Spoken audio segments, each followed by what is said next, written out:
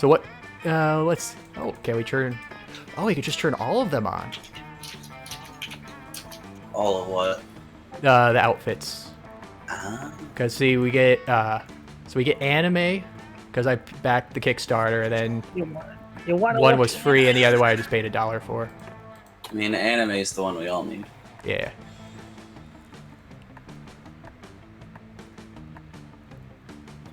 You can just filter out every reference to the previous game. Interesting choice. I mean, wait, why are you Oh, you're blocking the outfits. Wait. Pink is blocked. Oh, okay. So leave it. Yeah, there. When you were hovering over it, it was showing. Also, I love how he's the only one that has the costume setting. Wait, guys, do we want a sexy bee or a super sexy bee? I prefer a not sexy bee. Is there an option for not bee costume? Come on, guys, it's hip to fuck bees. Come on now. I'm so confused. So wait, is he just always in a bee costume in this game? No, I think it's something. It was from one of those old Twitter sneak peeks they were giving. Okay, we'll leave it at sexy for now and move it to super later. You can't. You just hope it doesn't show up. Okay. Hope none of you guys are allergic. Well, you said, yeah, we'll leave them on. I guess it's just referring to those. Okay. If it had full voice acting in this game, that'd be pretty cool. 90 minutes, Jesus. That's what it was. Didn't say time on the other ones, but... Yeah. Alright. Camp Spooky, the stage some of our dearest summers. Back then, we were young and unafraid. And with school far away, everything seemed possible as the sun embraced us on our way to camp. Ah, yes, cracking open a cold brew on the bus. Summer has that distinct power, doesn't it? You live for the days while the nights inebriate you with possibilities. It's like life could take a turn at every... What? Did it say inebriate? Yes. Yeah. Oh, perfect. And for us, it did. Okay. Who wants to go first? Well, you're the host. You can be player one. I'll be player one next time. For the 4-player round. I guess I'll go first then. Give me the green guy. Green guy. Name and pronoun. Let me think. Gary.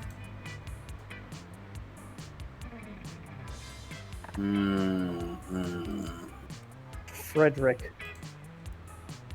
Ah, yes. See more butts.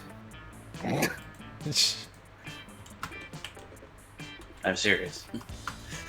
There we go. And it fits. She said. I think you know it's he. Yep. Alright, what are my options? You got a spork. Magma trekking. This is how you get your stats, Timber, now. You pick 3 of these items. Okay. Interesting. So you got your choice for a spork, magma trekking boots, a fake noble title, a sock puppet, competitive tarot cards, competitive tarot, the book of orgy etiquette, a pocket therapist, shades on fire, and a human wool sweater. Oh. I'll take the shades. Fucking awful. The book on etiquette. And... I guess the boots. Okay, Timber, who do you want to be? I'm being the Shadow Man. Shadow Man. Wait, why your name? Yes, Liam Neeson. Hinkle. I'm always Hinkle. Always the boring. Not so Hink. Goodbye, all right. comfort zone. Okay. Dude, I need a 50-pound crossword puzzle. You just want that right up? Yeah, too many crosswords. Okay, your other options. The Sword of Roar, King of the Lions. Uranium Lipstick. A spork. Again. Scott Snacks. Coloring Hawaiian shirt that you color in yourself. The human wool sweater. Dragon Heat.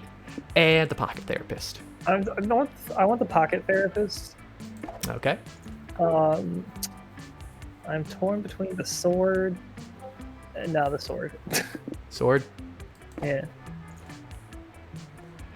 Okay. I'll take the zombie girl. What do I want? Yeah, let's go Zombina. Classic name. Oh, that's what I was doing. This'll be fun. Okay, what do I have? I have a sketchbook, a coral comb, the blade, a pinata pool toy, Oh, it's got a Beyblade. Ah, I like it. It's a canned blade on a brains, Beyblade. the spork again, I want a Sudoku want Rubik's that. Cube, That's like Hellraiser shit. uranium lipstick again, and the Philosopher's Stone growing kit. Well, Oh, that's I guess cool. guess that's not inaccurate. I have to get the blade. What isn't inaccurate? Well, you need to use people to make a Philosopher's Stone. So. Is that true? Like of all fictions that have had a Philosopher's Stone? Seems to be the common one. I mean, that would make all I know is you use it to make lead to gold. That's where a lot of the real world stuff comes from. Oh, well, so well, let's get the Sudoku Rubik's Cube. It's gotta be a long bus ride. And you know, everyone else passed up, so I'm gonna take the spork. You never know when you'll need both a spoon and a fork in the wilds. Alright, one might say that the Monster Prom had hardened us on the highs and lows of love.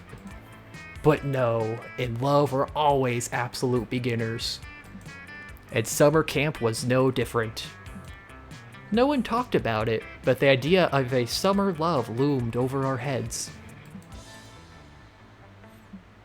Close to the last day of camp, there was a meteor shower happening, just 3 weeks away. Everyone knew that if you were into someone, you were going to watch that damn thing together. And so, a silent yet powerful pressure invaded us. It was the Monster Prom all over again. Everything seemed uncertain. Everything but one thing. Whoever we were asking on a meteor shower date, it was probably going to be one of the 6 coolest people on that bus. Joy Johnson Jojima, 23. A badass witch who wanted to chill a bit after saving the world countless times. Did they just make a JoJo? Yes, they specifically changed her name to do a JoJo joke. I like how her spirit is eating Joy's chips. Aravi Mishra, 22. A hot-headed adventurer possessed by a curse who had turned out to be the most annoying roommate ever. Calculaster Hewlett-Packard, version 1.1. He got an upgrade. A library computer who had become a sentient robot ready to experience life to its fullest. Hope his drivers are updated. It's such a pain in the ass. Dahlia Aquino, 20. A buff blue demon and warmonger who had set her sights on conquering summer next. Damien LeVay, 21. A fearless demon with a taste for destruction and a love of fire. I'm confused about their relationship. They're like rivals. So she considers herself his rival. He doesn't quite see it that way. But here she's being friendly to him. They kind of loosened it up a bit for camp, they said. Because they don't want her to be one note. It's difficult, you know, to be a rival when it threatens to destroy the thing taking you somewhere. Yeah. And Milo Belladonna, 23, we guess? A Death Reaper doubling as an internet influencer, and who was profoundly in love with life and all its earthly pleasures. That's funny. The bus trip was long, and all of summer could be shaped by the first step well taken. And so it was clear, it came down to breaking the ice and causing a good impression with the right person. But I don't want to. Oh, okay. Eclipsis, besides finding love, what is your main goal at summer camp? See more butts. Let's... Looking at the wording on these. Let's be the very best at survival. Very best. Timber, what is your main goal besides finding love? To level up as a person. Nerd. It would be nerdy if I said I wanted all the Monster Scout badges. You know, since I Not am necessarily. an epic gamer, my main goal is always to level up. It'd be cool if we couldn't reboot. Ew, I didn't want him. Okay, who wants to voice Damien? I mean, you know what voice I'm gonna do if I do it. I mean, you say that as if we don't want you to do that voice. All right. Hold on. No way, I'm the wilderness survival master. See more butts? It's just some noob.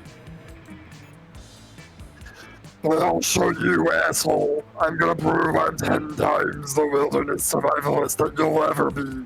I don't see that voice lasting long. I'll do it. I shoved a bunch of ice down my throat. See you at camp, loser. I'm gonna outlive you so hard that nobody will ever suspect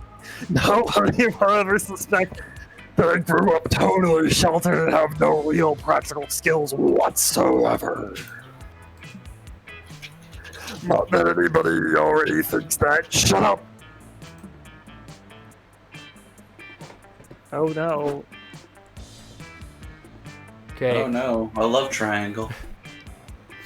Alright, which do you want to voice this, Eclipsis? I guess I can handle this. Hold on. Give me a moment. Okay. Same. I really want to increase my overall personhood this summer, on a numeric and a personal level. My first step is going to be finding a reliable friend, so that I have someone to connect my to interpersonally. My therapist said it might be good for my shocking lack of people skills. Wait, what about me? I'm your friend. That was good. I said a reliable friend, Hex. I'm actually not even sure which one of you did that voice. Lol, yeah. Okay, that knocks me clean out then. Hinkle and Zombina. Looks like it's up to y'all to figure out who Arabi's next BFF will be. Good idea. Hinkle and Zombina, may the best monster win my friendship. Nice, we're already having a competition. We only have 3 weeks left to woo our crushes and conquer their hearts. But I like how this sets you up for competition more. Yeah. But as I already said, we were young and unafraid, and we were ready to start. Wow, I just noticed from the beta, they toned down the thirst a lot for that intro. Well, I mean, it doesn't always have to be thirsty. Well, yeah, I know, but they just went, like, no subtext hard on it. Which one is which for the stats? Yeah, the lake is fun, the Colosseum is charm, the spooky house is bold, the HQ is creativity, and the woods is smart. Let's go to the house. Spooky house. That day you venture into the haunted manor to prove that you're not a little scaredy cat. The manor transforms itself into a winding maze for which there is no escape. You'll be trapped here forever. Luckily, you brought your phone and some snacks, so you just sit down and play solitaire until the house gets forced to you and shows the exit.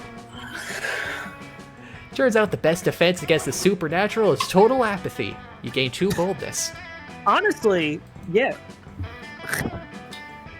Afterwards, you're searching for the haunted artifacts to gift your least favorite cousins when you find Damien scouring the rooms looking for something. Hey, noob. Did you name yourself Noob, or is he just calling you a noob? Just calling me that. That's weird. Okay.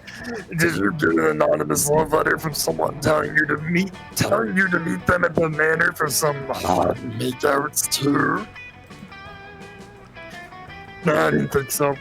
No one at this camp but me is hot enough to get a sexy makeout invite from a secret admirer. Huh? You're telling me you wrote the letter? Don't be ridiculous. I know your brand of horny Seymour butts. I know your brand of horny Seymour butts, and this ain't it. You said they toned it down. I said they toned down the intro, not of the rest of the game. He hands you the letter. It says, "Meet me for hot kisses" in red crayon, written on the back of a torn-out title page of 101 sexy pranks to play on your horny friends.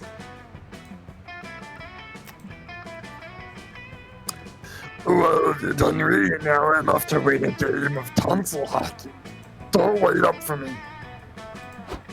Before you can warn Damien about this excruciatingly obvious prank, he heads into the next room, only to get a net dropped on him. Oh no, a tiny net. Nice! What a classic! Prank master strike again! You have the best Scott voice. Who, me? Yeah. Yeah. Oh, heck yeah! The prank masters know how to put the Z in unexpected net trap, baby! What the fuck? The hell are you dudes going on about? Get out of here so me and my sexy anonymous lover can get way less anonymous. You understand you're trapped in a net right now, right, Damien? You've been pranked. What's the prank? Hey! Drop the net on him. Hey, gross! Don't smooch my prank net! It was a family heirloom! Too late. Damien is really going to town. Apparently, he's decided the net is his secret lover, since lovers come in all shapes and sizes down in hell.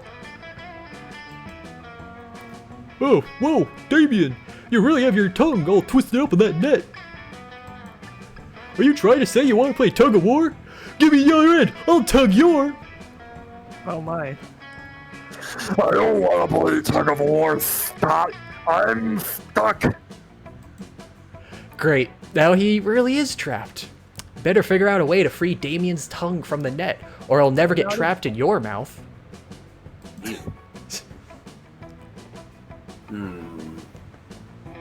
Let's bring in an expert here. Net with your own tongue. Luckily, you already got Dr. Tongue Twister's numbers. Well, you gotta be pretty bold to have this guy's number in your phone. I figured the other one would have been bold. This one would have been smart, but or charm, but whatever. You got Dr. Tongue Twister's number saved in your phone after the numerous tongue-related injuries you've sustained. He shows up in record time. How novel. It seems the net has nestled your nubile tongue into neat knots without number. Did you really just say nubile as nubel? I was trying Novel to as do said over-pronunciation for the accent. fair enough. I said it wrong anyway, so. Can we still save him, Doc? Indubitably. It will involve an invasive and incremental incision, which will painfully partition the poor punk's pearly whites from his palate and tear his tongue and teeth in twain. Whoa, sounds complicated. Hope you won't miss licking ice cream, Damien. I've wanted more than just ice cream. Isn't there any other way? Damien's still in the prime of his life. How can he say hi to his friends if he can't lick every inch of their face? Well, he has the ardent sap attempted to say the phrase, Jumanji. Jumanji, holy shit, I want that free. Not sure how that relates. Oh, damn. How disappointing. I was definitely delighted to do a diabolically debilitating surgery today. Oh, can I have a surgery? I want 12 kidneys. I heard they're important.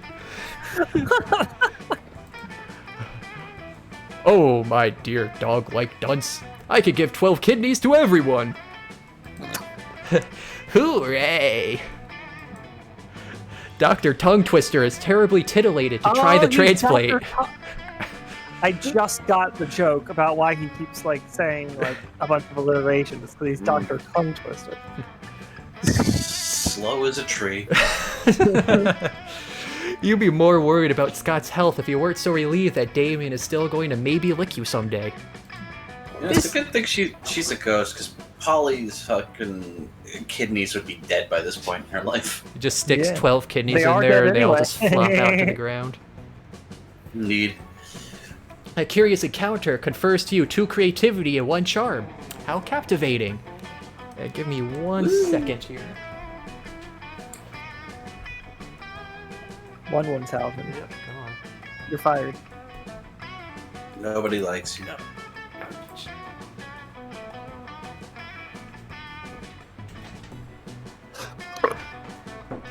Excuse me. Okay, Sorry for that. Big gold stink bug just landed on my keyboard. Wow, that's weird. There's a big problem with them here. There's just stink bugs everywhere. Blame Walmart. I heard that's where they came from. I will gladly blame Walmart for everything. Okay. What would a Ravi like? I'm She's guessing kind of a at nerd, least so- boldness, because of she's a Yeah. slayer. But also probably Yeah. smarts to an extent. I'm thinking. Or fun, Yeah. hard to say. Just get I everything. was also thinking possibly fun. I'm gonna get some fun. Where's fun? Fun is the lake. I'm going to the Oh, lake. I just noticed there's no money. Yeah, that makes sense. That's Huh. why the screen kind of feels small or zoomed in. Just one less thing. That day you decide to take a swimming class in the lake, you learn all sorts of cool swimming techniques. The backstroke, the side stroke, the Macarena stroke, the mime having a stroke. All those strokes sure are fun, though perhaps a bit medically concerning. You gain 2 fun. After surviving that, you meet up with Aravi to check out a new dungeon she's been telling you about. A 3-hour hike and several side quests later, you're finally there, but something seems a little off. What the hell? All the loots have been hung on clothes hangers and arranged in shops. And where's my hype battle music? This is just bloodless covers of 90s soft rock hits. A troll leaps out from behind a large fake fern. "Prepare for a random encounter," he cries. I'm confused as to what we're doing right now. Welcome to Monster Camp. Now that's more like it. Let's go. "With flavor," he continues, displaying a tray of piping hot cinnamon pretzel bites. "Try Pretzel Prison, located on floor B2. Come on. This is dumber than speccing into defense for a solo DPS build. I don't know, Robbie. These pretzel bites are pretty dope. I say we hit them out. The pretzel bites aren't saying anything. If they were, at least they would have been interesting. Ugh, ruin this dungeon. I think you mean, who's significantly increased the property value of this dungeon, my little money bundle? The name's Mr. Papas, CEO. It's a pleasure to meet ya. I'm the one responsible for turning this literal hole in the ground into a prime investment opportunity. So they didn't go with green skin? Oh yeah, they did change it. Wow, that's a quick turnaround. Yeah. Not sure what reason they have, but apparently green skin is offensive to someone. Yeah. Apparently. Dungeons are terrible businesses. They don't charge admission, they always carry enormous legal liability, and adventurers are always carting off the merchandise for free. Ugh, whatever. The only business that belongs in this dungeon is the none of yours kind. Come on, Hex, let's go back to camp. Don't you mean, let's go back to the mall? That's right. I purchased Camp Spooky, and I'm turning it into another shopping mall. How do you still have money? After all, the employees at this shopping mall need somewhere to shop. Don't you agree? You villain! I'll show you how a real adventurer shops by stabbing you and then taking your organs, because that's how I get most of my loot. So that's where all those 12 kidneys came from. The what? The 12 kidneys that the doctor gave Kidneys. everyone. Yeah, you're right. Yeah. You fool. You think mortal weapons can harm me? I have 6 guys on retainer whose job it is to get stabbed on my behalf. You'll have to do better than that. Damn, he's right. I can't beat him alone. I need to form some kind of anti-capitalist adventuring party.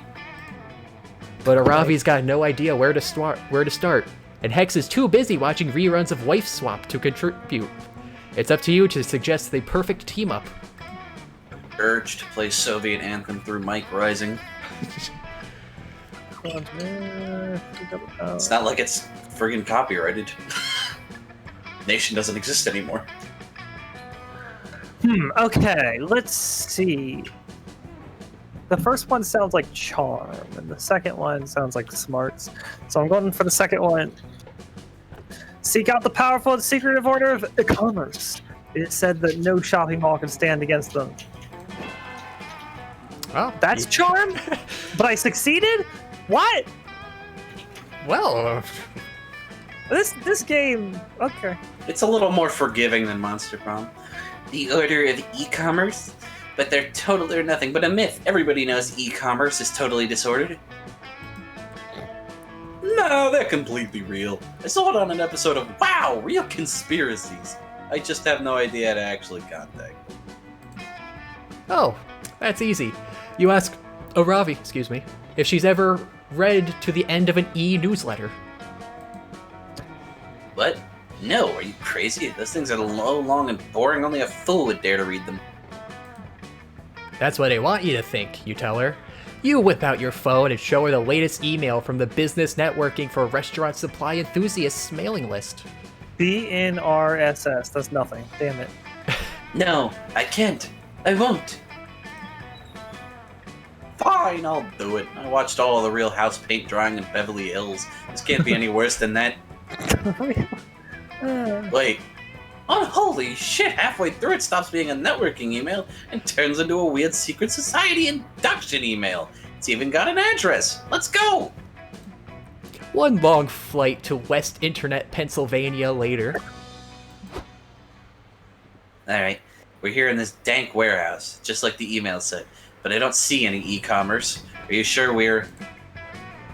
Welcome, mortals, says the voice from the darkness, to the house of e-commerce. Forgive the darkness. We stopped using lights to cut electricity costs. It's cheaper to let the warehouse employees bump into walls every now and then. Oh, great scions of online retail, we have come to ask. Yes. We know all about you, Ravi. We have access to your entire search history. We'll happily dispose of that troublesome CEO for you. All you have to do is sign the terms and conditions. That's it? Hell, I sign shit without looking at it all the time. Sweet deal. Why am I cursed all the time, Hex? Help me, Hex. A demon stole my blood again, and it's totally not my fault. Girl, you're hopeless. Whatever. It totally works. The lords of e-commerce destroy the CEO's vile business with two... You're not liking me mispronouncing it, are you? No, I think that's how it's supposed to be pronounced. What? The e-commerce. Yeah, I'm pretty sure it's e-commerce. Well, yeah, but it's an apostrophe instead of a... Well, dash. it's also a secret society cult. Yeah. Destroy So the CEO's vile business with 2 precision-targeted ads. One for a signed poster from Space Jam, and another for some limited edition Danny DeVito underwear. He was in that movie anyway. Little did Ravi know that the contract she signed would be the start of her greatest adventure yet. But that's a story for another video game. In this one, you gain 2 smarts and 1 creativity. Today will be a camp-tastic day. Let's see. I got pretty. Also, can we note that all came from going to a lake? Yeah.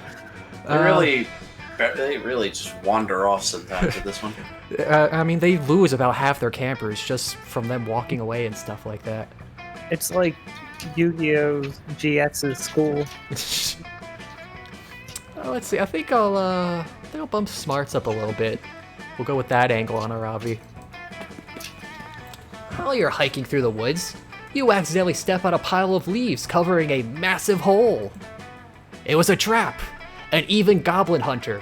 Is it a goblin who hunts? Or someone who hunts goblins? You'll never know. Appears. They're the one who put the trap in there. This is it. You're done. You get ready to embrace death. But the goblin hunter only set the trap to get someone to help them to do their math homework. They only let you leave if you help them. You don't have any other option here. But it's the summer. Yeah, well... Summer school exists. It's a bit boring, but you actually learn some useful calculus. You gain 2 smarts. And all of a sudden why he's in summer school makes sense. Later, you're hanging out with Aravi and Damien in the woods. You're helping the 2 of them settle a bet. Damien, you're about to get fucking wrecked. I can for sure headbutt a tree better than you can, and I'm gonna do it right now to prove it. Fucking bullshit, Ravi. My tree headbutts are 10 billion times stronger than yours. Let's fucking settle this. So that's how his horn broke. Alright, let's make this a clean tree headbutting contest. YouTube, standard rules. Biggest trunk creator wins. Here we go. On my count. 3, 2, 1. Okay, who wants to... Hello! Look who wanders through my forest. A crowd of plump, delicious, fresh children. Hello, children. Oh no! It's that old witch that lives in the woods! The Baba Yaga! TBQH, she's annoying as hell and everybody knows it. Oh. Hey, shut up. Didn't you know it's rude to interrupt the tree headbutt contest? Now my forehead's velocity is going to be thrown off by like 0.002 milliseconds. Yeah, tell us what you want. Leave us alone or put your forehead through a fucking tree trunk. You guys, quick side note. Am I the only one who noticed that the Baba Yaga smells so much like soup? The soup smell is overwhelming me right now. I can't get over it. What kind of soup? Just soup. I'm so very sorry. The Baba Yaga did not mean to interrupt your tasty children. It's just that I am in need of a big, strong child to help me with a chore. See my house? The Baba Yaga points into the forest. Yep, her house is like 40 feet away. It's standing on chicken legs. It's super creepy, and it smells like children parmesan. You see, children, the Baba Yaga's oven is broken. I need a toothsome? I need a toothsome, stay-free child to climb inside and fix it. But there is only room for one child, which if you would help me. Oh, your oven's broken. I'll help you, even though you're a super weird old lady that sits in a bowl. You're outraged. Damien's picking this fucking moment to start behaving like a kind, helpful Boy Scout who's going to do a chore for an old lady. She's obviously gonna eat him. Oh god, enough with the abbreviations. Yeah, really. What? No. I just love being inside of ovens, Zombina. They're warm and shit. I see, he climbs into the dryer even though Sonic says not to. Was that what the Sonic says? Mm-hmm. They had to have one of those? Yeah, apparently. I mean, I know I did kids not know climbed into fridges, but dryers.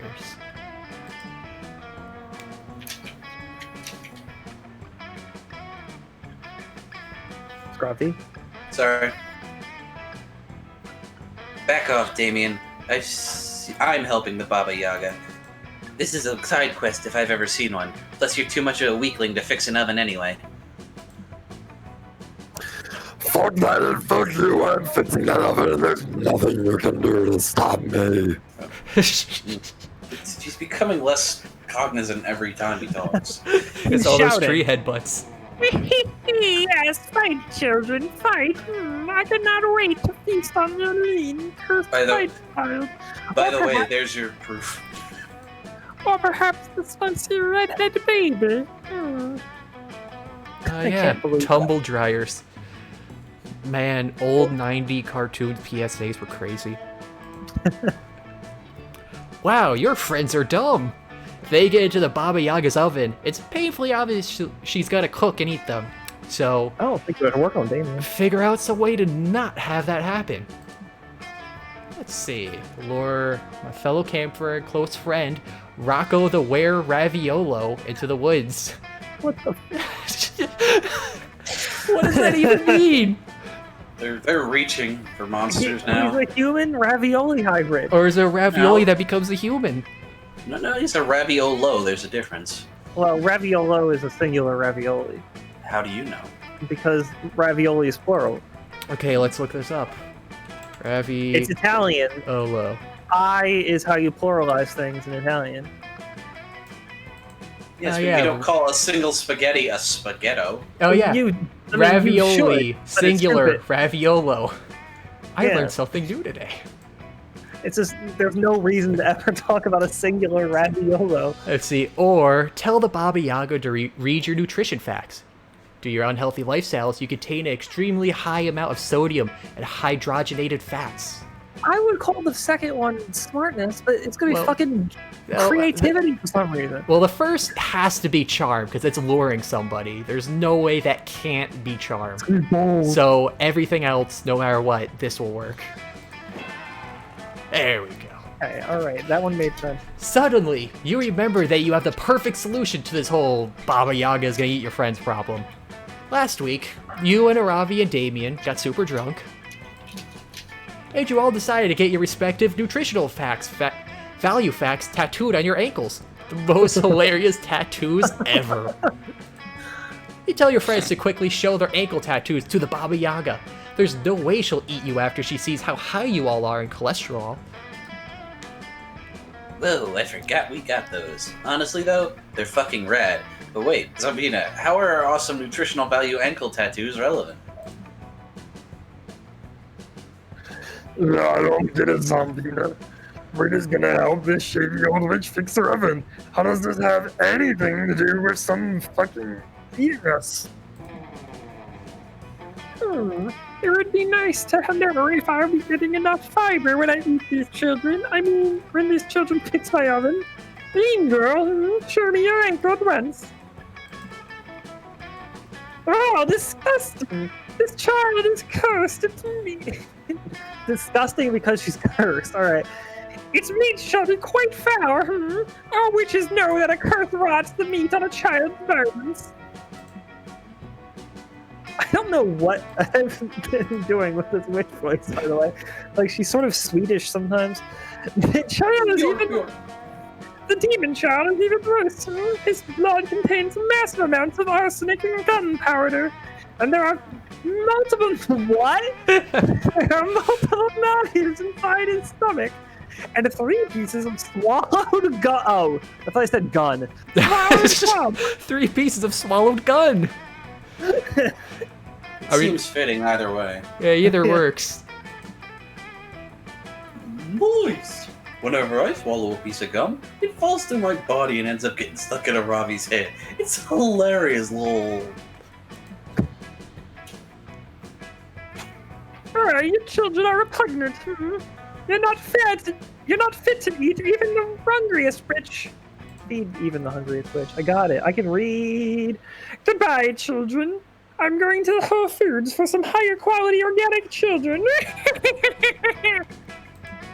The Baba Yaga disappears into a cloud of purple smoke. Phew, looks like your friends are safe from getting eaten. For now, at least.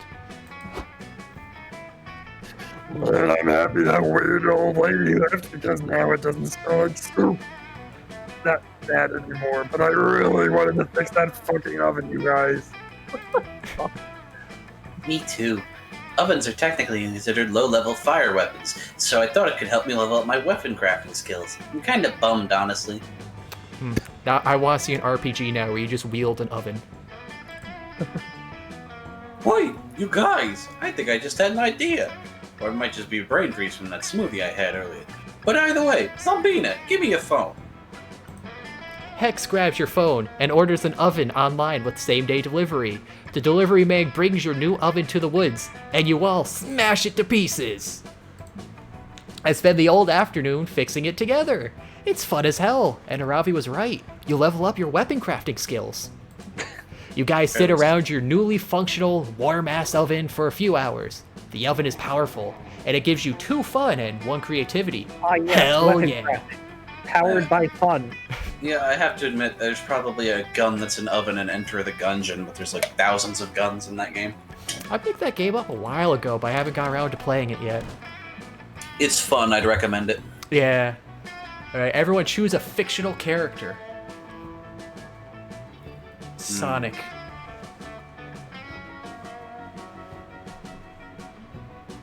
Ash Ketchum. Do I go for the inside joke, or something we all know? Well, you probably won't win if we can't judge what it is. No, it's an inside joke for us. I mean, go for it. Oh, I know what you're gonna say. Alright, then Cutlass. Player orders decided based on which fictional character would be the best companion in a life or death scenario. Well, I say Cutlass. Yeah, Say Sonic. I gotta say Cutlass would be good too. You use her as bait. Wait, yeah, Sonic. Yeah, fair point. She makes a great shield. Oh, no. Well, no, not too much of a shield because she's small. No, but you can wait, throw her at a sword and, use her like a kebab. Yeah. Not A nice. mental image.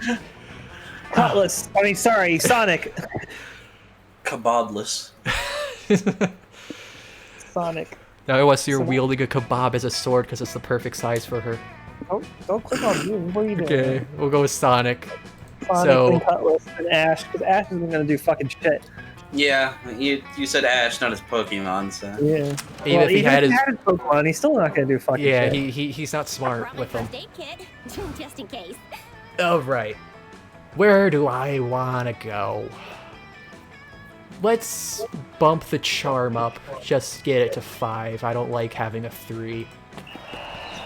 So today at Camp Dome, this game is 7 minutes in Heaven Extreme. Oh, so that's how this place is charming. You volunteer yourself as tribute for your camp. You put up some lip balm, ready for some hot kissing. But it seems you got the rules wrong. In 7 minutes in Heaven Extreme, they straight up murder you and you need to stay in literal heaven for 7 minutes. They stab you repeatedly. You're sure you're going to hell, but no. Heaven is beautiful. It's all you ever wanted. You want to stay, but they bring you back to life. So it's the second time I came back to life as a Frankenstein girl. Yeah. You are cheered by your teammates, but you will never be the same after being taken from heaven. You do look more heavenly, though, and that translates into 2 charm.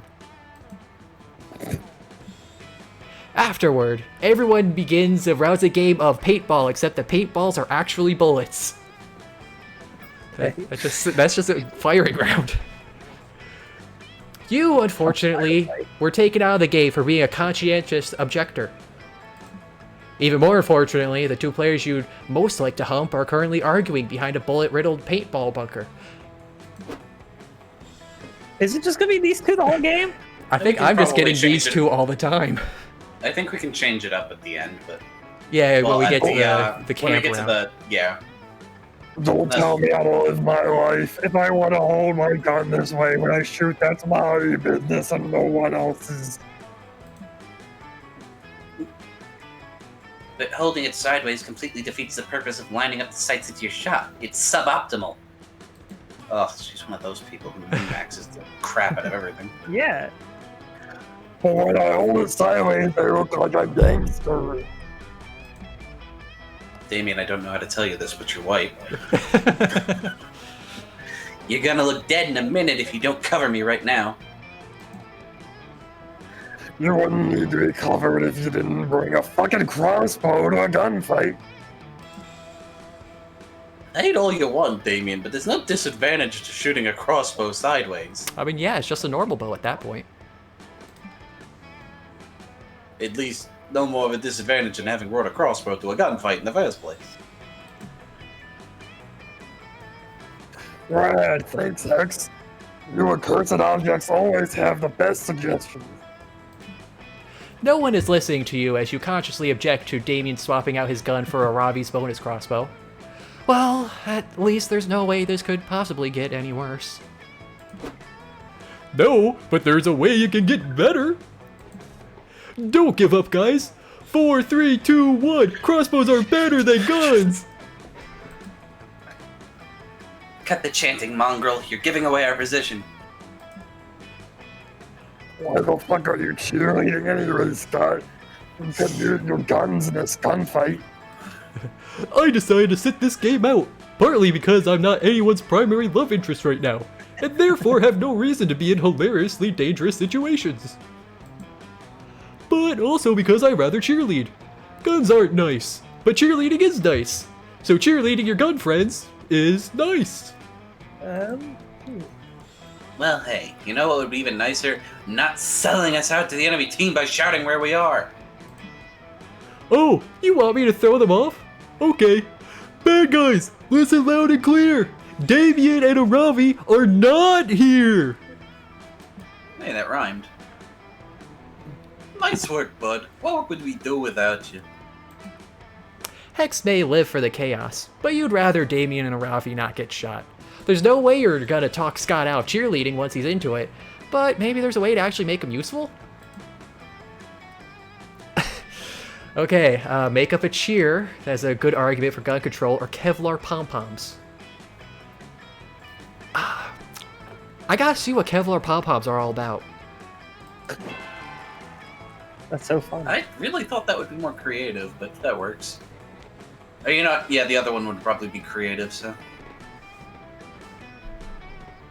What the hell are you talking about? Where are we gonna get Kevlar pom-poms? Thumbina, why do you have Kevlar pom-poms?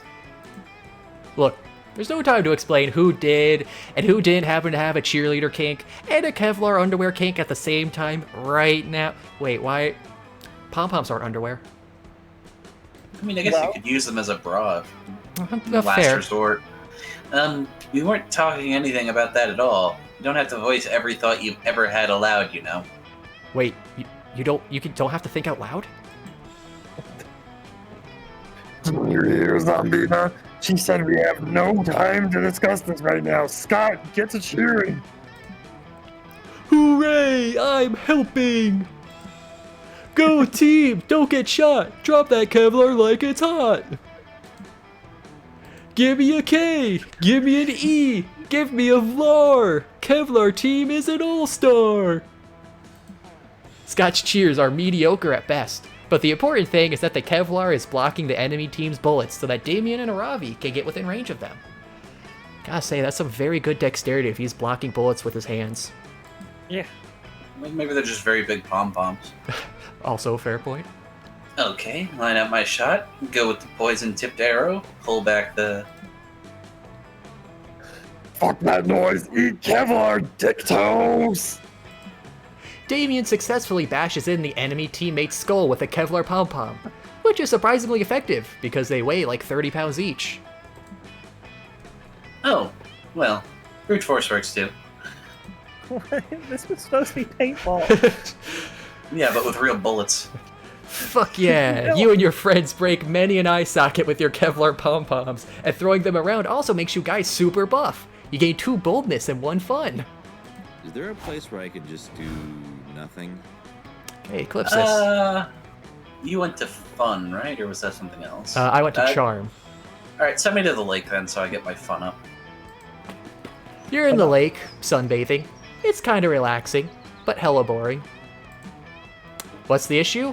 Have you lost your ability to have some fun unless you're playing video games or partying in wild raves? Ah, no, you see the problem now. You didn't put on sunscreen, but fun screen, which is a fun protection factor of 50. Ooh. You wash the fun screen away with some water, put on some sunscreen. There you go. You prevent some sunburn and gain 2 fun. You meet up with Damien to help him with what he claims is a charitable endeavor. Yo! I believe that all living creatures, great and small, deserve a fighting chance of life, liberty, and the pursuit of happiness. That's why I've been making these tiny magnifying glasses to give to ants. So that they can burn smaller ants. Now they can fight fire.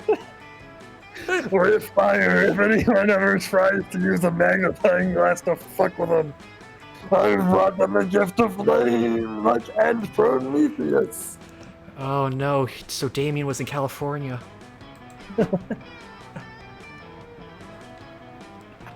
You know what happened to Prometheus, don't you?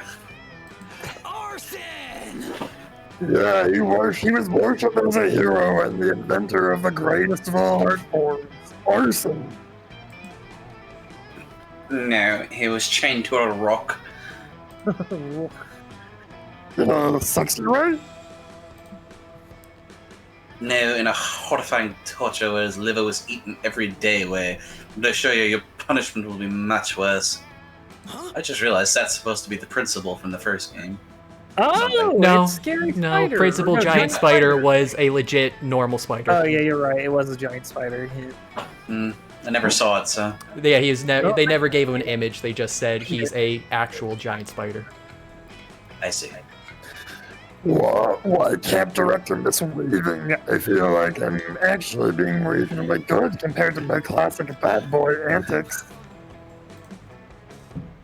Misweaving. Don't know what sort of behavior is tolerated at Spooky High, but this is Camp Spooky, and I'm going to hold you to my standards. You think it is an accomplishment to turn down the arson while encouraging it an ounce? No, Mr. LeVay. You may be in high school, but at the end of the day, you are literally a legal adult, and it's time for you to face consequences for your actions. If that isn't what my face is... Oh, but that isn't what my face is made for. It doesn't want to face responsibilities. It wants to face shenanigans and knife crime and being a badass.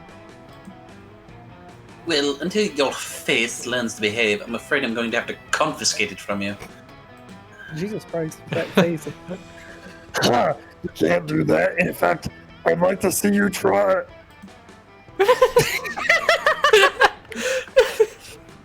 Just took his I actual. stole your face! Have a nice day, Mr. LeVay. I hope you learn a valuable lesson about what faces are for. My face? What? How is he talking? Oh, what the fuck? What the fuck? How did you do that? How am I talking? I don't have a mouth. So Damien is understandably freaking out, but with no way to get his face back, the best way is to come to his rescue to convince him that this is a good thing, somehow.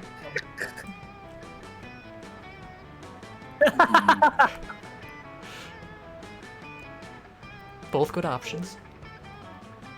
You know what the best poker face is? No face. Become a poker pro and make a fortune. Ooh.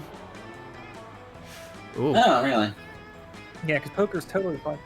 Oh, I guess that's true. It's not often that not having something is the best way to have it, except for like STDs, I guess. I'm pretty sure Camp Director Miss Weaving put underground poker rooms on her list of forbidden activities. But what is she going to do? Take away my face? Already happened, baby. With the gusto of someone with nothing left to lose, at least in terms of facial features, Damien sets up his illegal high-stakes poker tournament on the campground. Before long, an intense crowd of poker sharks, many of whom are also actual sharks, have assembled to try to take Damien's hard-earned stolen riches off of him. You instantly run into a problem. With no eyes, Damien is unable to see the cards. You're confused as to why this matters, since he can still speak with no mouth. But things sure are wacky at Camp Spooky, and you're still not entirely sure how Miss Weaving confiscated his features in the first place, so you go with it. Every time it's Damien's turn, you look over his shoulder and let him know what cards he's not looking at. The problem is, you're so excited to be this close to Damien, you're completely unable to control your volume, and you keep shouting his cards at the top of your lungs. What's all this ruckus? This disturbance will not be tolerated. It sounds as if someone is unable to control their volume and is therefore shouting at the top of their lungs. Ugh.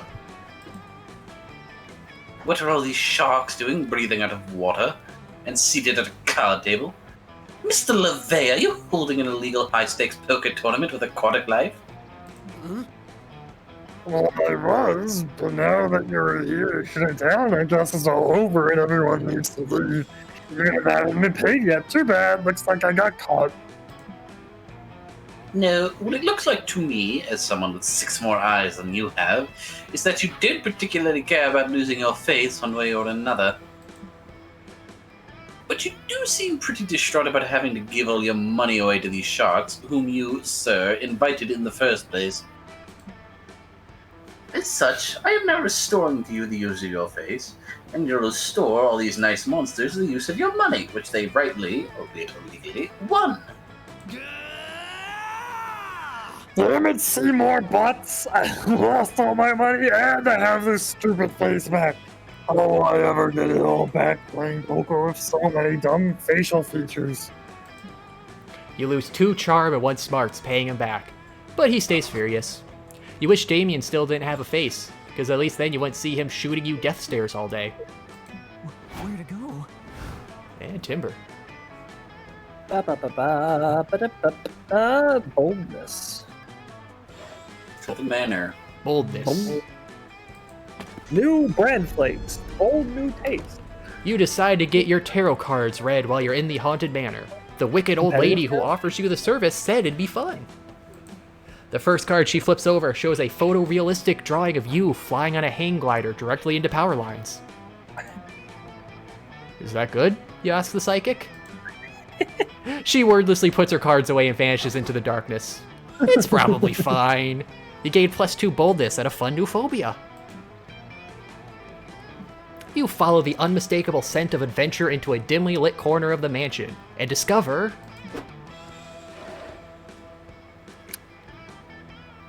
Who has how many voices?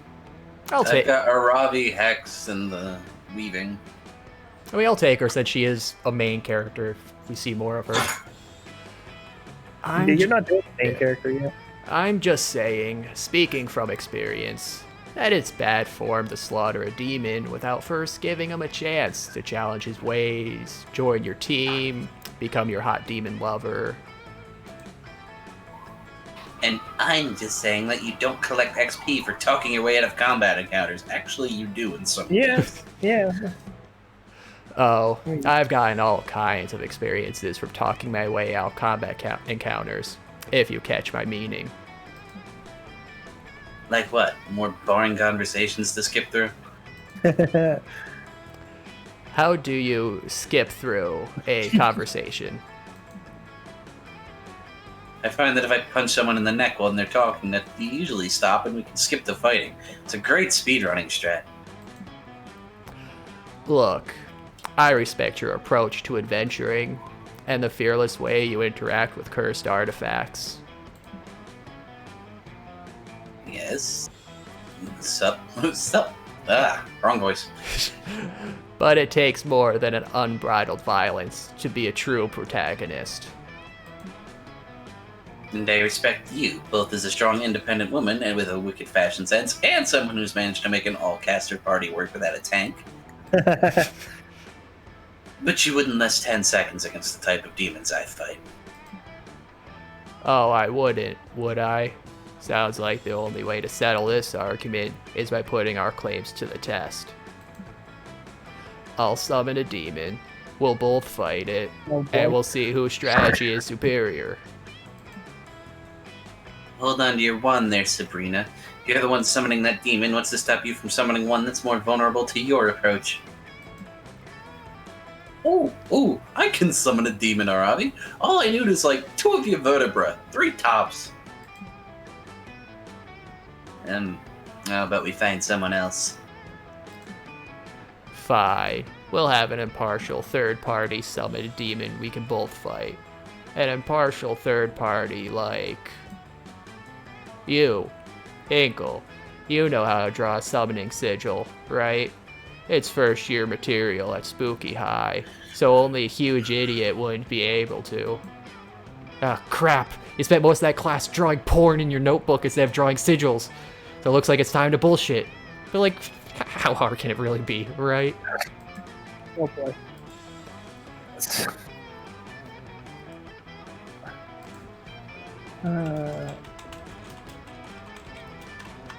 Okay, that second one's probably creativity. So maybe the first one's creativity. Fucking shit. Oh, The yeah, second one could be fun. Yeah, they're both drawing, so that's a really tricky one. Yeah. I'm gonna go with the second one. Yeah. You borrow Joey's summoning chalk and sketch the mystic symbols on the wooden floor. What are you? Hinkle, is that supposed to be a summoning sigil or wingdings? Shh. Let's see how this plays out.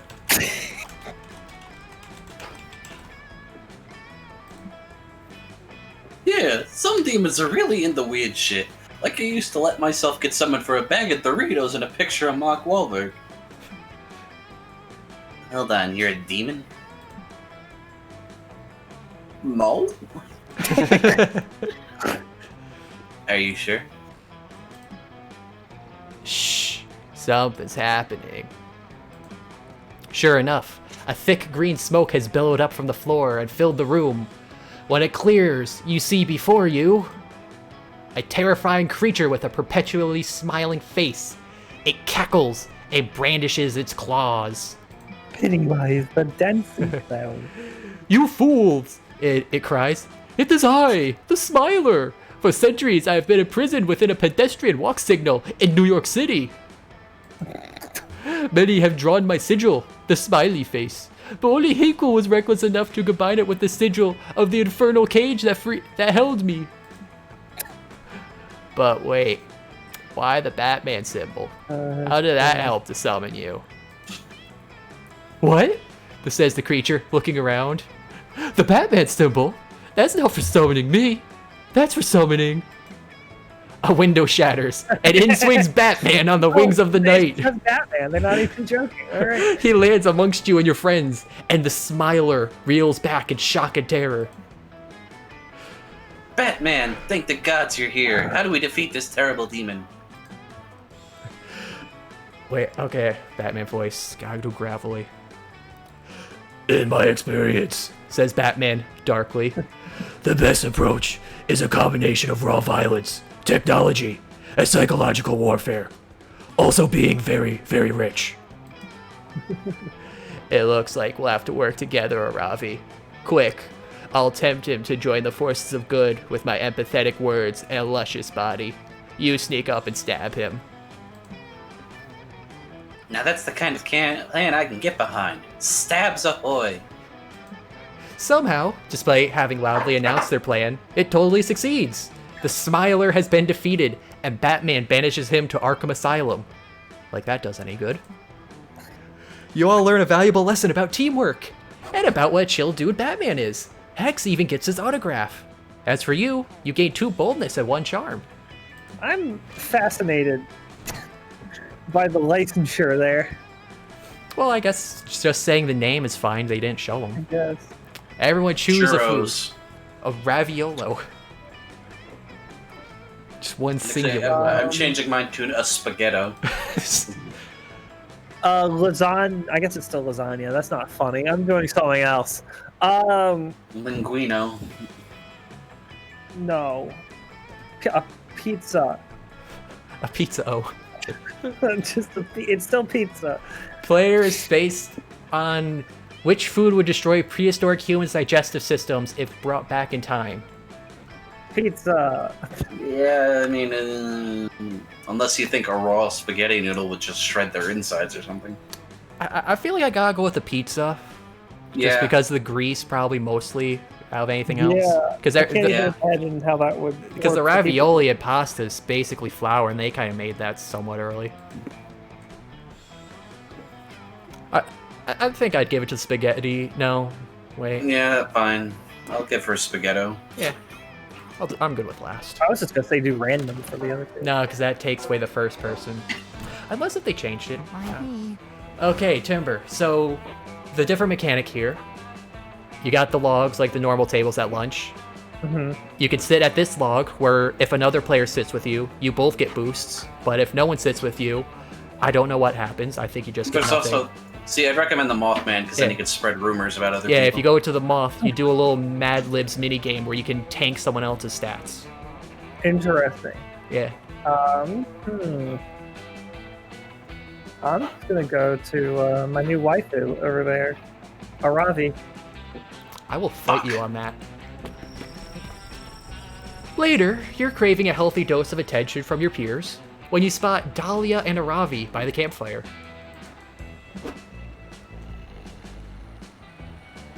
I have a voice idea. Go for it, then. So once I ripped his biceps off, Oh, he Jesus. pushed me I'd won. But he still agreed when I asked him to give it a quick makeout before I delivered the mortal blow. So awesome. Is that too quiet? Oh No, that was good. my god. Dahlia, you boss blue babe, you are so bad. Looks like Dahlia, Aravi, and Hex are conducting one of their classic girl talk sessions. You butt in, as usual. You can join our girl talk if you want, Hinkle, but you better be conversing at the top of your game. Today we're discussing the ultimate girl talk subject, crushes. Quick, Timber, talk about Felicia. I will.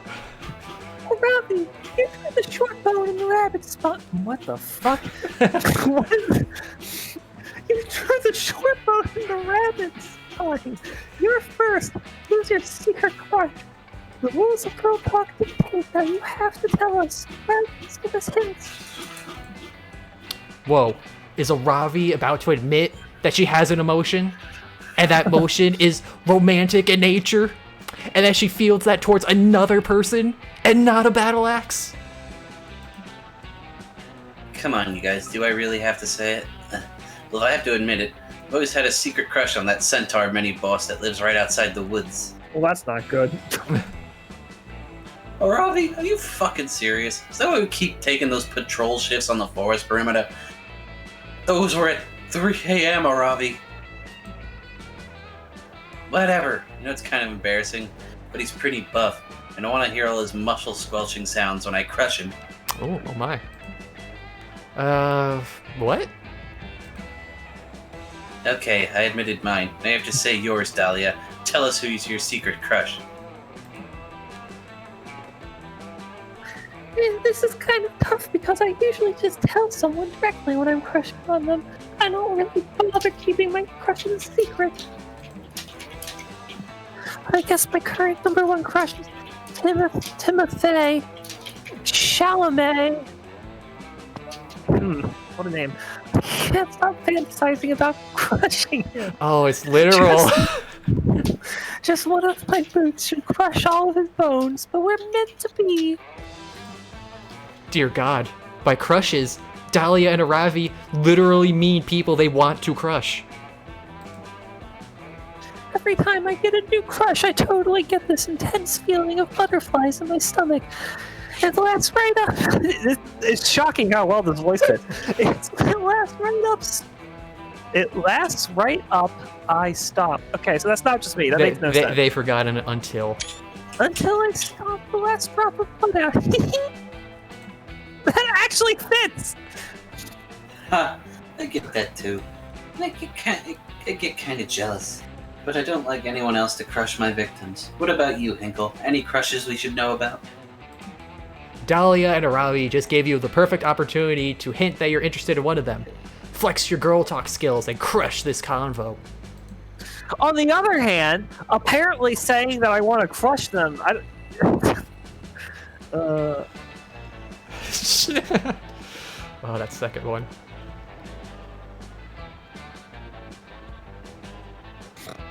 I'm guessing the second one is Dahlia and the first one is Aravi. So Timber, step on me, Hinkle.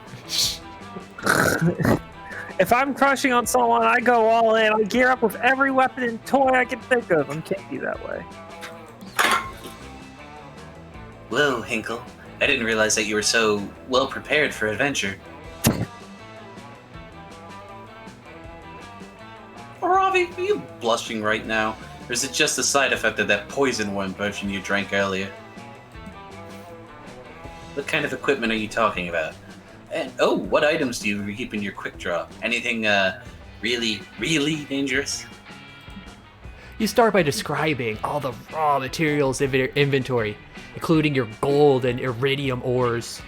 Then you slowly talk her through your ranged weapons. Wow. When did you get so much inventory space? You can fit a merchant town in your pockets, Hinkle.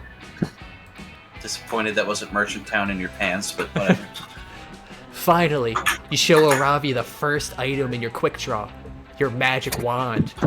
Its core is made of mistletoe and ancient whale grease. It's got a +6 buff to your spellcasting. And, best of all, It's made of body-safe silicone.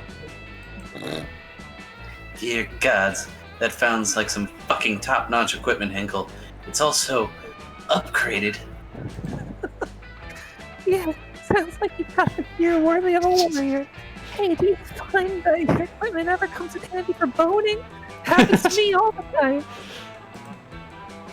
But, Dahlia, come on! It's not like any of us were thinking about the lewd uses for that wand. Like, for example, how good it would feel if you used it with some climbing rope.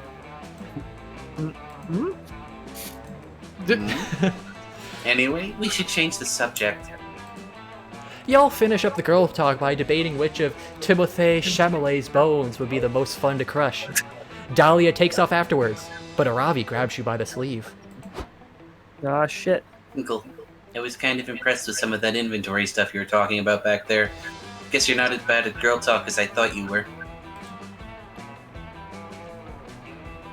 Maybe we could battle sometime and see who crushes who?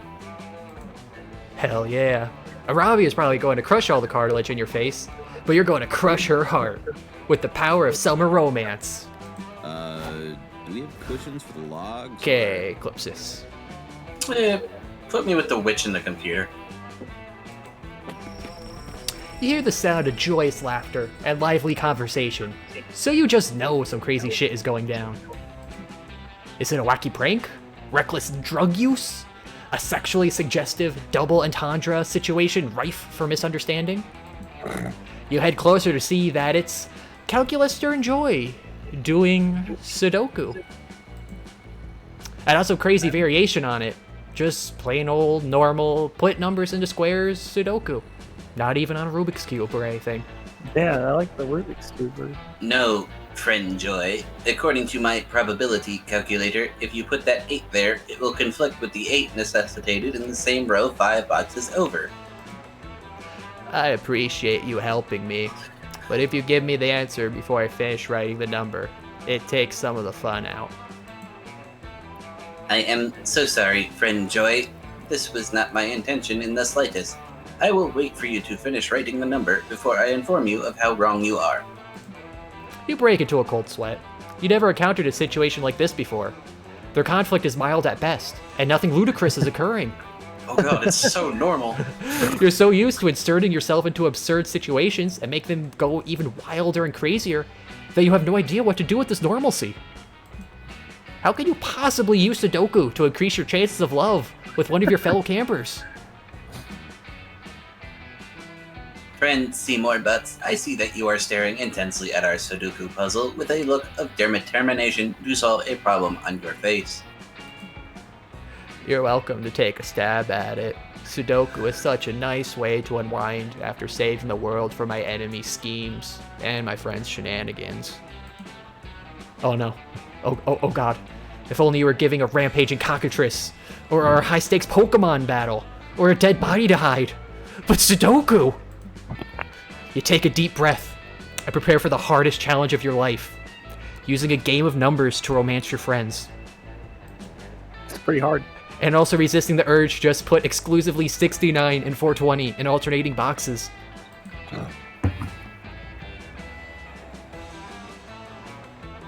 Wow, this is very obvious. Yeah, let's go with the glyphs. Oh dang. Did you just use high-level, incredibly complex magical glyphs in this puzzle? That's amazing. I didn't know you were a wizard above level 69. Huh. 69 was brought into the equation, and not even by you. Also, shit. Whoops. No, you're not. You have no idea what glyphs actually do. The book of Sudoku puzzles begins to shake and smoke. Suddenly, a demon bursts out of the pages. Koranzan, the chaos demon known for its love of trickery. I love how uninterested he is. That's right, says Gernade. Now, for what devious reason was I summoned? Crashing a dinner with an archbishop? Pulling his ear? Farting all over the place? No. Covering all the stairs in someone's house with sticky flypaper? Switching to someone's pet hamster for an eldritch horror that consumes all? Taking unflattering pictures of someone and tagging them on social media? The Fiend. Friend Chronozon, we would never. You explained that you were actually just trying to finish a Sudoku puzzle.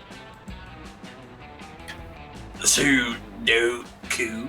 What is this? Is it replacing all of someone's walls with windows and their windows with walls? Because if so, I am a Sudoku expert. What an interesting idea. No, friend Karanzan. It is a game in which one uses logic to place numbers into boxes in order to create a pattern. Koranzan is intrigued, and you spend the rest of the evening teaching him the art of Sudoku, which he takes to surprisingly quickly. At the end of the night, he shyly asks if he can take the Sudoku book with him, as is his new passion in life. You agree, and he disappears. Oh, you just, like, saved the universe, kind of. Wow, I've been trying to defeat Koranzan for 5 years now. It only took you one night to get him to renounce his evil ways for a life of number puzzles. I owe you one, Seymour Butts. That's what you would like to hear. This went down 100% exactly how you thought it would. Definitely according to Kakaiku. No further questions, please.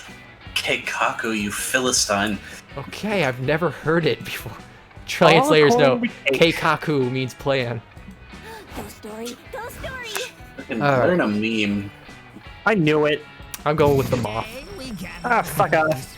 Why, hello there, Zombina. Come to write by the firelight as well? I'm writing a letter home to my parents. They've asked so many questions about camp. It's exhausting answering them all.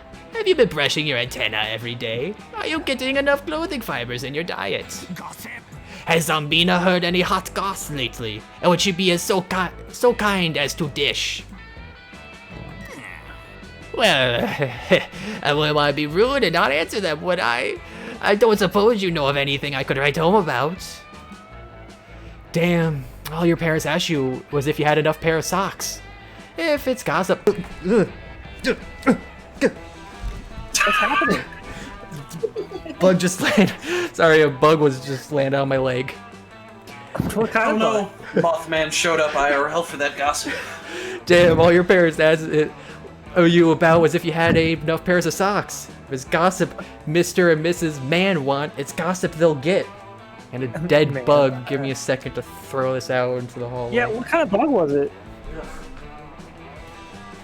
Poor bug, it didn't do anything wrong. Get over here. No, come on.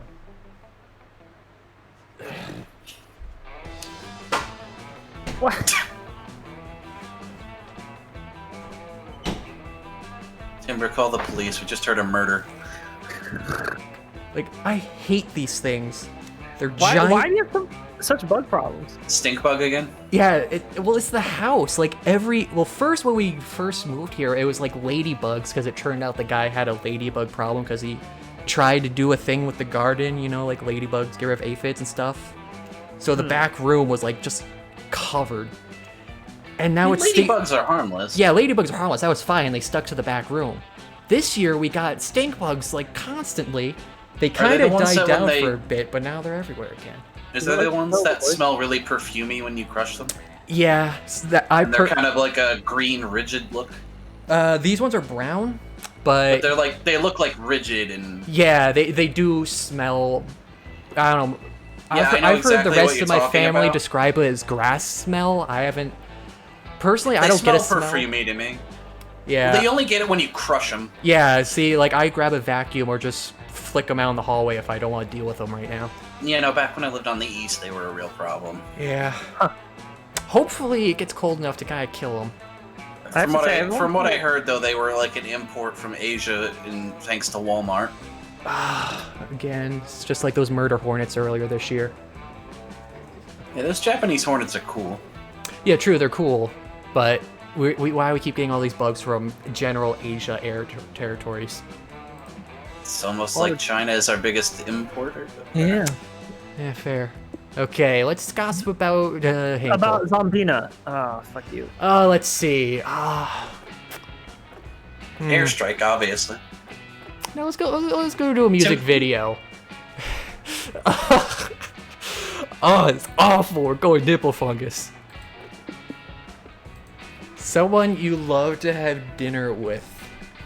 If I may make a suggestion, President Donald Trump. I was thinking that. Shockingly, was thinking the same thing as well. Wait, can we fit the whole thing? Just put Yeah. Donald Trump. Yeah. Ronald Dump. There we go. Wow, so many scandalous details. Oh, salacious details. I can't read. My mother is going to brush straight through her fuzz. I can't wait to tell everyone in my family all about your story, Zambina. Thanks. Not long after that, Moss has completely spread your rumor around camp. Who wants to voice the furry? Looks like a Aztec jaguar. Oh, this would be good for Maali. Yeah, I can't think of anything funny here. I'm just gonna go. Hey, so you know Hinkle, right? Listen to this, because you may not know him as well as you thought. According to what I have heard, last year he was arrested for partaking in an illegal music video.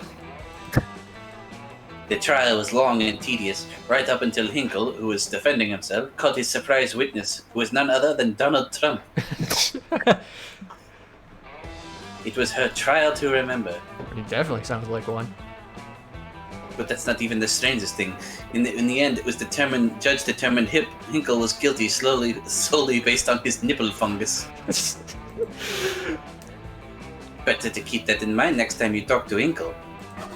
Thanks to your gossiping skills, Hinkle's reputation is forever changed, and he loses 4 creativity. Fuck you. All of it is gone. Fuck you. Bring out your flasks. We have to take a gamble, because we aren't sharing controllers. Ah, welcome, welcome. What's happening? It's Remember, he Juan, is a the small- small magical Latino cat. Oh my god. So make sure to put your offensive Latino accents on. You new here? No, I can't do that. Oh, you new here? Next time. I'll do it when we got the full crowd. Don't fret. Oh, of course. Let me explain how this works. I'll prepare you a drink. The drink of the day. You may choose to drink that one. But if you're not interested, you're lucky. There's a mysterious box with a second option. It could be better, it could be worse. The one thing is for sure, it'll be mysterious. And these drinks, look, choose whatever you want, but I'm not responsible for whatever you put in your mouth. I'm a wizard at training. For you to test my concoctions is somewhere between kind and reckless. So, get ready and good luck. He's so cute. Okay, Timber. No idea if I got the recipe right. You want to try it? I do want to try Otherwise, you always have the mystery box. it. I want to try it. You want whiskey or the box? Whiskey. The box. What's in the box? Alright, whiskey. Yeah, no, totally. I was testing your common sense. And you passed. Your prize is Look at him! the drink you chose. Look at it. Look at it. Eclipsis. You got a sake bomb. Quite appealing, right? Don't know if I drink that, but the real question is, would you? I also have this mystery box, because at this point, who knows what you drink? So wait, would it, if he I took the have to go with sake the bomb, box. would it be bad for him? We don't know. Because I'm going for the box. And the full moon. Wow. The mystery box is so bold of you. Hope you're happy with it. No refunds. No idea if I got this recipe right. Wanna try it? Otherwise, you always have the mystery box. That's just paint. The classical. Classical palette. Well, purple is my favorite flavor. Purple is my favorite color. Yeah, no, totally. Hey everybody. I was testing Pretty your common patty. sense. And you passed. Your prize is the drink you chose. So cute. So, Timber, your drink gives you... Oh, wait. Behold, a potion that looks like whiskey. Its power is to taste and smell like whiskey. Nothing else. Oh, that's fine. I have the suspicion that I just made whiskey. Oh, okay. Nothing happened. Tipsy very I'm fast. fine with that. The full moon is a powerful beverage. Not just you, but all of you will need to take sips from it carefully. It will open your souls to this beautiful full moon we have tonight, and its power will shower all your stats, even if it's just a bit. I like straws. Oh, everybody got a +1. Oh, and thanks for the sub, Gernade. 26 months in a row. Wait, seriously? He's been simping before it was cool. Wow. And I got 2 K-pop emotes. Thank you, Gernade. Let's see what they are. It's hands and a light bulb. Alright, and the classical palette. You want to drink the classical palette? I tried to harness the beauty of art in a potion. It enhances the inner beauty of the world. All locations will become more beautiful. Just bask in it. Well, I just got an item. Still hard to believe you drank that. Good luck, I guess. Everyone choose something bad. Cutlass. God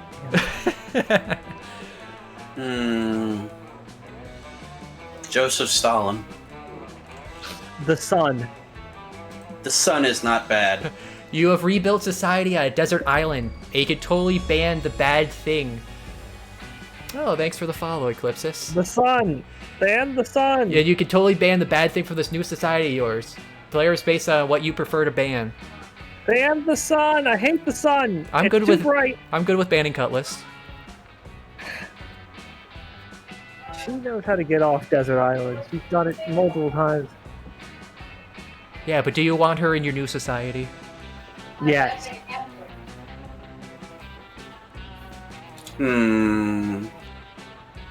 Well, if we ban Cutlass, then we won't have anything to make fun of anymore. That is a fair point. Well, I could swing my vote to the sun. Yeah, I guess banning the sun would be alright. Then you don't get a sunburn on your deserted island without any shelter. Oh, and thank you for the Prime sub, Eclipsis. Imagine using actual money. And I got an emote for that as well. Oh, it's a K-pop selfie emote. Oh, me and Grenade got the same one. I don't get why they're pushing the K-pop. Yeah, there's like the whole like K-pop stan thing going on. Yeah. I guess that's just being old. We don't understand things anymore. Okay, I'll say Stalin is a good second thing to ban. Yeah, let us ban the Stalin. His mustaches are too good. Okay, Timber, where you want to go? I need more fun. Go to the lake. Whoa. Wow. Well. Oh, the classical palette, I get it. Oh.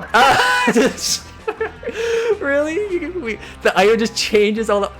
I like that. You decide to relax in the lake for a bit. Camp Spooky gets pretty crazy, so it's nice to float on the water and chill to some classical art. And I got some K-pop merch from Zen. Thank you for the bits, the 500 bits. 100 for every viewer. You end up falling asleep and wake up to realize you floated halfway across the lake straight into a crab rave. I wish I had that video on standby. The crabs are just as confused as you are, but they invite you to rave with them, and their party is surprisingly popping. And Juan, the small Latino. You gain +1 invite to the next crab rave, and 2 fun. Does my whiskey do anything? No, it did absolutely nothing. Oh, alright. Nothing good, nothing bad. After that, you head to the lake with Hex and Aravi. Aravi's testing out her new Zora armor, and you're helping Hex chug as much lake water as possible. I did not expect a Zelda reference this thing. This is so awesome, you guys. I can breathe underwater and do a whirlpool attack. Gods, I'm so glad I spent 200 million rupees on these greaves. Wow, Zelda's crazy. I like how the art is sticking around too. Glug, glug, glug, glug. And cough, cough. Oh, he doesn't have the tunic. Nice. Sorry, my mouth was full of lake water. I'm trying to say, fuck yeah, this is fun as shit. Lake time with Hinkle. Fucking classic vibes. Suddenly, y'all hear a weird voice calling out to you from across the lake. Hail, adventurers! Heed my message! You look over and see a messenger emerging from the trees. He's holding a leather scroll, and he looks super stressed out. Oh, thank you for the 300 bits, Eclipsis. And another emote. There's this emote flying K-pop everywhere. heart. Eclipsis, that is you. Oh. Huh? That messenger looks familiar. I swear I recognize him. Maybe someone I cursed in the past. Said Thori got no fancy K-pop emotes. And it's okay, Olio, you don't need money, just your viewership is good enough. Adventurer Ravi, Adventurer Hex, Adventurer Hinkle, I have searched for many moons to deliver.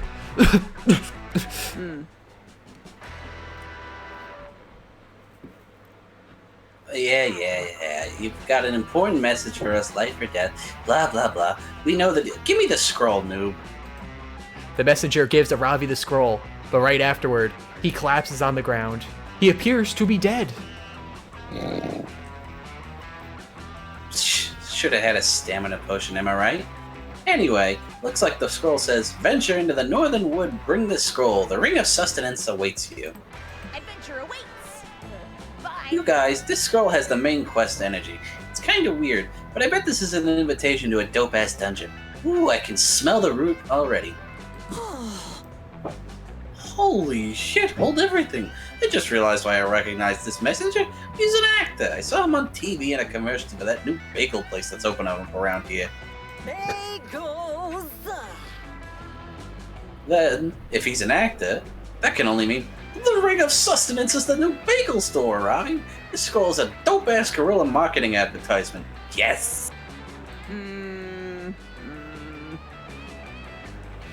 No, it's definitely a dungeon invite. Not everything is about bagels, Hex, and the Ring of Sustenance is a stupid dumb name for a bagel store. Shh! Not everything is about motherfucking dungeons, little Miss Dungeon-liker. You know what, Hex? I do like dungeons, and I'm not ashamed of it, you green fart cloud. Off my shorts, you loser-ass, Sindori-ass, RPG-ass, nasty-smelling-ass, full inventory-ass, Koopa Troopin'-looking-ass bitch. That's a lot of ass. Got a fat ass. Oh, hell yeah. You've been waiting for Hex and Arabi to have an argument so you can support one of them in a heroic gesture of romantic friendship. Pick a side. Wait, can you romance Hex? I think you can. Huh. You know, if you want to have sex with the fart cloud, I guess. Go with the intangible entity instead of the hot girl under it.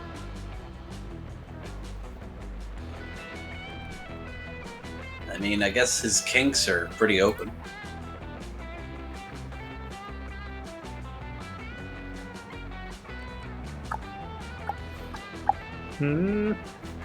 The problem is, I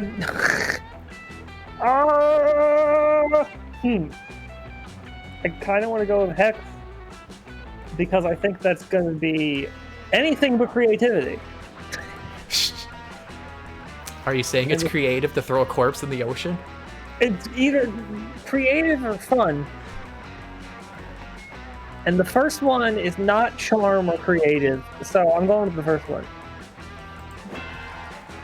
What the I have so many questions about How does that pass with a 1? Huh? Seriously? Let me see that. It might be that it's creativity for both and you're just picking which one you want. But Oh, that would That could be a possibility. I don't want to romance Hex. OMG, clutch Googling angle. Theorabi? This guy's gotta be an actor. Everybody knows it's impossible to fake an IMDb page.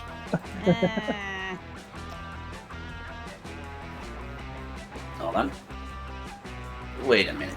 Read the page. Apparently Todd Zombiehead has only played corpses. Look, he played dead suspect on Miami Vice, and then he was murder victim number 4 on Scrubs. Whoa, this guy was Handsome Corpse from season 3 of Gossip Girl. Were there a lot of murder victims in Scrubs? Damn, that's whack as hell. Now that I think about it, he's also playing a corpse in this bagel commercial. Extremely suspicious. I mean, I feel like probably just odds are, as a hospital show, there'd be one person that was killed. I guess. Okay, so is he an actor that's really good at playing corpses, or is he a zombie that somehow has an acting career? And why was he delivering this scroll to us? You guys all stare at the nearby corpse of the messenger. For a second, you think you might have seen it twitch. Is that a zombie? What if he eats your face and slash or ass? Why would he... Not my ass. Just to be safe, I'm gonna shoot him in the head with my crossbow. Cool. Good call. Aravi shoots the corpse with her crossbow 18 times. You're not sure if this guy was a zombie or not, but he's definitely dead now. Yay! Yay! Based on that blood splatter, I think that was probably an actor. But this doesn't prove anything, Hex. Even if he was a zombie/actor, he could have been hired to deliver the message by an awesome, dangerous, high-stakes dungeon. That happens all the time, kind of. Robbie girl. I'm Whoa. going to disagree, Robs. I see a bagel shop in the future. But for right now, there are two things I know for sure. This will be fun. Thing number one, we are absolutely heading to the Northern Woods. I'm full-ass invested at this point. Did you guys hear Hex's voice there? The little voice clip? Yeah. Yeah. Why does he sound like a sassy black lady? Thing number two, Hinkle knows what the fuck is up. Fist bump me, baby. You fist bump Hex, which is the highest honor that they bestow upon mortal beings. Noise. Let's go Nice. take a nap. I'm so upset I didn't go for Ravi. I need smarts. Smart. Today you decide to hike all the way across the woods, because you want to see what's on the other side of all of these bats. It's a long, treacherous hike that ends up being only taking an hour. I guess these woods aren't that big after all. How do you and your friends get lost in them so often? Anyway, it turns out there's a library on the other side of the woods. You go in and read some books or something and gain 2 smarts.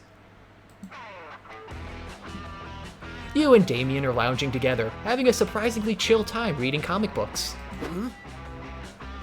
This is going to sound crazy, but could you pass me that one that doesn't have someone putting his fist through someone else in the cover? Sup, loser. Wait, what's this now? You're going to read actual words that might describe something other than punching? Ha! What? No, who said that? I was just asking for that one without someone punching so that I could eat it, obviously. Uh-huh. Right. What did I say, Dahlia? I told you he's getting soft. But not so soft that you won't still come sand strangling. Sand strangling and ocean kicking with us tonight, right? Hey, someone has to put sand in its place. My biceps are ready to choke that sand. My biceps are ready to choke that sand right out. And I got special boots made with spikes in the bottom and the sides and the top so I can really show those waves who's boss. That does sound great, but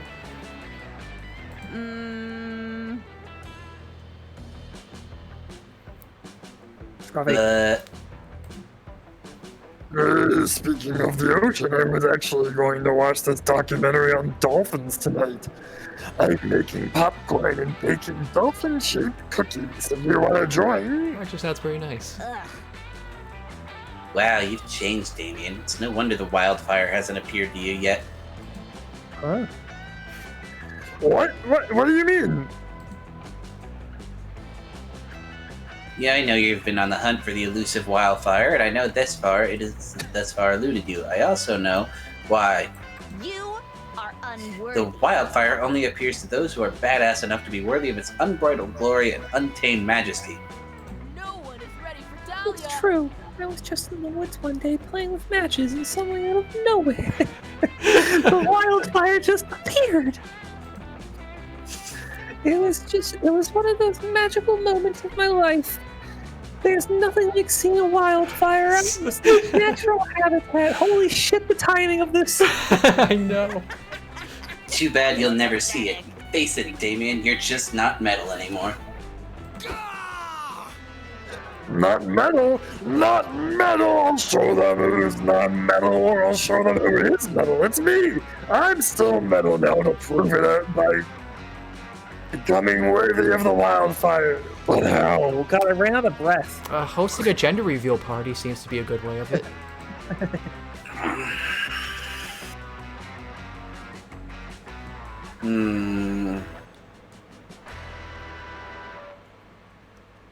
So the second one is just a song. I mean, a poem can be metal. Doesn't need to. It's only a song if it has musical accompaniment. I think the top one's creativity or fun. I'm not sure which is which here. Yeah, I The mean, bottom one I feel like is either boldness or fun. well, a poem, that would creativity. sound like Fuck, I don't know. creativity, but we've had so many weird things. Yeah, let's go with the skateboard. That's probably boldness. Fucking metal. Yeah. Oh, hell yeah, that's all kinds of metal. The chains are gonna be metal, the top of the water tank will be metal, I guess. The wheels of the skateboard, are those metal? Who cares? Point is, lots of metal, and I'll be the metalist of them all. In fact, let's find even more metal. I'm gonna have a tuning fork. A tuning fork in each hand when you train me. No, wait, a tuning fork in one hand and a regular fork in the other hand. And you have a spork. Yeah. I think there's a metal suit of armor in the Haunted Manor. I can wear that too. You managed to convince Damien not to put on a heavy suit of armor before you lock him in a tank full of water, which is good, because you can't smooch him if he drowns. I mean, I guess you could, but you're not really into that, so it's better if he survives. You find a water tank, put a skateboard at the bottom, chain Damien up, and then throw him in so that he sinks onto the skateboard. But because he is, as he claims, super metal, it doesn't take Damien long at all to break out of the water tank with a sick-ass flip. He skateboards down the side of the water tank, doing a one-armed handstand on the board. I can't imagine this at all. He does a double somersault in the air, hitting the tuning fork with the regular fork to create a beautiful magical pitch as he lands right side up on the skateboard. And I love this is all to this image. That's Damien style, baby. Fucking yeah, wildfire, come at me, bro. Silly Damien, you can't call the wildfire. It appears to you when you're worthy, but you're not. Yes, I am. I get the best of this metalist skateboard forever. I didn't see it. If a demon does a sick-ass kickflip in the woods, but nobody is there to see it, was it still metal as fuck? Obviously, yes. Obviously not, or the wildfire would have appeared. See more bucks, solid Aspen. We all know see more bucks. It's a thirsty bitch who would say anything to get attention from you. Dang. Dolly is right. You are a thirsty bitch. You're a thirsty bitch. You're helping me out today, and I appreciate it. We're like masters of survival. Let's try again sometime soon. Or next time we can get that wildfire to show itself earlier. You're not sure that the mystical wildfire actually works, but hey, if Damien wants to hang with you more, you're not gonna stop him. You get 2 fun in 1 charm. A new day, a new adventure. Alright, well, I don't see what the manor looks like, so let's get some boldness. I noticed nobody has gone for the scout camp one. We're not good scouts. Oh, that's like a very Japanese style painting. Yeah. A lot of demons. Well, remember, they have, like, demons made of household furniture that's been abandoned, so... Wasn't there... And there's, like, a scary movie of theirs that the whole house just comes to life, too, right? You mean The Grudge? You mean... Is that? You mean Monster House? The Grudge is that horror movie with the possessed house or something. No, the Grudge follows the person, not the house. I thought it was the house. Well, that's the sort of the twist of the movie. Spoiler alert for anyone watching. Wait, yeah, I haven't seen that movie yet, Timber. I'm sorry. I'm joking, I don't care about spoilers. While you're exploring the haunted manor, you hear a voice calling your name. It comes from under the bed. 2 blood-red eyes stare at you from the inky darkness under the bed. A voice that sounds older than time whispers.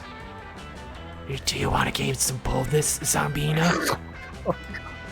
You say yes, because you actually want to do that. Okay, here you go. Whatever that thing is, it gives you 2 boldness. What a nice under the bed thing. Don't question it further. I swear to fuck if it's Damien. You already knew Oravi was loaded with bravery, determination, and chutzpah, but as she roots through her bag, it's clear Yeah, she's chutzpah, loaded with some pretty sick items as well, such as a dinner plate. Why are my battle axes +1 through +200 all out of order? Why did she hoop? I got bored while you was sleeping and arranged them by color. Aravi rolls her eyes, then drops all the battle axes on the ground, to be sorted later. Oh, here's that Alexandria's cursed emerald diadem I found in that one dungeon. And may I just say, I'm very cool about not being the only curse in your life. Of course. Give me a moment.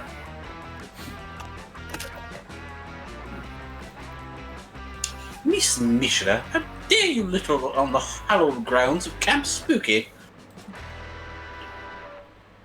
Oh, I'm not littering, Camp Director Miss Weaving. I was just looking through my bag for... You're telling me all these items were in that one small bag? Likely story. And what is this bottle of booze? That's not booze, that's my therapist. Then you need a second therapist to help deal with the fact that you keep your first therapist trapped in a bottle. If that were true, which is obviously not, and I can prove it, let me see exactly what kinds of spirits are in here. If it's Miss Geist's toilet wine again, I swear. I got this! Distant Timber running to the mic. From across the room. Champ, you have to Miss Weaving raises an interesting point about keeping me in a bottle, Ravi. Okay, I think every dog within a mile is howling now. If you don't want me to do that voice, I can stop. No, keep No, going. by all means. Do you think you feel the need to keep people physically tied to you because of your brother Soleil's disappearance?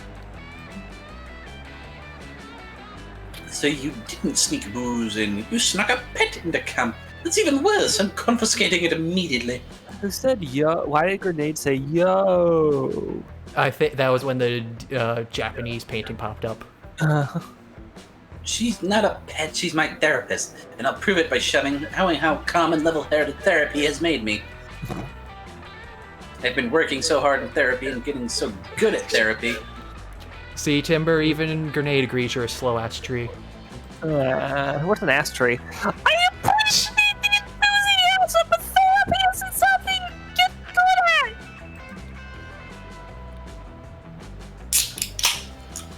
at. No, I'm slaying therapy, and I'm going to prove it by Zambina, how am I going to prove how good I am at therapy so Miss Weaving gives Nora back? Let's see, dreams or a Rorschach? Rorschach. Rorschach, okay. I was close on that one. Mm-hmm. This green fairy has a better grasp on therapy than most of my family. Oof, Olio. You know, this one's hard. Dreams, or... I mean, my creativity is... It's been entertaining doing this while eating the whole time. You know, Distant timber, we can't hear you. Timber's fading away. He got lost in the manor. Yep. I gotta go with my gut and go with the dreams. Oof. Ooh, that's true. I'm always explaining my dreams to Nori, even when she asks me to stop and move on. 1 second. Stand a second. Oh, man, you know dreams can reveal what's on your subconscious mind. So perfect different than the realities of day-to-day life. But now I'm going to use all that dream analysis to get you unconfiscated. So you see, the therapy trap we said is finally going to be sprung. Therapy isn't a trap, Aravi. Okay, you guys, everyone listen to the dream Zombina had, and then I'm going to explain the dream she had, okay? Oh, gee. Oh, you don't want to hear my dreams. Go for it, Zombina. You get the easiest to analyze dream ever, okay? Simple enough. You start to... Well, I was just thinking of that one, too. Simple enough. You start to tell Aravi about the dream you had where your teeth fell out. Ah, yes, a classic recurring dream, often symbolizing loss or change, sometimes of a sudden nature. I've never actually had that dream. I have. Oh boy! I'm sorry. I just opened my throat to do the high-pitched voice, and then popcorn just erupted. Those of you who aren't aware, Timber is a 2-pack a day smoker. I Rip feel Timber, like it. we hardly knew him. So you have been paying attention. Of course I have. I told you. I'm going to grind my way through therapy and finish with 100% completion and all achievements unlocked. Oh no! Continue, Zombie. You describe how the moment the teeth fell out of your mouth, they took up pitchforks, crawled back into your mouth, and used the pitchforks to prop your mouth open. What the fuck? Tiny men made out of apples with razor blades inside marched into your mouth and down your throat, rendering you unable to scream. Meanwhile, a steak made out of pillows tried to smother you. Your toes dropped off and began to criticize you. Your organs melted from the inside and poured out of your mouth, which was still held open by the teeth with your pitchforks. Your history teacher was there. You got a D-.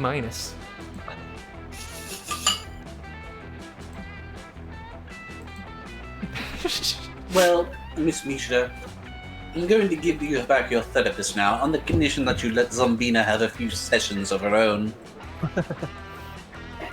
And yes, Grenade, Aravi is my new waifu for the game. She's my new waifu. Hey, I was going after when we first played Monster Prom. I will fight you. Ah. You think Aravi is going to be grateful to you, but instead she immediately books a session with Nora to cope with how disturbing your dream was. You thought everyone had dreams like this. You lose 2 charm and 1 fun. Everyone choose a celebrity. Trump. Nicolas Cage. Will Smith. Player orders decided based on how newsworthy it would be if that celebrity was cast as the next Batman. Will Smith. Nah, Nick Cage would get it easily, because he's fucking insane in every movie he's in. But if Will Smith became Batman, it would be all over the news. Ooh, look, proactive black Batman, yay! See, I was gonna argue Trump because he's already a millionaire, and a president being Batman would be pretty newsworthy. But I am kind of vibing Nick Cage now. I have to dissect what Timber did. Proactive, as in, oh wow, it was so smart to go ahead and cast him, not progressive. Progressive, that's what I meant, whatever. I still say Nick Cage, though. I mean, if only because the Ghost Rider movies give us a great idea of how insane he could be. I love those Ghost Rider movies. I think Trump is #1. Yeah.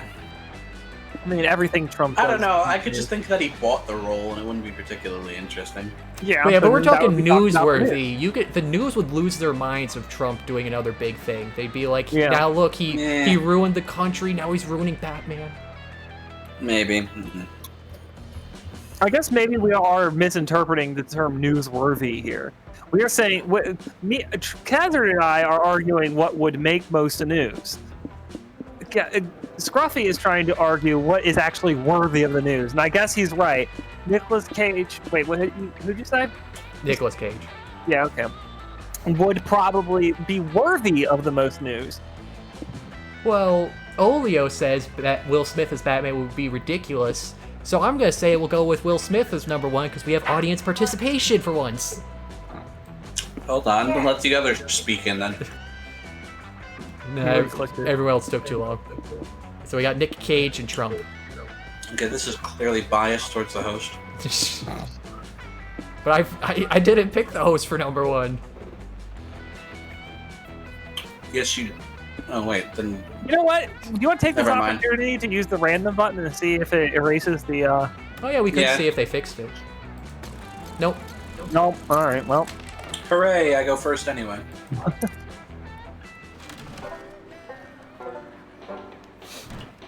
Is my Let's crunching go audible? Take a nap. I haven't No. noticed it too loud. Alright, Eclipsis. Let's go smarts again. You hike deep into the woods and find a mysterious journal with the number 3 on it, half buried in the dirt. I get that reference. Inside is tons of information on local monsters and how to defeat them. It covers gnomes, psychics, time travelers, Illuminati-shaped demons. What the fuck? What a boring journal. Gravity Falls, Timber. Oh, I see. They said Illuminati shaped. Well, It looks like the friggin' Eye of Providence, which is the Illuminati symbol. I was thinking like it was shaped like an entire organization of people. Timber's too ahead of the game here. What Timber's too behind the game. What a boring journal. Where's the drama? Where's the inner thoughts and insecurities about school crushes? Whoever wrote this journal knew nothing about how journals work. You gain no fun from this, but you surely gain 2 smarts. Boring. You spent the last 5 minutes following Damien around, hearing tales of his exciting exploits, but staring at his butt more than you're actually listening. And that's why. Hold on. That's why I can never go back to Rome, and why I have beef with all the village people, except for the cop, which is weird because in real life I often punch cops. Oh, I should show you the badge he sent me after I sent him a video of me singing YMCA while burning down a series of YMCAs. I can never find anything in my camp bag. My dad sent me with so much extra stuff that I can't imagine I'd ever need while camping. I mean, a tent? A sleeping bag? A compass? When will they ever use any of that? When? I can read. Wait, what's this? It looks like a flashlight, but instead of a light bulb, it's just a flash of your key. That's a flashlight. Oh no! They're Floating over his mouth. fucking jumping full force into this with this game. My dads must have put this in here for me, but why? Oh no. Oh dear. You think maybe while the LeVays were packing Damien's equipment, they dropped some equipment of their own by complete accident?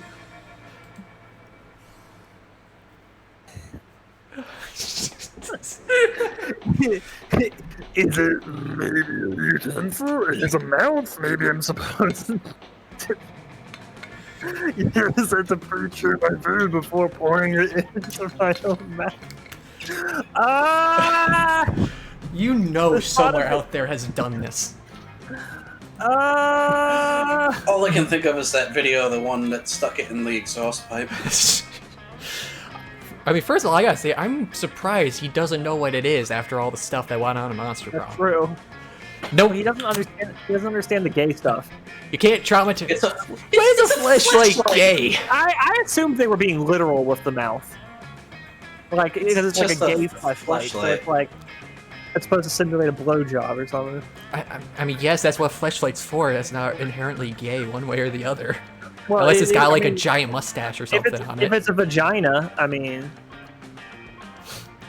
You can't traumatize Damien by telling him he found his dad's sex toy. But you need to think of a valid, non-eating usage, and fast.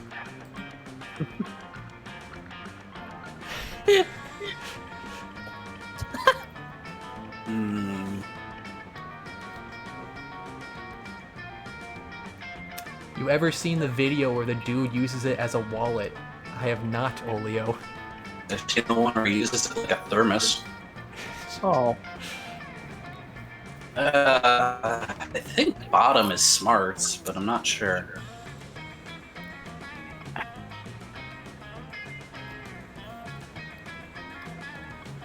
Yeah, it's definitely a flashlight. Just a very weird flashlight, nothing else.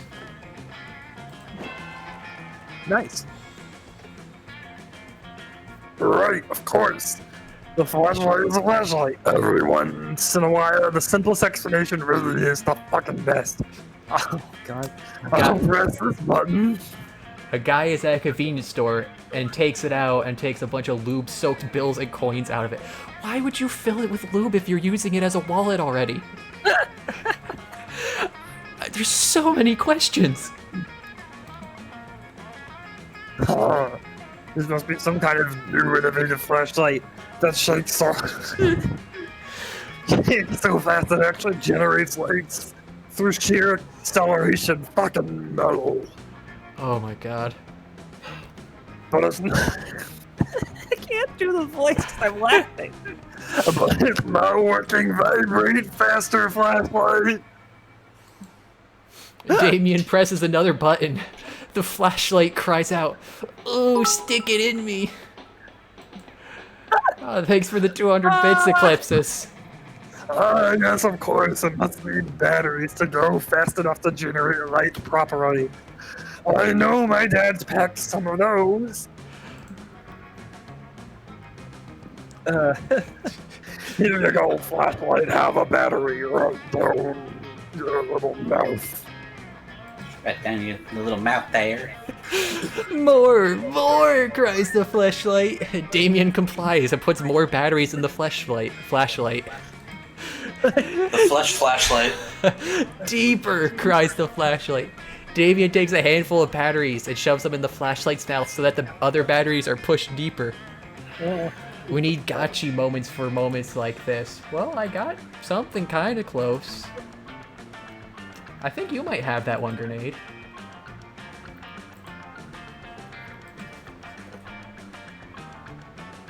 What the fuck? Why is it still not working? How many batteries can I possibly need? The sound of Boo Paul's hit song, Cover Ghoul, fills the air. It's Damien's ringtone. He answers on speakerphone since his hands are full of batteries and sex paraphernalia. Have what? The emote I just put up. I feel like, Hello, sweetie devil. says the King of Hell. We were just wondering how things were at Camp Spooky. I don't want to sound ungrateful, Dads, and you know I love you, but the flashlight you packed me is total crap. I'm making me very frustrated with the amount of batteries it's swallowing. It's alright, Oh. but it's not built. Yeah, true. I need to remake my emotes anyways. A flashlight? You told us not to send you with one of a dumb plastic stick to light your way when fire could do the job better. I changed voices there. Alright, and yet here's a vibrating flashlight with a flesh-colored mouth right in my bag. Oh my, oh dear. Says So the other that's- King of Hell. So that's where that went. I assumed one of the Wow, a magma pterodactyl. That's That's fucking awesome. That sounds fucking swallowed metal. it whole. But this is so much worse. I want to see a magma pterodactyl now. Because we never disrespect your desire for self-made light only. Forget it happened. Wrap the flashlight up in 3 plastic bags and give it back to us when you get home. Alright, I'll just get all these batteries out of it though, since it's so fucking useless. No, don't reach in there. It's filled with some of the eyebrow stinging wasps we use for torture. Ooh, how specific. Sick, I love those. No, those are the bad ones because when they sting you, it doesn't hurt. It just steals some of your badassery and makes you less hardcore. We would never want you, our most badass and hardcore son, to be subjected to such suffering. Oh, good call, dads. I'll wrap this useless chunk up and brown you. I just love you. Bye. Damien's weirded out by the call, but takes his mind off it by hanging with you. There's no sex toys involved, which in this case is a good thing. 2 boldness and 1 fun. Wherever I go, hijinks ensue. Oh, right. What does the camp give? Creativity? Yeah, let's head there. Let's see what that picture is. Oh. That day in Monster Scouts, they teach you how to use the stars and trees bark to find your way when you get lost. Wait, when you get lost. On the internet. As a test, Coach leaves you in the middle of the internet. You easily get lost. Before you know it, you're watching the Spanish synchronized swimming team perform a routine based on Stairway to Heaven. You don't earn the orientation while in the internet badge, but you definitely gain 2 creativity from watching such a beautiful display of skill. You stumble upon a Ravi surrounded by an odd-looking group. An orc with a lute strung across his back, an elf with a bow, a haggard dwarven cleric, and some other cliches. Also odd is that Aravi is repeatedly hitting herself in the head. It takes you a moment to realize that she's calling for Hex to come out. There you are. Where did you disappear to? That's a cute outfit. Lori, I was in your rib crate seeing if I could use it to cut strips of crepe paper into confetti, and then I got lost in your kidneys.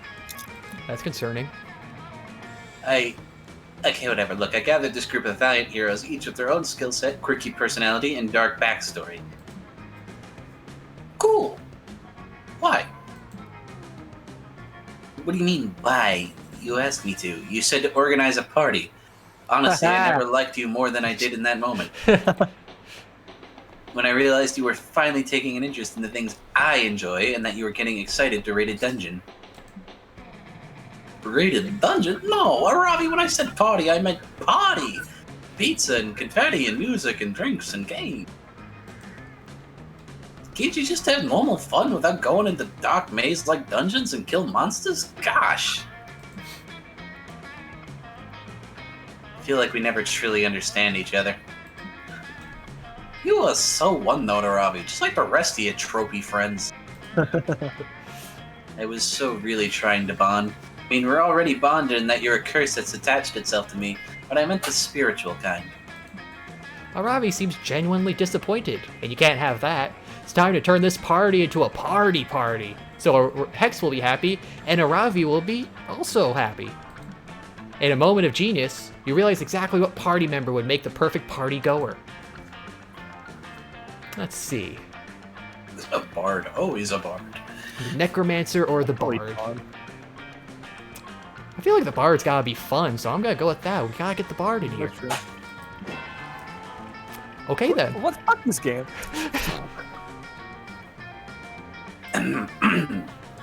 Ooh, that's a great call. It is?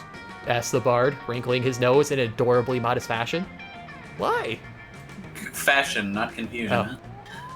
Are you kidding? Look at your stats. Your charisma is through the roof, and many of your skills revolve around music playing. From my limited understanding of normal social gatherings, that's party central. Ah, says the bard, a twinkle in his eye.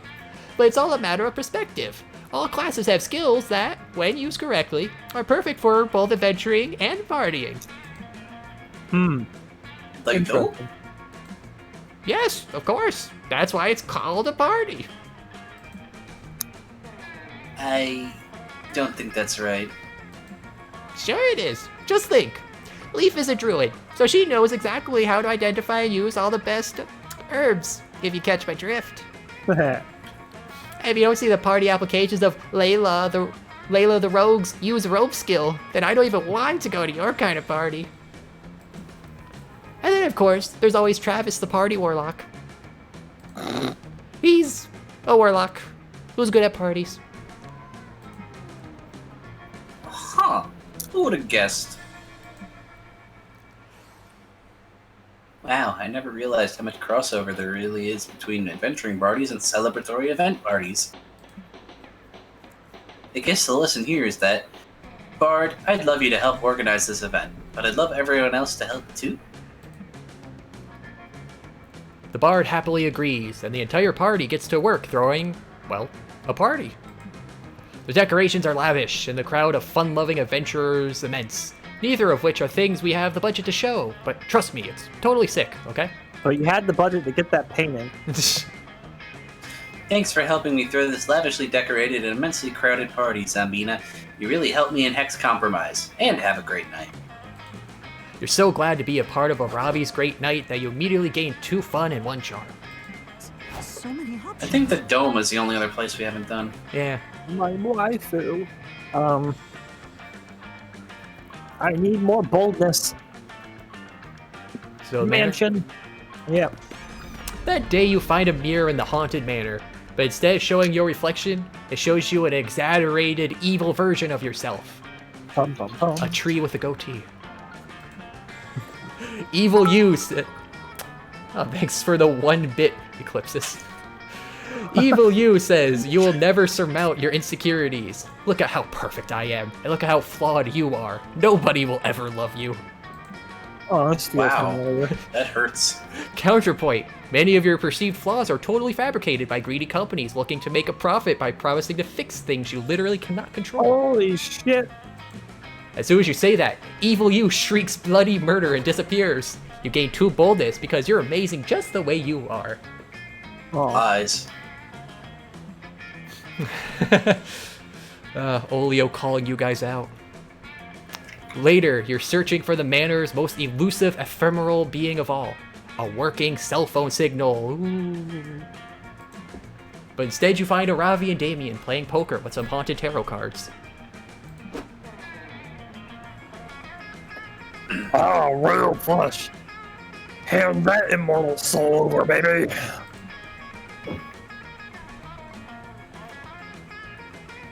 Oh, I'm sorry. Whatever, I never said it was my immortal. Well, I traded a hobgoblin 10 rupees for this thing, so joke's on you. You have no control over my... Oh, hey! Oh, he was just gonna drink it. Nice! I was in a soul-snacking phase before I discovered my one true love, the everything bagel. Oh, this sucks. Hey, Hinkle, how many souls you wanna give me so I can get drunk and forget about how tired and bored I am? You can get drunk off souls. dying. You're always dying. These two took a bet from Joy they couldn't stay awake in the haunted manor for 24 hours.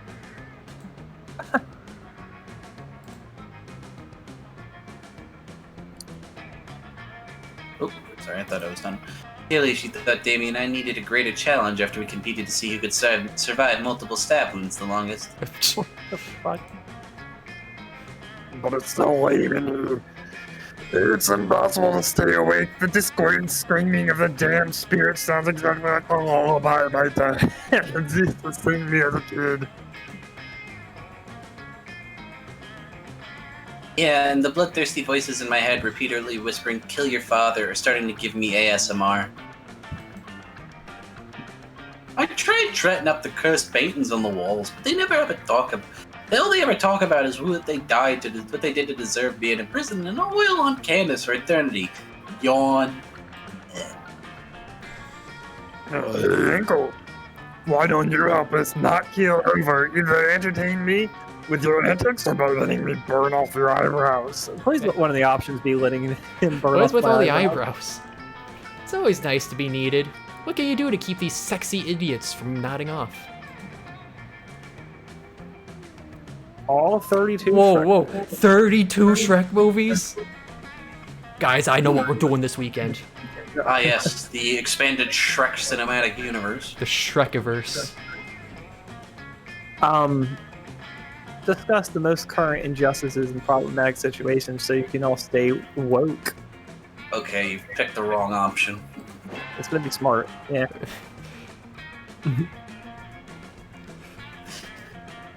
Okay, love it. I'm down. What are we discussing? The execution penalty? The importance of giving your healers as much praise as your DPS? When does anyone give DPS praise? Yeah, really.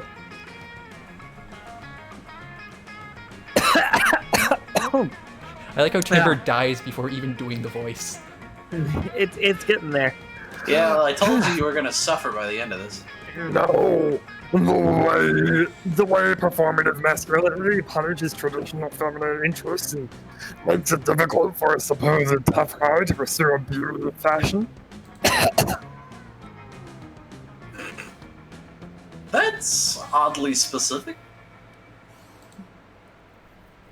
I mean, fire, arson. Let's talk about arson rights. How about none of the above? You propose a topic complex enough to keep you woke for hours. Damaging stereotypes in the Slender Man community. Oh yeah, I get you. Like, why do all Slender Men have to be slender? Where's the love for a Slenderman who have a little extra chub on the freakishly long arms? Why the arms? And why are they called Slender Men? Not only is that sexist, but it completely disregards the complexity of the gender spectrum. Even more, you've picked the wrong answer. They could have. They could have. All right. You knew damn well what you were getting us so into. gendered anyway. Not all humans, Slenderman, even D-Man. I don't think you know how to spell demon, but I see your point. Not to mention the harmful racist stereotypes Slender Men get on a daily basis. Preach! Everyone assumes they're dangerous based on their height and their lifeless pallor of the skin. I thought they were dangerous because they kidnap children. Yeah, but Take Mr. Slenderman, for example. He lost his job at Spooky High last year because some jackass photoshopped him in the backgrounds of kids' photos. That's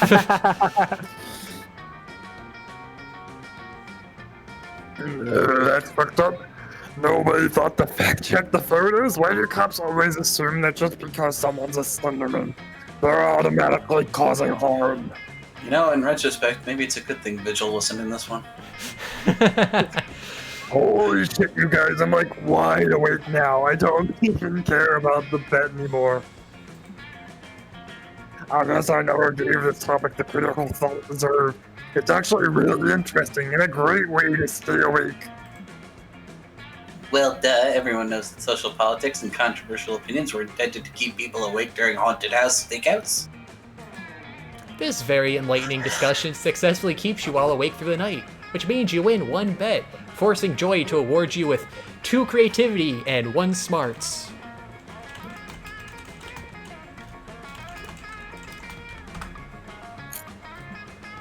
I heard that crunch. Okay, everyone Sorry. choose a movie.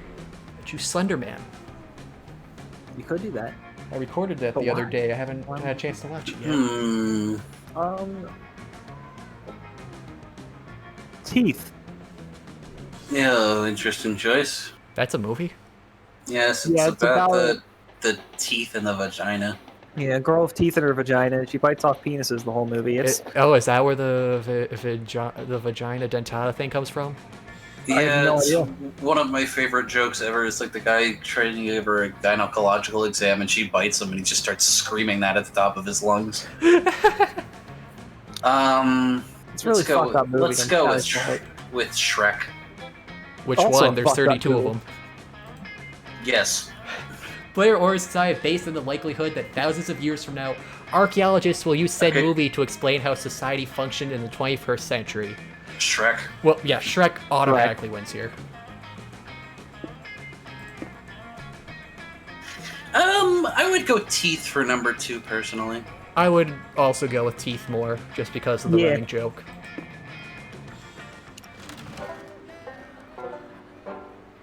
But there's just something really funny about a guy My screaming favorite. vagina dentata at the top of his... Okay, so Timber, where do you want to sit? Why am I'm I up going first. through? Oh wait, Yeah. Eclipsis. Yeah, sorry, I got you. Put me with Joy. I'm trying to see if I can pivot to her. Ooh, Fancy. nice. You were hoping to make sexy small talk with Joy and / or Damien, but they seem to be too busy having unsexy angry talk with each other. There are a million reasons why you can't be the main Coven villain next season, but I'll just start with the most obvious. Villains don't ask us to fight them. They just do villainous things, and then we try to stop them, which they don't want us to do. Just by asking us to fight you, you are already inherently proving that you will be a terrible Coven victim. Villain. Villain. Whatever. But what if I'm using reverse psychology and I'm so villainous that I know the second I let my true villainy shine, you and the Coven will rush to fight me? So if I get you to reject me as a villain now, when I finally do unleash my villainy, you'll have already agreed not to fight me and I'll defeat the Coven with no resistance.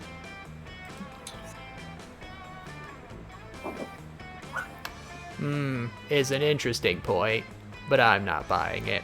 Don't get me wrong, you're irritating as fuck, but you're not evil. You clearly wouldn't know real evil to burn down your tent, which is clearly going to be my next step now. Okay, the real evil here is campmates fighting with each other when they could be flirting with you. Time to step in.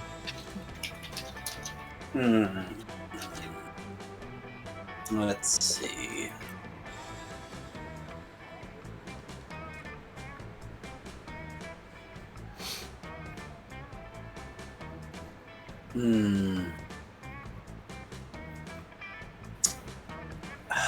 I'm gonna have to go with the bottom one.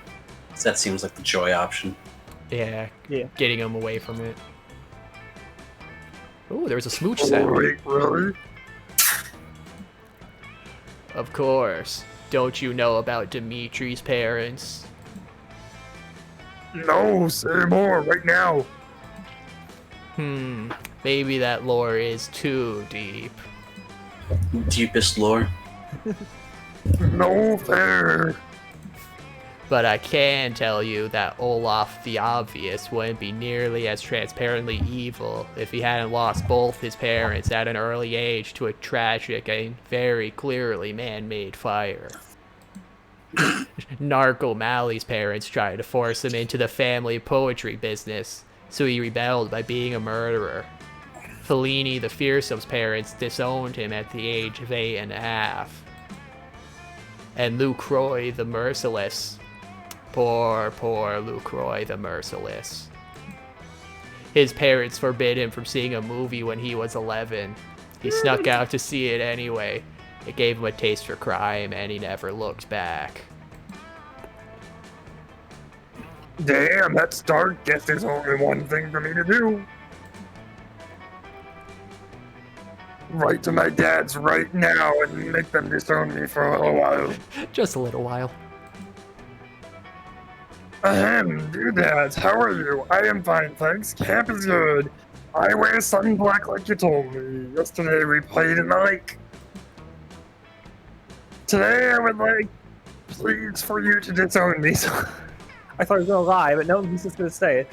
disown me so I can be a villain on my friend's TV show, or life that seems like a TV show. It's unclear. I love you and my I love you. Please disown me. and will talk to you after I have finished being disowned and a villain. Hugs. To Petite Princeton.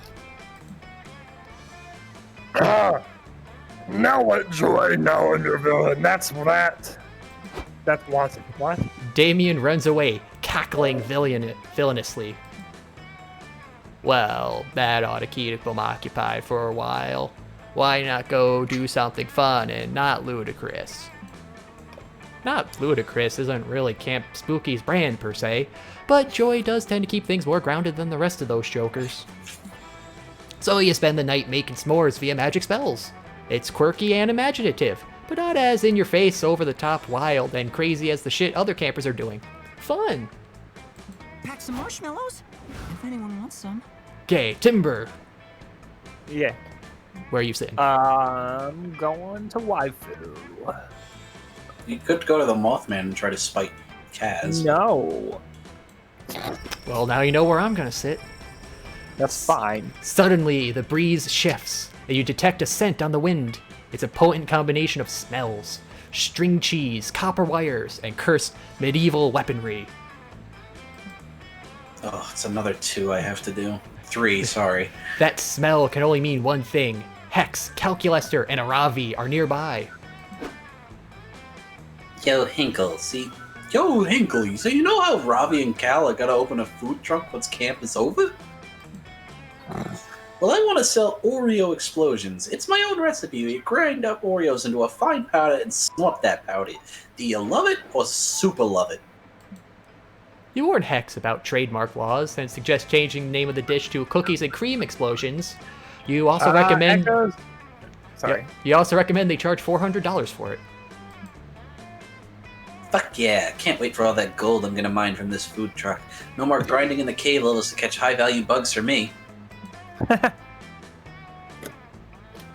I also think it will be financially reasonable investment, although I am most excited about the chance to work so closely with the organic food material. I'm really passionate about the process of digestion in general. I am so excited that people will literally consume calories that I help prepare. Totes, as long as you cook and everything with at least 3 different kinds of animal fat, I'm on board. Wonderful. Now that we've got some menu items decided upon, perhaps we should discuss the brand of the food truck. I am not an expert myself, but friend Milo did recently tell me that brands are entirely synonymous with relevancy, and any business without one is basically a bleeding corpse. Who is Milo? He's the new guy. Perhaps we should think of a brand. It's a guy? Well, They're technically non-binary. non-binary, but nobody wants to go for them. Yeah, we gotta figure out a brand for sure. How about with the world's most violent food truck? We could mount a Gatling gun on top and make customers dodge the bullets. Grisly, but memorable. Bless you. Thank you. It was also probably a better idea than what I wrote down for a brand. Traveling vehicle with adequate food service capabilities. That's a good brand. You guys are both thinking too small. We should get Red Bull to sponsor us. Then we can fry everything in Red Bull and use their corporate branding. Huh. I wonder how that would do. Not well. Let's get Epic Meal Time on it. You'd basically just be making soup. I That agree, shit. though. Red Bull, Red does Bull well. blows. Gatling gun food truck. I'm not backing down on this, Arabi. I've cursed you once, I'll do it again. We're doing Red Bull. I believe that we should argue at a more reasonable volume level. Wow, this isn't going anywhere. Looks like your friends need some help figuring out the perfect brand for their food truck. Hit them with your best content strategy. Same, Zen. I also have never had an energy drink. I remember when Red Bull got big, I always wanted to try one just to see what it tasted like because of those funny commercials. I never got one. I mean, I've tried the Boomer Juice Monster. It tastes like artificial citrus. What I do miss though is the White Mountain Dews that had a really nice lemon lime citrus flavor. I remember that was it Vault? It was like a soda like, energy drink hybrid. Oh yeah, I think I've heard of that.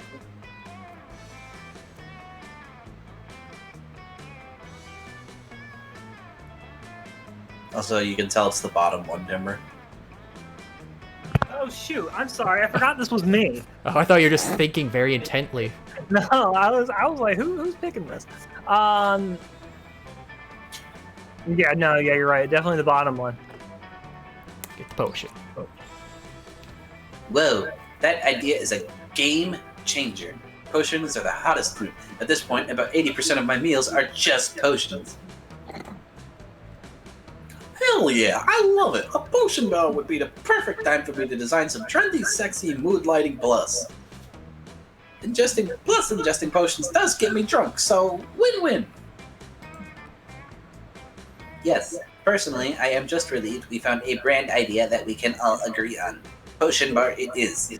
By the way, is battery acid a potion that people can consume? Once. Technically, yes. And you know what else is technically a potion? Melted butter mixed with vodka. Ugh. Paula Dean Delicious. got into mixology. Mm. Oh yeah, that's called a Russian penthouse tiger potion. It's actually really good to drink before fighting a poison-based enemy. No, I was actually watching a video on Chernobyl, and the one guy said they drink vodka because they think it helps wash the radiation out. Okay. It's just like an old wife's tale they have, but Yeah. it's interesting that that's a thing. Oh, and that reminds me, Vodka does we should everything. serve devil goblets. It's a potion made by boiling the stomachs of freshly slaughtered monsters. We could serve them with paper umbrellas. Ooh, fancy. Gods, I remember getting so fucked up on devil goblets when I turned 21. I had a defense buff going for weeks after. Hot. Ravi, you seem to know more information about potions than the entire internet. You are so knowledgeable. She really is. Trust me, it's actually one of the most annoying qualities. But whatever we do, we have to sell my favorite warm stamina potion. Warm stamina potion? That sounds like an inappropriate menu item. What ingredients will we need to brew it? Can we expect a reasonable margin cost? Yeah. Oh, it's easy. We just gotta get this certain kind of dark brown bean. Then you roast the bean, grind it up, and slowly pour hot water over the beans through a filter. Mmm. Baked beans? It's coffee. Oh. You didn't get that, Isn't Timber? that just coffee? You're I like don't drink describing a coffee. cup of coffee. Neither do I, but I know what it's made out of. I mean, it didn't come to mind. I know what it's made out of. It just wasn't what was coming to mind when she said bean. Well, I guess it kinda is just coffee, but it's way more badass to call it warm stamina potion. Scott point. You know what? You're right. At our food truck will refer to it only as warm stamina potion. Fuck society. They gotta deal with it. It really is a stamina Fuck yes. Potion bar food truck is officially the best idea in all of history. Kinda amazing that Hinkle came up with it. So, thanks. Ravi is so pleased with you that she brews you one of her favorites, the mounting sexual tension with a main character potion. Hot. Ooh, ghost story! Ghost story! Time to ruin his plans. Hi, Zombina. I'm glad you're here. I was just busy silently judging all of our campmates, but now I can judge them out loud with you. Take Joy, for example. She's a great hero and stuff, but what's up with her whole antisocial attitude? Do you think she's hiding something? Need some Do you know any particularly juicy... anything particularly juicy about someone, Zombina? I must know. Whoa, jeez. Okay, take it easy, man. Looks like this moth really needs some juicy gossip in his life. Better get to making some up. Let's see, Timber. Let's do Russian roulette. And a clone of Dwayne The Rock Johnson. Sounds fun. And a good name for a circus clown. Pennywise, the dancing clown. Nah, let's think up a funny name. I was going to say something like Molesto. Gene. I like that. Molesto the clown.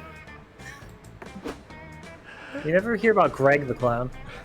I've heard about Greg the bunny. Oh, man, that was a super old show. It's a Thorson Vigil. The biggest Too clown little of to- all. Honk honk. Oh my gosh, this is even juicier than I anticipated. Thanks for trusting this information with me, Zombina. Now, if you'll excuse me, I'm going to betray that trust by telling everyone what you said. Your rumor finishes circling the campfire faster than a rabbit achieving orgasm. What a description. And here it is. I heard the weirdest thing. Oh, a dryad. I got this. Another Hey, character did from you Maali. hear the news about Hinkle yet? If not, allow me to enlighten you. Whoa. I heard that he used to keep a pet clone of Dwayne The Rock Johnson in his bedroom. That's not insulting at all. Hinkle allegedly won his pet during a high-stakes game of Russian roulette. I know, right? Hinkle named his pet... Oh no. my pet Rock Johnson clone named Molesto. And they went on lots of wacky adventures together. Timber, why do you have a buff, shirtless man in your closet named Molesto? Ugh. Unfortunately, Hinkle's parents didn't approve of him having a pet, and when they found out about Molesto, the clown of Dwayne The Rock Johnson, they forced him to get rid of it. So Hinkle had to sneak Molesto onto the camp bus and release it into the woods. That's disconcerting. People are saying that Molesto, the clown of Dwayne The Rock, is still out there wandering aimlessly around the woods, searching for its owner. But it's a secret. So remember, the next time you're out hiking with Hinkle, you may end up getting tongue. Oh no! Oh no! Oh no! He is not a little man. Wait, no! No, that's not what I wanted! Thanks to your amazing rumor, Hinkle gains 4 boldness. I screwed myself. Oh god, this backfired horribly. This weekend you visit your good pal Juan. He knows a thing or two about getting wasted. Bueno. Cute. Look who's here. I was just experimenting with these drinks here. I was about to throw... Ah, got another one. I was about to throw them away, but I have a feeling you're reckless enough to give them a try, right? I love the voice too. What about this one? Alright, Eclipsis. Oh, that's adorable. What do you say? Will you take the drink of the day? Or will you prefer the mystery box? The photos are so cute. Aren't those just the things that are growing off your character? Yeah. Yes. Yeah, I'll take the box then.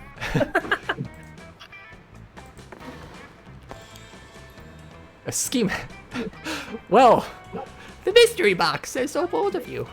I hope you're happy with it. No refunds. I love it. So what do you say? Will you take the drink of the day? Yeah. Or would you prefer the mystery box? I think it's going through the day. You want the Bloody Mary? Yeah. Now with 100% more Mary. Yeah, no, totally. I was testing your common sense. And you passed. Your prize is the drink you chose.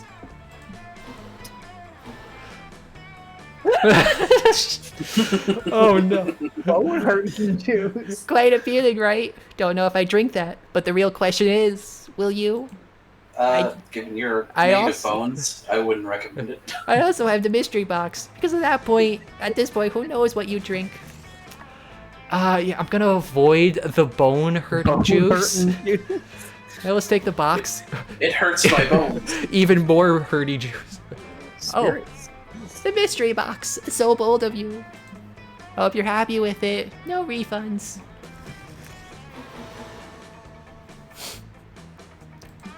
Nothing like drinking spirits, but like literal spirits. Ollie? Let the spirits inside of you, and then focus on one stat. After that, just to puke the spirits up onto 2 of your friends. They will exchange that stat. Oh. Ooh. Magic can be gross sometime, I guess. Oh.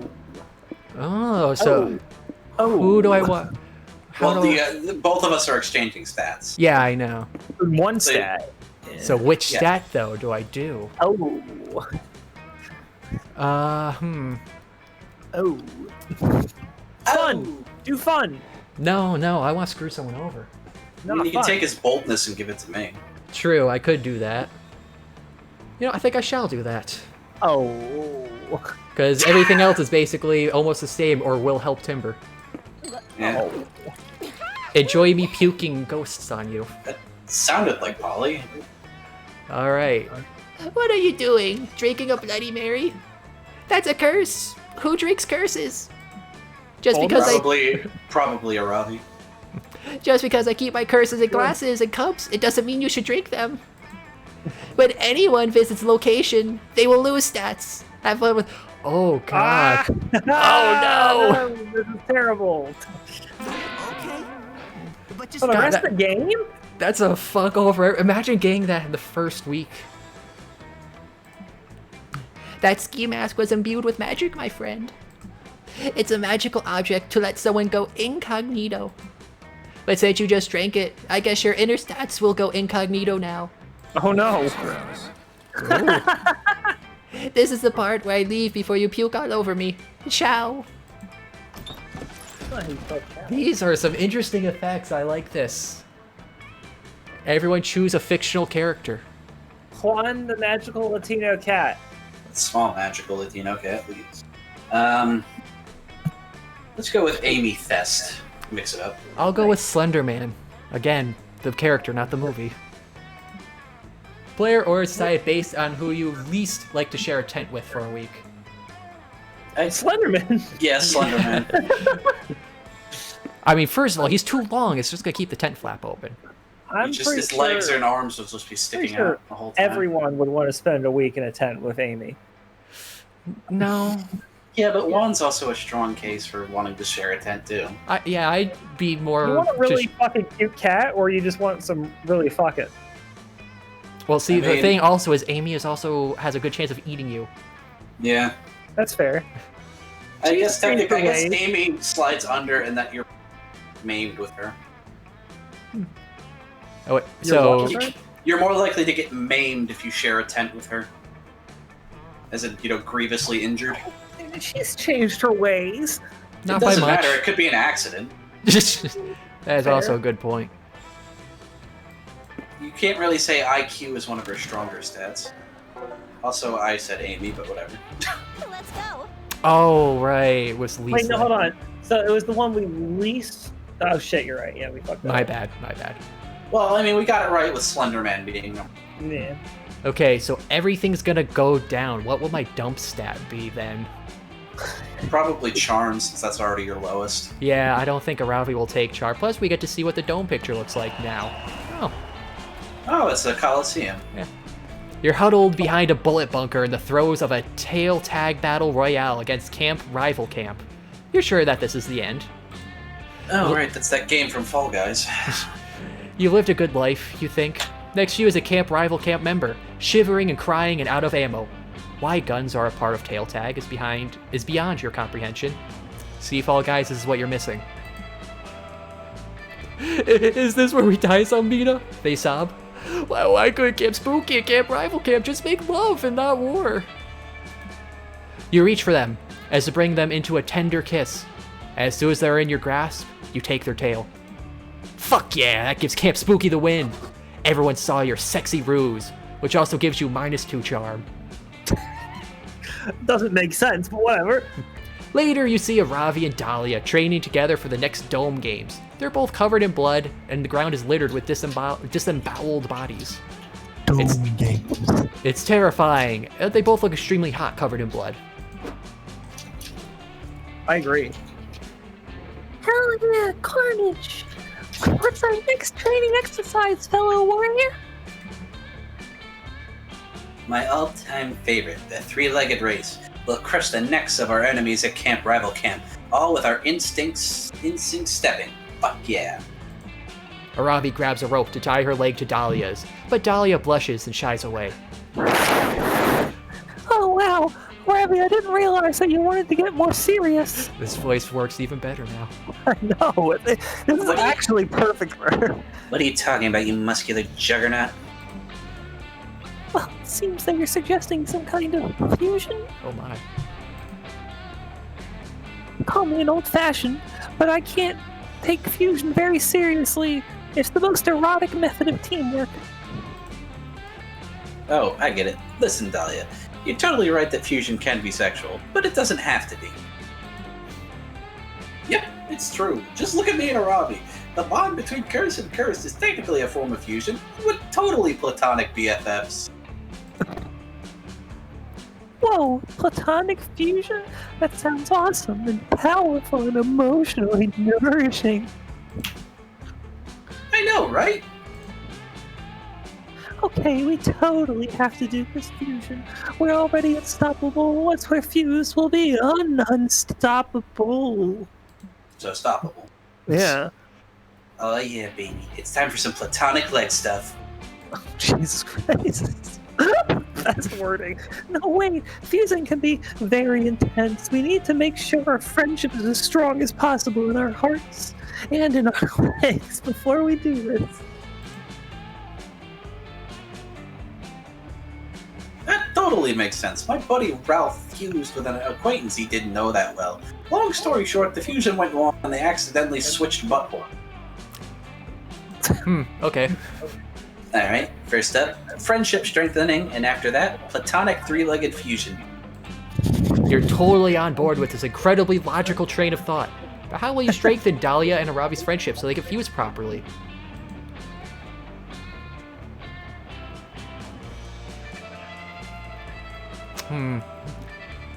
Bracelet or a casual date? I know nothing. I don't know anyway. what to say on this one. The second one's gotta be creativity. No, the date has to be Oh, charm. no, sorry. The first one's gotta be creativity. So I'm going the bracelet because I'm not risking the charm. Okay, I was right, but it's bad. I think it was have more fun for questions. the bottom. Mate, I guess. Like, they're a lot better about hiding what's one. Well, hiding it defeats the point of the game. No, it makes you have to think and go trial and error. Yeah. It ensures you play it multiple times. But remember, we're still better than everyone else who plays the game that quits when they get of their first fail immediately. Because apparently That's everybody does that. Gotta Sorry, min-max what like happened? an asshole. A lot of people In will the just quit. Discord, everybody talks about how when they get a fail, they quit immediately because they don't like it. And what was their Because- response to that? The devs were like, well, we don't like that because we put a lot of effort into the fail writing. So please Yeah. stop doing that. Lol. Oh no, I failed. Time to stop playing because I'm a pussy. Yeah, see, Grenade got it. When you're playing multiplayer, yeah, that's dumb. Yeah. If you're doing single player, though, I can see it. Even single player, it's stupid. Oh, I forgot the Outer Worlds dropped on Steam today. Oh yeah. Oh, that's- I'm sorry, this is my voice. That's a great idea. Fusion friendship bracelets can work. I Yes, chained myself fusion to a bear. bracelets. Fusion bracelets. I chained myself to a bear once to test my strength, and now we're super close. That's adorable. Is that the original draft for the earrings in Dragon Ball? Fusion bracelet? Yeah, probably would have gone better. Psh, whatever. Friendship bracelets are for losers and idiots and loser idiots. What about idiot losers? Hey, I know that you love arts and crafts, okay? You okay? You're just... Ugh, I feel kind of left out, I guess. Left out? But Hex, you're a critical part of our warrior alliance. Without you, we could never defeat our enemies or eat enough snacks to be calorically intimidating. Well, if I'm so critical, did you ever consider the fact that I can't wear a friendship bracelet? I don't have any wrists or ankles. Who fucking cares? And it's super weird. But today I just feel like I'm burdened some way. Ugh.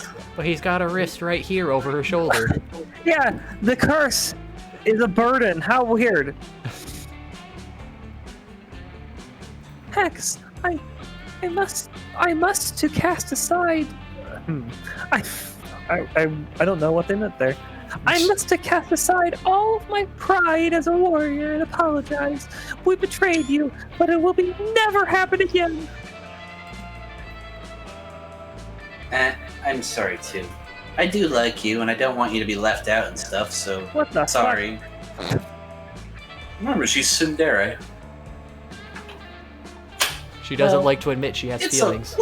it's okay. I can really feel how much you love me. You just didn't think about the bracelet thing. I appreciate you recognizing my feelings on this one. This is kind of crazy, but do you think that maybe Zombina proposed the friendship bracelet idea to try and push Hex out of our friendship and take their spot? That's a massive leap of logic. Hold on here. That is so rude. Totes! I mean, I get it. I'm so awesome that it's hard to compete, but you gotta make your own friendship and not push other people away. You guys are making a whole bunch of assumptions here. Zombina is a toxic person, and I mean that in the emotional labor way, not the Genevan Convention mustard gas way. Let's ostracize her anyway in case it's bold. Okay. Dahlia, Hex, and Aravi all make not your friend bracelets for you. In order to remind you that you're not friends. You lose 2 charm and 1 boldness. You lost so many stats. Fine. Well, fuck you 2 guys then. Fuck you guys too then. All right, so in order to fix the issue, Eclipsis, where were you gonna go? I won't go there. I don't even know what my dump stat is now. I think it was charm, but that's been taken. You can just take the creativity hit. You're gonna go to creativity, or Sure. well, I was thinking about going to creativity, but I mean, okay, wait, I'm okay. Just Where think do you wanna about- go? You can go wherever you want, Timber. I'll just work with it. All right, well then I'm gonna go lose some creativity. Okay then. That day in Monster Scout, you all practice writing speeches in preparation for possibly being killed by a bear. You want to get your last words right. You decide to write a heartfelt poem dedicated to your favorite things in life. Monster Camp, the smell of rain, the bittersweet joy of watching the sun set for the very last time, and chicken tendies. Read! Everyone is moved by your poem. You're pretty sure you even make the nearby bears cry. You lose So 2 you lose creativity. So good, you have to be punished. You're too good for this world. A few hours later, you're out adventuring with Aravi and Hex. Y'all followed the scroll from that messenger, and now you're deep in the northern woods. Oh, am I in a quest? Maybe. You've already found several environmental puzzles and a few cryptic clues, with each solved puzzle, you draw closer to the secret location of the Ring of Sustenance. Strangely, all of the puzzles and clues so far have been vaguely bagel themed.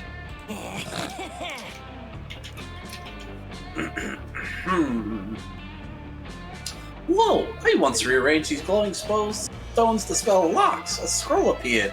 Damn, this is some dope-ass Gorilla Bagel Shop marketing. This promo slaps. Shut up, Hex. For the last time, Hex, these clues are leading us to a dungeon, not a fucking bagel store. It's so obvious. You'll see when we get there. What does the scroll say? Psh, whatever, bagel hater. The scroll says, you're near the end of your quest. Triumphant adventurers, walk 2 miles to the north. The ring awaits you there. Whoa! Ah. Finally, we've solved these annoying intro puzzles, and now we get to dive headfirst sweet dungeon. Gods, I hope it's multi-leveled with a super complicated layout. Bagels. Totes! But just in case it ends up being a bagel shop, we should prep first. We gotta make sure my patented cream cheese utility bowl is full of maximum flavors. Oh, So is Hex supposed to be male or female? the voice sounds female. Yeah. I thought they used he at some point for him, but alright. Yeah, I don't know. Look at that. Also, okay, so he can wear a belt, but he can't wear bracelets? That was clearly an attack on me last event. Gross. But also, yeah, we should get ready. I should head back to my stash and optimize my inventory. I'm all short range, high damage right now, if you know what I mean. What? Do they have a jacket? I don't know, Zen. I don't think they really said anything much about Hex. All I know is they use Hex to puss out on saying what monster half Aravi is. I am still always going to be upset about that. Aravi puts a bag over your head and leads you to her nearest fully stocked weapons stash. She starts reviewing her inventory. Wait, what monster half? They had a poll because Aravi is half monster, because that's why she was at Monster Prom, because you have to be a monster. So they had a poll of all these different monster types they could be, and they went with, we're going to give her a curse instead so we don't say what her monster half is. Because you can clearly tell if this doesn't go over, they could just say, oh, she got cured from Hex, that's why we never see him again. I mean, you can see the ears, so obviously it's some kind of elf. Possibly. Okay, so you just gotta pack enough for a full dungeon run. Let's go with 20 green potions for healing and 20 red potions for mana. That's not how that works. Yeah, that's completely wrong. It's backwards. And 400 apples in case I need a quick 5 health. I like RuneScape. That actually is correct. Yeah. I'll need all 128 different types of crafting materials. Dungeons are unpredictable. You'll never know when a mini-boss is going to be weak against the Iridium core. And then I have my weapons, obvi. As of now, I've got 8 swords and 14 crossbows equipped, each with slightly different attack and range stats. Those are all 100% necessary. Boring. I'm so frustrated hearing that. Damn, Aravi! Hoarders! My hoarding addiction called. They want their absurd collection of useless shit back. Upset about hearing what, Timber? Just, too much inventory space used. Okay, I have one last inventory spot open. Oh, I know. I'll take the gold. Wow, I'm doing the wrong voice. Okay, I have one last inventory spot open. Oh, I know. I'll take the Axe of Golden Demise. I looted it off a Lightning Warlock mini-boss last week. Fuck that, Aravi. You know we share inventory space, and I need that slot. I'm planning to get covered in Shima, so I gotta take my package of 200 paper napkins. Napkins? They're a complete waste of inventory space. We're going to be fighting to survive in that dungeon, okay? I don't have time for your snack food nonsense. 7 crossbows! Ah! 14 crossbows. Oh, dude, can you take like 99% of the inventory space? You can't give me one slot? Where did you learn to share? Learn how to share? The toilet school? Aravi and Hex are fighting again. But luckily for them, you're an expert at conflict resolution. What's the best use for Aravi's last precious inventory slot? Bag of holding in your inventory to hold more.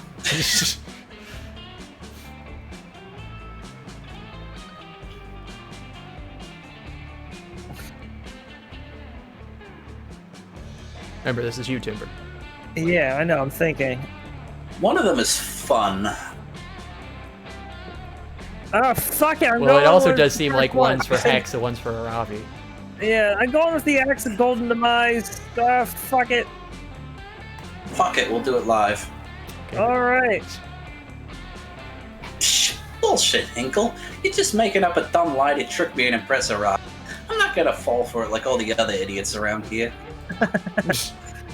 No, he's right. The Axe of Golden Demise is the pinnacle of bread-slicing weaponry. I'll prove it.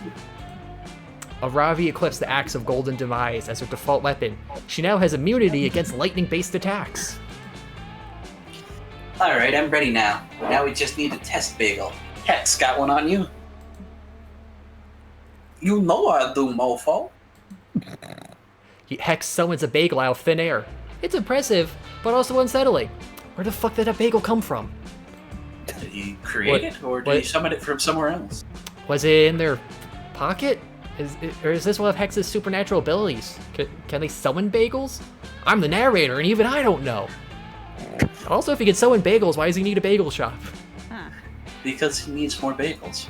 Better bagels. Okay. He can only summon mediocre bagels. Throw the bagel at me as hard as you can. I'll show you the true power of the Axe of Golden Demise. Believe it! Oh, she's Naruto now. Bagel. We are fighting, Dreamer. Whatever. As I said before, and I'll say it again. Bagel yeet! The bagel flies through the air, and the Ravi slices through it perfectly. The Axe of Golden Demise shimmers as its legendary blade parts the bread in twain. Aravi's technique was so flawless that she somehow toasted the bagel. One slice lands in Hex's hand, and the other lands in your hand. Toasty. Sick. Oh my god, I was so wrong! This thing is awesome! Fuck the napkins, this unbelievably sharp murder weapon is the ultimate bagel-eating accessory! Oh, big pog. Cursed. But now I have to do this real quick. Boggers.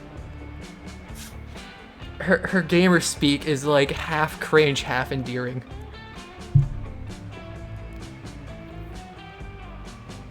What are you doing? I'm assuming Pogs, but yep. Yep, didn't you read the flavor text? The axe was crafted by a legendary blacksmith who was made out of bread. Right, Hinkle? Psst, thanks. I really wanted to test out this bad boy. When you get to the dungeon, I'll slaughter a goblin in your honor. You can slaughter my goblin if you catch my drift. Once again, your conflict resolution skills have saved the day. Now prepare yourself. The ring of sustenance awaits. I just want Right. to help. I can't even see my stats. This is a horrible combo. You know what? I'll take the boldness hit because I'll still have 15. That's true. That day you explore the Haunted Manor's basement, only to find out it has a sub-basement. The sub-basement is full of haunted chairs and a staircase to a sub-sub-basement. The sub-sub-basement is a haunted wine cellar. The sub basement is a haunted nightclub for ghosts who don't like wine. They serve haunted spirits. Ha! The sub basement to the 10th power is a subway. You eat a foot-long Reuben and continue your travels. You eventually check a walkthrough and find out the haunted manor can spawn an infinite amount of sub basements. You only make it as far as the 89th level, which is a Dom sub leather room. You lose 2 boldness from the horrors you witness there. What's a... Oh, okay. Never mind. Leather daddies. You're resorting your collection of Pokemon cards, thinking wistfully of the Terry the Taxman you once traded for an Arctic colonist Ernest Shackleton, when you're interrupted. There you are, Seymour Butts. I've been looking everywhere for you. Those words warm your heart more than any fire ever could. Even more than the wildfire for which Damien is presumably searching desperately once more. Ooh, another quest. I'm searching desperately for the wildfire once more. And there it is. Since you were such a big help last time, I thought you might want to try again. I mean, you weren't such a big help as to actually bring the wildfire. But I did appreciate your support and your enthusiasm. Mostly, if I do find the wildfire, I'm going to need a witness to prove it. I realized our approach last time was all wrong. Yes, we pulled off something radical and metal, as only I could. And with you watching, I guess. But is fire most known for being radical and metal? Yes, of course it is. But it's also known for being dangerous and reckless, obeying no laws and fearing nothing.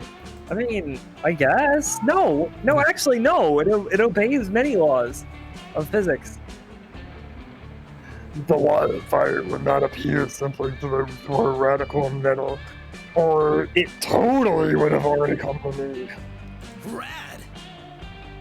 I need to do something truly unmistakably dangerous and reckless to lure that sneaky wildfire out. Like starting a fire. Any thoughts? Yeah, Damien's starting to turn into Louis Anderson. You're so Or, sorry, tempted. Louis Armstrong. Skies of blue. You're so tempted to tell Damien that the appearance of wildfire is based on weather and foliage, not worthiness, and Aravi was just fucking with him. But doing that would be against your own interests, since it would cut short this valuable bonding time. So you make up some reckless, dangerous, stupid bullshit, because apparently putting your crush in danger is worth it for as long as you can do shenanigans with them. You should really do some introspection about this later, vis-a-vis your priorities and ethics. But for now, you pitch Damien the best idea you got. I mean, it's definitely bold. Or smart. No, that's not smart. Yeah.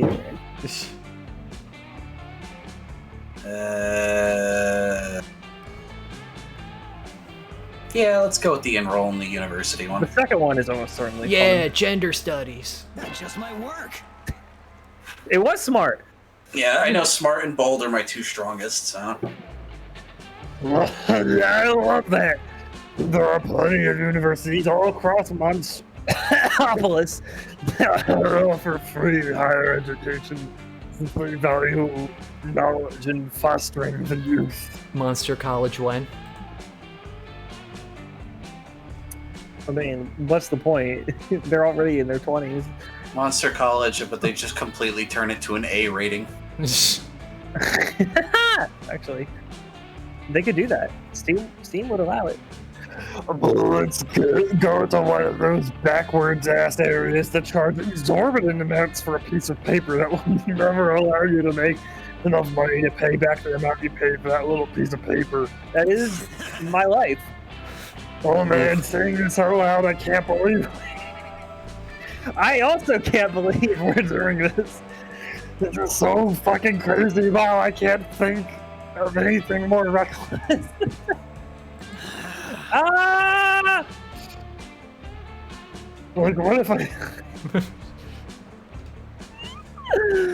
What if I paid $60,000 a year to study the dying art of musical theater and then still had to audition for roles, most of which I wouldn't get. No, wait, that's too crazy. That's being reckless, and then there's being blatantly self-defeating. Creative writing is same vibe. Its philosophy's way too vague and too boring. Don't even get me started on game development. Hey, Are you doing game development? I would like to. I wanted to do that, and then I realized I hate programming. Honestly, I say a game development degree isn't that bad, but you're better off with just a general computer science, so you have that wide range. That's an interesting thought. But I just couldn't stand programming in general. It was awful. Anyway. That's fair. Oh, I know I'll go to school of independent studies and create a major professional poker player. That way there's always risk, but also opportunity for reward. Now all he has to do is lose his face again. Damien turns up his phone and submits several applications online, costing him upwards of $500 in total. Because you also have to spend money to ask to spend money, so you can have a chance to earn money to pay back the money you spent in order to earn money. Ah, college. He then pulls out a deck of cards and starts practicing his poker. Unfortunately...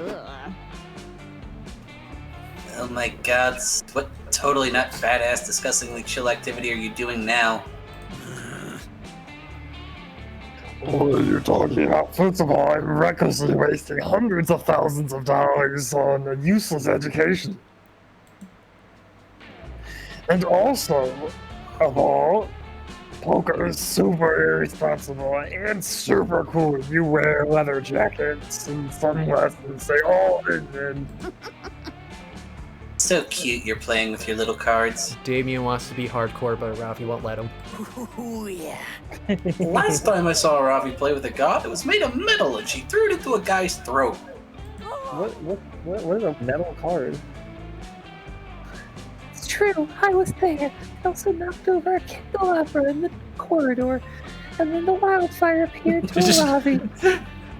Nope. I don't think the wildfire will ever appear for doing something as safe as poker. Safe? I already gambled my parents' lava-side beach house in the first circle of hell and lost it. Aw.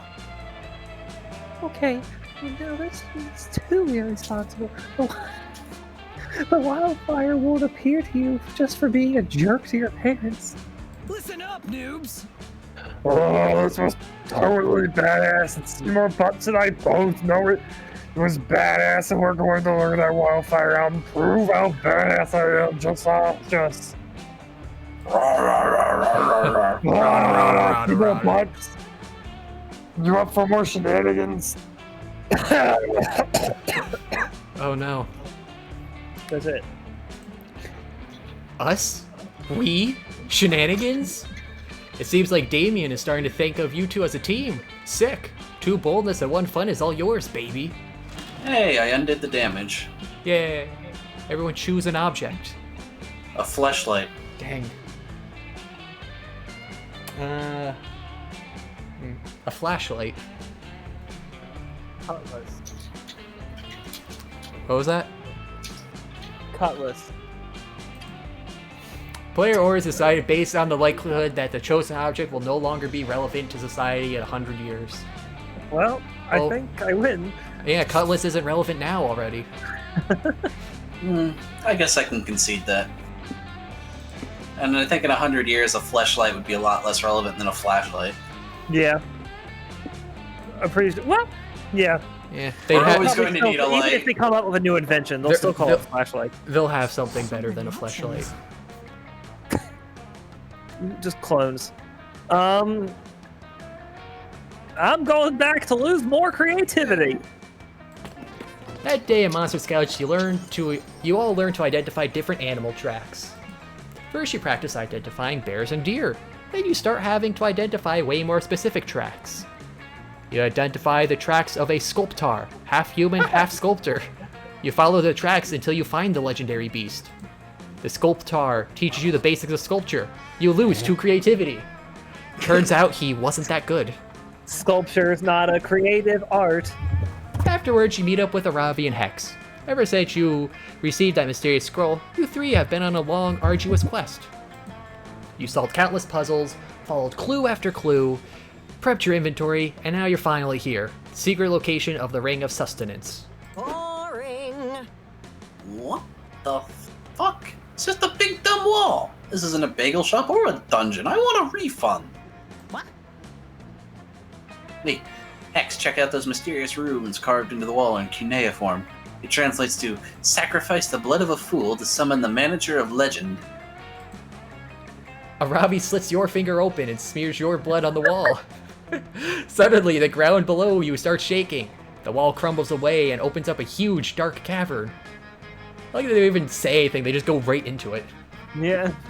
With a bagel shop inside. There's a grand opening sign and a line of adventurers out the door, and a papier-mâché bagel on the roof. What? What is this place? Did I eat too much paint again? Am I hallucinating? You're approached by a goblin. Hail and well met, adventurers. 'Tis I, the manager. You have done well to reach this place. Welcome to the Ring of Sustenance. Wait a minute. This place makes no goddamn sense. Is this a dungeon? Can I shoot you with my crossbow for experience points?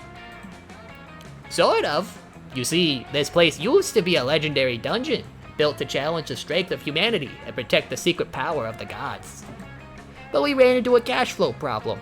Dungeons are wildly unprofitable. Turns out, inviting adventurers to loot your treasures is a bad business model. Who knew? So we've rebranded. Welcome to the Ring of Sustenance, the world's first ex-dungeon bagel shop. Enjoy the handmade bagels and the many lethal traps. We are totally winning our lane. That's not such a bad idea, actually. All the fun of bagels with all the mortal danger of a dungeon. Fuck it, let's get some bagels. You all go buy some bagels. You have to jump over several spike pits to get to the cashier. You trip and get stabbed, but your pumpernickel bagel smells delicious. I really want a bagel now. After that, you three hit up the Schmear station for cream cheese. There's a grumpy looking goblin guarding it, and he immediately starts screaming at you. Greetings, 'tis I, Noomzalax the Schmear Guardian. If you wish to enjoy the cream cheese upon your bagel, you must best me in a battle of wits. Oy vey. You may choose any of my many schmears, but be warned, one of these creamed cheeses is chock full of deadly poison. But which one? This is my dark game. Do choose. You know, I remember diverting it. I remember them talking about how they didn't want goblins to be Jewish stereotypes, but they're literally running a bagel shop. No, see, there's no picture, so that means it's good. So it's a randomized life or death skill check? Fuck yes, we'll play your game, Noomzalks. It's Hearthstone. Ravi girl. Focus, Aravi. If we lose this game, we won't get any cream cheese. A bagel without any cream cheese isn't a bagel. We have to get this right. I disagree. Yeah, you can make a bagel sandwich. You've been eating. First of all, butter is the superior topping. Third of all, marshmallow fluff. Not on a bagel that's, like, not sweet. Yeah, marshmallow fluff. I gotta try that now. If I want it on here's what you do.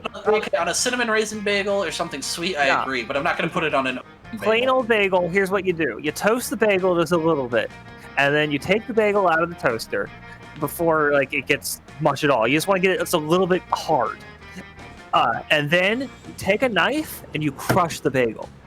You make it as flat as, both halves as flat as you can. And then you get a bunch of fluff and put it on both halves.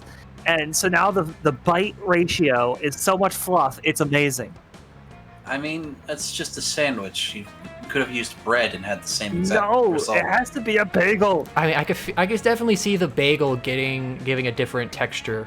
But second of all, bagel sandwiches with like a nice egg, cheese, Taylor ham, just Yeah. Gotta crush the bagel though for the fluff. yeah. I'd rather just have like a peanut butter and fluff sandwich or something. Don't put peanut butter on it. What are you doing? It's good like that. You've never had a peanut butter fluff sandwich, Timber? Never had a fluffernutter? That's what that is. I just want the fluff. Do it tomorrow. No, now. Do it. No. Have a fluffer nutter and enjoy it like a normal Don't person. defile peanut butter or fluff like that. Oh, so It's two chocolate great is things that fine, taste great but together. marshmallow fluff, suddenly that's crossing a line. They go surprisingly well together, Tim. I bet you hate I mean, s'mores too. I guess you could do Nutella and fluff and it wouldn't be too bad, because that's pretty chocolatey. I have, yeah, that's more reasonable, but still no. Try with peanut butter. I mean, yeah, it turns your mouth into glue, but it's still worth it. No. Alright. 5 massive lukewarm vats of cream cheese are in front of you. Which one is poisoned? Guess right, and you'll hopefully impress your 2 hottest friends. Caustic caramel cream. Or antidote. There you go. I'm really disappointed. I was hoping for a Princess Bride reference. I have yet to see that whole movie all the way through. Oh my god, Kaz, please amend that. No, I keep catching it on TV, but it's always at a different part, so I don't watch it because I'm like, oh, I want to see it from the beginning. Inconceivable!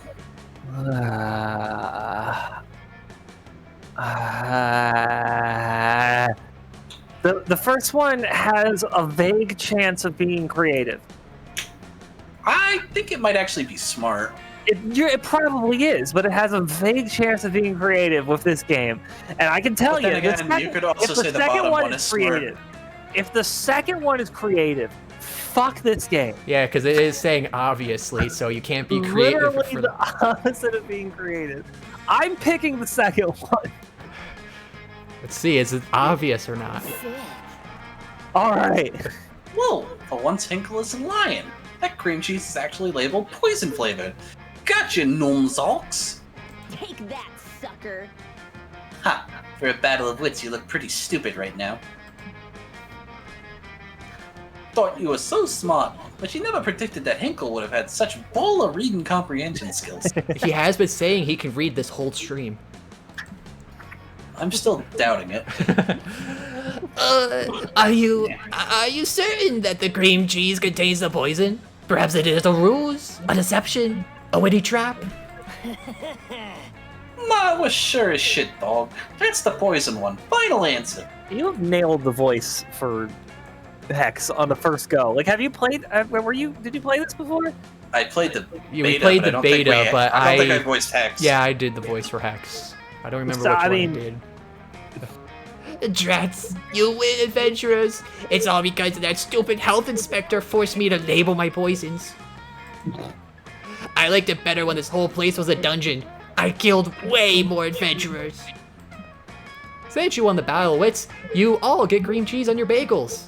Yay! That was totally worth risking your life. Yeah, you could just not. You know what? I'm gonna go with the poison flavored cream cheese. I literally can't die, so I think I should be chill.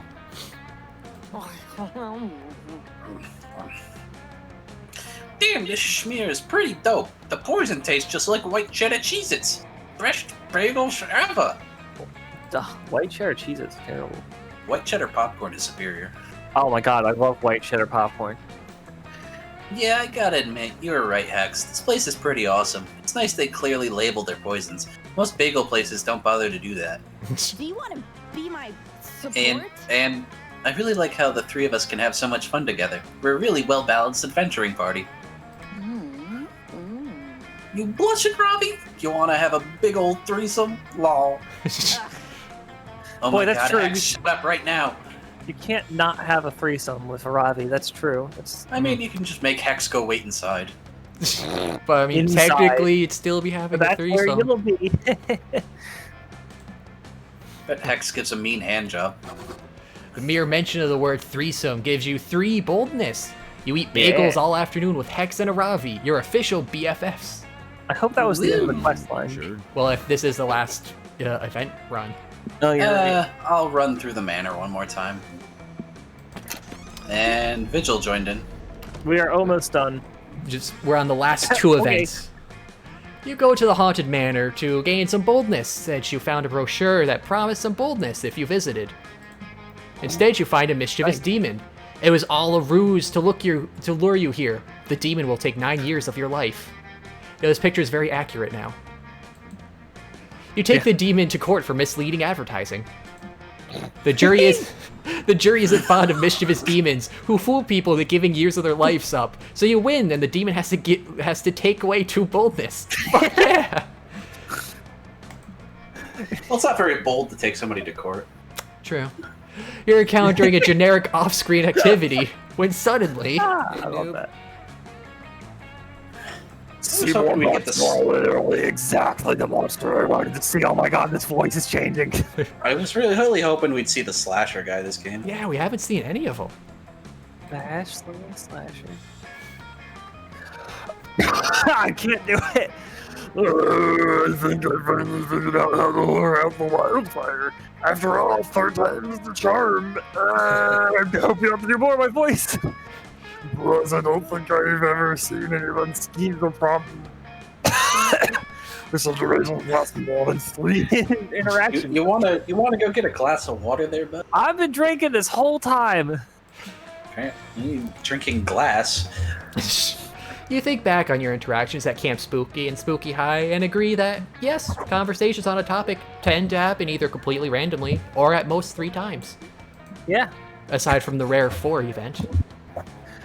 We tried to prove I'm metal, but we already know I'm metal. We tried to prove I'm reckless and dangerous. We all know who I am. The problem is that those are qualities on the inside. They aren't objectively measurable. I need to do something that is categorically at its core all of these things. And ideally something that the old me, that the rotten Davi I think is dead, would have done all the time. Just punch someone. Yeah, he hasn't done that yet. You can't lure fire with fire, so that's out. Which means my second most tried and true activity on the table? Nice. Oh. Crimes. Here we go! Crime time! Crime time! Crime time, yeah! I'm psyching myself up because it's fun, not because I begun to doubt what I really am, metal and reckless and fools and wildfire still won't appear to me. Yeah, that was convincing. What crime do you think I should do? Not because I don't know enough about crime or I'm not crime expert and the best criminal ever, but because you've been a good hype person for me, so I want you to feel included. Yet again, another very convincing show of confidence from Damien. Give him a round of applause. Thank you. But if your spicy red crush needs a little extra push, you're happy to help him out. You suggest the perfect crime.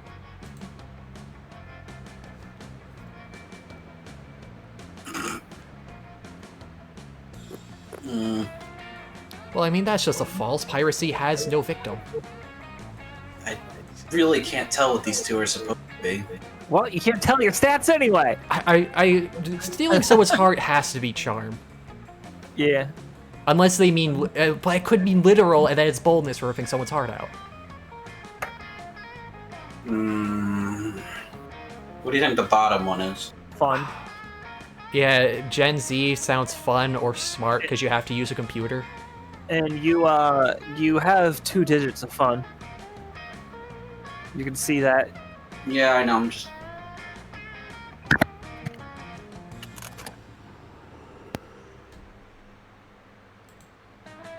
Not very. All right, let's try piracy. Fucking metal. Oh.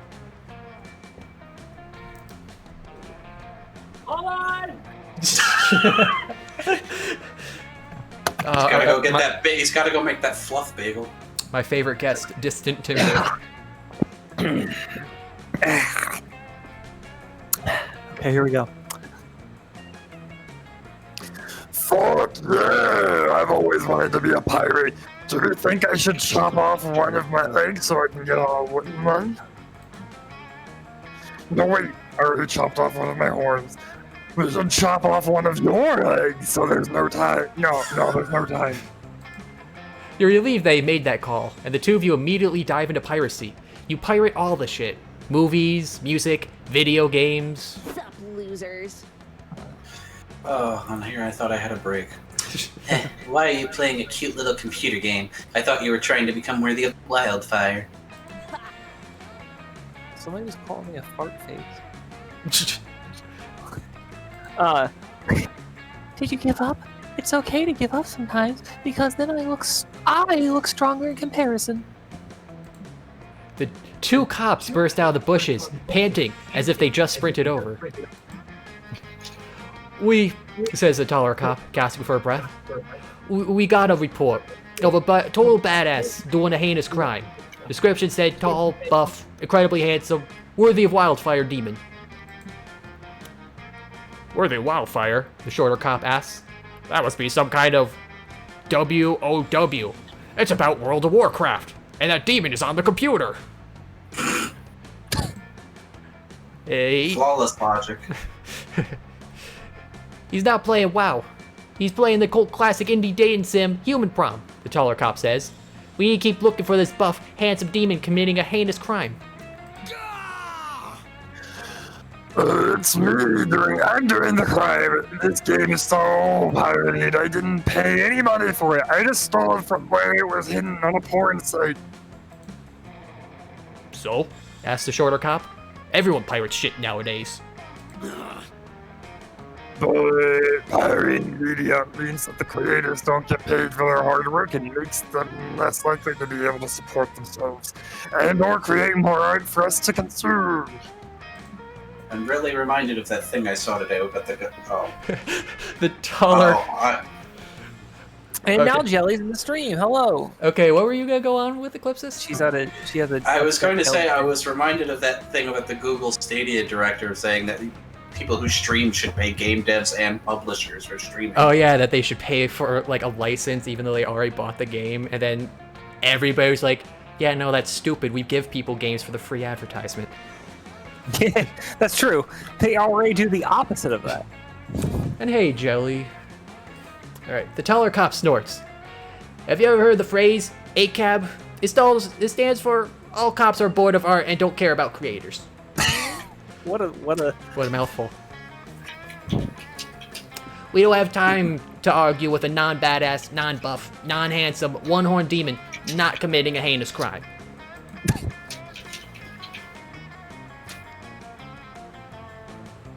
And they're off. You're never finding that wildfire, Damien. That was so sad for you. And for the creators of the world, such a bummer. Anyway, we're gonna be awesome people who the wildfires already appeared to. Bye. That voice suits doing this voice. Oh, what do they know anyway?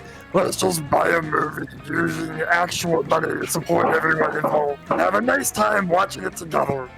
This message is highlighted because I'm a nerd, and then a highlighted message of message.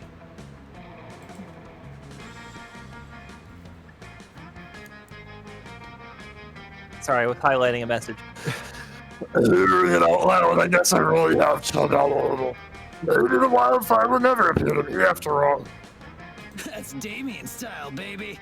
But I'm doing whatever the fuck I want, and it isn't that. And isn't that what a true badass does anyway? He's not wrong. I agree.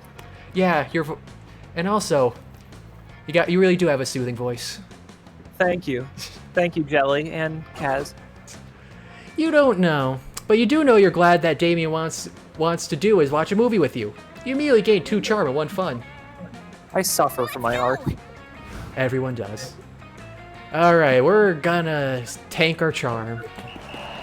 That day, a fun and zany scavenger hunt awaits you at the camp dome. Last night, the counselors stole your organs while you were asleep, and you have to solve the scavenger hunt clues to get them back. Isn't that fun? No? Too bad. You make the best of the situation by stealing your hotter friend's organs in place of your own. I feel like that happened to somebody, like when they were at camp, and they're really bitter about it to this day. They woke up and organs were missing?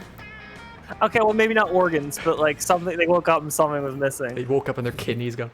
You gain -10 evil from Dimitri's liver. Wait, how's that work? He's the evil guy.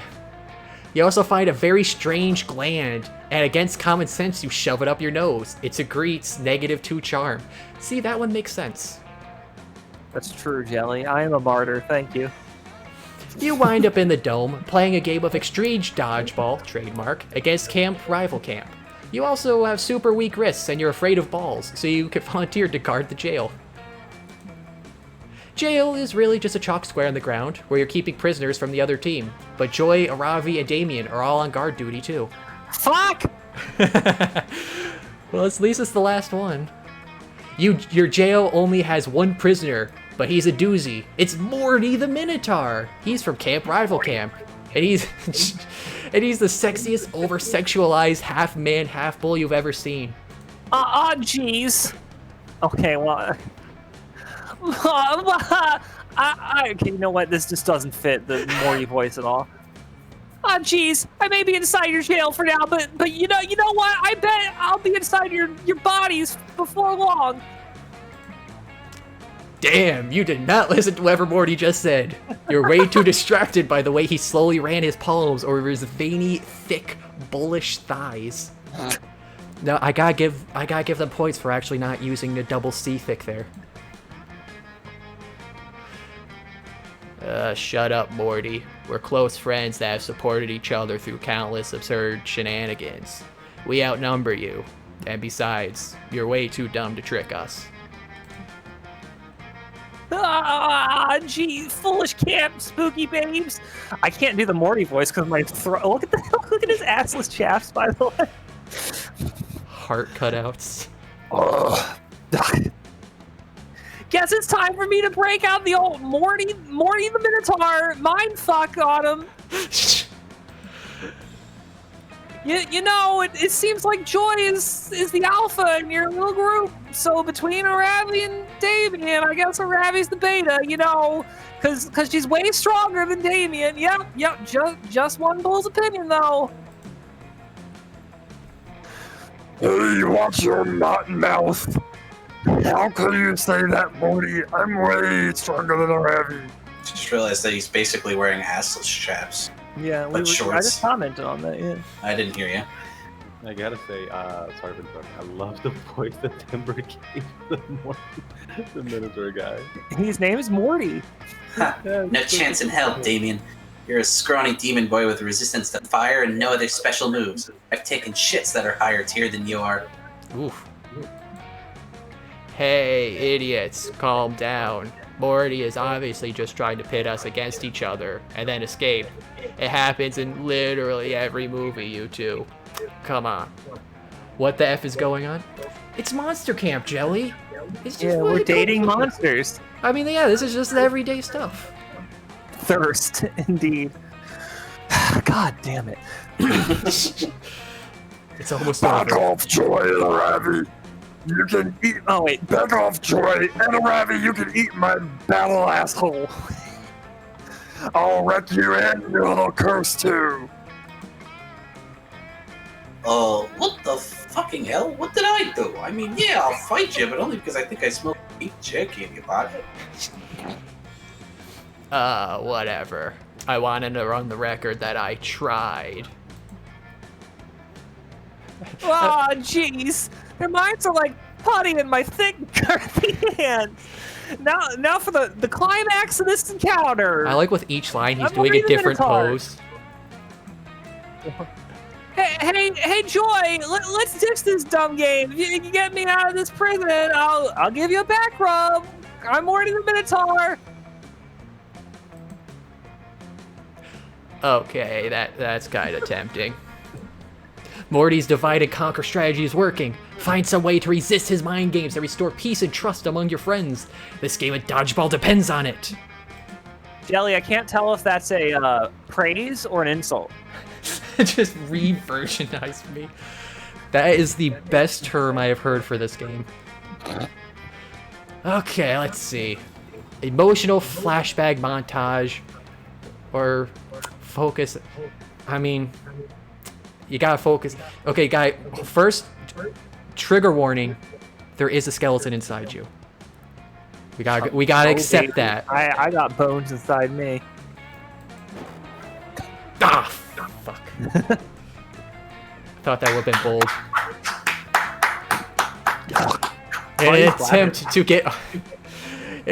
to get all your friends back on the same team, you remind everyone that you all have skeletons inside your bodies. That's what really matters here, you know? As stupid as that is, I guess it's true. Skeletons are something that we all have in common, and we should focus on that before we start fighting again and Morty escapes. I'm still pissed on a rabbit for pretending like she's stronger than me, but skeletons are pretty mellow. I might consider forgiving her. After all, she does have a skeleton. Oh god damn, is Hex gonna throw a fit again because of this? Ah, jeez, these fellow prison guards, little do they know, they're just walking further into my Morty fuck cave of physical domination. Oh my god, Morty, we can hear you talking to yourself. Let's just get this over with. What now?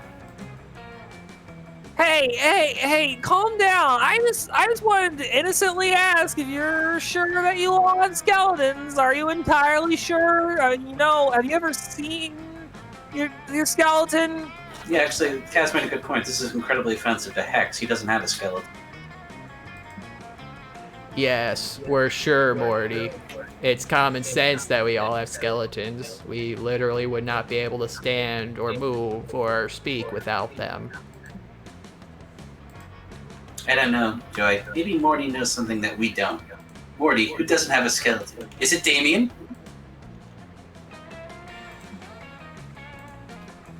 Ah, nice fucking try, Robbie. You're clearly trying to deflect your guilt onto me. Show me your skeleton right now or you're a liar. Pretty sus. Guys, listen, there's no way to know who has a skeleton and who doesn't. Unless we fight to the death. If we rip each other open, we'll know for sure. Ready? Oh no, this is the entirely opposite direction I thought. Oh my goddess. Fuck this. We are going to the hospital getting x-rays right now because I literally cannot handle you guys fighting over the existence of your skeletons.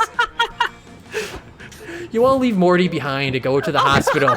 Dr. Magic Face does your x-rays and confirms that Joy, Damien, Aravi, and even Hex all have skeletons. Oh, wow. Well, I'm surprised. Why am I still here? Oh, it's Morty. Come on, you saw that posing Minotaur Jelly. Who can't resist him? Yes, what a relief. Damien, I'm really sorry I distrusted you. I guess that I just think that I'm stronger than you and it makes me mad when you disagree. One more thing. Turns out Zombina is the only one who doesn't have a skeleton. Dr. Magic Face then disappears in a cloud of smoke. What a cool doctor. How do I not have a skeleton if I'm a Frankenstein? Zombina, is that true? What in Goddess's name? How? Why did you have to scream?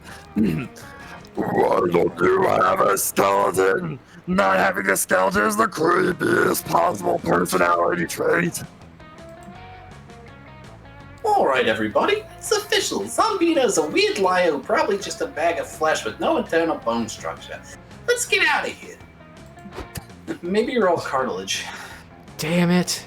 You have an exoskeleton. Your friends leave and so you head back to jail. But Morty escaped hours ago, and he's tweeted a ton of very intimidating dick pics since then. Intimidating dick pics. Holy shit!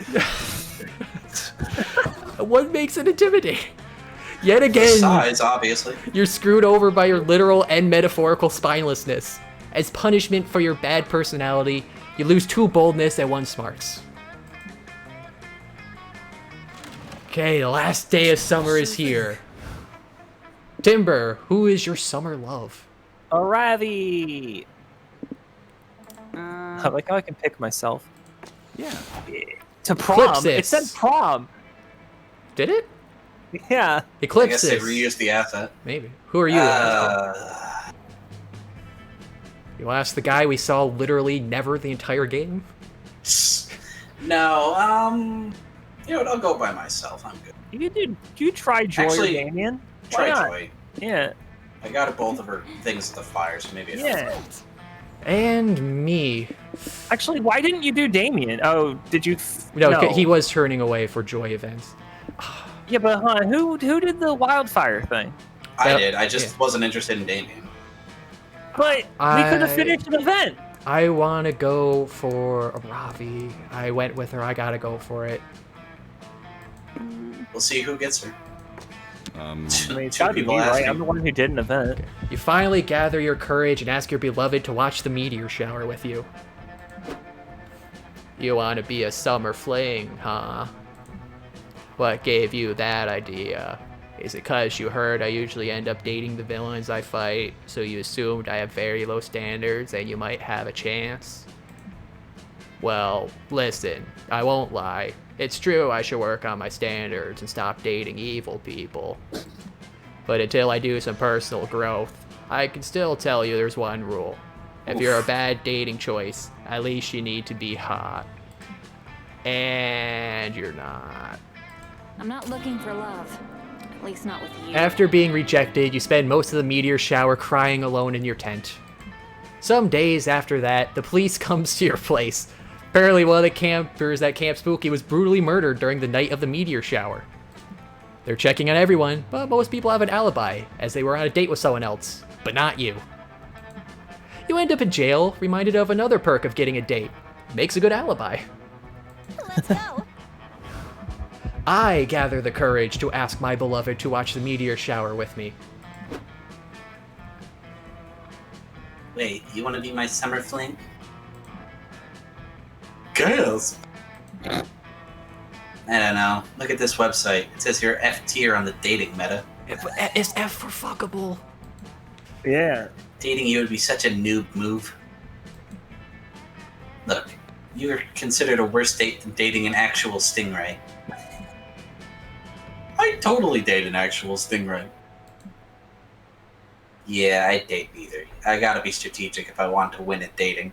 You two can fight to see who gets to date the actual stingray. And reported. How horrible. You cope by impulse buying a parrot off Craigslist. Did you hear what she said? Oh, no, I didn't. She said muted and reported. Oof. You name your parrot Dad so you can try to teach it to say, I love you, Zambina, so you can hear the phrase for once in your life. Oh. Ooh, jeez. Oh, no. However, the parrot only seems to want to say, someone cut the brake lines, Trevor. What is this? Stupid fucking parrot. All right. You look for a Ravian hex. Hey, Hinkle. What an adventure, huh? Bagels forever. No, but really, it was awesome. Come to think, Ravi, summer camp is coming to an end. If I remember right, experiencing the joys of summer camp is what I demanded for the curse to be lifted. Who made this game? I believe the company name is Beautiful Glitch. They made another one where it's all about at high school going to a prom. Monster Prom. It's equally as insane as this, and it's also moddable, so you can make your even more crazier events. And you delivered, girl. So go ahead, take off the necklace. You're free. Wow, we already cured her. And there's also 3 more games like this coming out over the next few years. Right. I don't know if I want to. She learned the power of friendship. What? Seriously? No, not dumpster prom, monster prom. Dumpster Prom. It's a pretty accurate description. Oh yeah, depending how you go, it could be a dumpster. It's got the sexiest ghost of all time in it. Yeah, why not? It's not that bad to be cursed, you know? You're obnoxious, but like the good kind of obnoxious, if that makes sense. She is tsundere. Totally. Good kind of obnoxious is my middle name. And hey, I mean, I like being here. Your soul is comfy. I wouldn't mind extending my stay a bit.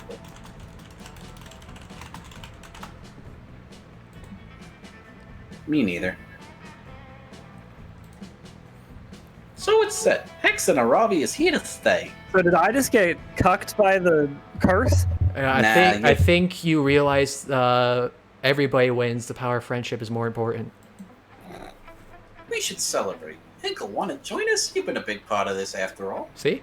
Okay, now you're just getting your threesome. You do. I do. You three celebrate all the way until sunrise. It seems Hex's influence over Aravi has been good at getting her to chill some more. And so you dance, you laugh, you make a toast to life. Okay, I guess we can share. I hate you, Timber. Hi. And then you do the some more.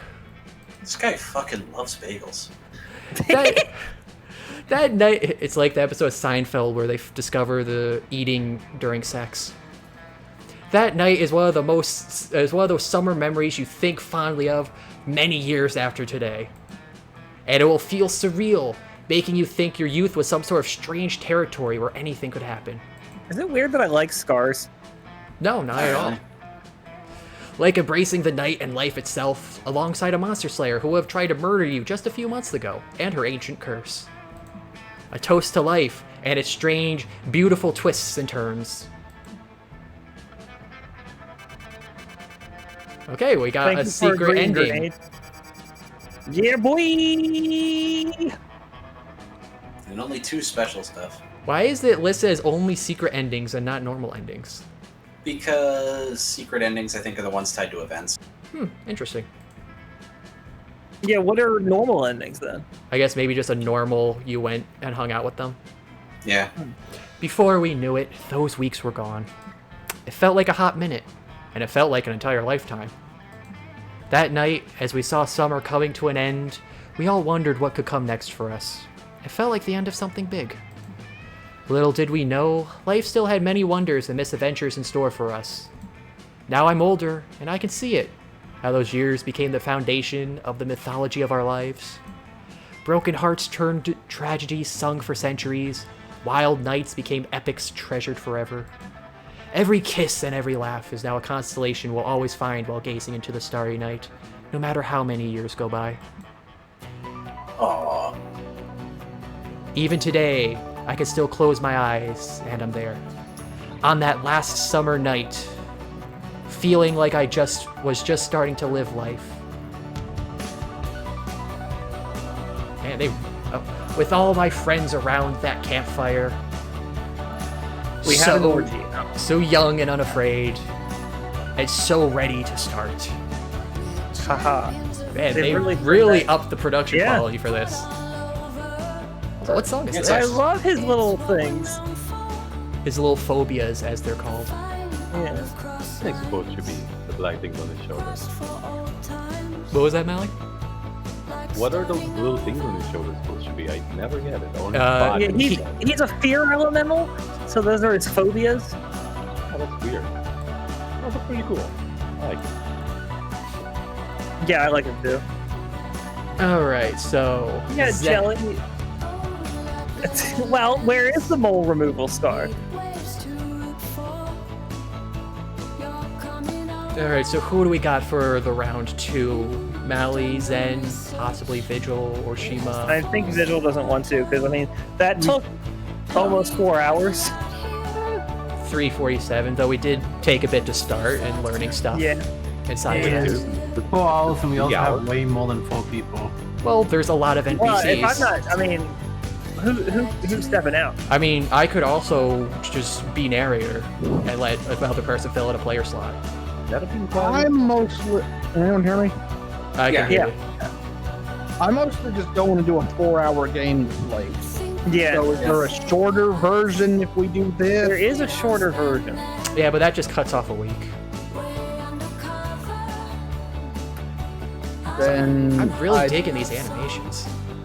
Yeah. What song is? Ooh, wait, I wonder, is my name gonna show up? Is there gonna be a Khazard? If it was, Near your no-no place. Well, then I think you know the answer to that question, Jelly. I couldn't see, there's so many names. so many Ks. Let me look. I don't think we're appreciating past how good J now. that song is. Yeah, it's okay. It is good, I'm just trying to keep conversation going over it to avoid a mute. A good think it review means a matters. lot to A us. good review means a lot to us. Oh no, Eric. Best fandom ever.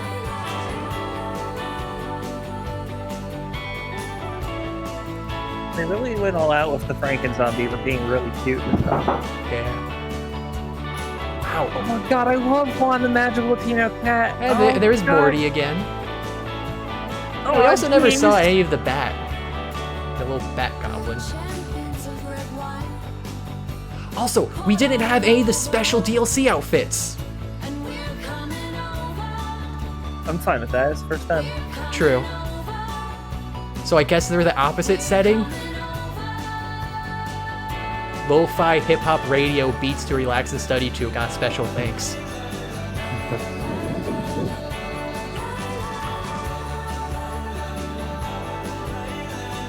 Well, they had a lot more characters the first time I played.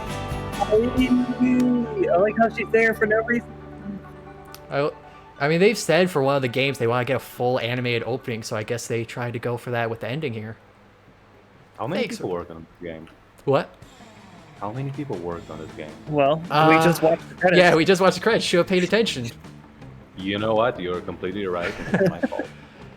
Okay, so there's no gallery because it is not available yet. I don't think you need a creative backstory for the mole removal scar.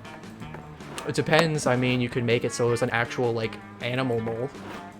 You had to remove a mole from my Okay, so apparently these have to be pink to be on, and these have to be white to be on. That doesn't feel right at all. I know. Okay, so who do we have overall for the second round? Who do we have that's interested? Enough. Far more than enough. Okay. Oh, yes. But I will drop. I'm already expressed my sentiment. I'm siding with Vigil only Dan, wants to do a short game if you're doing it. and I'd prefer the other, but only slightly. So if I'm outvoted, I don't give a shit. We can do a short game and... Alright, I'll drop out of the chat then. Alright, see you, Eclipsis. And I will make space for Shima. I mean, I'm personally am for the full-length game. Yeah, it cuts out a lot if you don't do full length. What is the difference between the full game and the short one? It basically just cuts out a week or two. Which makes it a lot harder to do events. Yeah, you basically don't get any events, really. Oh, that's too bad. Let's do the full game. Yeah, now that we know the stuff and you know everything. You of all people, what time is it for you? Yes. What? Okay. All right. Well, it's your life. No, it's your life. It's fine. What? I said no. It's fine. Tell me what it is, Timber. Come on. I just saying it's late for you. Dude, like I completely lost control of my sleep schedule, so it's okay. Yeah, he makes chocolate pudding at 4 a.m. Yeah, it's almost Lost 3 control of my I can life. only play right now because everybody on the house is asleep. That's fair. I mean, are you able to do voices then? Of course. Yeah, he's Okay. talking right now. Well, Well, is your mic turned low or are you just being quiet? Am I not sounding like loud enough? No, you're just a little quiet. I was just wondering if I should turn... Hold on, maybe I should change to a better microphone. Can you give me like 2 minutes? Yeah, we can give you 2 minutes. Yeah. Shima needs a second to hop in anyways, too. Okay, okay. So then Thor, are you playing? He's not in the voice chat right now. Oh. Though I imagine he's probably watching, so he could probably still hear you. Because, I mean, I could play narrator to let Zen play if he wants to be a player, too. Well, no, I mean, if Zen wants to play, then I'll step out. Oh, he dropped out for Shima. He's good. Well, because I've already played around. All right, God damn it, Zen. You already regret. Gosh.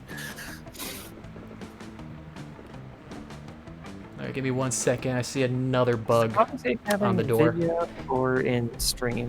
Oh, it's in video. Right.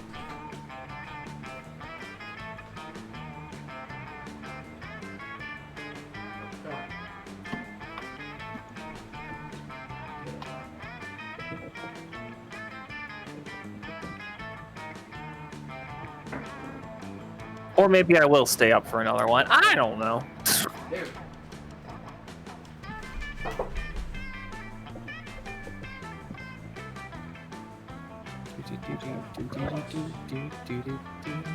I am here. Khazard, Vigil, Shima, Maali. Oh, that's actually a good point. Yeah. All right.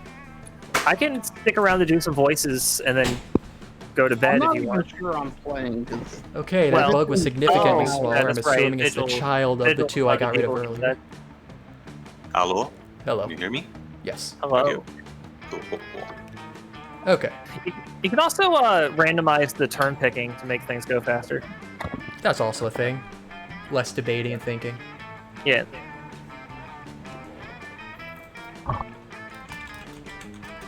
Alright, so what are the options, gentlemen? Kaz is pushing hard Has to. Maali and Shima. Can you hear me any better now?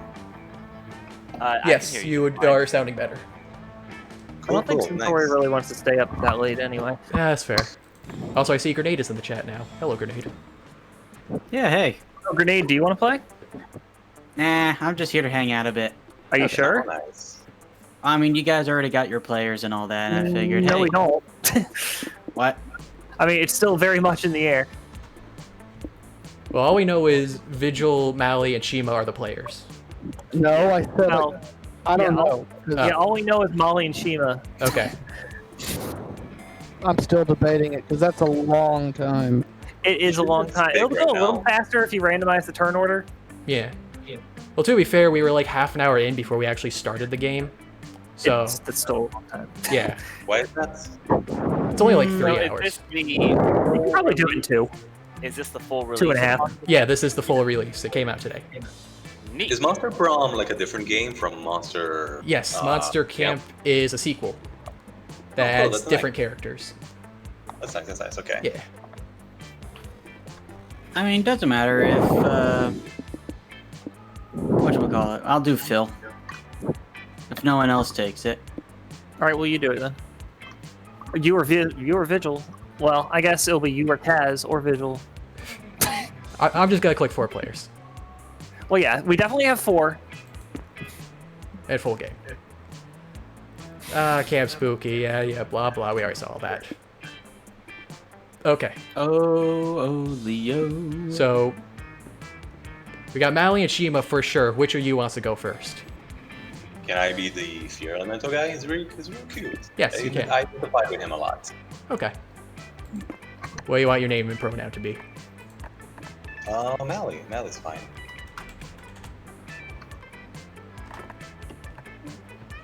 Khazard is insistent. Well, pronoun. I mean- You can pick your pronouns. That's cool. Wait, I gotta pick a thing. Gotta pick 3 Yeah. things. So you pick things for your stats. You got Oh wow. Dragon Heat, Competitive Tarot, a totally fine ukulele, nothing wrong here. Magma Trekking Boots, North Facing Moss, Okay. a Human Wool Sweater, Wow, human wool.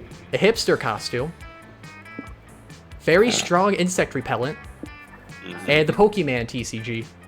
Oh man, like I'm taking the Pokemon TCG, the human wool sweater for sure. And what's at the back of the hat again? What's the what? The hat. The hipster costume. Milady. And Milady. I think I would take. Okay, for my last, I want the ukulele. It should be a nice thing to spend time while on camp, right? Practicing an instrument. Right. And his music was electric. Yeah. I don't remember this Shima, song. who do you want to be? I think I will be. Give me Zombie Chad. Zombie Chad. Okay, and your name? Zombie Chad. Zombie Chow. Zombie Chad. I just want to take a nap. Okay, Shima, you have a wood carving machete, canned brain, MC Griffin EP, a cursed pen, too many crosswords, marshmallows, that's a good pun, very strong insect repellent, a coral comb, and the hipster costume. Give me the extremely strong insect repellent. MC Griffin CD. And Wait, what's the pen? Cursed what's the pen. pen again? I was really hoping it would be like a ghost writing pen. Give me a can of brains. You never know when you're gonna need a can of brains on the road.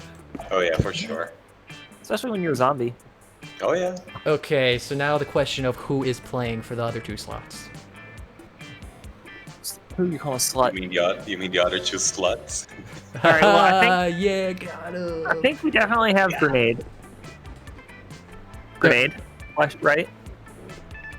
Like I said, if no one else takes a spot, I'll fill in. So Grenade's got a spot. I can always take it. It's the weekend at work. I can always take a nap during break or some shit. But Vigil's not playing with us? I don't know, his thing's flashing. Is he making a decision yet? Okay, well, Grenade, who do you want to be? Oh, wait. We got breathing from Vig. He hasn't spoken up. We can't interpret air, Vigil.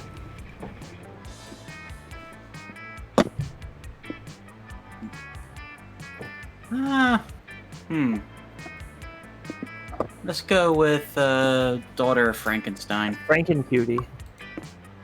Okay, your name.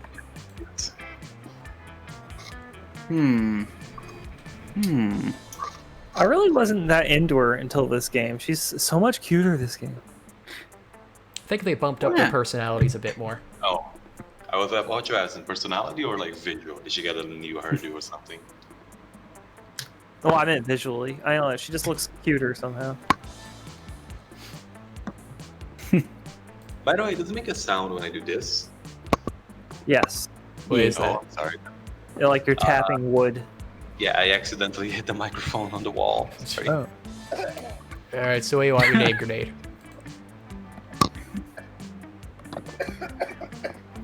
Oh, we got coughing. Distant coughing. Ah, the We have relative of distant timber.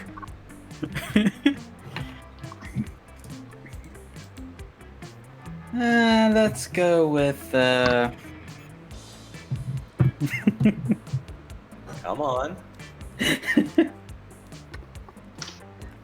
fuck it. She's looking like a Stacy. Stacy. Because we got zombie Chad. So. Better than a Linda. Oh, now I feel kind of weird. Alright, Grenade, you have the Sword of Roar, King of the Lions, a flashback light, the Penguin Mask. Oh, hey. An instant post camera, a book of orgy etiquette, an Iron Maiden sleeping bag, cursed pen, Scott snacks, and some magic mushrooms guide. What did she say when you picked her? Wasn't paying attention. No, I swear I thought she said like, "I'll fuck anyone." No, that's Polly. Oh. Anyway, definitely the Penguin Mask. Is that a? I'm sorry, I missed it. Is that an Iron Maiden sleeping bag? Yes. Yep. Yes, it is. Let's get the magic shrooms. Oh, now you can do a reverse Romanian Wilkinson. Especially more so after I pick up that orgy etiquette book. That's true. Alright, so Vigil, last call. Are you gonna play, or are you just gonna hang out? I don't even think I'm gonna hang out. Okay, that's fair. Well, thanks for stopping by. Yeah. Have a good night. Yep, thanks for saying hi. Thanks for the gift basket. Why would he be giving a gift basket if he's stopping by? Well, I guess that's the thing. Because that's our rules around here. Yeah. Okay, Fire Girl. Let's go. You didn't ask if I wanted to play. No, I was kidding. Do you want to play Timber? No, I'm just kidding. Okay. Let's go Umbrella. Underneath my umbrella. Summer will be lit. Okay, I got a wood carving machete, a build my own golem, a recorder. There's two kinds of recorder. That's awesome. Hard tack, that is hard as fuck. Oof. A bootleg Juan. Aw. A tardigrade plushie. A magic mirror. The instant post camera, and the Sudoku Rubik's Cube. I'm surprised it's not called Magic Hand Mirror. Oh yeah, it is a hand mirror. Could be. Yeah. Well, I gotta go for the tardigrade plushie. Yeah, that's cute as fuck. And I want to get the wood carving machete. And let's go further into the plushie and get Juan. I get all the plushes. My tent will be the most comfy one of all. Oh. Okay, one might say Monster Prom had hardened us on the highs and lows of love, but no, in love we're always absolute beginners. Summer camp was no different. No one talked about it, but the idea of a summer love loomed over our heads. Well, you know what's better than one plushie, Kaz? What? 2. Ah. Ha ha ha! Close to the last day of camp, there was a meteor shower happening just 3 weeks away. Everyone knew that if you were into someone, you were going to watch that damn thing together. And so a silent yet powerful pressure invaded us. It was the Monster Prom all over again. Everything seemed uncertain. Everything but one thing. Whoever we were asking on a meteor shower date was probably going to be one of the 6 coolest people on that bus. We got the witch. We got the slayer. We got the computer. We got the buff demon. We got the twink demon. And we got the Twitch cam. Even bigger twink. Yeah, he's become a twink. Alright, the bus trip was long and all summer could be shaped up by the first step well taken. So it's clear it came down to breaking the ice and causing a good impression with the right person. So Maali, which of these would be your favorite food? Ooh, that's quite a question. I don't know what the guac is. Is it like guacamole? Yes. Yeah. Oh, okay. Don't see why they didn't have to shorten it. A yummy USB. Oh, that's Yummy USB. I gotta be honest, it'll be the nicest guac. For sure. Zombie Chad. Cool. Shima, what is your favorite food? What would a Chad like? Whatever gives you the best stats. The Chad would like. That's Chad's favorite food with the best stats. Grenade, what is Stacy's favorite food? Hmm. She likes getting punched in the face. Oh, that's a little close to home. Well, that makes sense, right? Because you can just open her fucking mouth. punch in the face. Yeah. Yeah, she can open their mouth and eat the hand that's punching her. And I also gotta go for the best stats. We min-max now. Oh, it's right. Who wants to voice her? 'Cause I'm not gonna voice her again. Let's change up the voices. I can go for Witch Girl. I like guacamole too. It's like one of my favorite snacks.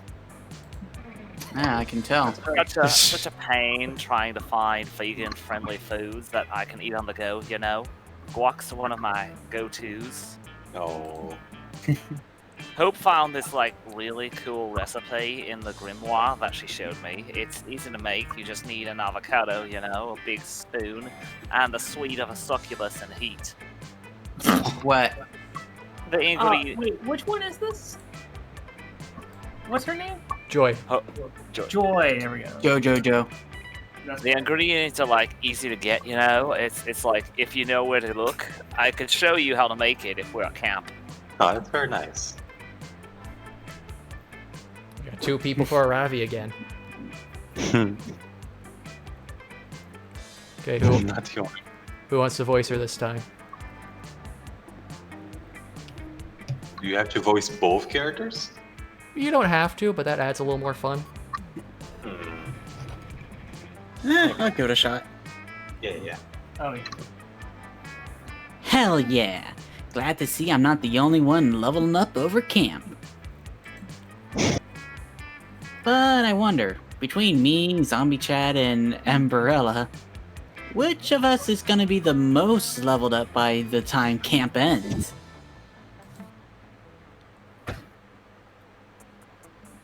Oh, do I smell some competition against friends?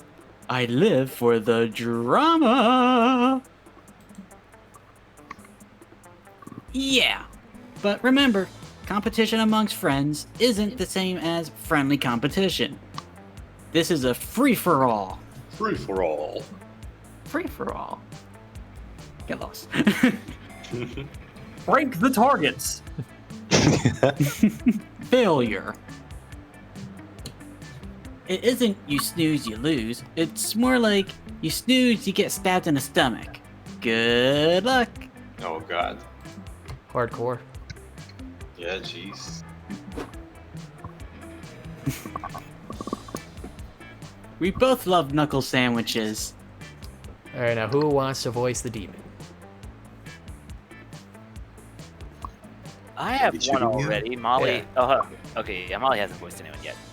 Oh, should I? Well, it's either me or you. Okay, do you go then. Okay. I'm not good at voicing girls. What a coincidence, Stacy. You love getting punched in the face, and I love punching people in the face. There we go, that's a great voice.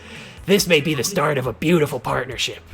I guess we'll have to see what sort of puncher-punchy relationship blossoms between us while we're at camp. Oh my god, punchy. That's great. We only had 3 weeks left to woo our crushes and conquer their hearts. As I already said, we were young and unafraid, and we were ready to start.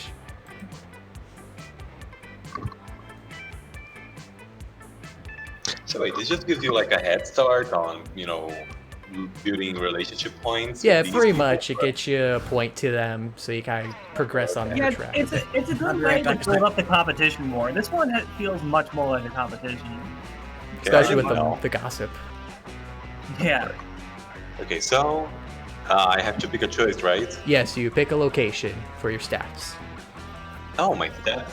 Do I know? Oh, yeah. Yeah, yours are on the top. Smart, bonus, creativity, charm. Wow, look at that well-rounded whoever's green. That's Yeah, Zombie wow. Chad. That's his game. He's the master of all. Except Charm. He's slightly less of a master there.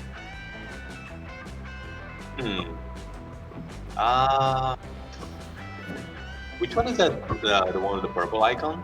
Purple, this is creativity, the Scout HQ. Yeah, I just wanted to know what it was there. Yeah, give me the Scout HQ. That seems fun. Learn all sort of Scout stuff. That day at Monster Scouts, they teach you how to use the stars and tree bark to find your way home when you get lost. On the internet. Oh. As a test, Coach leaves you in the middle of the internet. You easily get lost. Before you know it, you're watching the Spanish synchronized swimming team perform a routine based on Stairway to Heaven. Incredible. You don't earn the orientation while on the internet badge, but you definitely gain true creativity from watching such a beautiful display of skill. Nice. You're wandering aimlessly around camp looking for Joy for a very important reason, when completely unrelated to wanting to smooch her cute face, when suddenly... Hey, there we go, now we got the DLC outfits in. Maali, there you are. I've been wandering around camp looking for you for a very important reason. Oh no. Oh, you know what that means. The world is going to end. Already? Immediately. No. Our world? Dramatic pause. Oh, come on, we only had 2 months left to 2020. Guess you didn't know what that meant. There's an asteroid headed right for us, and if we don't complete this incredibly complex and epic ritual to alter its path, this could be the end for the entire planet. Why does it have to be me though? Because you're the only one that can save us. Also, 'Cause actually, you are, is an asteroid heading for us for the election day. We need the magical powers of Brazil. See, that's what you gotta do. You gotta bring the asteroid to Brazil. That'll stop it. Yeah, it's the only thing that can withstand it. You dive in to help. Things start well. You burn a pentagram into the ground, find and place the 10 turtle guardians, and hang strands of garlic from every third sycamore tree. My lord, that is very complex. By the time you reach the step where you have to get the entire camp to run around in circles, shrieking and wailing, which they do with great enthusiasm, seems like nothing could get in your way. Nice. Oh, maybe I should voice this. What is this unsanctioned running and running and screaming? Here's a strict sanctioned running and screaming only policy at Camp Spooky. Stop this shenanigans at once. Hold on, I'm gonna give her a voice because she's a spider. But Camp Director Miss Weaving, we're performing a magic ritual to save the world from... If you wanted to do magic to save the world, you should have done that earlier in the day when I gave everyone a do magic to save the world break. Ugh. But I didn't need to do magic to save the world then. I need to do magic to save the world now, okay? Tough luck, you little shit. Young lady, I am so sick and tired of your generation using magic to solve all of your problems. In fact, I'm going to confiscate your magic so you learn how to cope without it. Well, that's ridiculous. Magic isn't a thing you could just... Wait, what the fuck? Where did my magic go? Why can't I feel my magic, okay? Oh my goodness, she did it. Camp Director Miss Weaving took away my magic, okay? Now, how are we going to save the world from this asteroid? Oh boy. Psh, that's an easy one. You know all about stopping asteroids without using magic. All you have to do is... Oh, totally. Oh, no.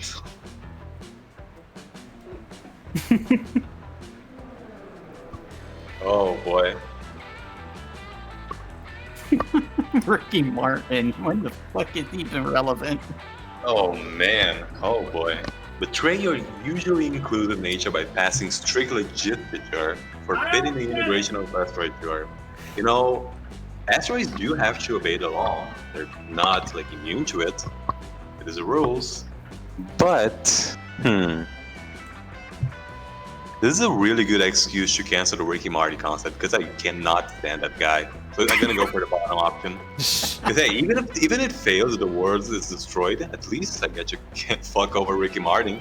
Yeah, fuck Ricky Martin. I get to have the last laugh. Nice. Of course! I knew there was like some huge and definitely still culturally relevant event that would totally be going to if I weren't a camp. There's nothing hotter or more zeitgeist than a Ricky Martin concert. The fuck is a zeitgeist? I bet you don't know. That must be why the asteroid is coming, okay? I hate to like get in the way of great art and all that, but if we don't stop people from hearing Ricky Martin sing tonight, okay, no one like will ever hear Ricky Martin sing again, okay? That's a good thing. And he's not one of those singers who only sounds good on the radio with auto-tune, okay? I mean, he was on She in the Evida revival, for goodness sake. Goodness, I don't even know half the words in that sentence. Yes, you think to yourself. The 2012 Alina Rogers revival of Evita, featuring Tony winner Michael Corveris in the bit part of Juan Perón, is in fact how most people know icon Ricky Martin. I know none of that. I know it now. I only know Ricky Martin because one of my Spanish teachers in high school was like fucking infatuated with him. Two of you rush over to the concert venue, which is conveniently near the geographically ambiguous location of Camp Spooky. Of course. Without Joy's magic, you're forced to use your boldness, smarts, charm, uniqueness, nerve, and talent to work your way backstage past security. Where are those last three stats? Yeah, I don't have any of those. It'll be in the sequel. Between the two of you, foreshadowing. Between the two of you, plus Valerie items in your pockets left over from the school year, you're able to do it, and before long you're in Ricky Martin's dressing room.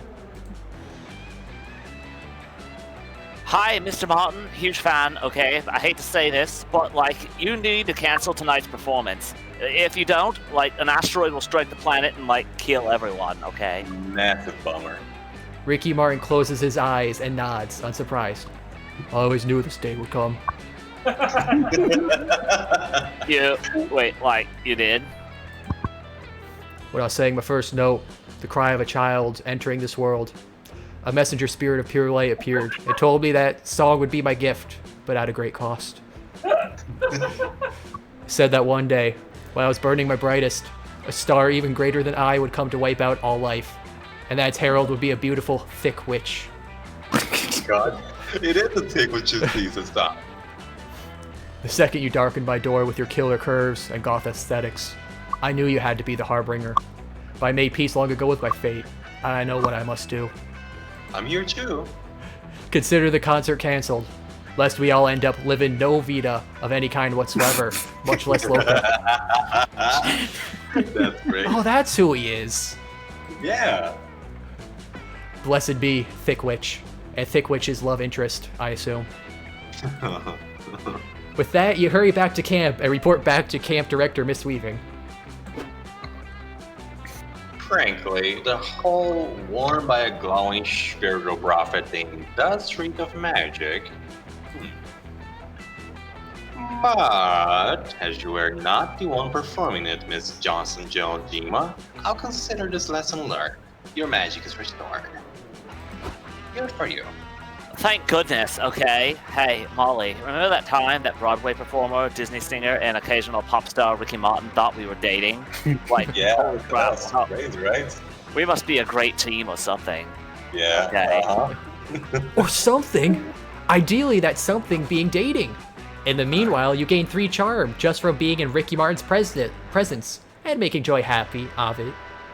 My god, that is a huge buff to stats. Why do they keep shortening obviously? I don't get it. Which one is Charm? Charm is the Battle Dome. Give me the Battle Dome. I must have balance.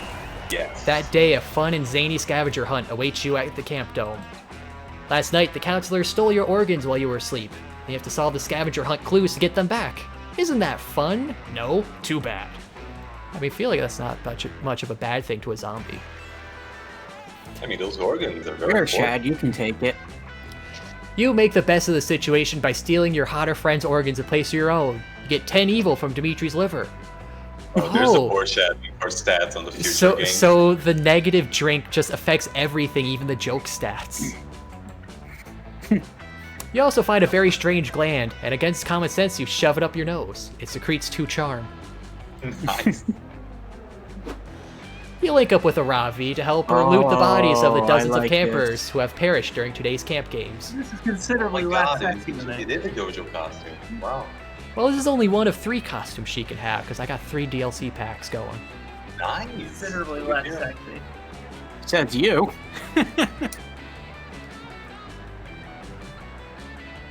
Oh, right, I'm the only voice. Yes. I imagine just Also, yeah, Timber, how can you not like the chest wrapping? Exactly, Kaz. Man of culture right there. I love chest wrappings. Another locket containing a photograph of a family who will never see their son again? These campers are dropping the worst loot today. Oh no! On the bright side, I've decided to take up figure drawing, and these dead bodies are good practice. Check it out. This is just a stick figure with the words "pretty dead" where the face should be. Give her a break, she just started. Oh, it's conceptual. It's conceptual. Anyway, I'm bored. Wanna go bug that hot bat lady posing for all those cameras? What? Sure enough, there's a young adult/bat hybrid surrounded by cameras and wielding a very fancy-looking longbow. You follow Aravi over to see what's up. No. That's not what I was expecting, honestly. Hey. Who are you, and why are you being interviewed in the camp dome?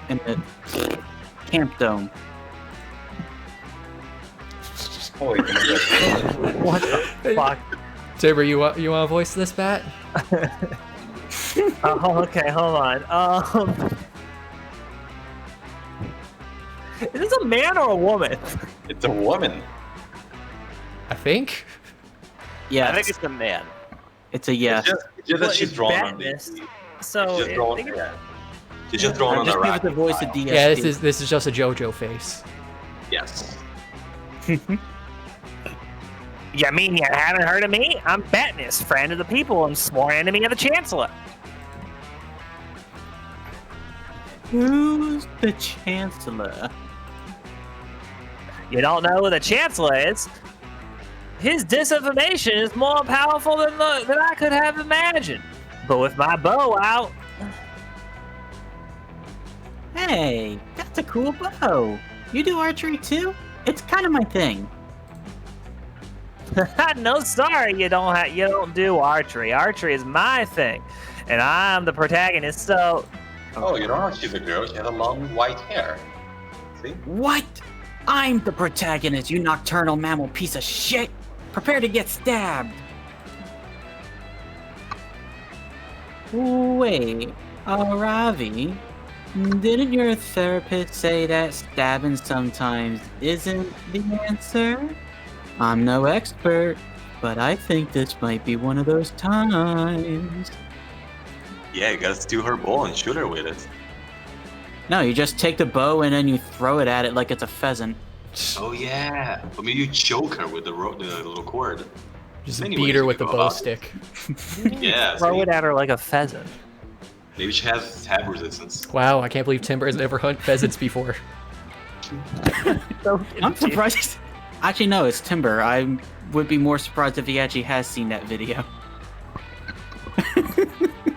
No, you're cool, dude.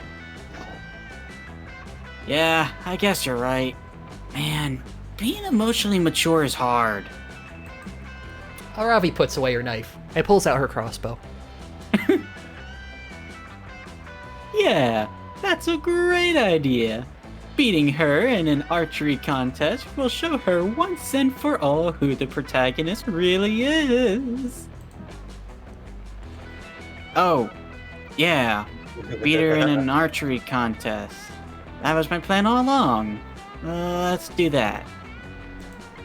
And so the contest begins. Aravi shoots a bullseye, and then Batness splits her arrow with another bullseye, and then Aravi splits her arrow, and... Unless Aravi can come up with a more impressive shot than repeated arrow-splitting bullseyes, this contest is never going to end. Any ideas? Let's see. Forget the bullseye, look beyond the feelings! Oh, my feelings! My hubris. The Chad option is forget the bull's eye. Look beyond the mere appearances and shoot the bull's heart. That's the true Chad option. You whisper your idea in Aravi's ear as she grins wickedly. Way ahead of you, zombie Chad. She's not. She was totally surprised by your idea. But she's pretending it was her idea to maintain a sense of control over the situation. Hex, you know I hate it when you broadcast my thoughts and insecurities. Oh. Whatever, let's do this. Aravi loads her crossbow and lets an arrow fly right into the target. This time, though, it doesn't hit the bullseye. Looks like your luck's run out, bootlicker. Try all you want, you'll never match my skill because I'm... Holy shit! The target is bleeding. It fell over. I think it's dead. Shit, you killed the target. Dead? It's an archery target. It can't die. That's what you think, jabroni. All targets have a heart. They just hide it under a tough, stripy exterior because they're worried about getting hurt again. But I fired an arrow with such tenderness that its gentle whistling caused the target to finally let go of its past trauma and open up emotionally. Then die. And it gets a stand. So I could kill it physically! I've never heard of such a thing in my short and action-packed life. That's because you've never been to therapy, loser. Aravi out. Amazing. You march off proudly together, leaving Batness flabbergasted behind you. No one needs to know that all the blood was actually from a gremlin you duct taped to the back of the target. You gained 2 creativity and 1 smarts. A true Chad makes sure all paths lead to a victory. Alright, so... Big octave that others already picked. Huh. So, which place gives what? You got the lake for fun, the woods for smarts, the manor for boldness, and then there's dome for charm and the HQ for creativity, but those are taken. You know what? Let's head on over to the lake. You want to go swimming, but it seems like the god of the lake is in a bit of a mood today, and decides an offering before you can get in the water. The only thing you have to give is your favorite yo-yo, which you were playing with on the way here. The god of the lake accepts your humble gift. It's actually kind of relieved you didn't leave something boring like a dead fish or the soul of a mortal. So in addition to gaining overrated. access to the lake, the god blesses you with 2 fun. Yay! Oh, nice. Yay. Afterwards, you see Milo on the shore. They seem to be recording the lake. Is this some kind of new ASMR? Oh god, Thanatos, what has they done to you? Wait, is he a skeleton? He is a Reaper. Wow, that's cool. They are a Reaper. Gosh, get the pronouns right. Whatever. Z is a Reaper. Yeah, I'll do the voice for him. Alright, Olivia. Action! Suddenly, you see... Ooh, new art. Wow, I can't believe they drew things like this. Well, I mean, they did put classical art, so it's no surprise they just went all out. That is really good. Suddenly, you see Dahlia emerge from underwater, flipping her wet hair back in the most perfect hair flip water arc of all time. Yeah, that is pretty good. Wait, is it Dahlia or Dahlia? Dahlia. Dahlia? I don't know if they have any canon pronunciation. I think it's Dahlia, yeah. Dahlia's hair flip really appealed to your overwhelming horniness. You were already in love with her a lot, but now you're super in love with Dahlia. You hot blue snack. That was amazing. Hell yeah, it was. Let me see. Dahlia quickly throws her hair back in a ponytail and hurries over. The 3 of you crowd around Milo's phone and watch the slow-motion Insta story of Dahlia's sexy wet hair flip. Feels good as hell. Feeling good. Literally Dahlia. Literally Dahlia. You look so sexy and powerful. And you know what they say, powerful is the new sexy. And conveniently, sexy is the new powerful. I fully agree. I am downright fuckable. Especially that outfit. Whoa, I'm so hot, I'm making myself horny. For real? You're officially the hottest creature in existence. It used to be Sonic the Hedgehog, but you just smashed him into irrelevancy. I think Sega did a good enough job of that already. That Sonic the Hedgehog is so hot right now. Right, babe, I'm tagging you. Is that okay? You're going to get a ton of new followers after such a masterful display of beauty and sex appeal. Yes, tag me. I want to catch some new followers and make them join mine. Wait. I just realized something. I had a realization. Yep, I can see that. Care to enlighten me? I'm going to be alone forever. Oh no. Oh no. What? I'm scared that no one will be able to do a hair flip sexy enough to be worthy of my attention. I'm out of everyone's league. Oh, Dahlia, it's okay. Surely someone could do a wet hair flip worthy of you. There just has to be someone out there, maybe even someone listening to this very conversation. Wink. That's your cue, I you wonder if that could primal animal. You get into the lake, focus all of your energy on pressing these 2, and execute your sexiest technique. Oh no. Oh, no. Rasengan. Oh, he is a juicy chicken. Like hard to get to. What? Hey, we both got a bucket of chicken. Want to do it? Oh man. That's actually what I was thinking with the first one. Oh man, Got a not bucket coming of out of the chicken. water. It's such a power move. Want to do it? Okay. Yeah, but I'm not a Chad, I'm a Stacy, so bucket of chicken? You dive underwater and reach into your... Oh. You dive into the water and reach into your pocket for the fried chicken drumstick you always keep on you, just in case someone asks you to be sexy at a moment's notice.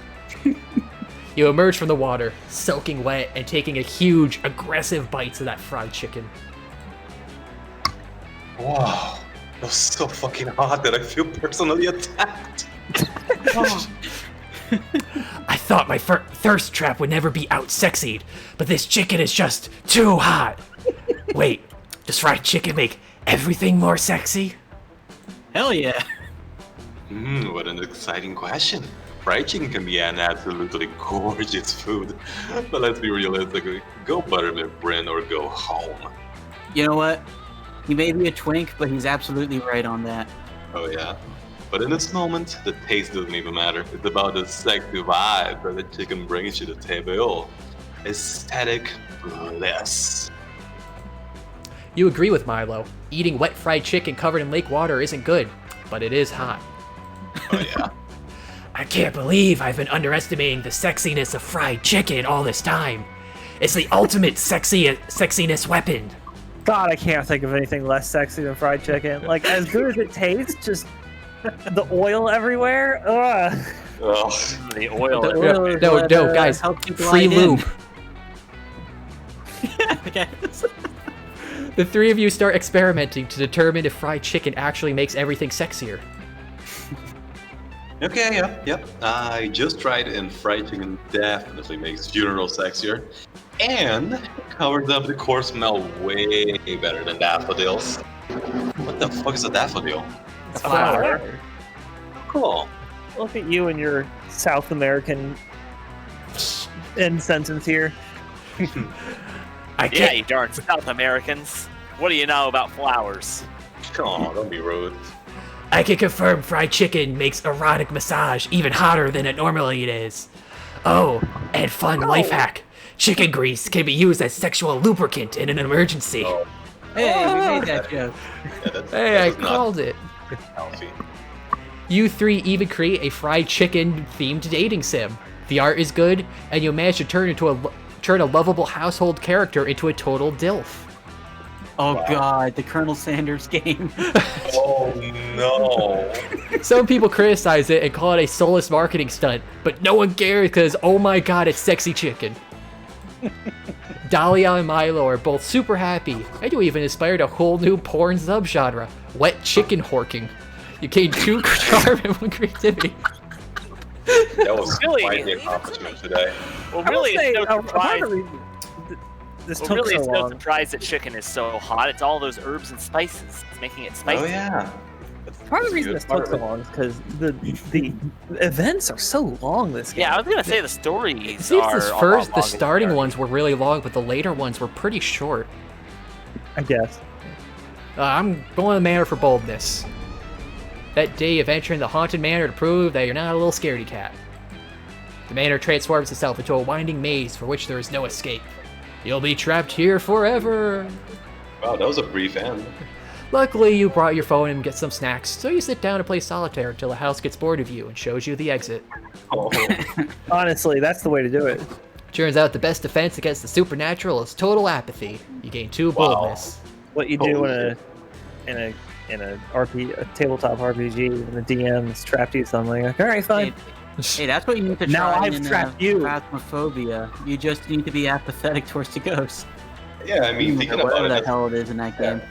it's probably the best strategy against something trying to scare you, right? Just fucking don't care. Whatever, man. Go for it. Snap my neck. Yeah. I don't care. Okay, yeah, you're a ghost, big whoop. You want to fight about it? Yes. I've seen plenty. You're hoping to run into your gal Ravi, but so far she hasn't been in any of the places you expect. The mines, the dungeons, the forest. You heard Camp Spooky was doing an arts and crafts pop-up section, so you go over to pass the time, and you're shocked to find a Ravi already there. Yes, yes. This slump-molded earthenware masterpiece will be one of my finest works yet. Oh. Hello there, Umbrella. Welcome to my purgatory of boredom and suffering. You mean your craft-atory of potdom and creating? Oh, that was terrible. I didn't even know. I meant what I said the first time. In that case, can we make no complaining our next rule of compromise? Because you're harsh in my pottery, Buzz. You see what I have to put up with? Hex gets super into any random activity they see on TV and immediately wants to go try it out. Oh, Hex is genderless. They watched a documentary on Mesopotamia, and all they took away from it was pot, and immediately threw themselves into this obnoxious new hobby. Wow, they had the worst takeaway from the word pot they could have. Yeah, it could have been way more obnoxious. They've been leaving little curse-shaped clay prints all over my nice adventuring gear. Which you've been wearing because I graciously agreed to accompany you on quests. Just like you graciously indulge in my hobbies too. See? That's how this give and take works. Well, I want to give you a punch in the face and take all this clay away from you so we can do something less boring. You think watching paint dry is boring? Try watching clay dry. At least a painting is a picture of something. Wow. You think watching paint dry is boring? Try watching clay dry. At least a painting is a picture of something. Is she making a mocking voice? It's making a mocking voice. Why can't you let yourself enjoy my newfound love of pottery? Pots are beautiful. The only time I ever care about pots is when I can smash them and get rupees. Oh, man. It's yours, my friend. As long as you have enough rupees. As long as I have enough pots. That may be the only circumstance to which Aravi cares about pots. But one circumstance is better than no circumstance. And you know just how to use it.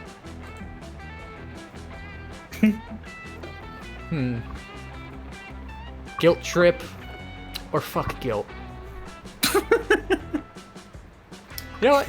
How do you get throat cancer? Doing the voice will not give you throat cancer, Timber. Alright, good to know.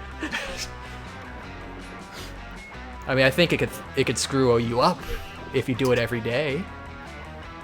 Well, unless you do the proper exercises first. You Yeah, can that warm too. up your throat. It's a muscle like any other. Exercise? Who does that anymore? Yeah, let's fuck guilt. We're gonna make our own pots and then break them for infinite money. Oh wow! Umbrella, you're some kind of adventuring genius. Why didn't I think of that? Maybe because that's definitely not how that works. Bullshit. Ye of little faith. You'll be eating your words on a Cheeto M&M bagel sandwich. There's one for you to try, Timber. I can see it. I do love those. When I come out of this situation with unlimited money. You and Aravi sit and begin making a pot together, ghost style, at the pottery wheel. It's super romantic. Oh, I remind me of that classic scene. You guys ever seen that movie where it's a girl making a pot and the guy is helping her from behind? Yeah. Oh, that's what it means by ghost style? Yeah. Oh. Maybe. I don't know. Yeah, I'm pretty sure it has to be for that movie. I don't know. Never actually seen the movie. Just seen it parodied a shit ton. Yeah, I see I'm parodies going of to it more often. dive so. into an entire chamber full of rupees and swim through them. Okay, Scrooge. Or at least it would be if Aravi was slightly less fixated on the prospect of infinite money. But you guys are still getting to touch each other and stuff, so whatever. You and Aravi finish crafting your first pot. Okay, yeah, ghost style is definitely how it is in that movie then. It's not terrible. It's not perfect. But some of those flaws could be hid with a proper glaze. No glaze, just smash. Aravi smashes her pot before even taking it off the wheel. And yet... Holy shit. How? How were there rupees in there? Did you put them in there when I wasn't watching? Nope. It's like you've never been on an adventure before, Hex. Smash pots, get rupees. Now, to be fair, this still isn't infinite money, because you have to spend money to buy the clay. Yeah, no one ever said anything about reusing. Yeah, you can reuse the clay. Oh, that's true. I guess you could just melt the clay back down. Well, no, she took it right off the wheel. It's still soft. You could slap that baby right back on. Yeah. I'm amazed. And I know not what to say. Say you'll watch me break the shit out of, and make the shit out of, and subsequently break the shit out of a whole bunch of rupee spawning pot. Aravi goes into a pottery-making frenzy. Her eyes gleam as she throws pot after pot, both throwing a pot on the wheel and then throwing a pot at the wall. Rupees raining. You know, given the cost of materials, she actually isn't making a huge profit with this strategy. I guess it's like in video games where after you smash a pot, the shards just like vanish. Well, she's still making some profit. Maybe. Yeah. But even as fast as she's going, her pottery technique is actually improving. Like, the lip on that last pot was much more even than the one before, and the thickness is getting more consistent. In the timeless internal words of the ancient Mesopotamian, hella lit fam, yeet. All the Mesopotamians. Hex has a great time getting to review Aravi's pottery skills. Aravi has a great time getting rupees. And you have a great time getting 2 creativity and 1 charm. Okay, so we agreed on the random for this part? Oh, what is this part about? To determine turn order for next round. Yeah, I'm good with just randomizing on this. Okay. That's fine. Now we don't get to have a flaming cutlass sauce. Yeah, I think don't read them so that, when we do them later, there's Yeah. Oh. Flaming shorthorn sauce. Oh, the last Flaming orange man sauce. Get it? It's like a buffalo sauce. Okay, zombie Chad. Alright, the Chad Also, goes first. flaming Amy sauce sounds hot. I need to increase my boldness factor to become the ultimate Chad. Where's boldness? That is the manor. Give me the manor. The haunted manor. A voice whispers from the walls in a frightening voice. Zombie Chad, you can't escape your fate. You'll soon gain boldness, but after that, something weird will happen to you. It could be great or terrible. Something weird.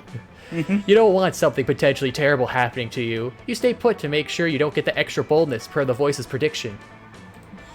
Look at you, trying to defy destiny itself. That takes some bravery. Here, have 2 boldness. Sometimes the path we take to avoid our destiny is the same path that will lead us to it. Deep. You're wandering around the camp, hoping you'll bump into Aravi, but not in a creepy stalker way. Oh, no. Bullshit. This Hey, wow. Dulahan. Much cuter. Wait, the outfits always change? I have 3 DLC packs, yeah, so it's probably gotta shuffle through them every time they show up. That's very nice. Whee! Watch it fly. I like to imagine she's just like trying out different builds. Yeah. Very in character for her. Yep. Watching it. It sure goes into the air. Just like all kites. Wait, how'd they fly in a kite inside a manor? It's a big manor. Hey, Zombie Chad! Come over here and tell Aravi how cool flying this kite is. You don't know if you want to do that because she clearly doesn't think so, and you're not in the business of contradicting hot people. I mean, sign up for that. But just to get a more holistic sense of what's going on, you ask Ravi what's going on, holistically. Holistically? To make our symbiotic relationship as adventurer and curse attached to that adventurer more tolerable, we've created a schedule where we alternate doing things we like. So on some days, I get to do awesome stuff, like raiding dungeons and fighting trolls and delivering absurd objects to absurd people. And then on some days, we get to chill at home watching TV and eating pizza and chips and candy. Oh, they are just made for each other. And Hex likes to pick up different hobbies they see on TV and then forget about them in a day or two.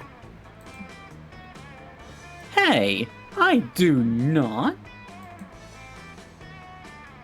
Then why do I have half-finished scars, decuppaged pot holders, friendship bracelets, and a taxidermied rabbit in my skeleton? It's actually in her skeleton? Oh, that sounds very worrying. Fascinating. I'm gonna finish all of those. I just haven't had time yet. Because of all the eating junk food and watching TV. Also, thanks, Mod. Keep the chat clean. Yeah, I went over and did that. Oh, I'm sorry. I don't know why I'm saying I'm sorry. I'm not a mod for you. Hex saw a kite flying on some dumb TV show and insisted we try it for their activity day. So, here I am, forced to endure the world's most boring hobby of throwing paper and string into the sky or else forfeit my next dungeon crawl. Aravi can't pull the plug on Hex's kite flying without some serious consequences. But you can't let Haravi just be bored. That's not how love works.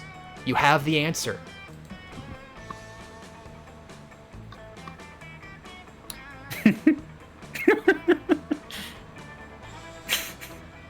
Enter and conquer the scene of hardcore hyper-competitive kite flying. Oh no, you're not gonna make it into LCS. What show had that? There was a show that actually had kite fighting. No way. That's a thing, I mean, yeah. That was Doug. There was an episode of... There's also an episode of Big Bang Theory when they did kite fighting. Maybe that's what I'm thinking of. Yeah, there's some hardcoreness to kites, especially here in Brazil, at least from what I've seen, because you can put some kind of oil on the line that you use to fly the kite, and somehow it makes it cut the lines of other kites. But it makes it super dangerous. I just love you just someone found, hey, I can coat my string with oil to kill other kites. Yeah, but it's dangerous because you can end up cutting yourself up. You know, like your fingers or your hand, maybe your head. Very dangerous. Brutal. Oh yeah, I think it's called Cirol or something. We'll Google it later or something if we remember. We'll see. Hardcore, hyper-competitive kite flying? Really? Kites are cool only if they're competitive? Duh! Stuff is only fun if I can crush someone else at it. It's not enough that I win, others must lose. Also, holy shit, I just looked it up and it's made of like a bunch of things. It's 4 times as cutting and you can cut through like cables.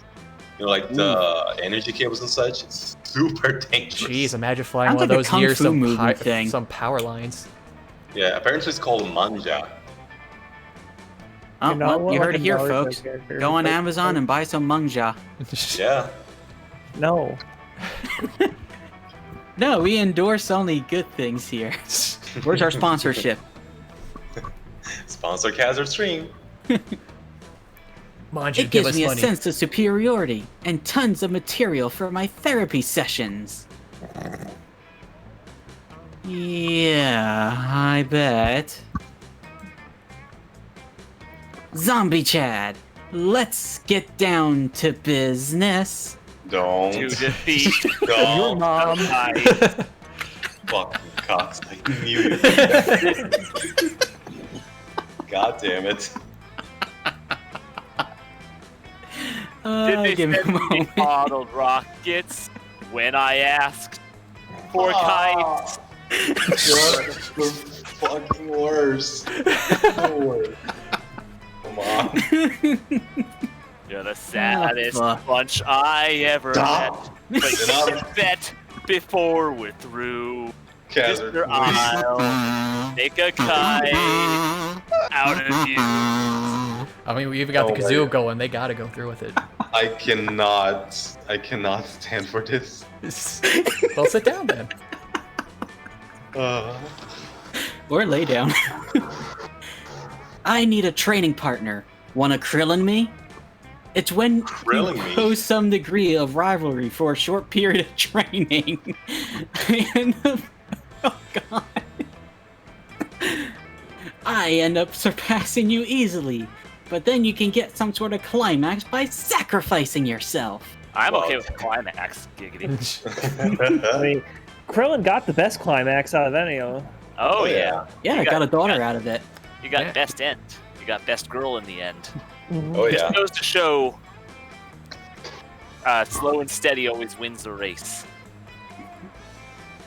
Sure. And the climax was so powerful, he grew hair. Oh, yeah. Holy shit. You go into kite training. You learn all sorts of epic anime-like techniques. The staple technique that you'll update every now and then with a familiar, similarly upgraded version. Oh, my lord. The forbidden technique that can kill you. You promise to use it only in life or death situation, but you end up always using it. So much fun. Oh my god. An anime about kiting. Yeah, kiting with like powers, like soccer and other things. And no, In that's all. Naruto. 90% Don't of use anime the techniques rodent, fall it'll into kill those you. two categories. I imagine like each kite has a spirit, you know, like a spirit animal, like Beyblades. You sync with them to use the techniques. Let it rip, bum. Jojo, but instead Oh, of man. stands, they're in the kites. Oh yeah, that's definitely it. God. And there's like a villain who collects kites from other people. They just make a monster kite. The villain with a bunch uses of the stuff. villain uses one of those box kites to capture other kites inside it. Yeah, yeah. And like the protagonist can't defeat it, like in a straight up combat, so it uses the soul of his own kite to appeal to the many souls trapped in that big kite. And like they fight from within. Oh my god, I can completely picture it. Say Wow, what? good thing we're I small. summon my blue eyes kite dragon. Good thing we're a small and obscure stream, otherwise Funimation could totally rip us off right now. Oh yeah.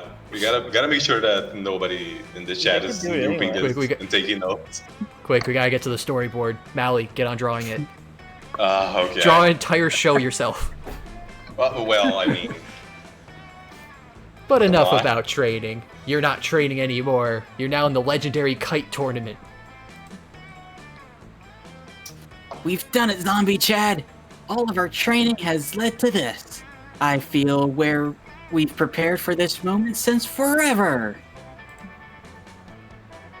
You have a very unique understanding of forever, girl. You're interrupted though. Stop chatting, you weaklings. It's me, Buff Burt, the big buff rival who's super confident in himself when he's paired with a small adversary in the tournament. no, it's time. You're my first adversary, girl, and you're small, so you can bet I feel confident. Buff Burt! She is very small, isn't she? Then she wins. Oh, of course, she's the underdog. Can we skip to the end of this already? But what about the filler arcs? Look how happy she is. You do! It's the final already, somehow. And Aravi is in it. Who could have guessed? Oh, it's an actual Dullahan. It's Dullahan. Who has? I've only had. I think one everybody did one so far. I can just do side voices. Okay. Cool. Ravi, I must admit you've shown all of us kite fighters that you're one to respect, even though you're totally new to the competitive kite scene. You know, it honestly is very fitting that a Japanese guy would be into kiting. I think they invented it, right? But this ends now, I'm afraid. Did they? I thought that was the real Chinese, not the fake Chinese we have now. Oh, hey, yeah, it's the yeah. XCOM alien. Whoa, it Stop. is. Holy shit. I'm also a finalist. Everyone has perished under the fangs of the fearsome technique of the Cobra Kai. The Cobra Kai? Oh my god. Oh. I love this guy. Also, I think whoever is organizing the tournament is super drunk because most of it makes 0 sense. Gasp. We meet again, Sarth, my sworn rival. Today I put an end to your reign of kite terror. Kite terror? You could try, or we could join forces. Double gasp. That way we could That way we can first ensure Ravi is out, because in the most climactic moment when two people team up against one, they tend to win. How long is this fucking scene? Holy shit. Yeah, I mean, we've been going on tangents and making jokes. Really. One of the things they've said for the game is there are some events that are very rare of occurring, but are huge. Damn. They've also said some NPCs you'll only see in one event out of all the hundreds of events they have. Wow. I mean, when I saw the endgame screen, there was a lot of stuff in there. Yeah, there are a lot of things. That's great. I already read this. Oh. Shut up. I'm going to beat your lore expo dumping asses. But Chiyo and Sarth joining forces after a long sworn rivalry seems to hold a lot of significance in the TV show or game or whatever dumb form of media they came from. So their alliance turns out to be very powerful, even for Aravi. Aravi is done for, unless you two put aside the long ancient rivalry you two have held since, like, the very start of this outcome. Zombie Chad and I joining forces? Whoa. You unlock the third type of anime-like technique, the dual technique that can only be performed by former rivals joining forces. It's a thing of beauty. Oh no, you're gonna combine the kites? Don't cross the strings. Defeat. Defeat is acceptable when bested by such formidable technique. Yes! Zombie Chad, I asked you to Krillin me, and you just Vegeta the whole situation. I admit, I underestimated you. This is almost hot. The prince of all kites. And this is only the start. I will become the Kite Hokage or something.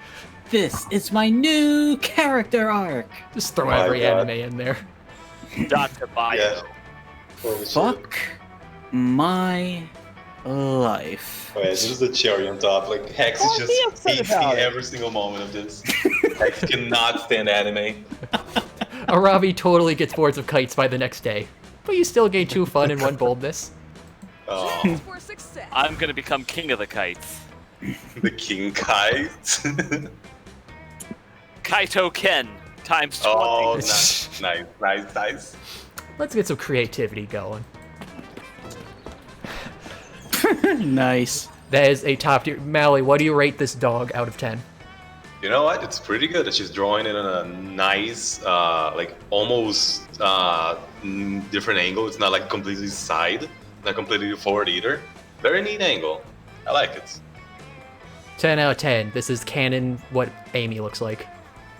Oh my Or she drew it so poorly that it looks like it's at an angle, but she really just sucks. I mean, you gotta give her kudos because she's managing to get like a sort of chalky texture, even though she's painting with brushes. That by itself already has a lot of merits to it. That day at Monster Scout, you learned to identify different berries. You all search for berries and try to identify them. A blackberry, a blueberry. But Rachel, the deer person, finds a very weirdly shaped berry no one can identify. You all stare at it for hours. It's closer to abstract art than to a berry, somehow. It's a true think piece. It forces you to reflect on berry inequality. And although there are no easy answers to the question it poses, you all gain true creativity from the experience. Wait, there's not a lot of roll 34 of Aravi yet. Oh, Christ on a stick. You duck into another of Coach's safety lectures so you can sit behind your friends and smell their hair. Okay. Who does the fantastic Coach? That would be I thought it Shima. was Shima with the Tony the Tiger voice. Yeah. Pop quiz, everybody! Suppose you're trapped in the woods during a forest fire. How do you survive? Easy. I switch to one of the 11 fire-resistant armor sets I carry with me at all times. Yeah, see, she is trying new builds. Why survive when you can thrive and invite some friends and organize fire tasting? Like, run out of the woods, okay. Like, away from the fire. Nice try, Joy, but fire's vision is based on movement. You'll lead it right to you. Fuck. Oh, man. What? Like, fire can't see, Coach. Not as long as you stand perfectly still. How come the fire still gets to the trees, though? Also, make sure you're not a lawyer in a porta potty. Fire hates that. I don't mean to complain, Coach, but none of these survival scenarios seem particularly relevant to me. In Ancient Curse, I can't die. Got any better ones? Worry, Hex. I've got one that's sure to be relevant to all of you. Okay, let's say, hypothetically, that it's the year 3000 and Chuck E. Cheese Entertainment, has the planet... Oh, no. Boy, I'm sure this won't be dated in any way. Wait, is Chuck E. Cheese gone? Yes. Chuck E. Cheese is bankrupt. What? Wait, what? When did that happen? Last I heard, they were turning into like a delivery pizza place. Maybe it's another franchise or something similar. I thought they would. I don't know, but last I heard, a shitload of locations were closing down and, oof. Oh yeah, another victim Well, that's a hypothetical, so who cares about reality anyway? Back to the question. It's the year 3000 and Chuck E. Cheese Entertainment has supplanted all of the world's governments. Yeah, I guess Oh, I'll... so this is a plot of Cyberpunk 2077. Oh yeah. I'm listening. Like it's cyberpunk, but instead of everybody being modified technology, everybody's just furries. Mr. Chuck E. Cheese himself has not been seen in person for years. He communicates with the populace through ever-present screens and watches them with the camera eyes of 1 million animatronic servants. Oh, so this is the new Five Nights at Freddy's game. Pizza has become the world's dominant religion, and children are forced to work in the fun mines, harvesting tickets from rigged arcade machines to trade for food and shelter, but having a darn good time doing it. Holy shit, That actually doesn't sound so bad so far. You're being tracked by Munch's Mac... Munch's Mac and Cheese. Mac and Cheese You're being tracked by Munch's Mac and Cheese Make-Believe Band, an arm of the Chuck Cheesian Secret Police, because today is your birthday and they want to sing, unquote, to you. And let me tell you, there isn't any cake. What do you do? This is somehow even dumber, okay, than the fire thing. I'm leaving. Goodbye. Oh. Really, Joy? You're going to leave all those hypothetical people to die? Come on, Jolie. Say yes to the hypothetical life. It will amuse me. Joy's conflicted, Milo's in it for the lulz, and Aravi's in it for the XP. But none of them have any idea how to solve this, so it's up to you to suggest a solution. For the lulz. I haven't seen that one in a while. Oh, I have to. If everything's one restaurant, release the Karen. You would release the Karen against me? You're mad! I tell you, you're all mad! Emerella, don't do this. No force in the world can control a Karen. Her white privilege is too strong.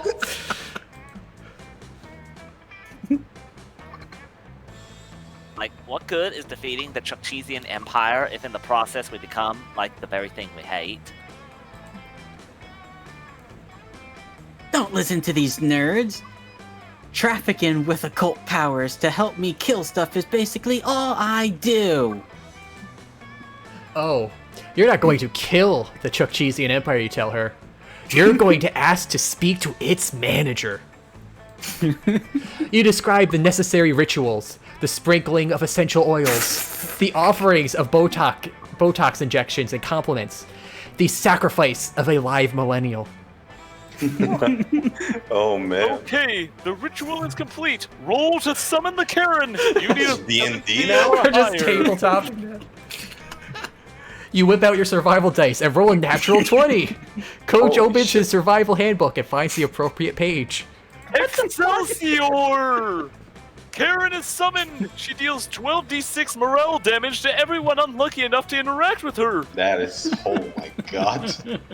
She is immune to frost, lightning, and reasonable debate. Oh no. She tells Chuck E. Cheese that his pizza is cold and she shouldn't have to pay for it. It's a critical hit. Chuck realizes that all he ever wanted to do was bring joy to children. This animatronic pizza dystopia was just an unfortunate side effect. We all make mistakes, but he did it for the right reasons. As Charles Entertainment Cheese walks away from the burning ruins of his former empire, he realizes that today is a birthday. The birthday of a new world. It's beautiful. GG, great DM. The end. You survived! And to celebrate, I got you all cold, greasy pizza! Yay!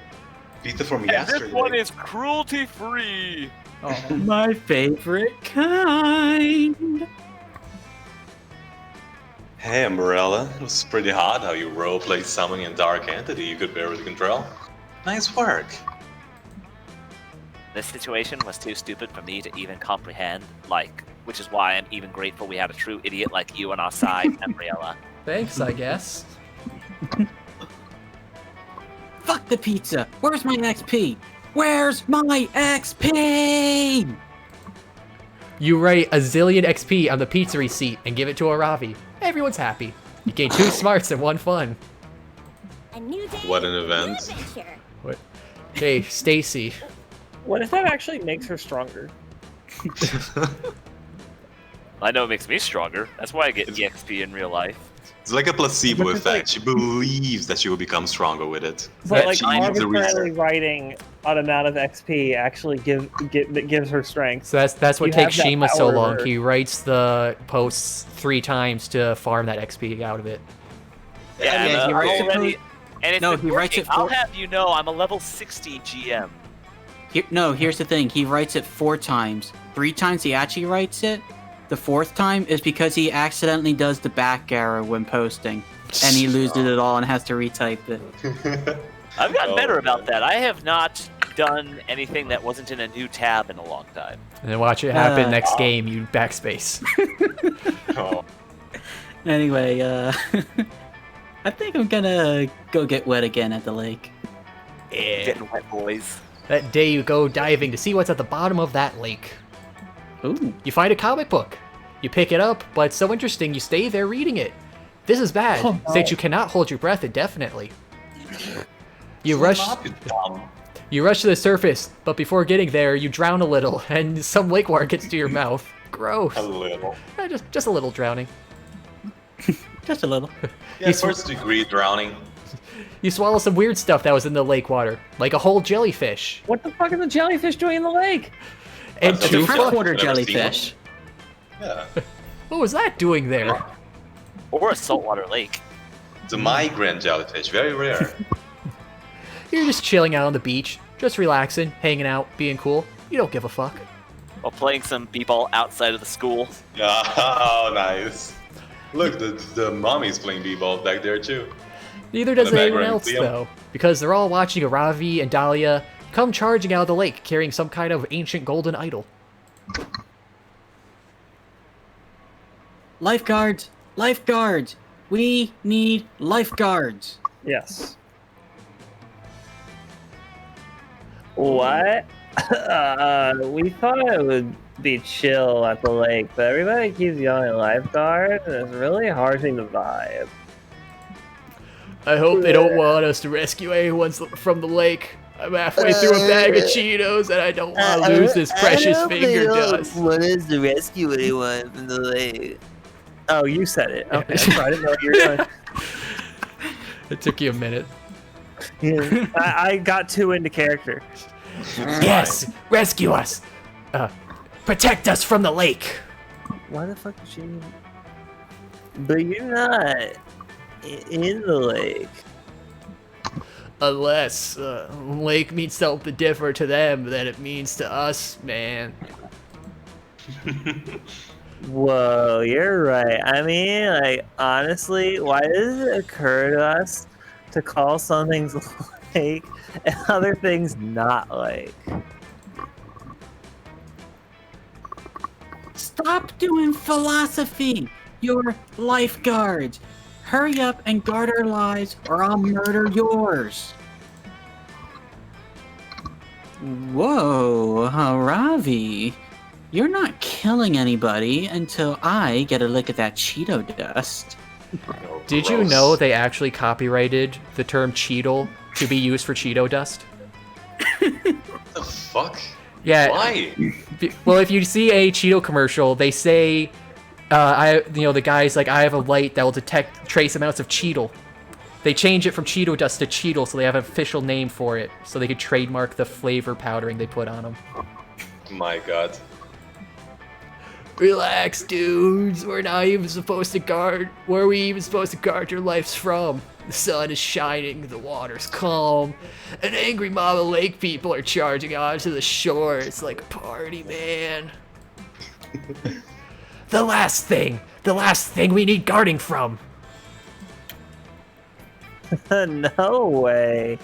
Those guys are totally chill. They only ever go after people who steal their secret golden idol. Hey! Shouts one of the lake people.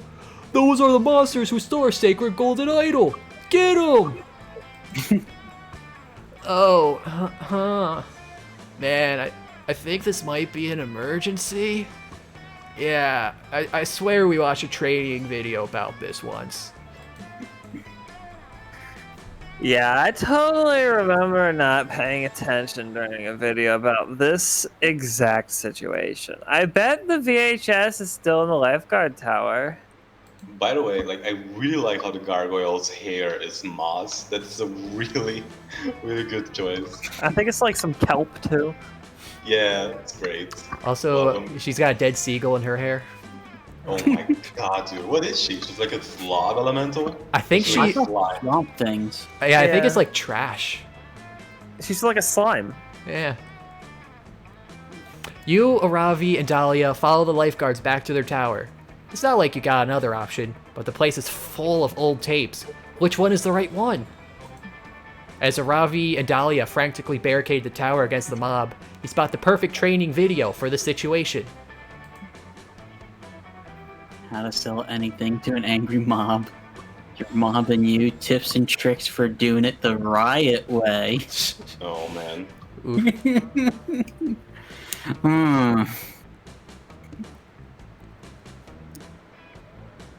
The first one sounds like charm. Second one could be almost anything. Probably boldness. Yeah. Oh, by the way, I'll be right back just for a moment while you were doing this bit. Keep going or? Yeah, keep going.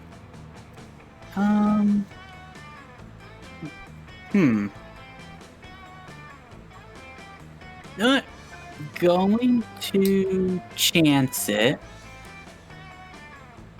And how to sell anything. Oh, shoot. Oh well. Yeah, that's a good one. It's weird that we have so many sales videos in here and so few videos on how to actually save like lives. Yeah, I guess it's a good thing we never pay attention in training. Otherwise, we might have gotten confused. Anyway, let's watch that video.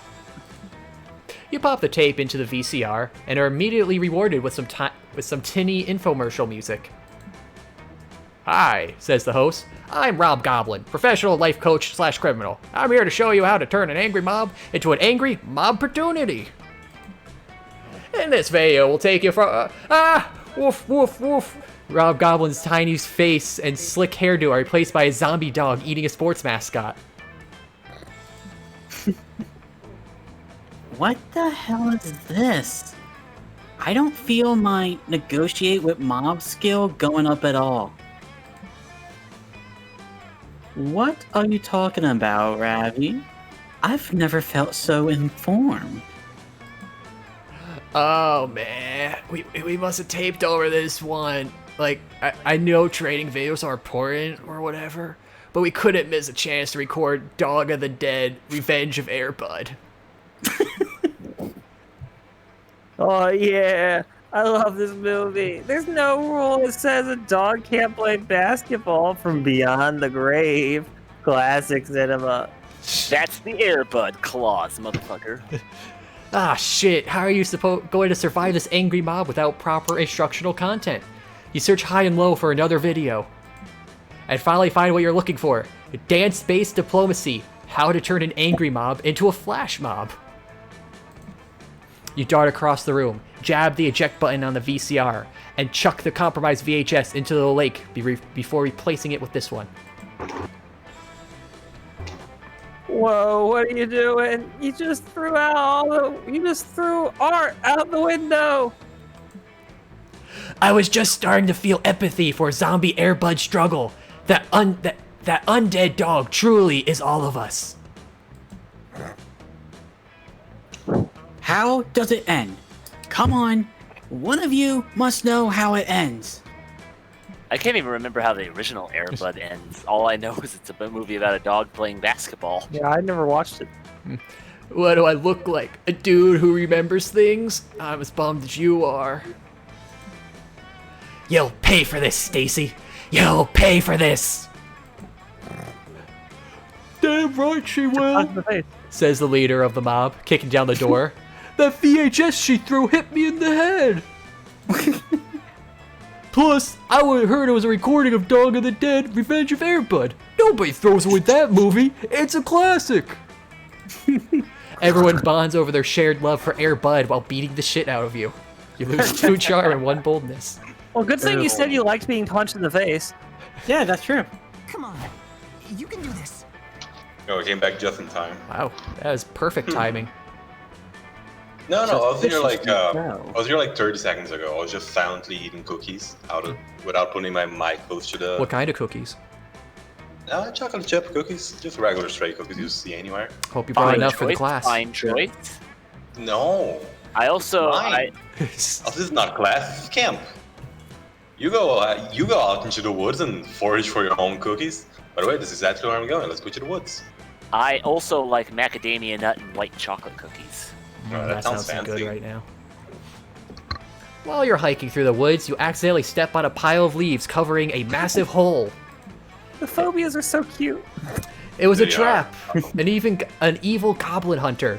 Is it a goblin who hunts? Or someone who hunts goblins? You'll never know. Appears. They were the one who put the trap in there. This is it. You're done. You get ready to embrace death. But the goblin hunter only set the trap to get someone to help them to do their math homework. Oh no. They only let you leave if you help them. But you don't actually have any other option here. It's a bit boring. But you actually learn some useful calculus. You gain 2 smarts. Wow. I need to set up a trap for that, jeez. You meet up with Joy for some quiet time. Ooh la la. Whoa, mama! Well, if you have stacks on the wood, nobody can hear it. Which turns out to be actual quiet time. Like, Joy brought a book and she just wants to hang out and read. Oh, that's nice. I mean, like, can you blame me? It's hard work single-handedly defending Camp Spooky from evil, you know? I just need some downtime sometime, you know? I mean, just this morning I had to banish a baleful dumpster back to the trash dimension, and then spend several hours staring moodily into the distance as I contemplated my complex relationship to Dimitri. I'm one outlaw. Anyways, thanks for coming out with me, you know? It feels so good to read with somebody else. It's like being alone, but together, you know? No. Here, let's climb this tree. No one will ever bother us up there. I can finally finish studying Game of Thrones in peace. Studying. There are some really good spells in there, you know? No, there aren't. You suppose it's kind of flattering Joy wants to spend time alone with you, even if she wants to spend that time looking at words instead of your naked body. You get as comfy as you can in the itchy, pokey branches. I don't mind being a popular, magical, young adult hero with limitless sex appeal, you know? But sometimes I wish people could just handle their, own problems. You know, hashtag humble brag. Every 5 minutes, it's like, Joy, my leg is possessed by the ghost of a serial killer. Joy, the swimming instructor is trying to crash the moon into the earth. Joy. Why? Man. Yeah, why'd you do it, Timber? Lassie dies at the end of Lassie, cries a feral voice from the undergrowth. What the fuck? Oh no, it's a spoiler demon. Also, is that true? What? Who said that? Bruce Willis was a ghost the entire time, cries another voice. Out of the undergrowth emerge a pack of lynxes. Lynxes? What? They're cats. Oh, Big cats. those kind of lynxes. You've read about Medium-sized this. cats. It seems that in order to destroy their prey's will to live, lynxes have evolved a cry that sounds exactly like pop culture spoilers. Oh my god. Fuck.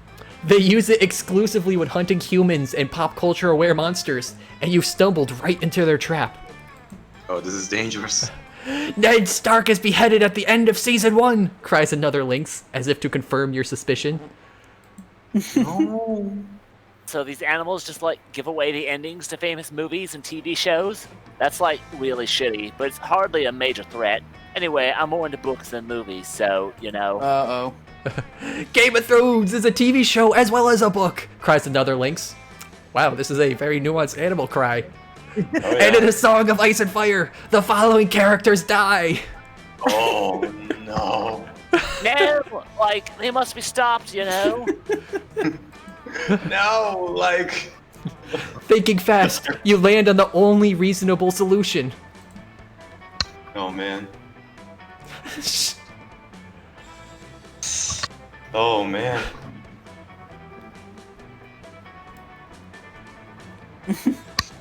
Ooh, this one's tough.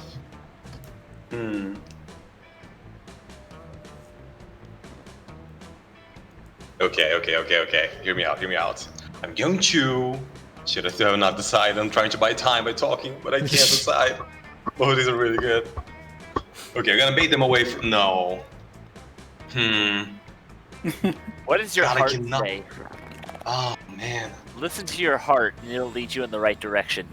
Okay, it's the first Thundercats one's so fanfic. creative. It's gotta be the Thundercats fanfic.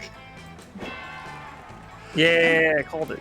The lynxes go silent as you produce your hand-illustrated Thundercat smut. The cover is so lovingly detailed that you can see the outline of Panthero's package. Yeah, this is super me, dude. I expect a picture of this tomorrow, Maali. No. I think it's already You're on. never seeing it. I say that for emergencies only. I think it's already on E621. In a seductive whisper, you tantalize the cats with all the steamy details. They yowl with anticipation as you describe the tongue bath Tigra gives to Chitara. Oh. How Lion-O discover where Snarf's been hiding his genitals this entire time.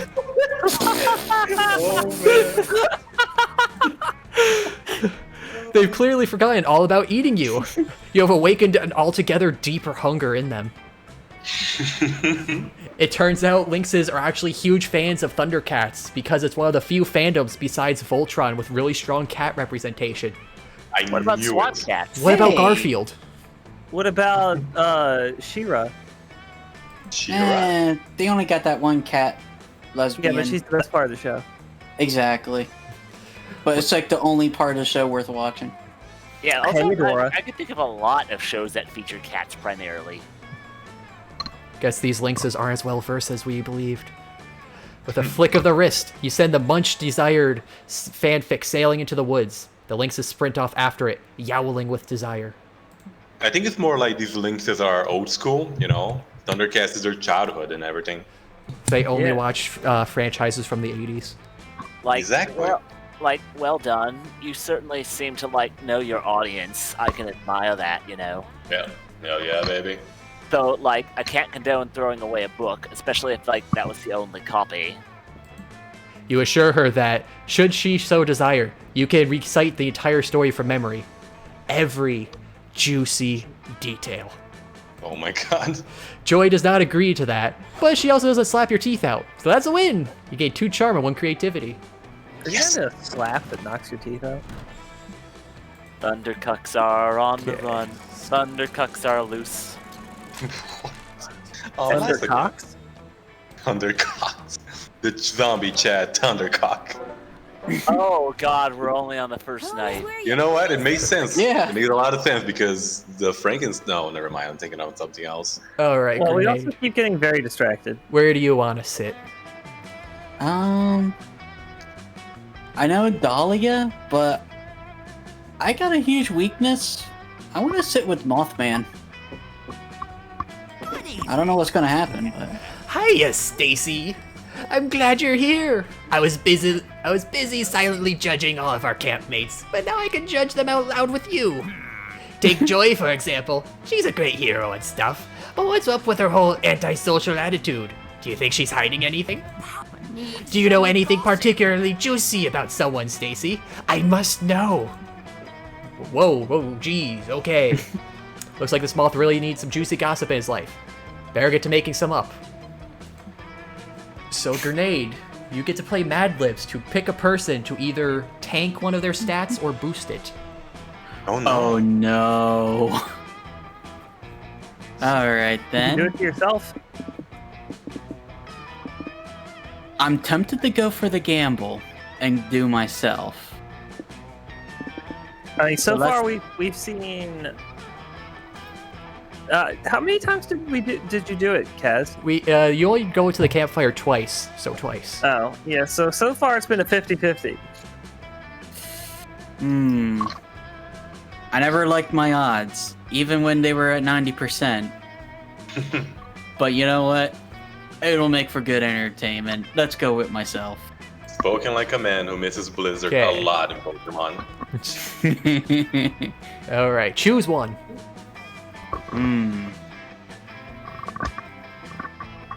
Pick I'm ones I gonna guess that go might with. make you look cool. Flamey AK-47. Holy shit. That That's would be pretty cool. I'm gonna go with the Magical Girl cosplay. Choose another one. That's goofy. Oh. Biggest dick energy award. We gotta go with Hentai Biggest Dick edition. Energy Award. The biggest Dick Energy Award with your cosplay outfit. God, but the other options are also Okay, now really a famous immaculate shot. person who is hella dead. Evil's Oh, man. punishment. Bruce Willis. Haha! Oh my gosh, this is even juicier than I anticipated. Thanks for trusting this information with me, Stacy. Now, if you'll excuse me, I'm going to betray that trust by telling everyone what you said. What a jerk. The cell reception out here is total ass, so everyone's bored enough to spread your rumor around fairly quickly. What the? Oh, she's cute. Oh, You're the a dog monster. person. Hey, have you heard the news about Stacy? No? Well, then get ready to have your shit rocked.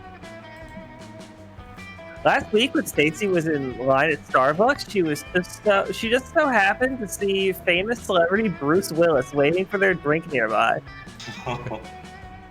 Being the giant fan that she is, Stacy immediately went over to say hello. And then he bought 13 Milky Ways and made the cashier scan them one by one individually. My God. And then he asked him, hey, I don't really like to buy... fuck, I forget how that copy pasta goes. One like, oh, like you're doing right now? Huh? I love that one. Apparently, Bruce Willis was very impressed with Stacy's outfit, especially her magical girl cosplay. Then Stacy asked Bruce Willis about the rumors surrounding their biggest dick energy award. Bruce Willis got the biggest dick energy award. Bruce Willis was very flattered by that, and they immediately followed Stacy on Twitter. Wow. Stacy's life has never been the same since. Isn't that wild? I would remember that the next time you talk to her. God, I love this werewolf lady so much. She has such a cute poncho. Stacy may not have actually met Bruce Willis, but everyone who meets Stacy after hearing this is gonna know that she gained 4 fun. Damn. Yeah, it worked well in your favor. Do we have cushions for the logs? Alrighty, I want to know. This log is also an option. The lonely log? Yeah, you can sit with other players. Yeah, if 2 people sit there, apparently they get a stat boost. I'll sit next to a Ravi. Give me a Ravi. Everyone's cucking Kaz. You're all going on the list. You find a Ravi scribbling in her trusty notebook. Damien is peeking not so inconspicuously at her from behind a big rock that's right next to her face. I'm not doing it. Damien, stop trying to peek. I told you to go away. You need to learn from the pros. Oh, it's got a good voice. Oh, wait. Yeah, no one's had it yet. I can do Damien. Okay. How'd you know I'm here? I can see you, and that means you can't see me either. I'm invisible. Flawless Something I logic. never noticed that they actually have voices. It's just that the volume of the game is kind of low, so I didn't hear it. Yeah, they got little They voice can't clips now see and then. me. I can't see them. Do you not understand object permanence or something? What? Sounds like nerd shit. Can I just read your fucking notebook already? I don't want to talk about my feelings. Oh, she had a cute voice. Oh. I said no. It's private. But you let Hex read it. I do not let Hex do anything. Hex wreaks chaos wherever they see fit, and I just kinda have to roll with it. Get cursed, loser. Right you are, girl. Speaking of which, I'm bored. Seems like a good time for an unhappy, embarrassing accident curse. Oh no. Just then, a totally unrelated gust of wind blows through and rips the notebook out of Aravi's hands. It falls open on the ground and reveals a bunch of doodles of a buff leather-clad girl stabbing a wimpy-looking red stick figure. Are these plans to murder me? You said this was your therapy journal. It is! I find these drawings to be very therapeutic. But they aren't murder plans, they're ancient hieroglyphics that I've been studying. Hex, tell him. Sorry, I zoned out. Did Damien see the murder plans yet? I said they weren't murder plans. Everybody leave me alone. I'm surprised Damien isn't super into it. Like, whoa, you have plans to murder me? Aravi could easily deny this for fucking ever. She has the advantage on deception checks. You need to settle this argument. Are they murder plans or not? I left everything they go. Jill, Damien, what's a little murder between friends? Look, I've actually had a murder notebook dedicated to Aravi this whole time. Aww. You do? You really want to murder me? I don't know what to say. She's into some kinky shit. No way! Violence and murderous intent is my and Aravi's thing. You can't just See? take it from us. Hey, so totally ain't you getting murdered. Ooh, I smell a murder triangle. Oh, this is better than The Bachelor.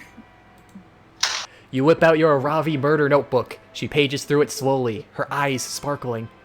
Oh, what a fierce adversary. Wow. This is so detailed. You've correctly listed all of the poisons I'm weak to. My favorite romantic locales to be caught unarmed and unaware. You even drawn cute chibi art of us knife fighting each other. You must really care a lot about murdering me. So, Zombie Chad is way overthinking his approach. Down in hell, we just meet up for a night, put a bullet in each other's heads, and ghost each other. Literally, because we're dead. Have you no honor? No. Clearly, Zombie Chad is a respectful assassin, unlike you. Yeah, where's the class, bro? He knows how important it is to use proper protection when murdering, and at least has the decency to get to know me before putting a hit on me. Class was for Monster Prom. This is Monster Camp. I'd like to see you put your money where your mouth is, Zombie Chad. I doubt you can murder me, but you can surely try. Oh no. She cackles and runs off, probably to plot some attacks on you. You can't believe you just got murder consent from Aravi. That's the most consent she's ever given you. Score! That's fucking nice, dude. Alright, I'm gonna press my luck and sit on the lone log and hope Maali doesn't screw me. What? You can't trust me like that. You sit on a log by yourself. Look at you, avoiding romance in a dating sim. Now, the suspense. Will you remain forever alone, or will someone else take pity on you? The mystery! Whoa! I hope that fire is safe. That fire's safe. I mean, it's a really big fire. Oh man, like, I can't just leave Gathered alone like that. My friend. I But gotta Joy, sit with Gathered. But Calcu Tester is trying to cuck you. Nah, it's fine. He's just a robot.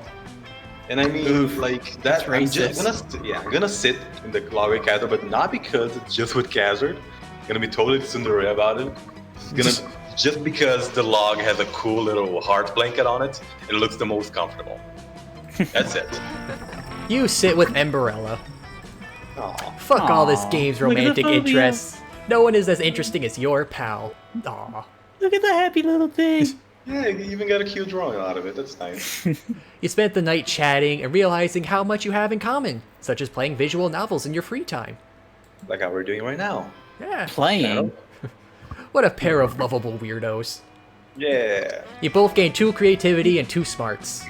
Oh wow. Yeah, look at all those 7s I got. Holy shit, I'm at 11 creativity.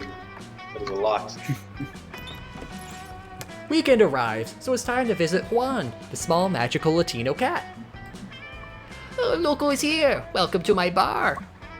Really, I don't know who in their right mind would take such a risk.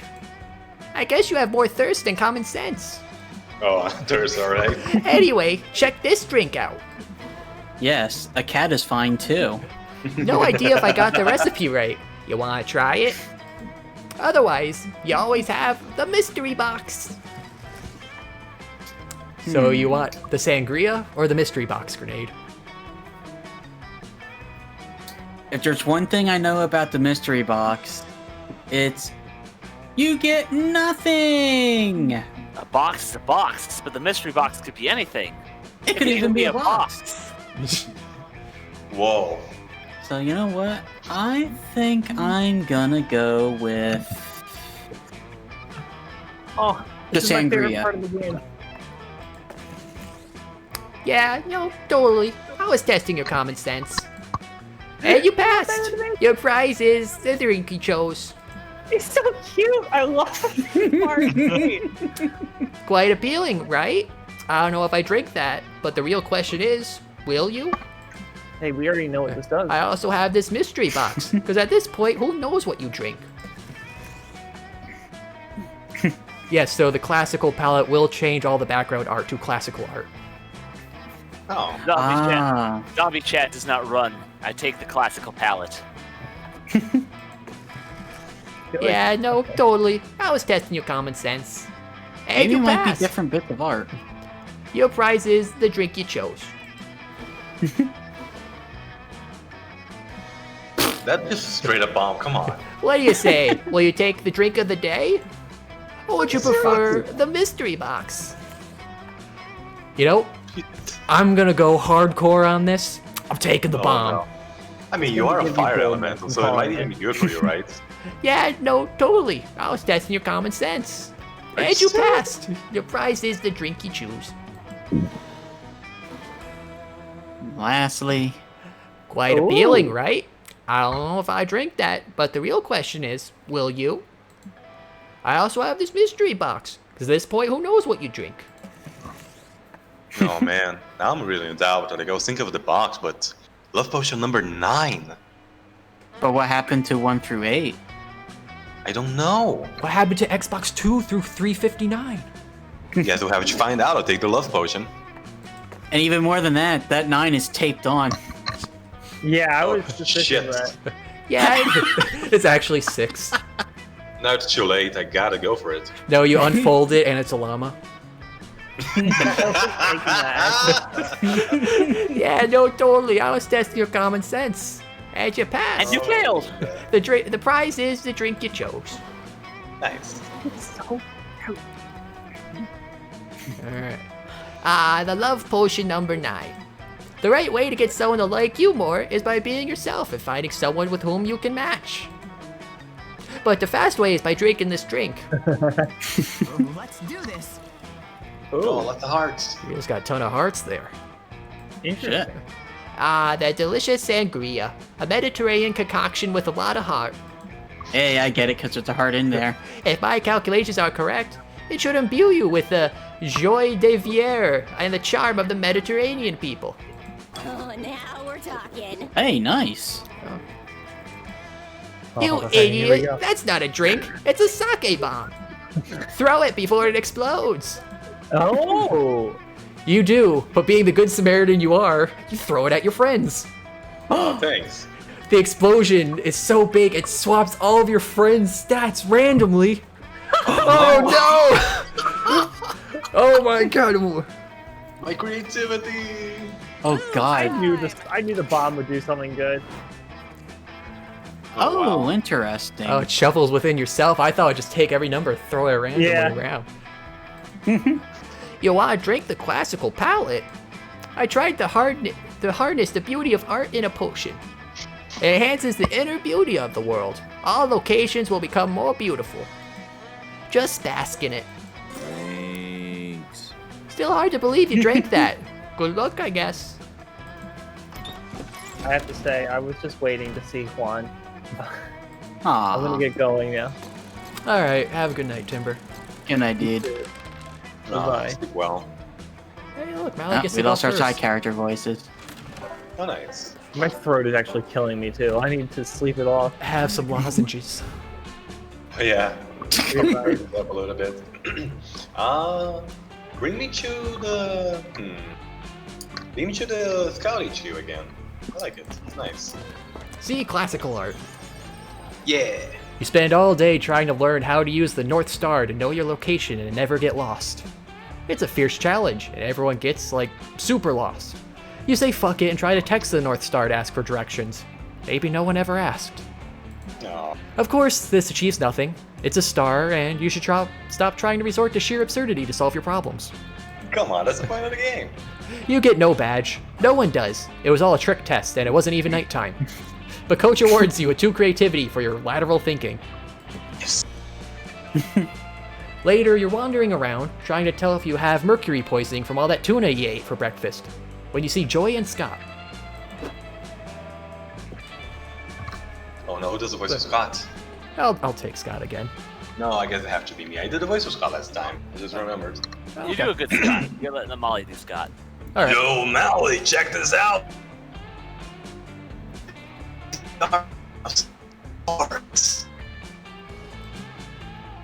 Yep, we're like taking a photography class together, you know. This week was like supposed to capture the majesty of nature, you know. What would you say is more majestic, a small bush or a small shrub? You have a desperate need to be included in basically everything your friends do. So you whip out your phone and start snapping pics with Joy and Scott. Yay, friendship! Suddenly, Scott pauses. He takes a big sniff of the air and inhales for about 40 seconds straight. It's an awkwardly long time to be inhaling. Imagine the smell. I got big lungs. I thought something smelled kind of off. Joy, you okay? It smells sort of stressed out. Like that time I asked if I could eat macaroni just using my butt. Yeah, you just poop out your mouth. Okay, like, please don't smell me, thank you. But I am a bit stressed, you know? It's just that everything is so, like, calm. And when things seem calm, that's actually when they're, like, the least calm, you know? It's like the calm before the calm. When there's, like, no obvious evil encroaching, you know? That just means, like, the whole world is about to be blindsided by, like, the biggest threat imaginable, you know? We should be more worried, like, you know, than ever. I love Scott's face in that. It's so derpy. You think that maybe you saved the world so much that you just got used to saving it? Maybe you're just not used to chilling out. It's like me and footballs. When I see a football, I want to catch it. But somebody has to throw it first, so that it needs to be caught. It took me a while to accept that. No, lots of introspection.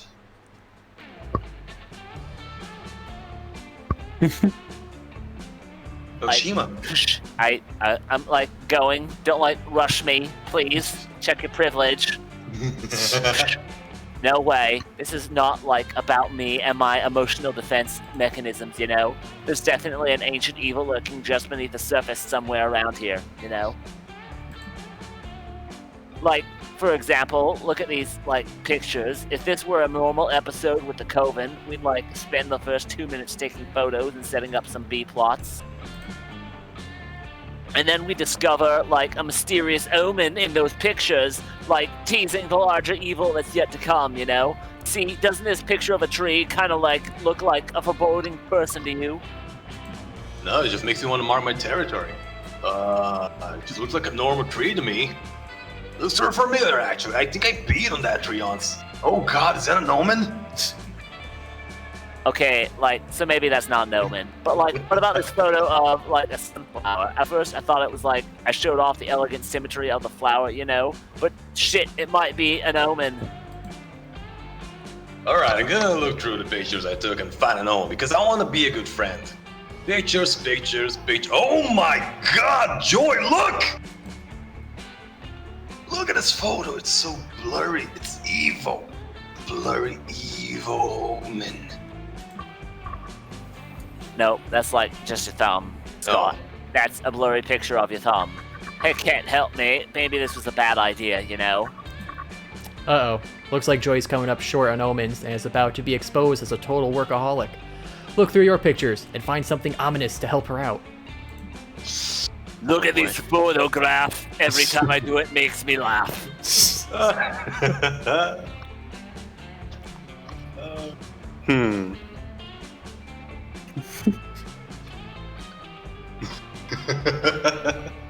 The resolution is too high in all these pictures, for sure. Technology has gone too far. The bottom one for sure. Uh-oh. Like, sure. Oh, no. So, like, just to clarify, are you showing us this photo because you actually, like, think it's an omen? Like, for real, this is what you thought an omen would look like, okay? Or are you just, like, trying to show off the fact that you have an expensive phone with a high-resolution camera? Weird flex, Maali. Oh no, You she know? caught on to me. Yeah, you're supposed to flex with your muscles, bro. Not your mouth. Wait, I guess you can flex with your mouth? I mean, it's the muscle and everything, I think. I mean, you shouldn't flex with your words. Especially if one of your friends really wants a good camera for photography. For photography class, but can't afford it. And that friend's me. Oh no! Not cool, bro. Scott wanders a few feet away, saying that he needs woo? that he needs some alone time to take sad pictures. Aw. Aww. He needs some sad woo time. That was like pretty insensitive, Maali. Scott and I both love photography, you know, but good cameras are like really expensive. Sometimes I let Scott just like use my camera. Aww. And sometimes he uses his cell phone to take pictures. Oh my lord. You and Joy both watch Scott. He sadly reaches into his pocket and pulls out a slightly mushy banana. He couldn't afford an apple. Oh my god. Oof. Scott holds up the banana and starts looking through it like it's a camera. He points it towards a beautiful flower and then says click out loud. Oh, that's What a shame. That actually looks like it would have made a good picture, you know? You should probably apologize to him, and also you should be like way less of a jerk all the time. Oh no. Joy's clearly pissed at you. You try to apologize to Scott, but as soon as you approach him, he claims that he's getting a call on his cell phone and can't talk to you. Sorry, it's my mom. He's talking on his banana. Scott and Joy take Ring, off. ring. You just want to brag Ring, about ring, your ring. cool phone. Was that such a crime? Apparently yes, because you lose 2 boldness and 1 creativity. Oh no. Ring, banana phone. I want to regain charm. Where's charm again? The dome. Actually, I need to boost my boldness again. Take me to the haunted house. That day you venture into the haunted manor. The arts. Everything is going fine, and you're reassured on how brave you are. When suddenly a ghost, or is it just someone wearing a blanket with 2 holes? It's so hard to tell the difference. Appears and whispers in your ear. Remember, one day you'll be long gone, and no one will remember you. All the struggle you endure to become a better version of yourself, both personally and professionally, will eventually mean nothing. Jeez. The ghost leaves you while you take all that in, gaining 2 boldness in the process. How does that translate to getting bold? I mean, you feel like you feel inspired to defy all that, right? And become an immortal star that will always be in the mind of everything living forever. Afterward, when you're very busy making a friendship bracelet, but spooky. but spooky. It's important. I When you love see that. Ravi power walking through your location with a look of fierce determination in her eyes. Okay, I slew the dragon of Danger Mountain, found the incredibly rare ruby that somehow grows inside a tree, but only during the eclipse, and only if you leveled up. I tripped a jackalope and got the mouse's glasses back so I could trade him the seed for the bead and put it on the altar under the well after I drained it using the turtle. My god. And I cleaned the Asian stables and picked up Wizard Fart's dry cleaning. What's next? Huh. Sounds like Aravi is having quite the day. You ask her why she's doing all of these random tasks. For XP. Oh. Ugh, don't get me started. She's doing side quests, helping everyone fight their enemies or find rare items, but she can't take the 5 minutes to find me a pizza for my side quest. I already told you ordering a pizza isn't a side quest, with a high enough XP reward. We'll do that after I do one last real side quest for the day. Want to come along and help out, Zombie Chad? 2 heads are better than 1.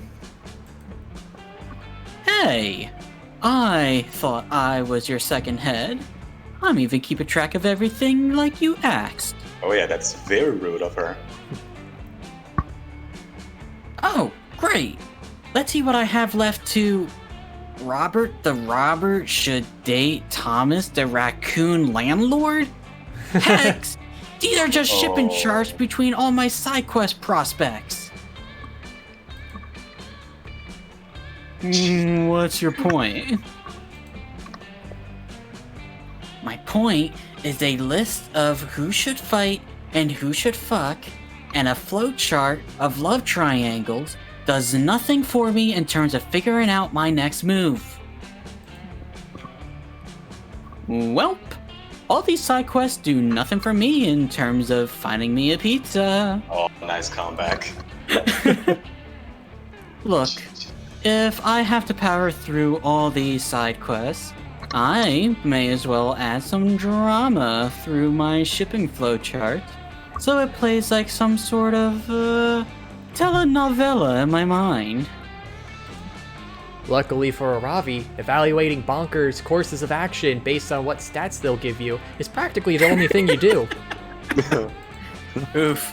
Looking at Hex's notes, it's immediately clear which side quest will unlock the ultimate goal, making Aravi smile. Aww.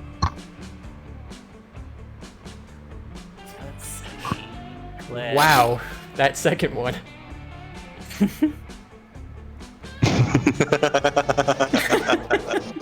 Oh my god.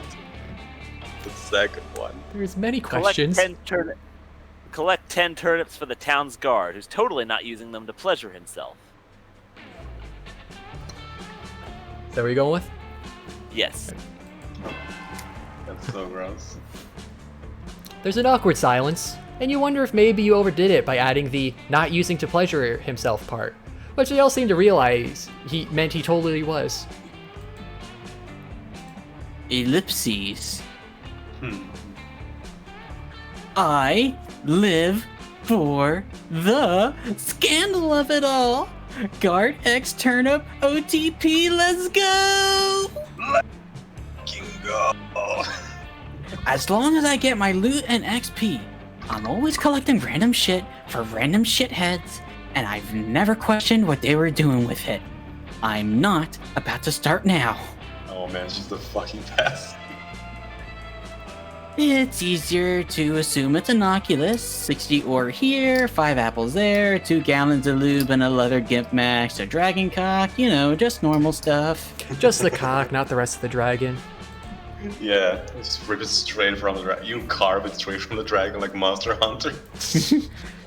Roger! Let's go collect some turnips. For stew? Maybe. You agree to buy into this mass delusion and go get some very normal and non-sexual turnips. You give cheese to the psychic hog who tells you how to fight the Gru in the dark before giving hot cocoa to the snake for a back rub, and somehow at the end you have like 600 turnips. Wow. The logic is convoluted, but it makes for a fun bonding adventure. At the end of the day, you find yourself presenting the blushing guard with a fuck ton of turnips. Oh my. Don't worry, we won't judge. Which vegetables you stick up your butt is none of our business. Oh no, says the guard, looking mortified. When I said romantic prospects, that wasn't a euphemism. I just want to build myself a nice turnip boyfriend to go on dates with. The life of a town guard can get lonely, and lately most social interactions just make me anxious. Aw. Good evening, turnip boyfriend. Don't you look dashing? Okay, time to leave. This is getting weird. The turnip boyfriend. Oh my god. Produce for me? You shouldn't have. Thai food in a movie? I'd love to go. Is he talking for the turnip boyfriend too? You're so nice, Mr. Town Guard. I'll always accept you as you are, and I'll shower you with unconditional love and omega-3 fatty acids. I live for the plot twist of it all. Shockingly, I think the butt thing would have been less bizarre. But this is somehow actually pretty cute. They're a good couple. Yeah. Turnip boyfriend, Hey. best husbando. Hey, Zombie Chad. So you're the one who suggested it. Maybe you'll be my turnip date one day? Whoa, whoa, whoa. Your suggestion gives you turnip 2 charm and turnip 1 smarts, which thankfully work just like the regular stats. Incredible. This has been an interesting turnip of elements. Boo. I think you need let's to produce some new materials there, Shima. I'm just saying it was a very neat turn of events. Ah, stop it, Shima. Let's go to the woods. During your hike through the woods. During your hike through the woods, you find a baby bird that's fallen out of his nest. You nurse him back to health with some delicious trail mix. You also give him some great advice on puberty and how to do his taxes when he grows up. Wow. Then the mama bird finds you, and she is pissed that you're holding her baby. She tries to peck your eyes out, but you fight her off. You've learned an important lesson today. Don't fuck with birds. Gain 2 smarts. Oh. That's some leathery winged looking birds. Yeah. You meet Aravi and Hex afterwards for some yoga, and are shocked to discover that it is actually yoga. Oh. Oh, she's practicing to learn yoga fire. Just like Dawson. Namaste, Umbrella. I saw a 2-minute yoga video on Instagram, and I'm obsessed. Did you know it involves breathing? How exotic! Oh my, tell me more. At first, I was pissed at Hex for making me do this. But I'm actually really super into it. I'm gonna get so fucking relaxed, my head will explode. Just waiting till she learns that she can stretch her limbs. Hey, the prank masters. Oh, did someone say so? Who's that ghost lady? It's Polly. She's from Prom. I don't remember her. She's the second best ghost. It's no wonder you don't remember her. I can, just a moment. Does anybody else want to take Polly? Because I wouldn't mind taking Polly. Alright.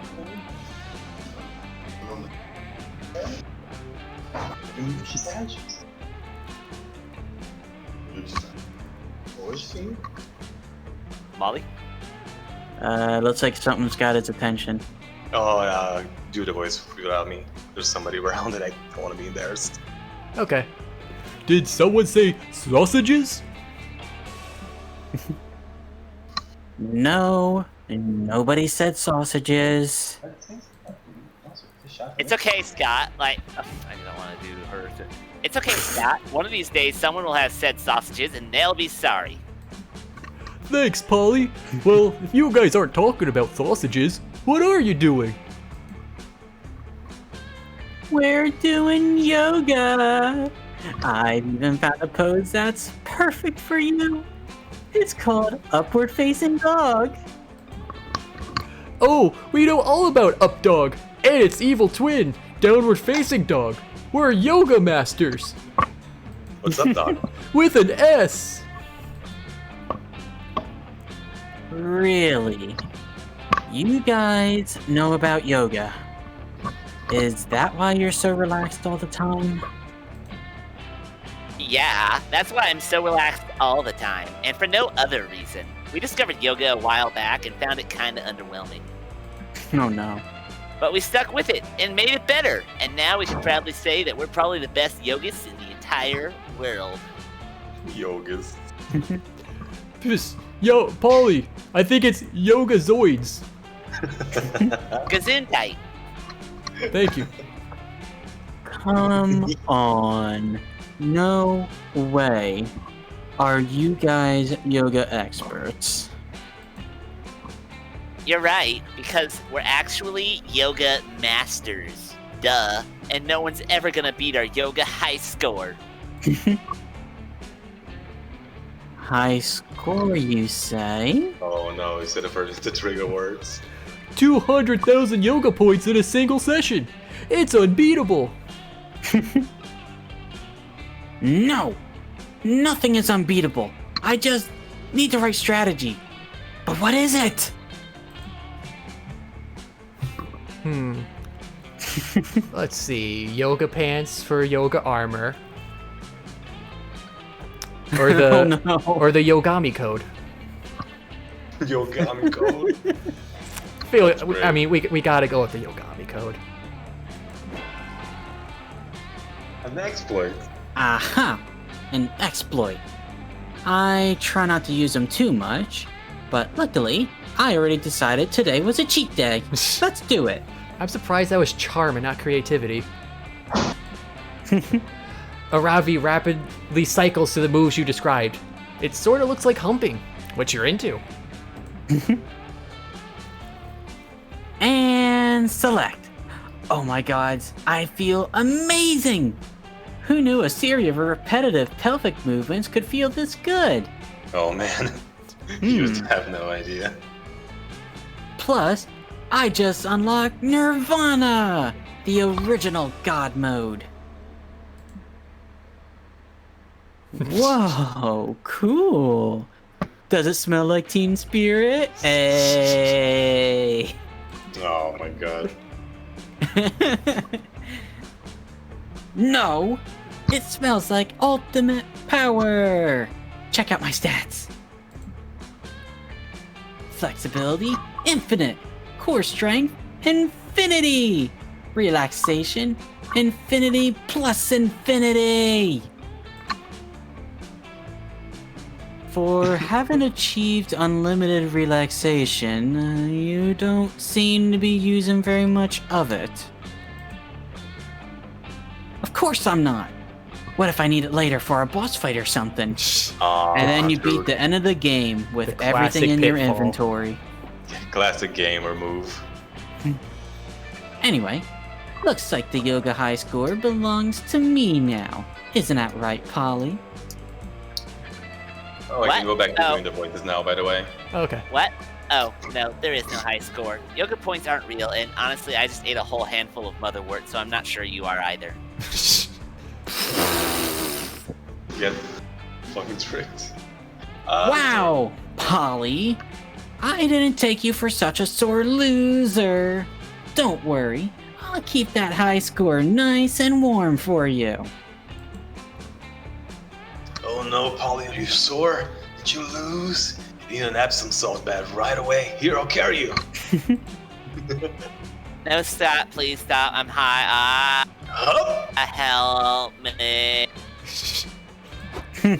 Scott very helpfully carries Polly away, leaving you and Aravi to cherish her new high score. Thanks for the cheat code, Umbrella.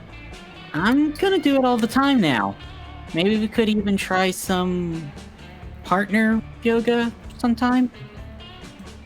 Hey, you're game for any kind of tandem hip movements, as long as they're with Aravi. You gain 2 fun and 1 boldness.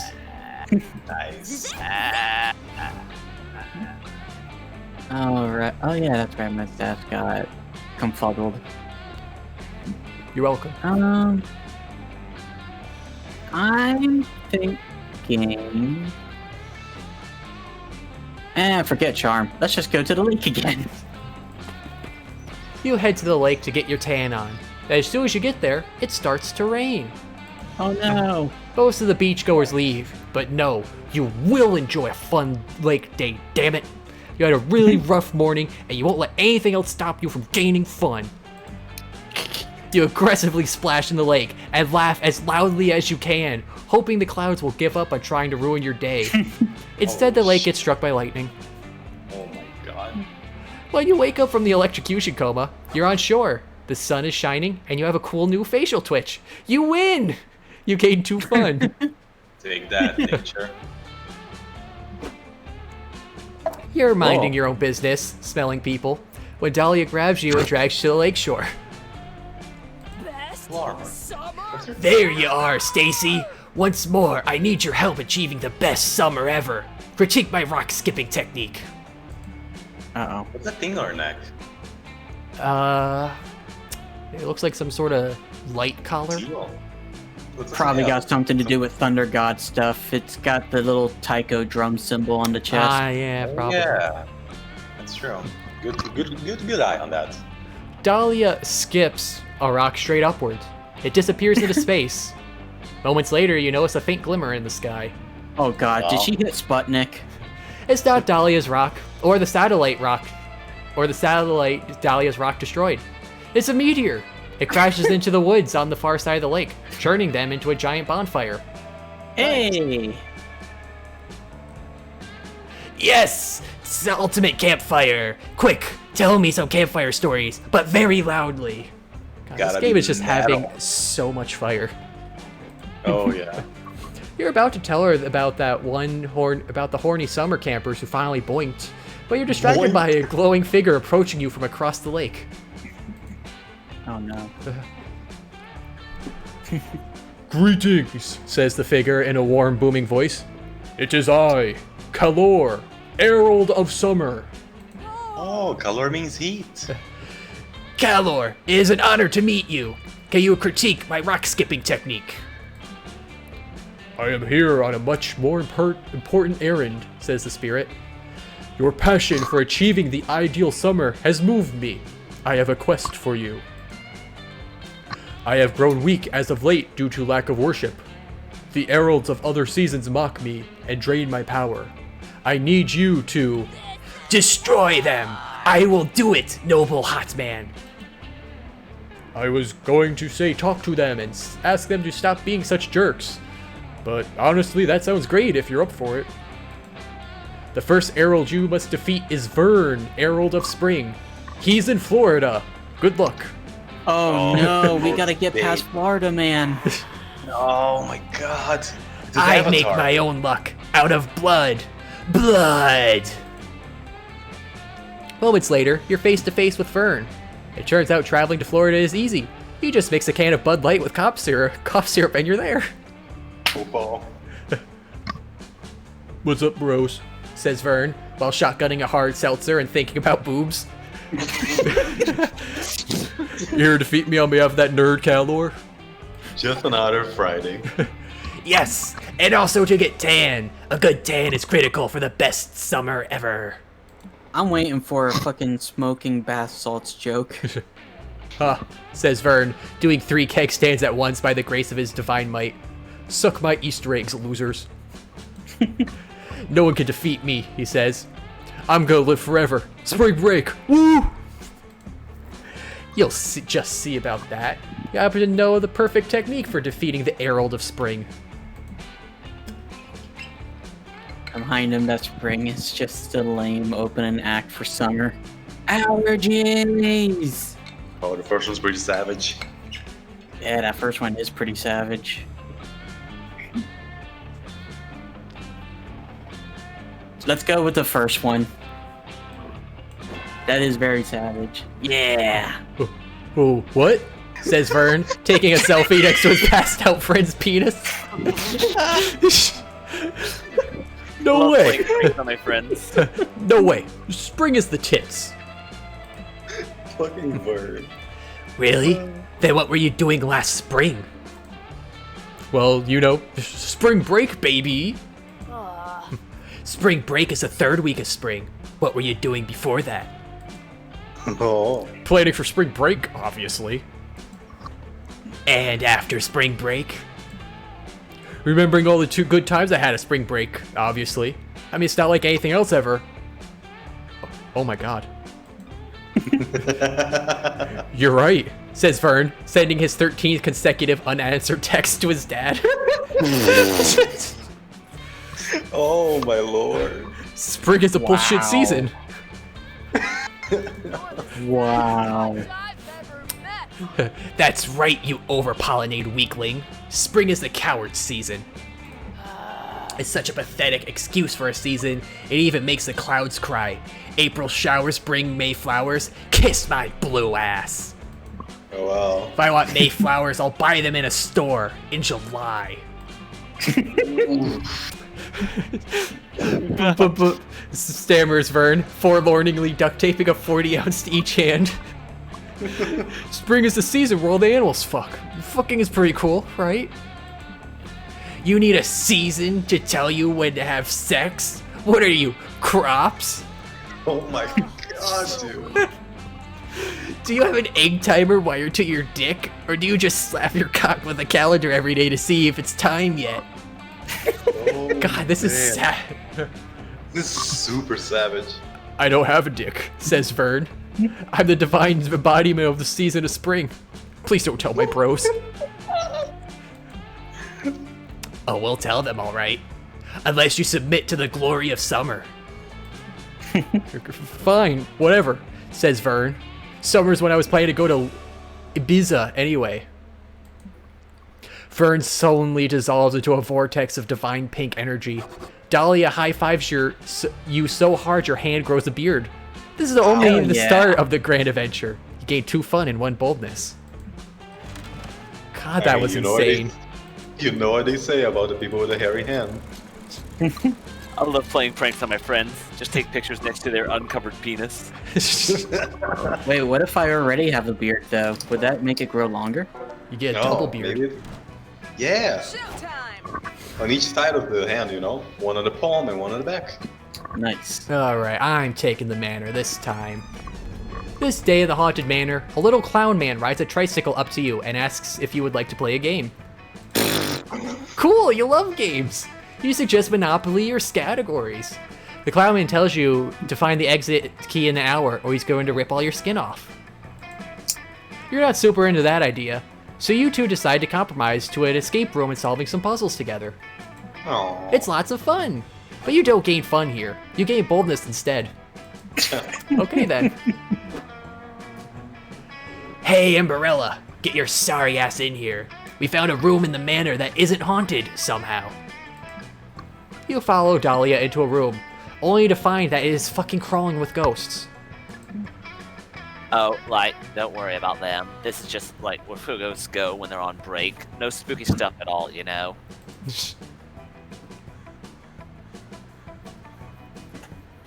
Yeah, and I'm taking advantage of their relaxation by killing them for bonus XP. Hey, I thought we said, like, we weren't gonna fight any ghosts in this room, okay? We did say that, but actions speak louder than words, Joy. My therapist taught me that. Oh, she got him. Guys, there's writing on the window over there. You didn't tell me there'd be reading in this room. At least it's written in blood. That's kind of cool.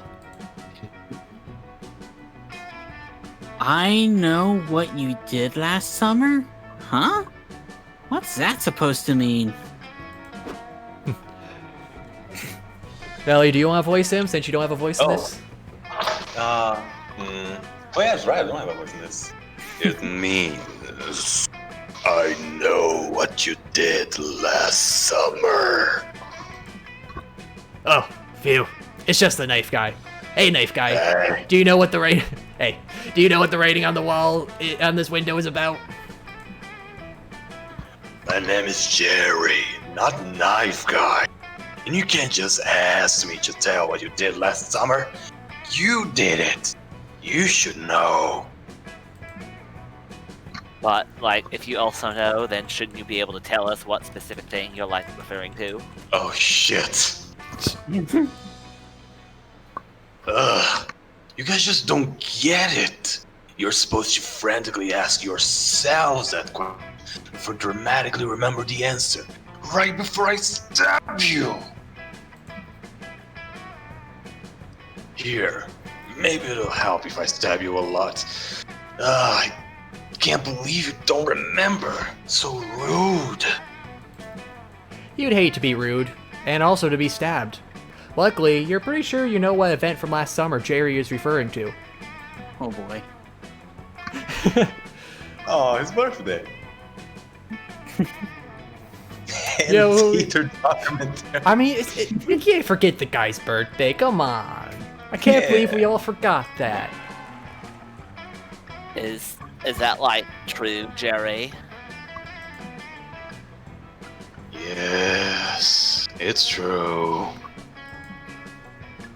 And it's just like, I mean, I know I'm just this guy who's always trying to kill you at summer camp. Person, you know, I have feelings, just like everybody else. Sometimes those feelings are excitement about stabbing, because I love stabbing. But sometimes they're feelings of loneliness, because nobody remembered my birthday. I even tried carving my birthday into my victim's body for a while, like as a subtle hint, but the only people who cared were the cops. Not for the right reasons, you know. That's horrible. I don't know what I would Poor do if guy. someone forgot my birthday. Probably raise their village to the ground, because that's what I did the last time it happened. Oh my god. I get it. But my therapist says even the loneliest birthdays are an opportunity to celebrate ourselves. Do you celebrate yourself, Jerry?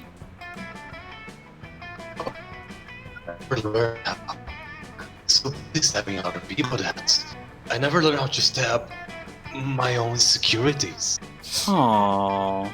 Poor Jerry. Am I the only one who's like a little creeped out that we're all standing around showing empathy for like a serial murderer right now? Person, still a person. Yep.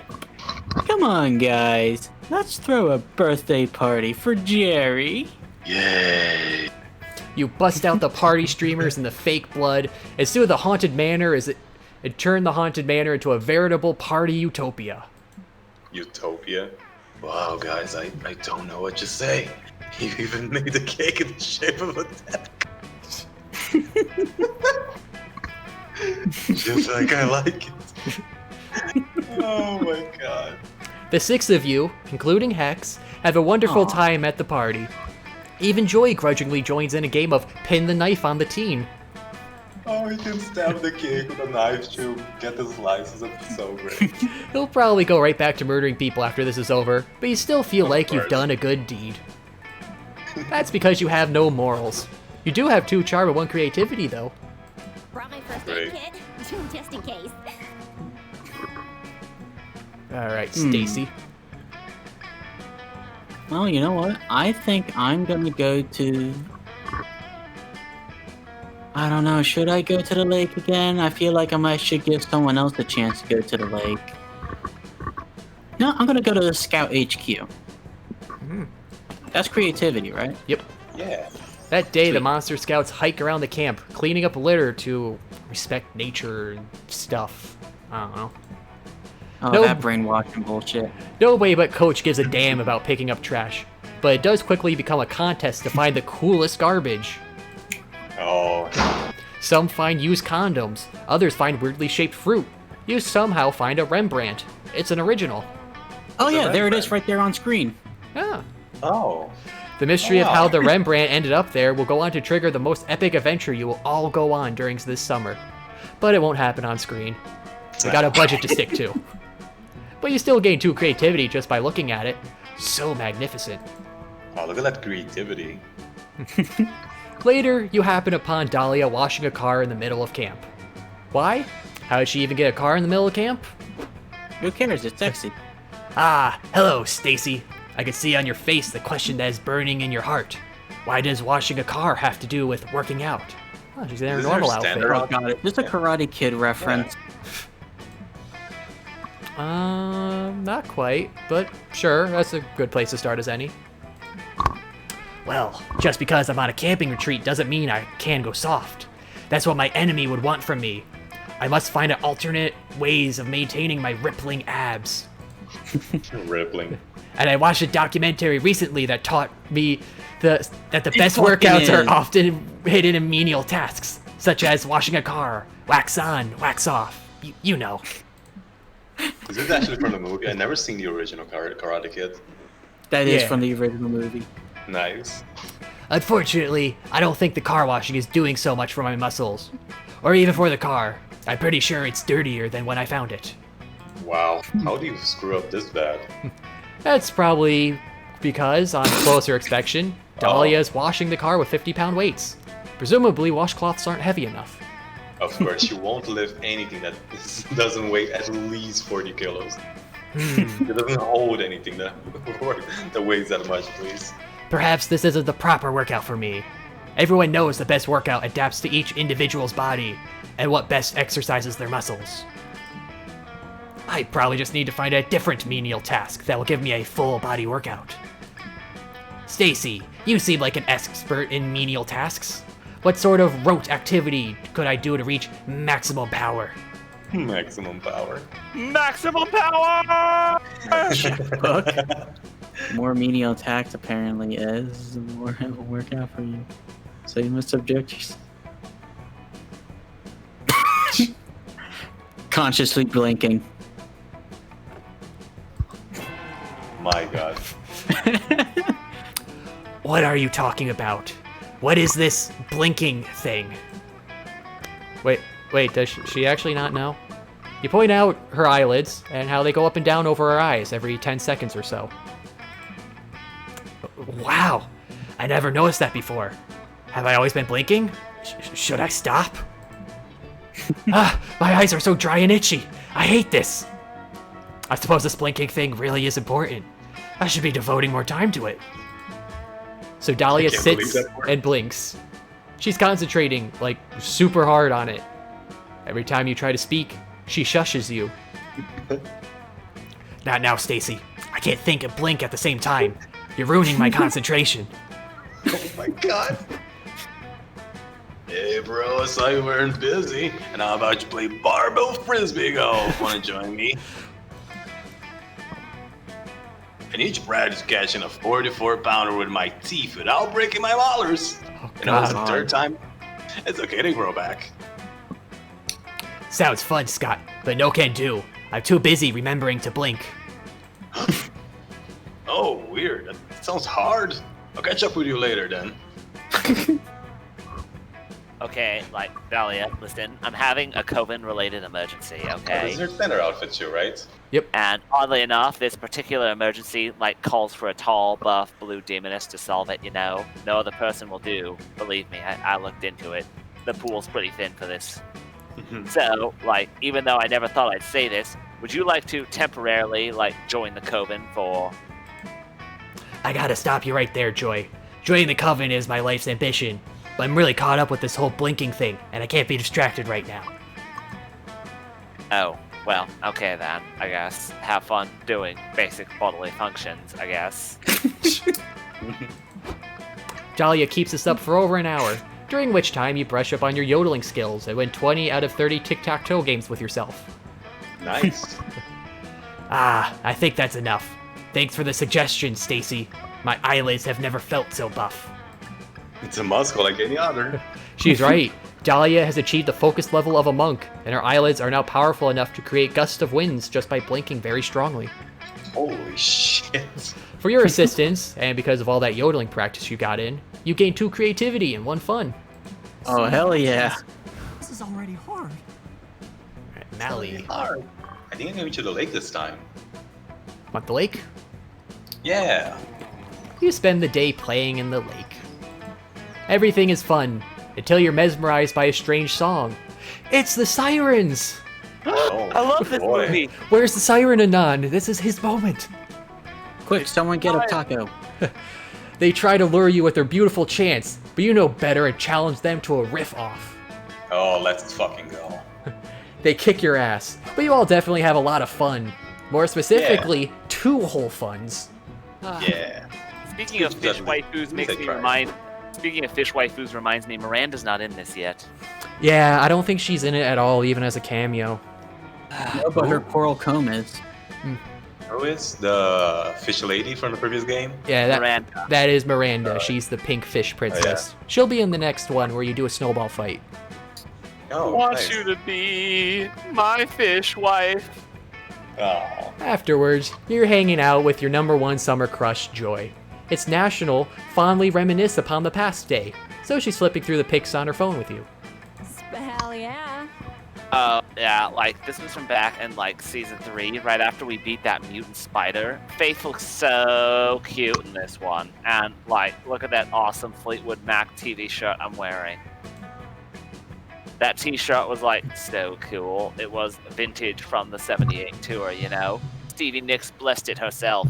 Like, whatever happened to that shirt? Did I sacrifice it to the goddess or something? Oh, wait, I remember exactly where I left it. Joy makes a mysterious phone call.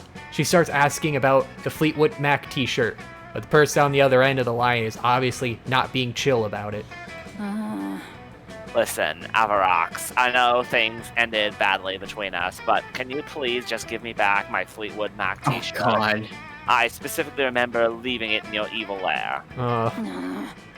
I know you know which t-shirt I'm talking about, Avarox. I didn't leave, like, multiple t-shirts in your lair. No, there is definitely no need to discuss it in person. Do not portal here. Suddenly, a magical portal opens. An objectively sexy centipede person emerges, and they're giving off palpably villainous vibes. Objectively. Oh. Ooh, there's actually art. That is actually pretty sexy, and I don't care the gender. I don't like it. Oh. Which one wants to go? I'm trying to think of a good voice for it. Oh, go ahead then.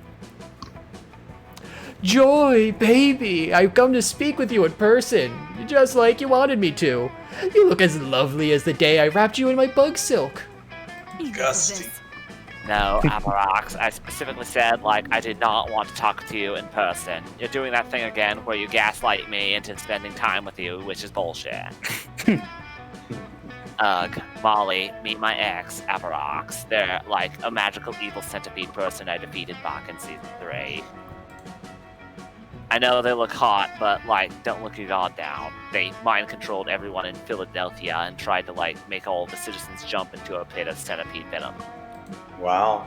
Oh, you make me sound so evil, Joy. But that's still in the past now, gorgeous. We should focus on the present, and this very important t-shirt debacle.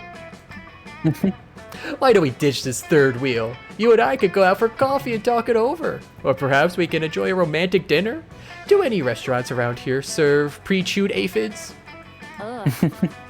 Avarox, if I go one more coffee with you, do you promise to immediately hand over the shirt, you know? Oh, no. Like, show me the shirt right now before I waste my time.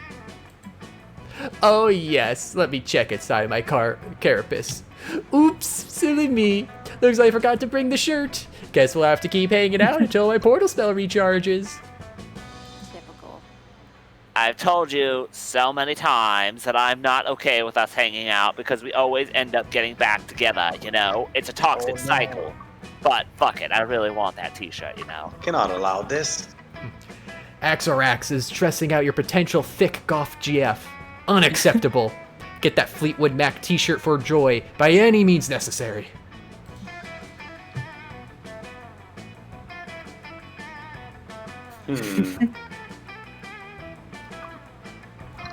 No, I'm definitely setting up a black market exclusively for buying and selling Joy's belongings. Uh-oh. Oh no.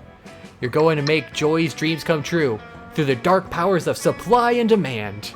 You get to work right away on your illegal Joy-themed black market. Oh my god. A few hours later, the black market is up and running. Literally everything on sale was once owned or touched by Joy. It's super fucking creepy. Nice. Disturbingly, it's also popular. Turns out, the Coven has a lot of dedicated fans. And lots of magical beings want gently used witch items. Oh, maybe we can sell her bathwater even. Come get Joy's authentic spell herbs found in her trash, screams one creepy salesman. I've also got Joy's chapstick that she lost on a road trip. Buy or trade. This dark market is heaven on earth for a Joy connoisseur such as myself. I'm certain there should be some merchandise I'm quite interested in acquiring. Oh, I don't like his eyes vision. Look at him. Luckily, I've got some very valuable Joy paraphernalia. I didn't want to let go of the t-shirt so soon, but if I see something that really catches my eye... Axrax showed up, just like you planned. You asked them to trade your Joy's Fleetwood Mac t-shirt in exchange for a piece of gum that Joy chewed. That you kept for some reason. Don't think about it. A chewed piece of gum should still have trace amounts of her DNA, which I can use to make Joy-flavored ant silks. It's a deal, you sick freak. Oh my god. Yes! You got the t-shirt back from Axorax. Now you should return to Joy and shut down this creepy-ass black market. Unless... Technically, you could keep trading. This t-shirt is valuable. And you could Wolf of Wall Street the shit out of this whole place. Wow. But wait, they set it up! The ambition. You spend hours trading and manage to barter your way into owning the most valuable item on the market, Joy's used sock. It has a cash value of $445,000. Holy shit. Like, freeze creeps. This is like absolute bullshit, you know? I'm here with the cops to raid the whole place. Thanks for your undercover work, Agent Dyer. Dwyer?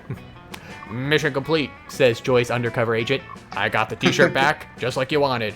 I just had to trade Maali one of your used tissues.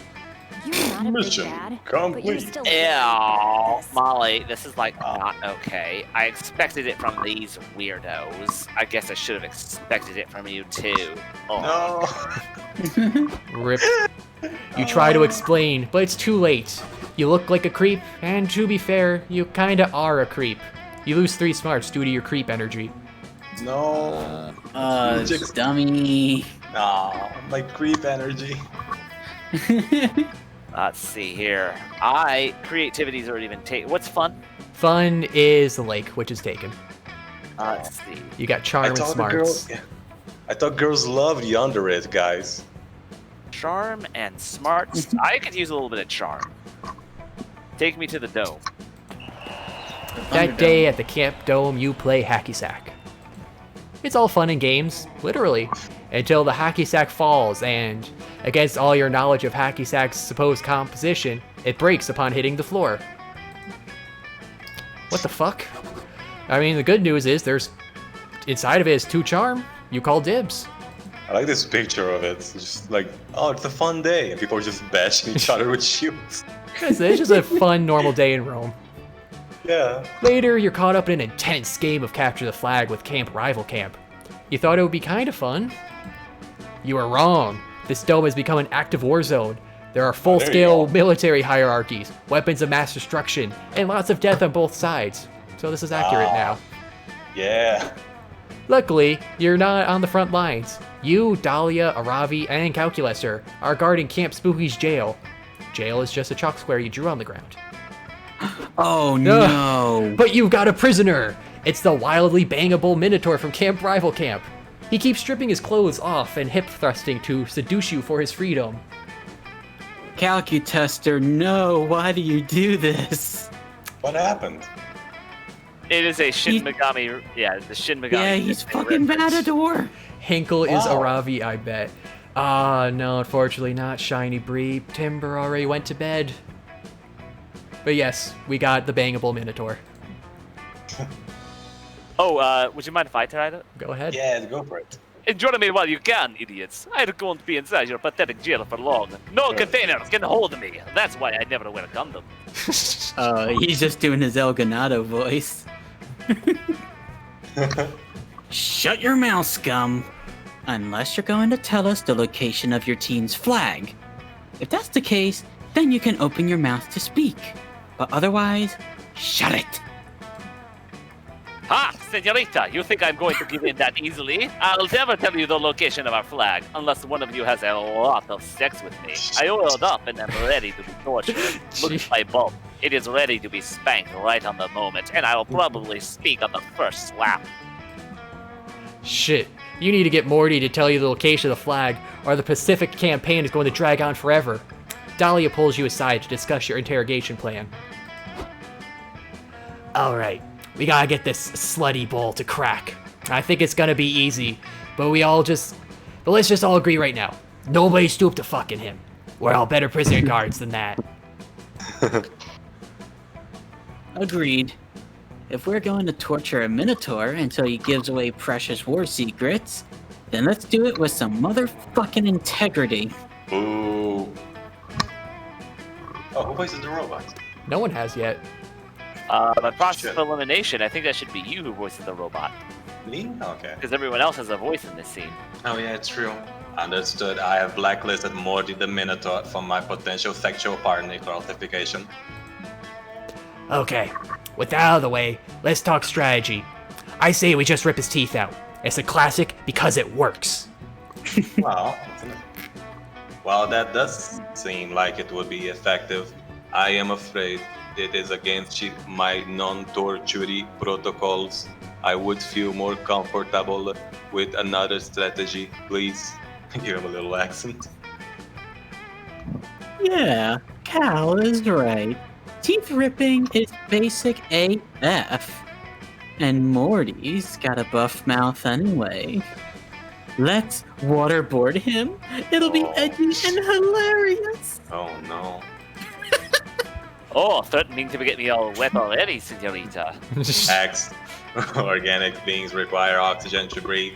Waterboarding is very painful for them.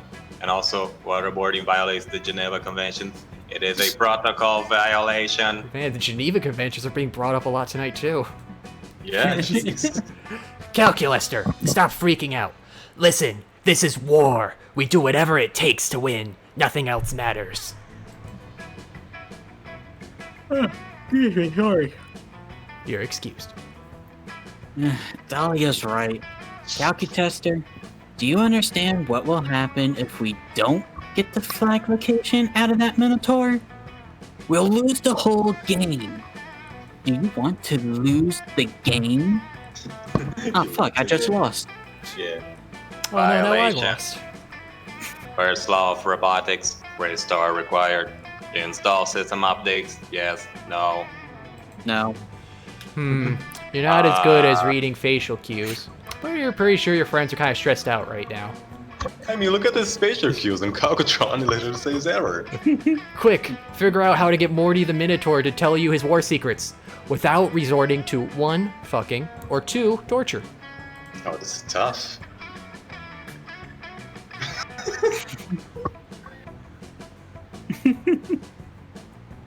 The trad option would be obvious. One of you needs to go undercover, pose as another prisoner, and build up a rapport with Morty to earn his trust. Brutal. We'll have a fellow prisoner befriend the slutty Minotaur, get the information, and then betray him in a dramatic twist. And I know the perfect person to go undercover. You! Me, obviously. You spend hours helping Dahlia come up with the perfect prisoner disguise. She's going undercover in jail as Dahlius, a blue demon boy from Camp Rival Camp. Oh my lord.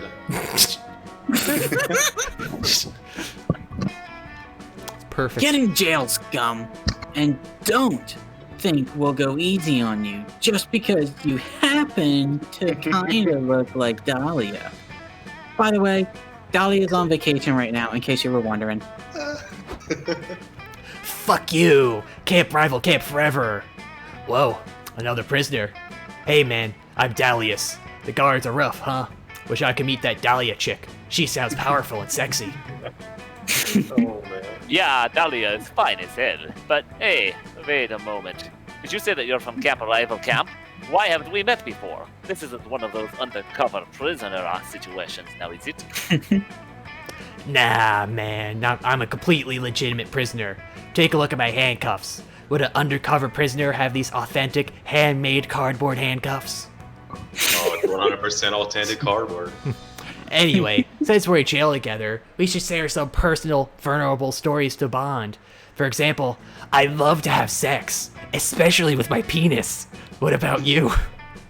Oh man. Dahlius, you are a legend, bro. I cannot believe it. I also too like to have sex with my penis. What are the odds that we would both like to fuck? Man, we should be BFFs and fuck if you're down. Totally. You know what I hate the most about being a prisoner, though? I know all of these war secrets, and I don't have anybody to share them with. Oh man. Wait, what the fuck? You did not expect this plan to work so well.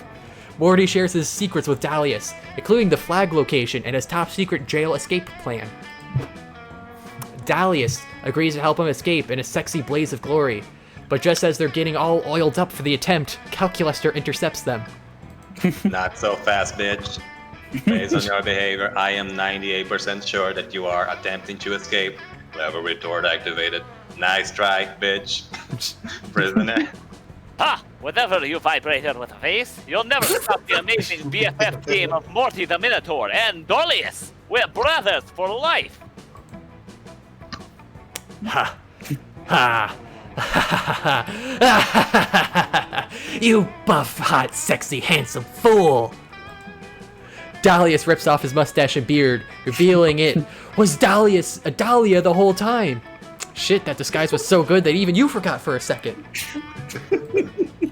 It is I, Dahlia Aquino. Dahlius was simply a ruse to gain your trust. I am the master of disguise, and Zombie Chad is my sidekick, kind of. How could you? I trusted you, Darius. We were brothers, or at least wiener cousins. I was going to name my firstborn after you. Oh my god. Hell yeah! Camp Spooky wins the Capture the Flag War. You gain 2 boldness and 1 smarts. And you realize that you have a huge crush on both Dahlia and Dahlius. Oh, woe has fate befallen me. Also, Shima, that is bullshit. Morty would never have named his firstborn after that, because I wonder, you really think he still has a firstborn to be had? He has sex without condoms, remember? But he already has sex without condoms. Go story, go story. All right, Stacy. You have first pick again. Oh shit, I do. Well, it's tempting to see the snappily dressed Mothman again, but I'm gonna go over and hang with Dahlia. And I guess Joy as well. You're scouring the ground for any dropped s'mores or lost wallets or other fun paraphernalia for you to take, like some kind of horny young adult vulture. But instead of finding any of that, you find Dahlia and Joy having an argument. The most fun thing of all.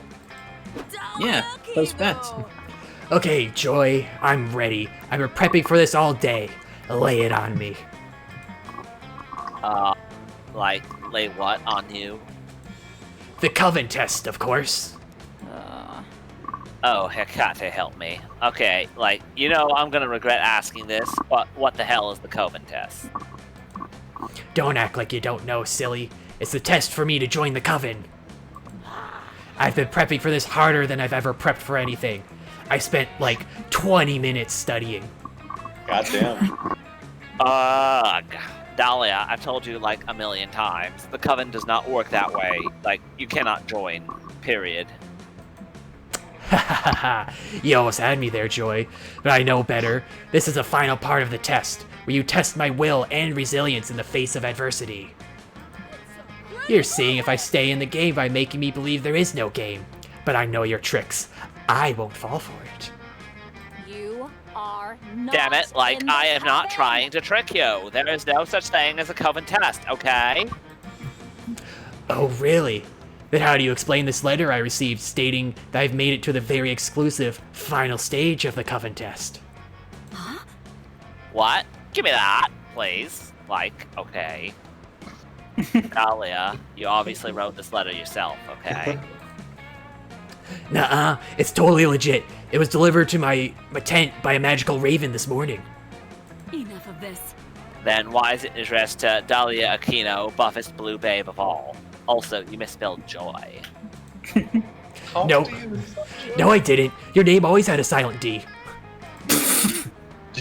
Dahlia, I am sick of your shit, okay? This letter is meaningless, and you're not taking a Coven test because there is no test. Yep, gotcha. So is there gonna be an oral section of the test?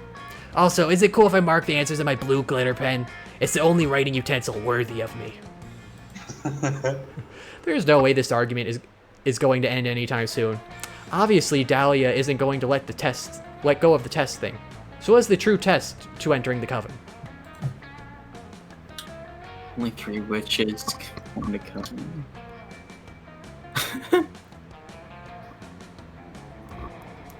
Wow, well, only 3 witches can form the Coven, so, one of the other ones must die. Die. You're a bad omen. What? No, that's not at all how this works, okay? But it makes so much sense. You point out that Joy joined the Coven after Grace, the previous Coven leader, tragically died. Well, okay, that might be accurate, but... Aha! So it is true. One of the current Coven members must die. Why didn't I think of this sooner? Because, it's insane. You can't kill, one of its members, okay? That sounds like a challenge. And to think, Joy, that you were once in the same position as me. What position? Why, the position to kill a Coven member, of course. I bet it all went down like this. You went to summer camp, met Grace, begged her endlessly to let you join. Ugh. You couldn't be possibly any farther off. And I bet you forged some convincing papers saying that it was time for you to take your coven test. And Grace was totally fooled. And then bam! You clocked that bitch and became the coven leader. Dahlia, no.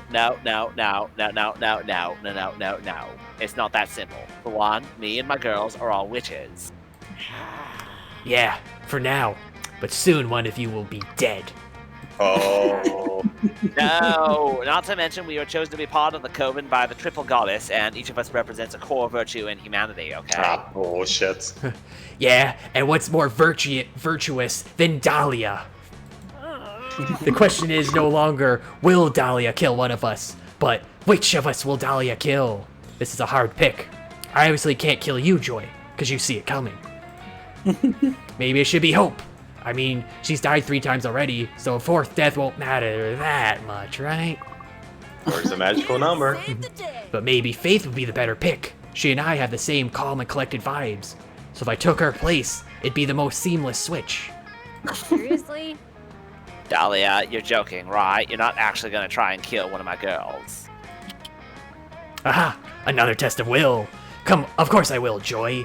And I promise I will make you proud. Come on, Stacy. Since this was your idea, you should join me. You and Dahlia walk off despite Joy's protests. You always knew you'd be an accessory to murder one day, but you never dreamt to be with someone so hot. Woohoo! Probably won't be the first time. You never, Hell yeah. You never managed to find Faith. Joy probably warned her. But in life, as in the law, it's the intent that counts. Where to sit? And Maali. Oh, where to sit indeed. I ain't gonna sit with the other 2 boys.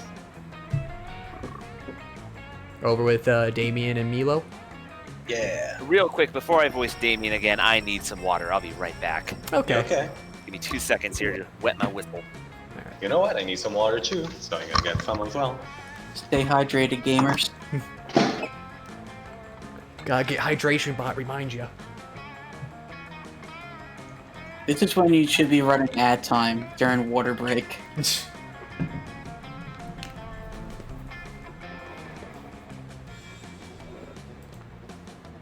I only have an option for a 60-second break, and they said 2 seconds. They can get 30 whole waters in that time.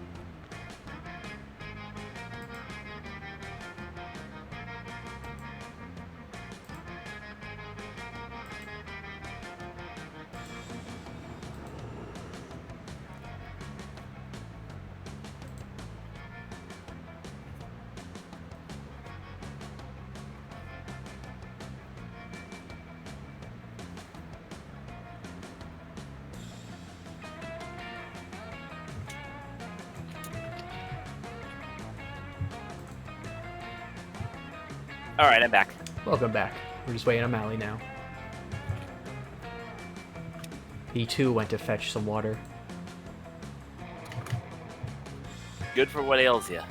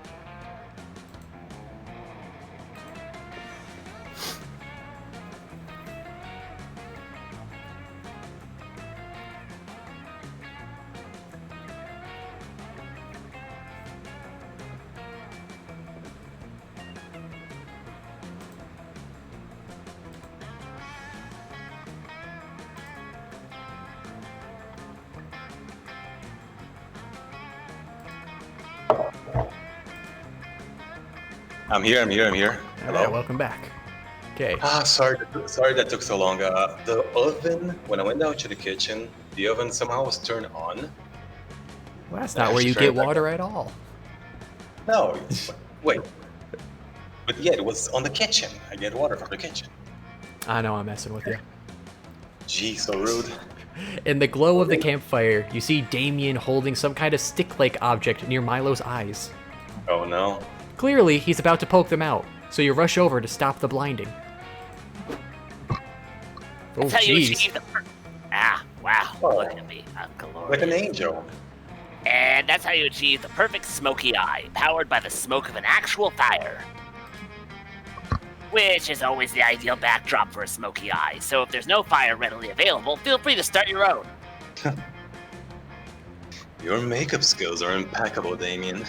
Don't need to soften, or rather unsoften the glow of your talent by immediately going back to arson. But that's who I am. I'm Damien the arsonist, the badass, the criminal, the spicy red adult. I would hate to be known for my skill set I've honed secretly since childhood, always dreaming about the day I could become a makeup artist and hairstylist, universally adored for my talent. Come on, mixed message here. Gender is such a cage. What? Nuh-uh. If I were in a cage, I'd know, and I'd destroy it. No cage can hold me. I just need people to fear and respect me. Fear and respect is difficult to buy and even more expensive to maintain. I can't let my people down like that. This is the problem with putting these labels on yourself, Damien. If you choose to define yourself as a bad boy, you take the trappings of toxic masculinity that come with it. You could keep all your old hobbies, like arson and crime, while also celebrating new hobbies, floral arrangements, and figure skating. That's an odd one. Let's start with a poem to review your artistic side. Yes, that'll be the perfect thing to accompany your beautiful, delicate makeup skills. A beautiful, delicate poem. If you really want to see my makeup as art, then you wouldn't need to pressure me to write a poem to be an artist. It's touche. Ooh, nice one, Damien. Those two clearly aren't going to see eye to smoky eye on this one. Time to do what you do best and pick a side. Also, I don't think Damien has any issues with being either toxic nor masculine. Oh yeah. That's another fair point. I mean, he's like the son of the devil, so... Son of the devils.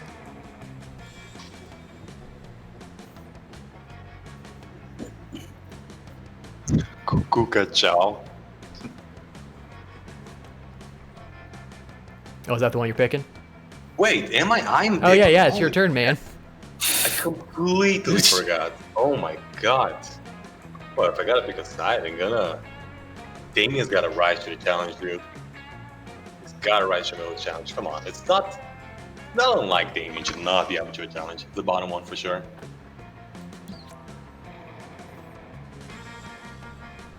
Cuckoo Kacha! Oh, what the fuck? Cuckoo Kacha! Cuckoo Kacha! I can tell by your incredibly accurate impression that you are calling me chicken, which I am absolutely not. Incredibly accurate. The only time I've ever been a chicken was when I disguised myself as one to cockfight some cockfighters to teach a lesson about not cockfighting. And since that's not happening right now, then I must not be a chicken. Damien, it's okay. Part of being sensitive is admitting when you're afraid. I am not afraid. I ain't gonna poem. I'm gonna poem right now. I'm gonna fucking poem, dude. I'm gonna poem so hard it's gonna blow your fucking mind. Let's fucking rock. The trees. The trees. Yes, the trees. What about them? The trees are there. They're gonna be there. They're gonna do it. The trees. Fucking. Fuck. Wait. Yeah, that's it. Tree orgy. That's my whole poem. No, wait. Tree orgy. Free orgy. Wow. Bee orgy. Shut up, I did my best. And there's something beautiful about that. When you think about it, being willing to try something and fail at hard does take a certain amount of vulnerability. And yes, one feminine rhyme isn't going to erase years of toxic masculinity, but it's a start. Won't you go write some poetry of your own, Maali? Oh. That's because we're saying that. So Because we're tree saying that, orgy rhymes are feminine, apparently. Of course, it's a poem. You kind of hope writing poetry is a euphemism for making out. But it Oh, turns no. out it's a euphemism for writing poetry and posting it to Milo's Insta with pictures of sunsets and sad people in silhouette. Nice. Still, it's... So Christian rock cover. Oh my god, my smarts is at 1. Yeah. You dumb boy. I'm a dumbass. Dummy sick. Still, it's nice to spend time with them.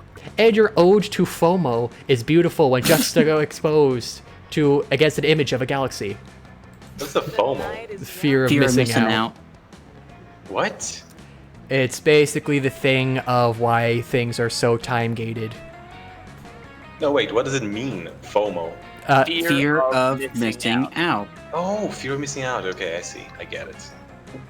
Alright, I'm gonna sit with a Ravi for once. Yeah. It's dark. So dark. The darkness surrounds you. You are lost to the darkness. Suddenly... Suddenly you remember that your eyes are closed. That's why it's dark. You open them and see a Ravi and Calculaster hanging by the campfire nearby. Amberella, I am pleased to see you. We were just brainstorming some ideas for our up-and-coming business venture. A food truck. Oh, look, he's like a golem. Yeah, that's cool. Yup. Between the three of us, we have all the skills required for a food truck. Snack food enthusiasm, ruthless ambition, and the ability to Google recipes. I can Google things. I'm the one bringing the snack food enthusiasm. I've eaten 12,421 different flavors of Pringles in the last week alone. Oh, he's gotten into those Rick and Morty commercials. My god. And as usual, I'm the one bringing the ruthless ambition. I'll do whatever it takes to win in any situation or context, regardless of what's socially acceptable. Sorry to interrupt. That's a really fun concept. Like Pringles of all different flavors, like Harry Potter bean. Birdie bot Pringles. Yeah, like you open up a can, it's super long, and every Pringle is a different color and different flavor. It's a 3-foot long can you just carry around. You can use it as a weapon. Oh, I thought that I was the one bringing the ruthless ambition. This is such a relief. Anyway, I still think that our biggest problem is getting the word out. How do we convince people to come to the truck if violence is an illegal marketing tactic or whatever? Hey, that didn't stop Vera. Yeah. You guys, I got the perfect idea. Let's do some fun promo. I'm all about that BOGO life, and I've got the coupon to prove it. A promotion is an efficient way to advertise, but they can be risky. For example, Toys R Us was criticized by harshly by their take a baby, leave a baby sales event. To avoid any possible bad publicity and increase our margins, why don't we have a pay double sale? Customers will get to pay twice as much as normal for their purchases. I could totally see tons of people falling for that. Meh. How about we do a contest to see who can kill the most goblins while wearing our merch? That way, our merch will be worn by badasses and goblin victims. Wait, wasn't it supposed to be a food truck? Details. You guys just don't get promos. They're supposed to be fun. It's more fun than So killing let's buy a goblins. t-shirt cannon and call it a day. We can kill Wait, the goblins with the t-shirts. Wait, I know. What's more fun than killing goblins? Fucking goblins. With the t-shirts. Since each of us own equal shares in the food truck, the only democratic way to settle this is with a simple vote. Calculator conducts a vote between the four of you. Everyone votes for their own idea. You formally abstain. Am I losing my voice? It's a tie. This is so dumb. Voting is stupid and never works. Says every so she's Democrat.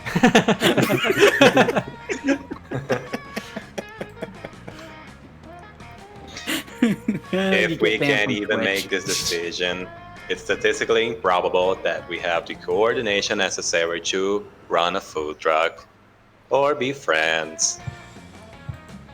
Quick, Wow. help your friend think of the best promo for their food truck. If you don't, you'll never get to taste the greasy, overpriced, lukewarm snack foods. Ugh. I do like pie. Pie is always good, endless pie. But I do like cheat codes, and we do like the speed runs. We gotta get those Twitch views. We gotta speed run life. Oh, how feasible. Cheat days are a very popular concept. For example, every 2 years I cheat and allow myself to interrupt someone, even though it's not polite. Aw. Oh. Hell yeah, bro. On my cheat days, I give myself a special treat. Consuming a Ravi's most precious memories. Oh, that is not cool. Damn it, Hex. Is that why I can't remember any of my loot-themed childhood birthday parties? Yeah, loot. Epic gamer. Whatever. Those memories weren't that precious. Anyway, we should totally do the cheat day promo. It's a sick idea. I take a cheat day once a month myself. Oh, where, Ravi? You realize that the government sends out national security alerts about your cheat days, right? Oh, no. That's awesome. And honestly, it's justified. I usually start out a cheat day by inputting a quick rosebud or motherload command for infinite money. Come on. And then I rapidly jump up, down, left, right, BA, and then I press start. That gives me infinite lives, so I'm functionally unkillable. How do you input B, A, and start in real life? How do you do a jump B? Well, you do that by doing half of a jump A press. Of course. You can't do a half jump, that doesn't exist. No, but you can quarter jump. Oh. You build up speed for 12 hours. And then you switch to a GPU in which you have a girlfriend. Oh. And remember, it's only possible if you use NordVPN, promo code nowhere in this Twitch page. Oh, nice. Subtly trying to get Khazard stream sponsored. Hell yeah, I've been a donator for like 26 months apparently. Gotta get my investment back. Your t-shirt will be in the mail. Yeah. But cheat codes are tricky because if you use them too much, it just kind of takes the challenge away. And also you clip through walls way more. That's why I just do it once a month. Honestly, very respectable. One of my uncles lost a leg by clipping into walls. Oh no. Does he have a peg leg now, or is he just stuck in the wall? Oh, he walks around with a wall for a leg now. A common occurrence in Brazil. Yeah. Amazing. Aravi, I did the math, and our food truck customers have a 99.6% chance of denning this promo. Which specific cheat code do you suggest we give the customers? Hey, and now we wrap it back to the K-pop, all those emotes we got earlier. God damn it. You know what would be hilarious? We should tell our customers how to turn on huge heads mode. Hell yeah. Can we say gaming has actually devolved with the lack of huge head modes in games? Yes. Agreed. It's a feature that we are lesser without. Oh yeah. OMG, Ravi? That would be so fun. We have to do it. Their heads would be so big. They'll look like such idiots. Lol. I wonder if Ravi is ever called a ravioli in the game. Anyways. That'd be a cute pet name. It would be. I just have one question. Wouldn't our customers not enjoy having huge heads? Don't humans have very frail necks that are incapable of supporting much weight? Oh yeah, good point. I guess we could just give the customers a cheat code to skip everything and get to the final level. That's so boring. What's the final level? I can't explain it, Cal. But when you get there, you'll know. Trust me. Yeah. Well, see, here's the thing. It may let you skip the level, but it may not give you the gear that you would get along the way. And I guess one of us should say thanks to Umbrella for coming up with a good idea. Thank you. I mean, thanks. Oh, soon, dear. You have an awesome afternoon brainstorming food truck ideas together. At one point, Aravi mentions that she wants to show you her hot coffee mod later. Score. Hot coffee mod? Oh, hot coffee mod. Alright, this really only leaves me with one choice. Take me to the bug man. Oh, so you want to stay alone, right? Yes, I want to sit alone with the bug man. Hello there, Zombie Chad. Do you fancy a gossip? Yeah, why not? You could go for a little gossip, as a treat. Wonderful. The only problem is, I do not have a gossip. I am fresh out and looking to refill. Got some gossip. Would you have a gossip to spare, perchance? You always have a spare gossip to donate to anyone who needs it. Let's go. What's the name? Oh yeah, it's Stacy. You know what's weird? What? I don't know. I know it's that Stacy had like no reaction to the. Who has also been interacting with Aravi a lot? That's also been Maali's had Joy, Embriella has had Dahlia, I think. Stacy has also been the only one. No, Stacy is the one who's been going with Dahlia. Wow, Shima, way to interrupt me there. Thanks. It's my turn. I think I have the right to speak my mind on my turn. Okay, fair enough. Can I say something? That's fine, it's fine. I think it's weird that Stacy has no interaction to the bonfire, even though she's a Frankenstein, sort of. Oh, yeah. Anyway, just a minor thing. Actually, the zombie Chad spreads rumors about Chad. He doesn't spread rumors about other people. Zombie Chad only spreads rumors about Chad. Transylvanian vampire. Cocaine-fueled interpretive dance. Cocaine-fueled interpretive dance. Oh. Flat Earther, nice. An enchanted frog. No, Lord Poseidon. Lord Poseidon. Yeah. Okay. Fill in the blank. Hashtag so blank. Is it character limit? Is it 5 characters? 1, 2, 3, 4, 5, 6, 7, 8, 9. No. 4. Okay, you have 12 characters. Chad-tacular. Chad-tacular. Whoop. Tacular. There we go. Nice. I think just fits, yeah. Perfect. Thank you, Zombie Chad. You are truly charitable. The slurping noises. I will pay your kindness forward by spreading this gossip amongst my other gossipless peers. You make the conscious decision to spread lies around camp. Great move, asshole. Move, asshole. Anyway, you overhear your rumor. Yeah, great move, asshole, spreading lies about yourself. Anyway, you overhear your rumor being spread. Oh, this guy's new. Who wants to voice Hey, Skeletor? Oh God, it's a roll 20. I can voice Skeletor. Yeah. Hey, did you hear about the time Zombie Chad wrote a tweet that went totally viral? Apparently, back in 2016, Zombie Chad drank one too many wine coolers and tweeted out, "Sorry, but the concept of cocaine-fueled interpretive dance is totally problematic. So Cancel him. Chad-tacular." Cancel him. The tweet blew up overnight, and nobody could shut up about Zombie Chad's hot take. I heard So Chad-tacular even started trending. You forgot the hashtag. Of course, such a spicy opinion is going to receive some backlash. Apparently, the weeaboo community was pretty unhappy with what Zombie Chad had to say.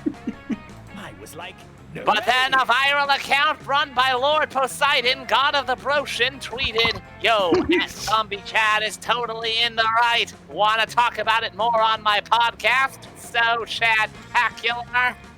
Couldn't believe it myself. So Zombie Chad agreed to be on Lord Poseidon's podcast, and apparently he has been promoting ever since. Wow. Don't tell anyone. What do you think about that? Maybe we shouldn't glorify somebody based on a tweet they wrote so many years ago, but it's still something to think about. Ooh, topical. Well, viral flame is fleeting, but gossip is forever. Zombie Chad gains 4 creativity. Wow, the gossip has really worked out this round.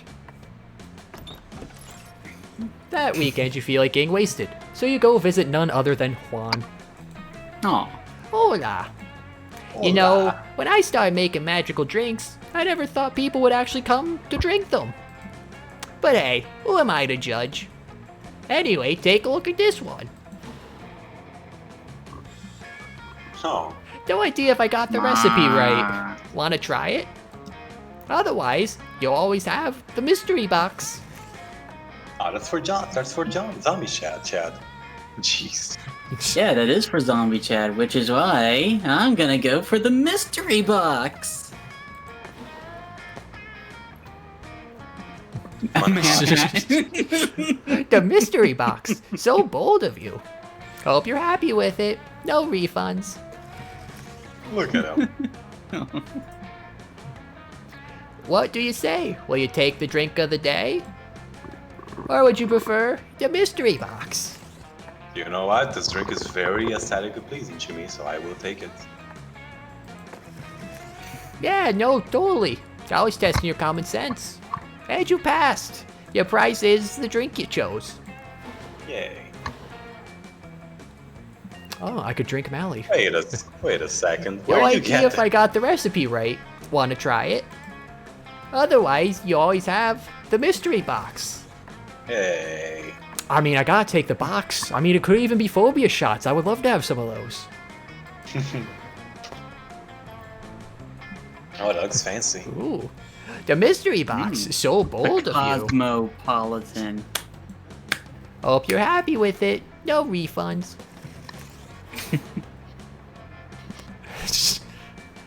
Quite appealing, right? Don't know if I drink that, but the question is, will you? It's a pina colada. I have to. I also have this mystery box, because at this point, who knows what you drink? I like pina coladas. Getting caught in the rain. I gotta question how it's staying inside. It doesn't. You gotta drink it through the eye holes. It's like that one Ogloff comic where he tries to drink from the skull. And he's like, find me enemies with no eyes so I could drink from their skulls.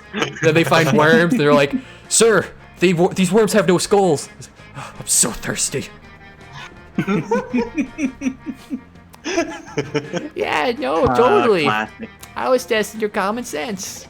And you passed. The prize is the drink you chose. Alright. The Pina Colada is a concoction that will shake the inside of your own skull. Choose 2 stats and see how the kick of this beauty makes those stats swap. Oh. Okay, Chad. I want my boldness to be my maximum stat, so switch creativity with boldness. I like straws. A 1-point swap. Ah, the old chum's champagne. A drink to share with a good friend. Choose a stat, and you and your old chum will swap it, learning from each other. You know, friendship can make you better, or worse. Okay, Maali, who do you want to swap with? I want to swap with Shima. Uh-oh. And what stat do you want to swap? Oh, man. Well, I mean... You could not be a dummy anymore. I could, but being a dummy is also part of my charm. Oh. I don't know. My goodness. I think... I feel like Smarts would probably be the good choice. I know it would be, but what would be the fun choice, you know? You could yank his charm and get that Chad charm energy. You could steal the boldness he just maxed out. No, that would be a dick move. You know what? I ain't taking Shima's charm. He probably won't need it. Is that okay, Shima? It is a No, fair the smart, trade. the smart, It's the smart. The smart's actually. Oh no, you misclicked it. You said charm, and then Shima confirmed. You even asked him. It's because I'm a dumb and I said the wrong thing. See, I really needed those smarts. The Cosmopolitan received its name because it disrupts the very core of the cosmos. Wow. Thanks Why the to drink? it, any stat effect is now doubled for you. For better or for worse. Oh boy. Ooh. We're really min-maxing. And now the Manhattan. A Manhattan. Yeah, I turned an actual location into a drink. What about it? It's so fucking concentrated that everyone has the opportunity to gain 1 extra stat point at every location. Oh. You'll be one with locations. Nice. Still hard to believe you drank that. Good luck, I guess. So that means I'm gonna get +6 whenever I go somewhere now. Damn, that is crazy.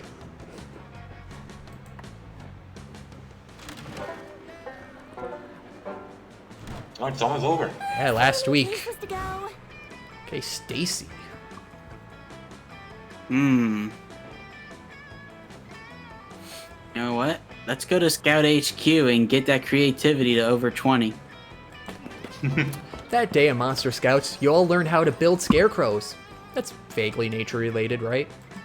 You decide to take in a step further though. You add a magical crystal you found in a cave last month to your scarecrow to turn it into a sentient being.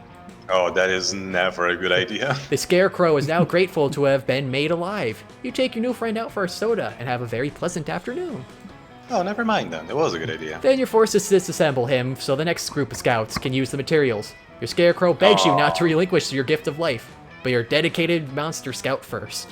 Oh, man. The scouts appreciate your dedication to the organization. You're awarded 3 creativity.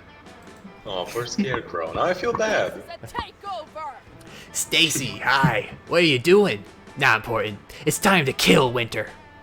Oh, no. I tracked her down. Her name is Bruma, and she lives in Alaska in a place made of ice and crude oil. Let's go. And she's got the perfect outfit for it. Oh, yeah. You hesitate for a moment because Alaska sucks, but Dahlia triggers a travel montage before you can object. Nani? So fast. 1 plane, 1 bus, and 1 Tauntaun ride later, you stand before the Palace of the Herald of Winter. The portcullis opens with a tremendous grating noise. Who dares approach my sanctum?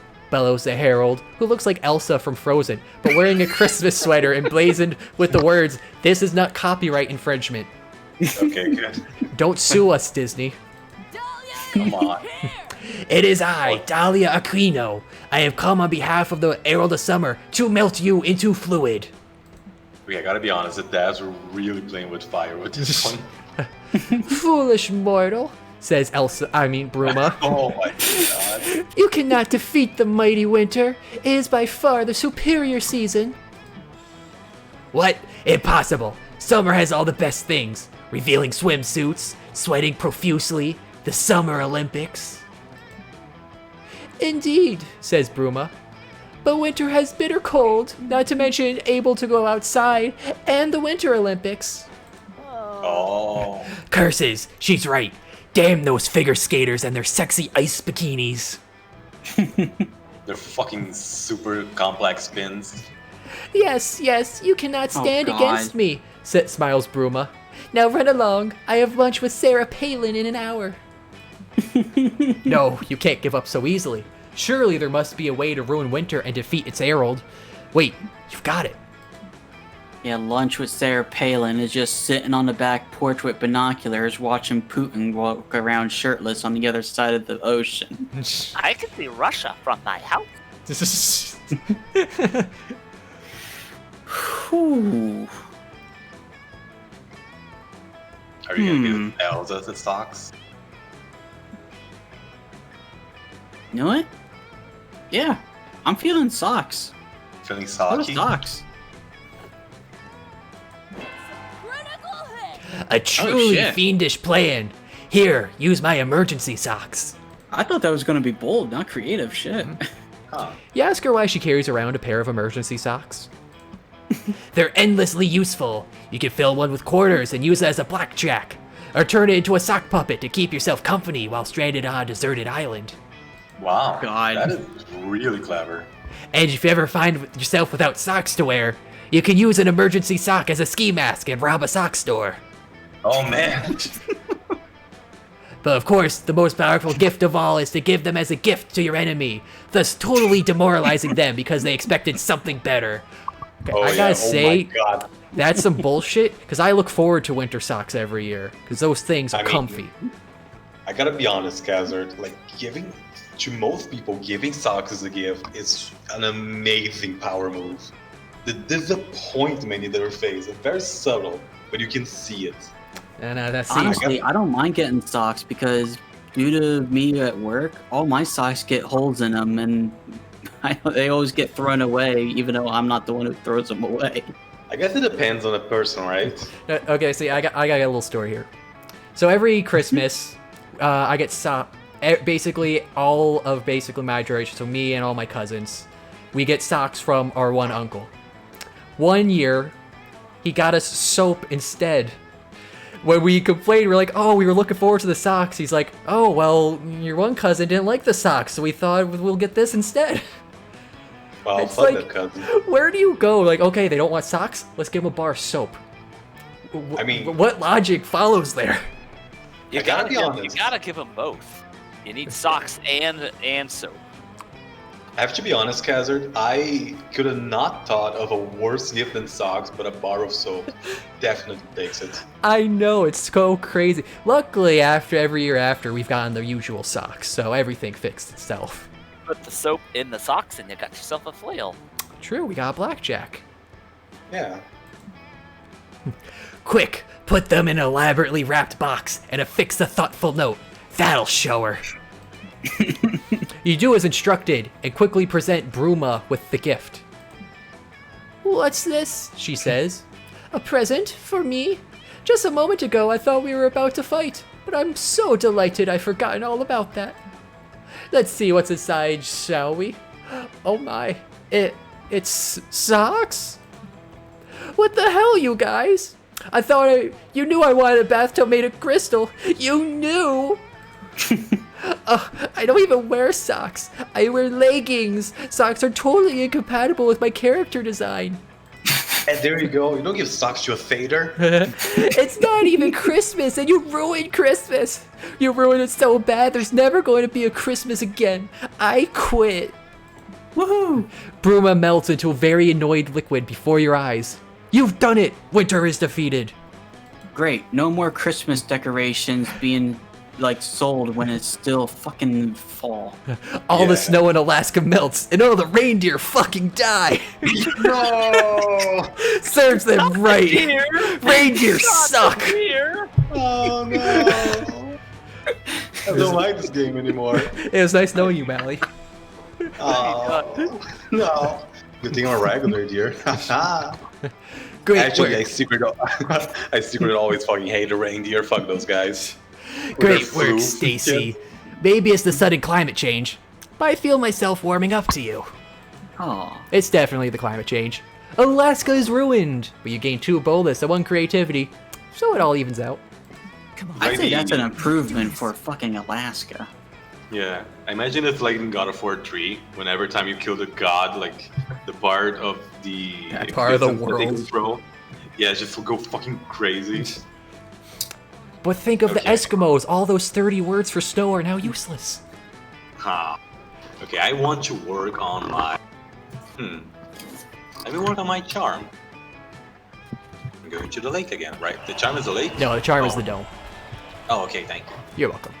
Today at Wait, the the lake Camp is Dome, the game is Charades Extreme. Oh no. What is the lake again? The lake is fun. Oh, okay, thank you. It's just regular charades, but apparently they love to stick extreme onto any classic game. It's your turn, and you get third times the charm. Third is easy to convey just by using your fingers. But charm is harder. To get your team to guess it right, you act as if you were more charming than you really are. You manage to do that and gain 3 charm by playing that role and bring your team to victory. Hooray! Yes. Afterwards, you get drafted into a game of Mr. Freeze Tag, where everybody wants from one player who shoots you all with a freeze ray. Oh. Great. You find a blessedly quiet, rusted out car chassis to hide in and settle in for the long haul. Hopefully no one will blow up your spot. Oh, hey, Maali. Hope you don't mind if we blow up your spot real quick. No! That's the one thing I didn't want. Good thinking, Damien. We'll be safe in here. Who said anything about being safe? I just wanted to see if there was any gasoline left in the tank so we could try and blow it up. Will you stop trying to, find gasoline out here? We're in enough danger already, okay? Well, I wouldn't need to keep looking for gasoline if you just teach me how to magically make fire with my hands. For the last time, I'm not teaching you how to make fire with your hands, okay? Well, at least teach me how to shoot fire out of my mouth then. Come on, I've been good. Yeah, that's very demon thing to do. Good. You, pushed 3 fairies out in front of the freeze ray on the way over here. It was self-defense, man. Yeah, you're welcome. Ugh, whatever. Just try to be quiet. If George the sadistic Yeti hears us bickering in here, we're all getting frozen. I like the name sadistic. Quiet. Got it. Going totally silent. Starting now. Right now. Not gonna talk anymore. 4, 6, 8. Quiet time's really great. Fuck. 1, 2, 4, 3. Don't make noise or you might freeze. Scott, hi. Can you, stop loudly giving away our position to the guy with the freeze ray, please?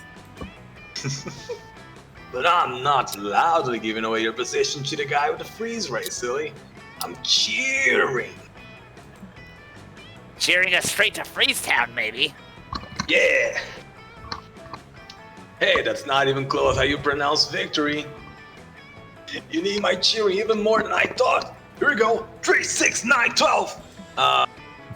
This is far from ideal. Maybe you suggest another way for Scott to cheer. He'll stop radically endangering you and your friends.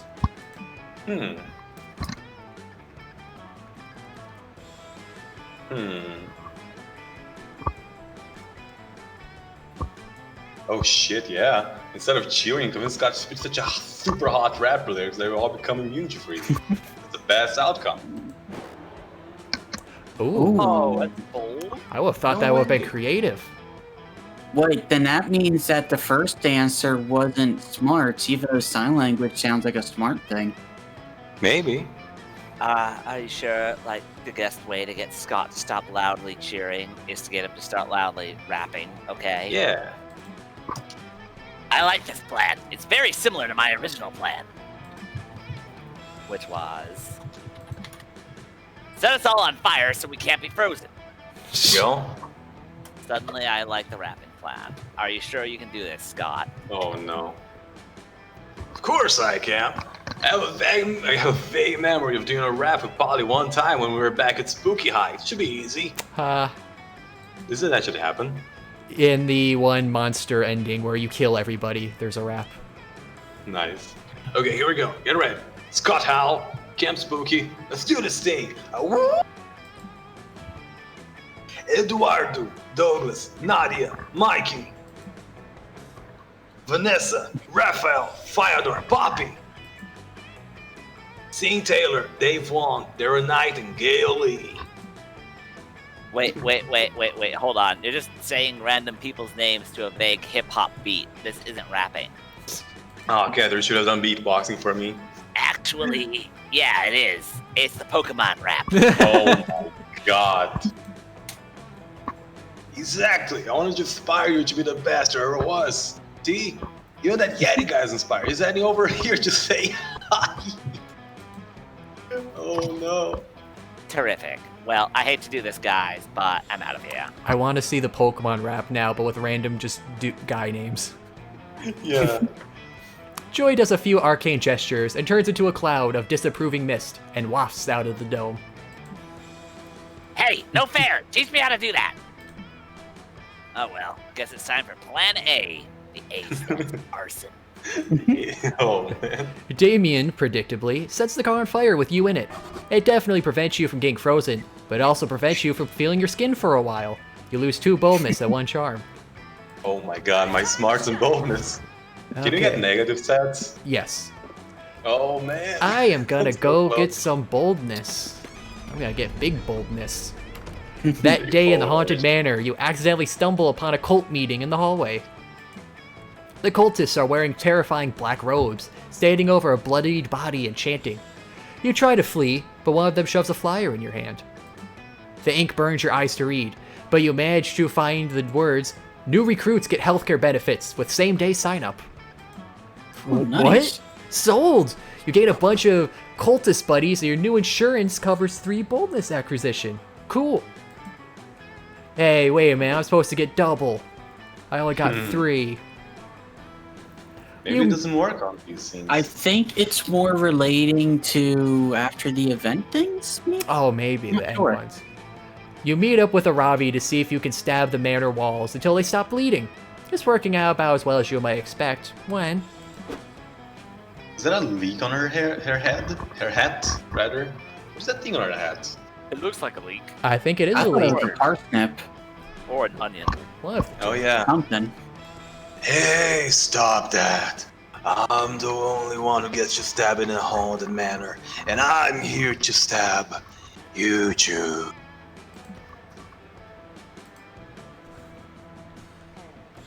Grenade. Oh, sorry. Dozed off a second.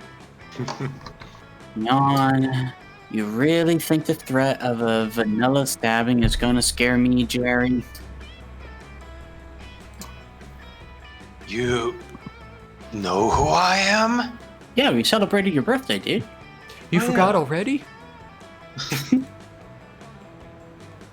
That's right. I recognize you from r/love to stab. Oh, I gotta say, even for a slasher killer, you're pretty uncreative. See, I would say I'm curious to see if that exists, but I don't want to have that on my browser history.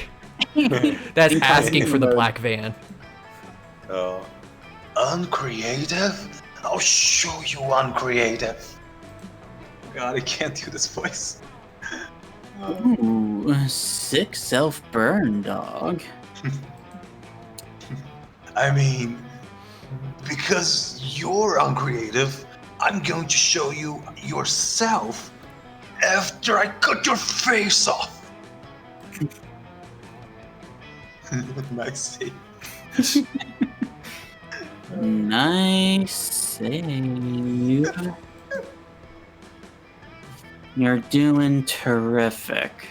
Oh, the sarcasm is so stick, you cute stab it. Whatever. You guys have no idea how creative my murders are. What do you just say if I, for example, kill you using methods that were emblematic of the 7 deadly sins? I'd say that's the exact point of the movie 7, and you're nuts if you think you can ever be as much of a creep as Kevin Spacey. Oh, damn. Ooh.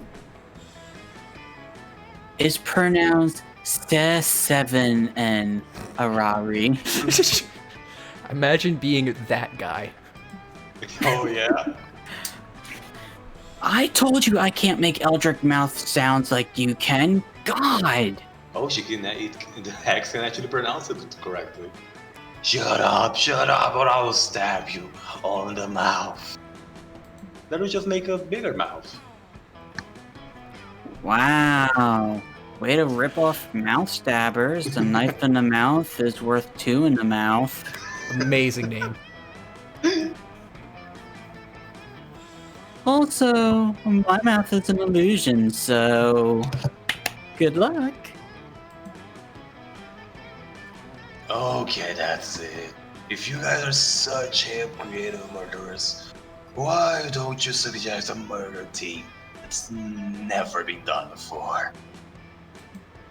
Ooh. You got one. I got one.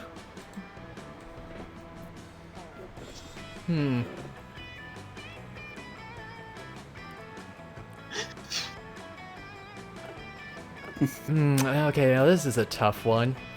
See, going murdering in the theme of Friends sounds fun.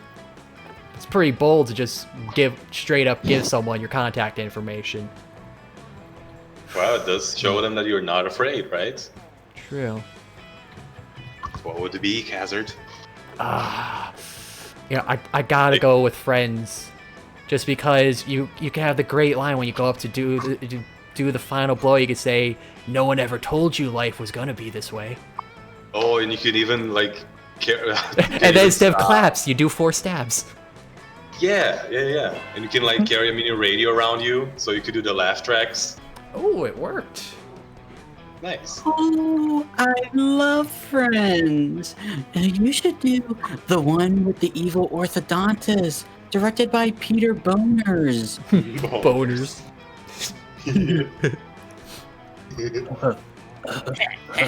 Oh yeah, my voice. That's a good one. Peter Boners.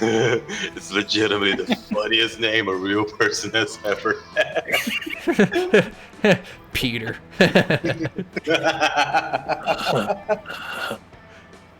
But people's mouths are gross. There'd be an evil optometrist. An evil skin takeoff man. Oh, a plastic surgeon. An epidermist. Well, there's no episodes about those. Oh! What about the one with the cop? Somehow I feel like that one would end badly for me. I don't know why. Oh, yeah, sorry. No jail can hold me, so sometimes I forget that other people have to avoid getting caught doing crimes. Don't worry about it. We've just got to keep thinking. It's okay. Wait, I got it. What about the one with Phoebe's uterus? How do you pronounce that name? Phoebe. Phoebe. Oh, Phoebe? Phoebe's uterus. I was about to say Phoebus. Oh, that's a great one. It's the beginning of a really touching plot line. Also, what is his outfit supposed to be on Ravioli? I think it's supposed to be Van Helsing. Yeah, I would feel like it's going for that vibe. Oh yeah, that makes sense. I've always wanted to give my murders more emotional depth. Now all I need is Phoebe's old uterus. Can't pronounce uterus. Oh, good luck with that, dude. Phoebe is a fictional character, and even if she wasn't, nobody just wants to hand you their uterus these days. Trust me. Hey, where there's a will to murder, there's a way to murder. Wink. Later, guys. I'm off to live in my nightmares. Godspeed, Jerry. God, don't let me ever voice Jerry again. I'm destroying my mall and my crow. Monster at the Prom same and time. Camp, the game of immediate regret after you pick a voice. Oh yeah, you gotta do actual voice actor exercises to get ready for this. Nice work getting that guy out of our hair, Amberella. You too, Hex. Who knew you were actually good for something? Wait, you were trying to get rid of him? I was just reminiscing about my favorite Friends episodes. Do you guys remember the one with the dozen lasagnas? I want lasagna. This naturally leads to you guys going out and getting a dozen lasagnas. Eating them gives you 4 charm and 2 creativity. Okay, so it is the secondary stats. Alright. My favorite camp location, the sleeping bag. Alright, Chad. The sleeping bag. All that's left is fun or smarts. Fun or smarts. Okay, I see my stats. Fun. I can use some fun. Take me to the fun zone. That day, you decide to go scuba diving and find a treasure chest at the bottom of the lake. Whoa! You pick the lock, which is quite impressive if you keep in mind that you're still underwater. Inside you find over 1,000 fun! Wow. Unfortunately, your wetsuit doesn't have pockets, so you can only go back to shore with 3 fun. When you go back, fish have eaten the rest. They're having a rave right now. Oh, yeah. Fucking fish. Instead of a crab I rave. was about to say the same thing. After that, you're chillaxing on the shore when you feel a slightly padded cannonball hit you in the back of the head. Ouch.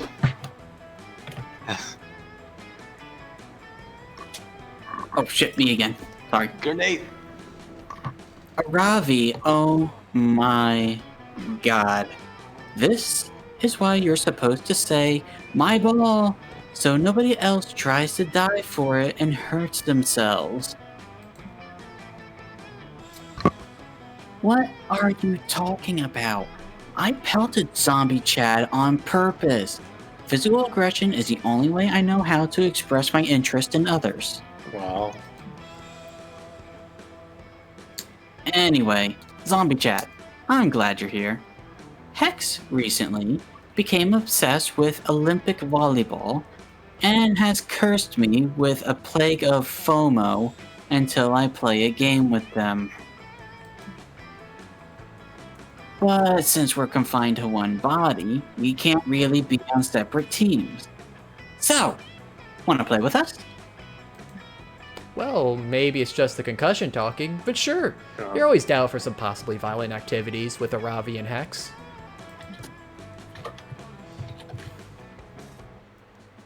But wait, this isn't fair. Aravi and I are technically a 2-person team. We can't play Zombie Chad 2v1.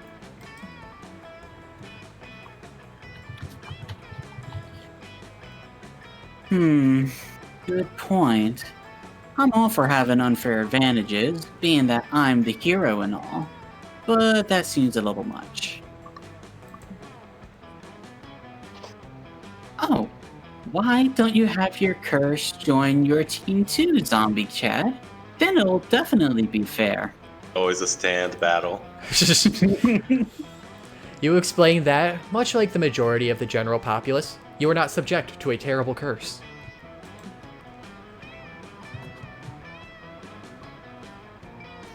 What? No way! If you don't have a curse, how do you explain your crippling anxiety, bad breath, and weirdly shaped elbows? How do you explain that, Shima? Oh, he doesn't? Wow. Well, don't worry. I know tons of bogey curses that I can hook you up with. Who do you want? Smile Dog? Oh, there's a classic. James Dean's Little Bastard? OG cast of Spider-Man. God damn it. Hard pass. You don't really trust that Hex has your best interests at heart. Besides, you rather impress these two by getting your own cool curse. How are you gonna do it? Oh, man. Well, first of all, the Chad reminds her that all those things she listed out before are just proof of his total Chadliness. And secondly, attempt to retrieve a sacred artifact. Okay, I fucking love this one. Hold on a sec. Is that creativity? They're all about the same. I'm pretty safe no matter what I go for. Look at your reflection in the lake and say Bloody Mary Extreme Beach Volleyball Edition 3 times. Bloody Mary Extreme Beach Volleyball Edition. Bloody Mary Extreme Volleyball Edition. Bloody Mary Volleyball Extreme Edition.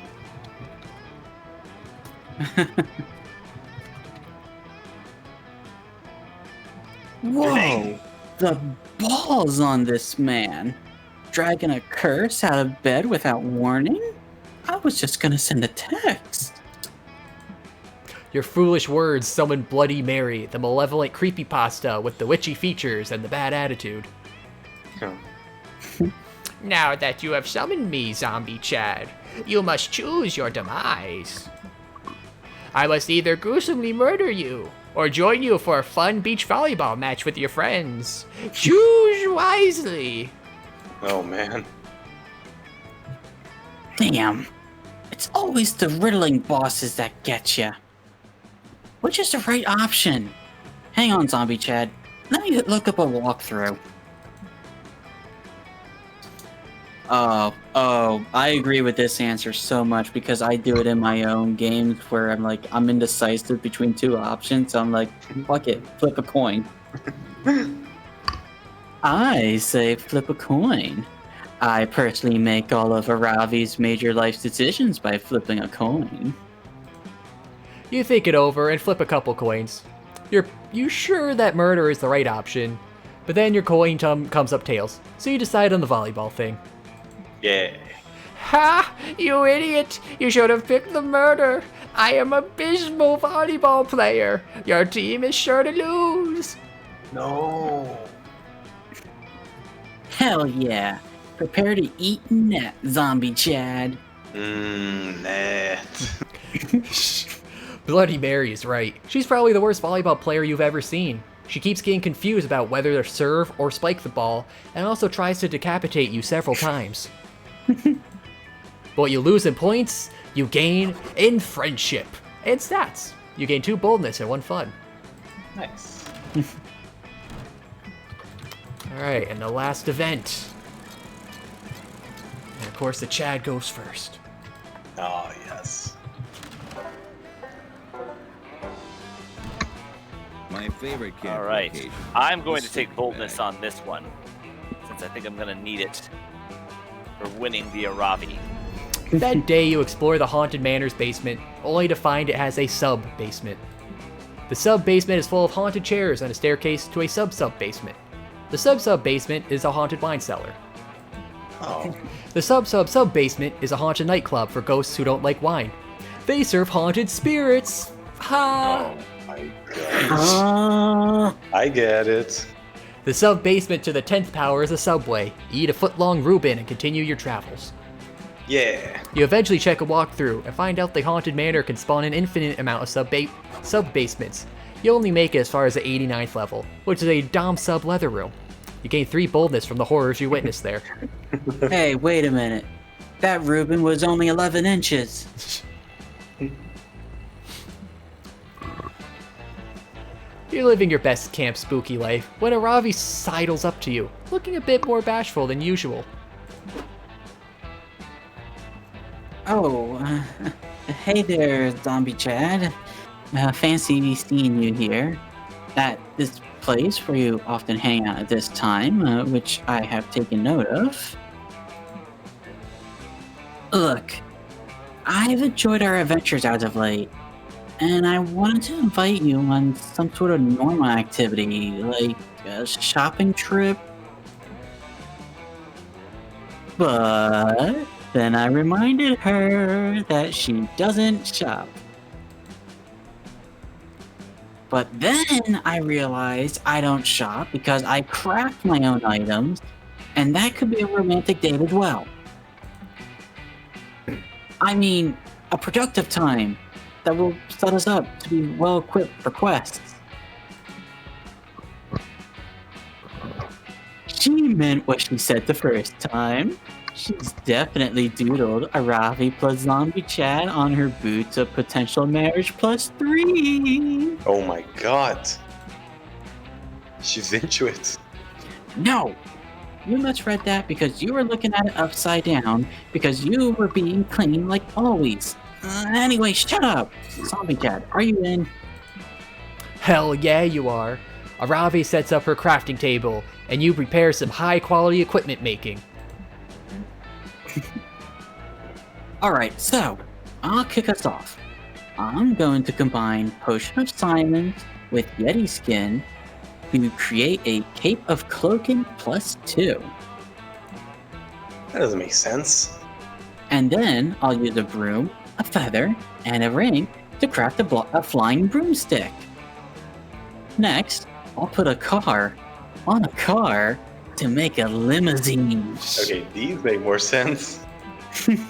You jump in, combining a leather handbag with very loud screaming to create bagpipes. Where do you put that very loud? Come on. Nice!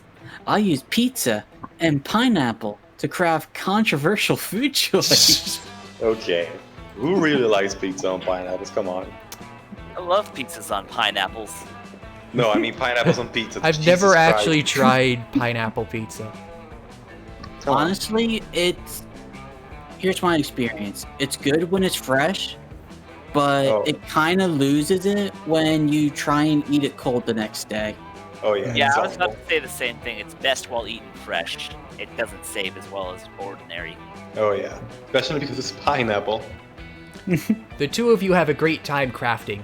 Occasionally, your hands brush against each other as you reach for materials. Oh, I didn't realize this game had an A rating. Kawaii desu. And is Ravi blushing? Oh no. You're getting strong vibes that she might be into you, but she may be too shy to say it outright. You should suggest crafting something sexy together to help get your flirt on. Oh no. Romantic horse ride or sexy battle act. I have to do this. Use horse legs on horse torso to craft romantic horse ride. No way, it's battle axe, bro. No! Ooh. I told you. Oh. Why is that charming? Of course it's a horse ride. Of course it's charming. You try to use horse legs on horse torso, but you get an error message saying, that doesn't seem to go there. You try again. That doesn't do anything. You try again. Those items are incompatible. You try Okay, stop. I can't believe that I, the narrator, am going to have to step in and take control of this event. You're just straight up not learning that. Don't you get it? Sure, you have both horse legs and horse torso in your inventory, but horse legs is an elixir ingredient, whereas horse torso is a crafting type. I mean, come on, this is basic knowledge. Yeah, dumbass. Everyone knows horse legs are mostly used to create popular elixirs, such as Super Speed Potion, Centaur Smut Inspiration Juice, and Super Glue. Oh, that one's... Take some of that second one, though. Meanwhile, horse torso is a vital ingredient for the crafted item Very Off-Putting Shield made of horse torso.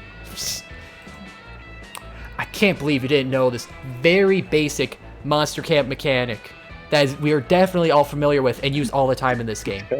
Come on, Shima. Get your head in the game. I wanted to give her a horse ride. I sent that bitch a pony.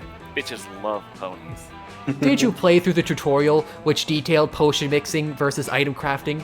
It was a concise, funny, and informative. It's right there in the gallery. It's like you're not even taking this game serious at all. Fuck it. No sexy scenario for you. I'm ending this event without even one romantic or horny moment. I've taken 2 smarts and 1 boldness for this. Wow. You can do this. The narrator, though. Okay, Maali, salvage this horrible error on Shima's part. You got 2 stats at 1. Yeah, maybe I can go even further below. Quick, tank everything. Well, since I'm this far low, I guess there's no point trying to salvage it, right? I just try to make up for it with my incredible other stats. Let's see. Let's go for creativity. Let's go to the Scout HQ again. That day at Monster Scouts, you practice writing speeches in preparation for possibly being killed by a bear. You want to get your last words right. You decide to write a heartfelt poem dedicated to your favorite things in life. Monster Camp, the smell of rain, the bittersweet joy of watching the sun set for the very last time, and chicken tendies. Yes, I love my tendies. Yeah. Everyone is moved by your poem. You're pretty sure you even made the nearby bears cry. You gained 3 creativity.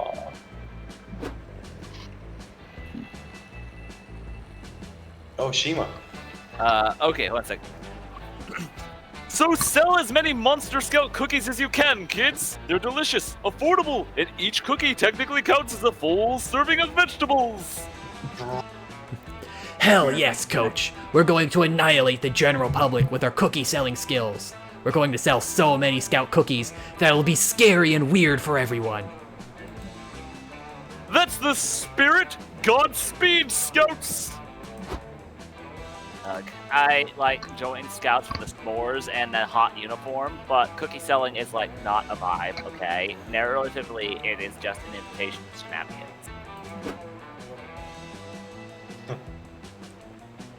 Well, if it isn't Dahlia, Joy, and Maali from Camp Spooky, our most hated Scout rival. Oh my goddess. Shenanigans already. See? This is what I was talking about. What the hell do you two want? We don't have time for your rival camp bullshit. We got cookies to sell, and badges to earn, and victories to grasp. Oh, what's this guy? Who wants Dimitri? Oh, that's his name. Yeah, he's a brooding emo vampire. Why is his shirt open? Cuz. That's I how guess you know just he's a rival. brooding. That's how you know he's from rival camp, right? Who voices him? I got 2 in this scene, possibly 3. I'm good for right now. Oh, shit. Grenade, do you want it? Otherwise, I'll take it. Grenade? Grenade? Are you there, friend? Oh no, is he dead? Ooh, oh no. Alright, I'll grab a hold of him. I'm back. Oh. Welcome back. Where'd you go? Where'd you go? I had to grab a couple things. It's okay, it's okay. Do you want to voice the vampire? Preferably not. Okay. I just realized it's actually 6 a.m. and I got work.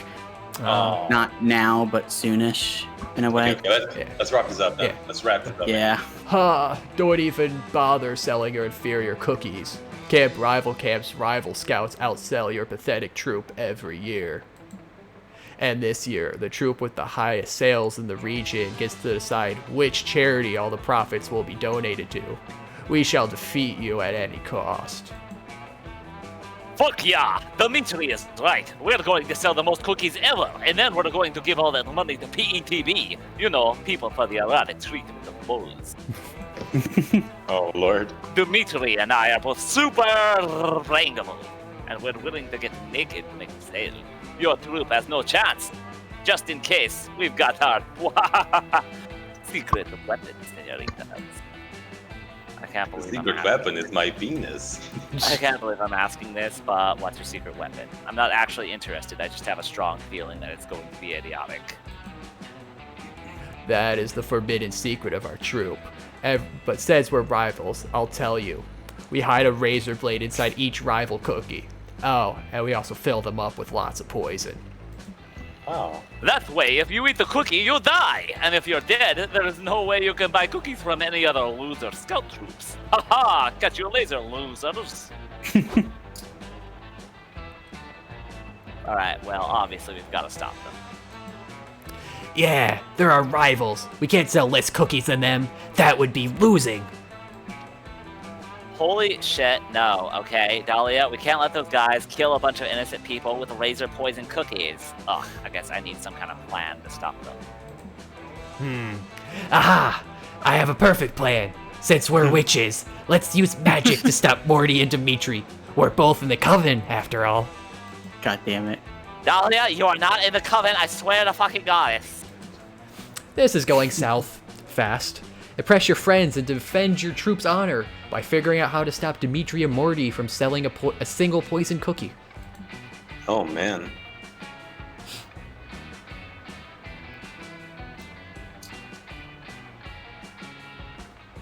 Ooh, this one's tough. You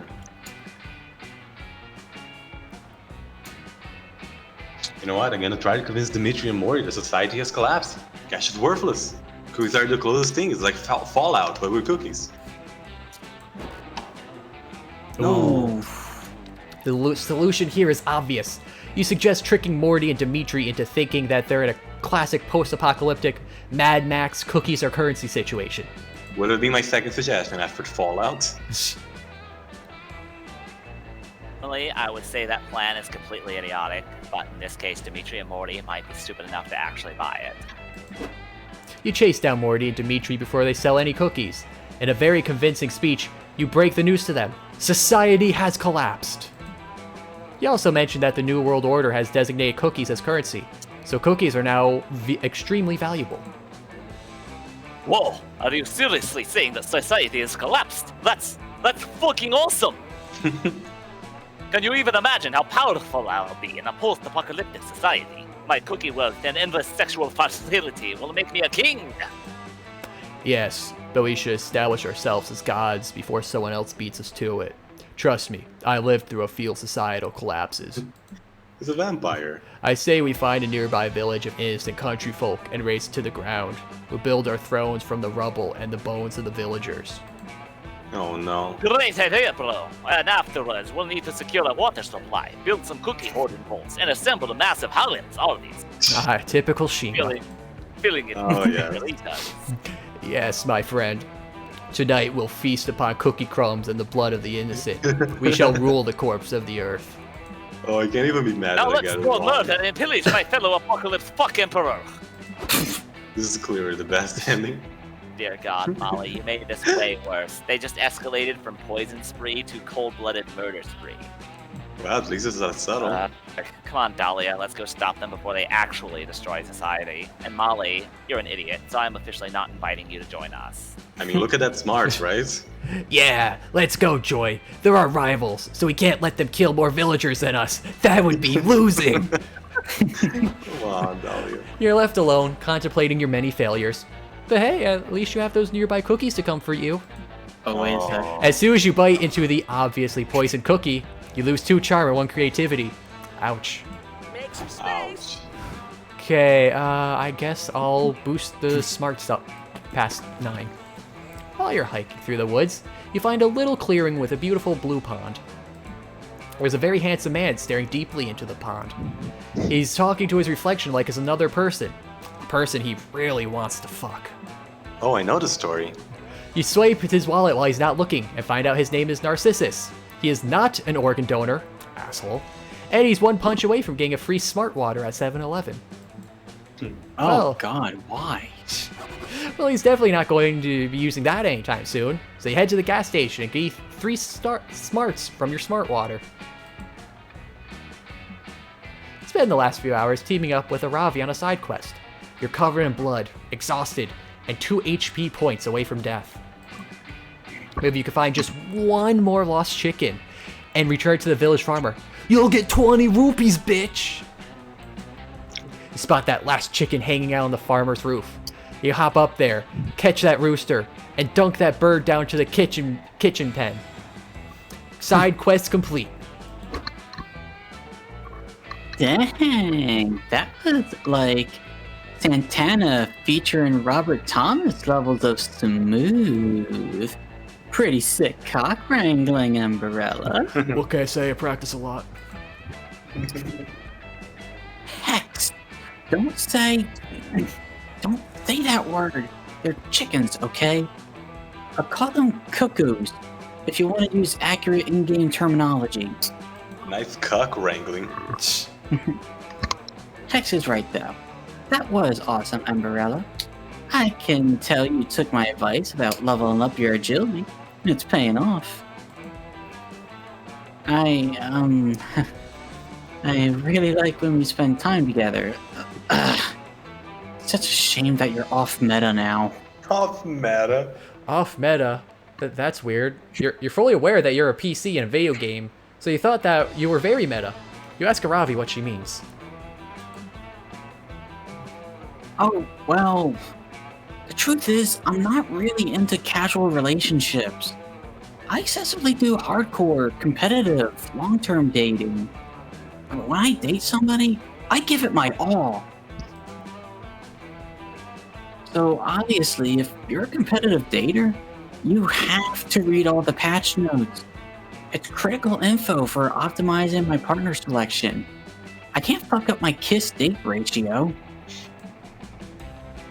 And, this is sort of awkward, but have you looked at the Boston nurse in the latest patch? Some of your stats were reworked. It just takes a different playstyle, I swear.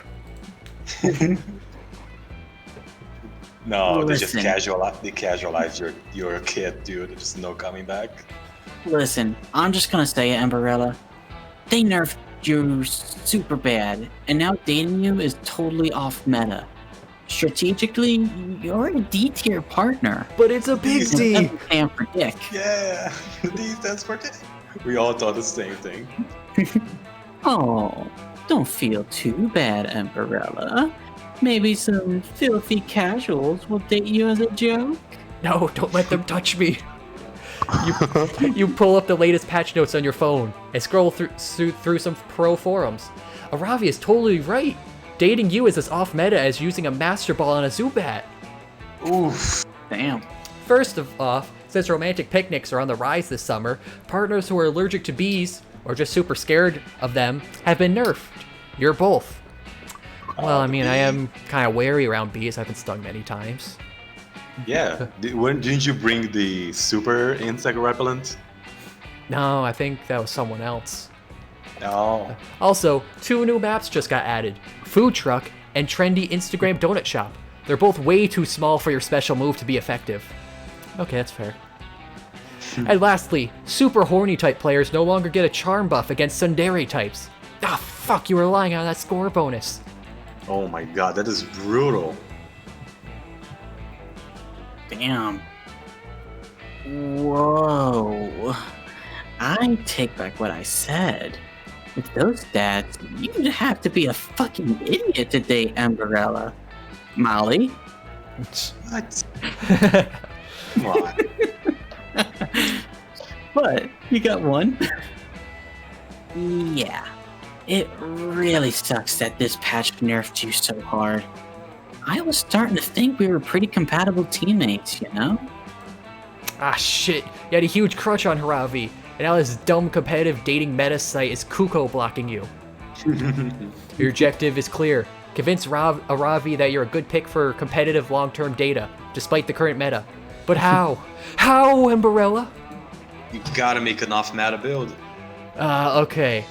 Let's see. I convince a pro to write an online guide.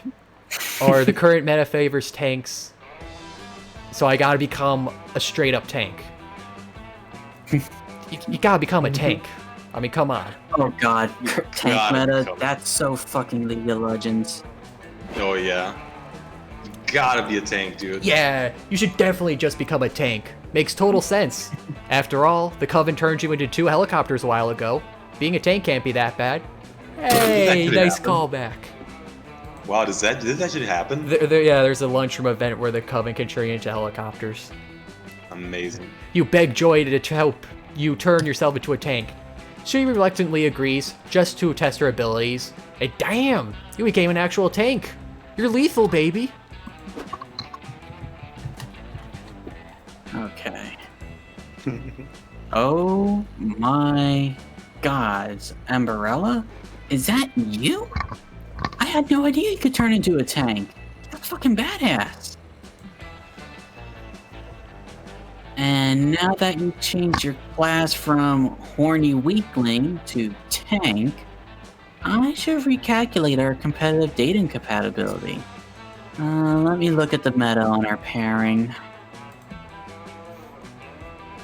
Ravi, what are you talking about? Amberella has always had a huge gun for a face. I'm like 9% sure. Whoa! Tanks are OP as hell! Look at that HP!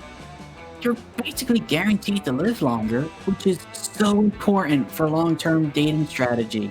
Oh, you got it. The current dating meta is all about the late game. Getting old together, watching sunsets and rocking chairs, carefully planning sexual encounters for safety, that kind of stuff. Oh, And it looks like tanks have insanely high defensive stats. That makes them super resilient to the emotional commitment of relationship. When tanks take emotional damage, they're really efficient at learning from it, growing even stronger, and becoming more understanding of their partner. And, there's been some really popular mecha anime lately, so people are pretty thirsty for tanks right now. The fan art is intense.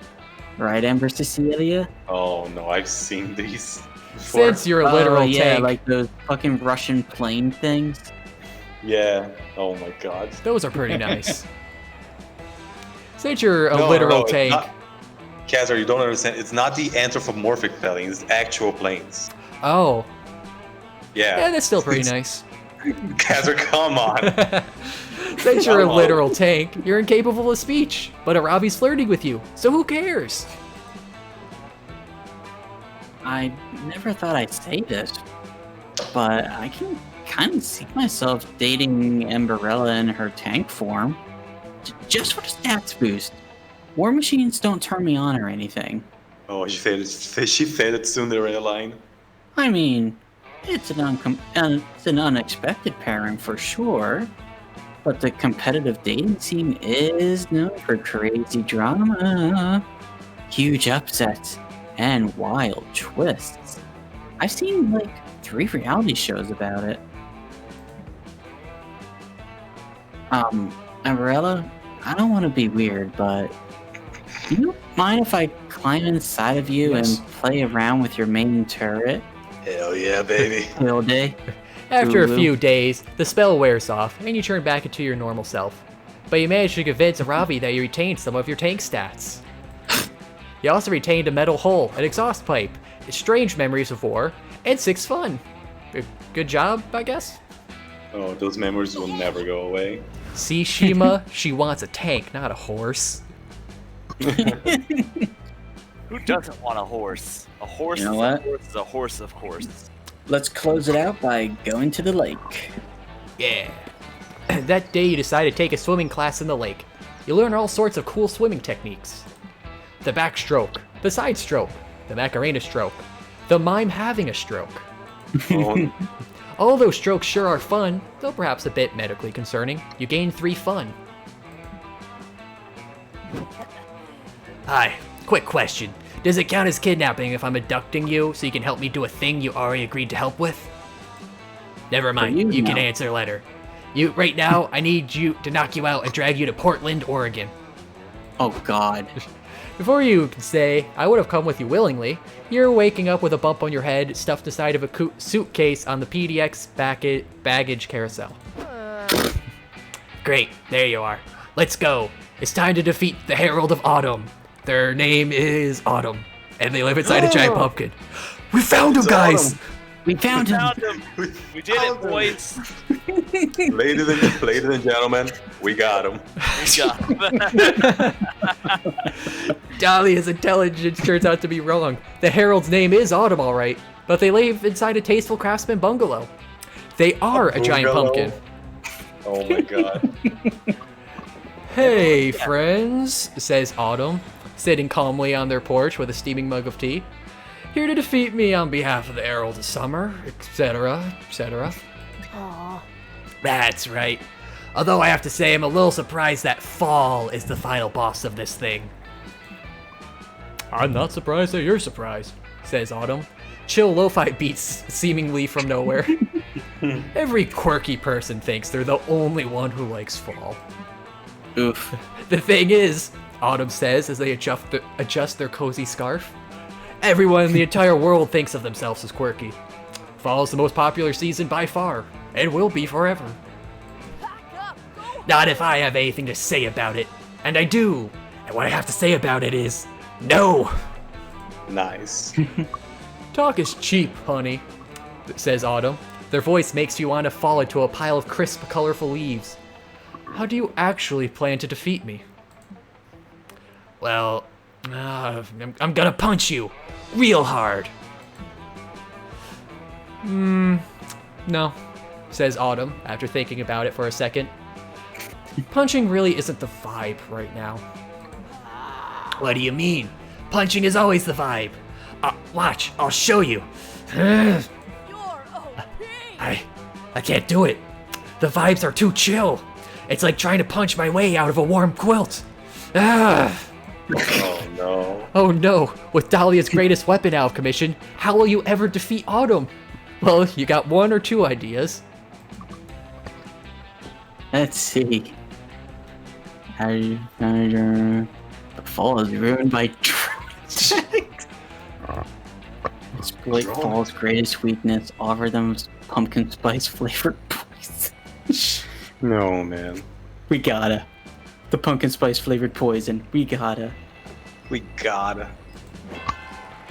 Autumn takes one look at your vial of pumpkin spice poison and rolls their jack-o'-lantern eyes. Please, they sigh. You're not going to get me to drink something you just openly described as poison. But it's not poison. It's pumpkin spice poison. That's right. That doesn't make it not poison, says Autumn. That just makes it poison with a mixer. Okay. Let's say it is poison, hypothetically. It is, says Autumn. Do you really want to miss out on this irresistible fall trend? Look at all these teens taking selfies with their vials of pumpkin spice poison. Don't you want to be as cool as teens? Oh, man. Well, teens are pretty cool. You notice Autumn is sweating a little.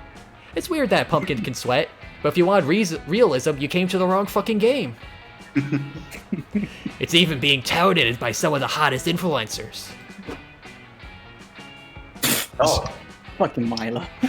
Hey. Milo Belladonna, cries Autumn.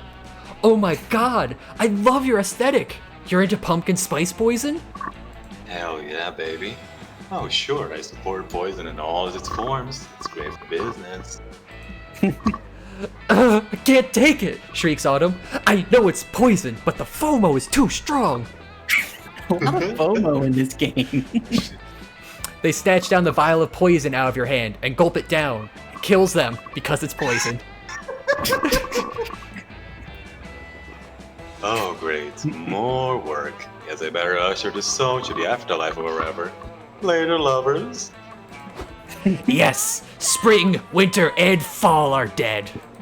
Oh my god. And so are all those teens you gave the poison to. But that's fine, because every sensible person under 30 craves death anyways. Yeah! We have won a great victory today in the name of summer. It's all thanks to you and your surprisingly attractive body. You did it, Gernade. Success! All seasons are dead. You managed to get in good with Dahlia, and all it took was the wholesale murder of 3 divine beings. You gained 2 fun and 1 boldness. Just mention the crab dance. Yeah, just mention the crab dance and like all seasons are dead. Alright, Chad, who are you going with? Alright, I gotta take my shot at Aravi. Wow. Oh no. Yeah, it does say to the prom. Oh, jeez. It's weird. Alright, It's a camp Maali, prom. who will be your summer love? Well, I got all these nice stats, and I know I should not ask Joy for it, because I have no smarts. But I am not smart enough to have the better judgment to not ask her out. So I'm going to ask Joy. Let's do this. And I will also go for Aravi. May the best these man dots. win, Shima. Yeah. Unless it Look at turns these out you dots. win, then the worst man won. And Stacy. I'm gonna go with Dahlia because we did just kill 3 divine beings, one of them being Autumn, and thus clearing up the femto schedule. Oh man. Wait, me first? Yeah, Maali, you finally gather the courage and ask your beloved to watch the meteor shower with you. Yeah. You wanna be a summer fling, huh? Yeah. That's so nice of you, but Aw.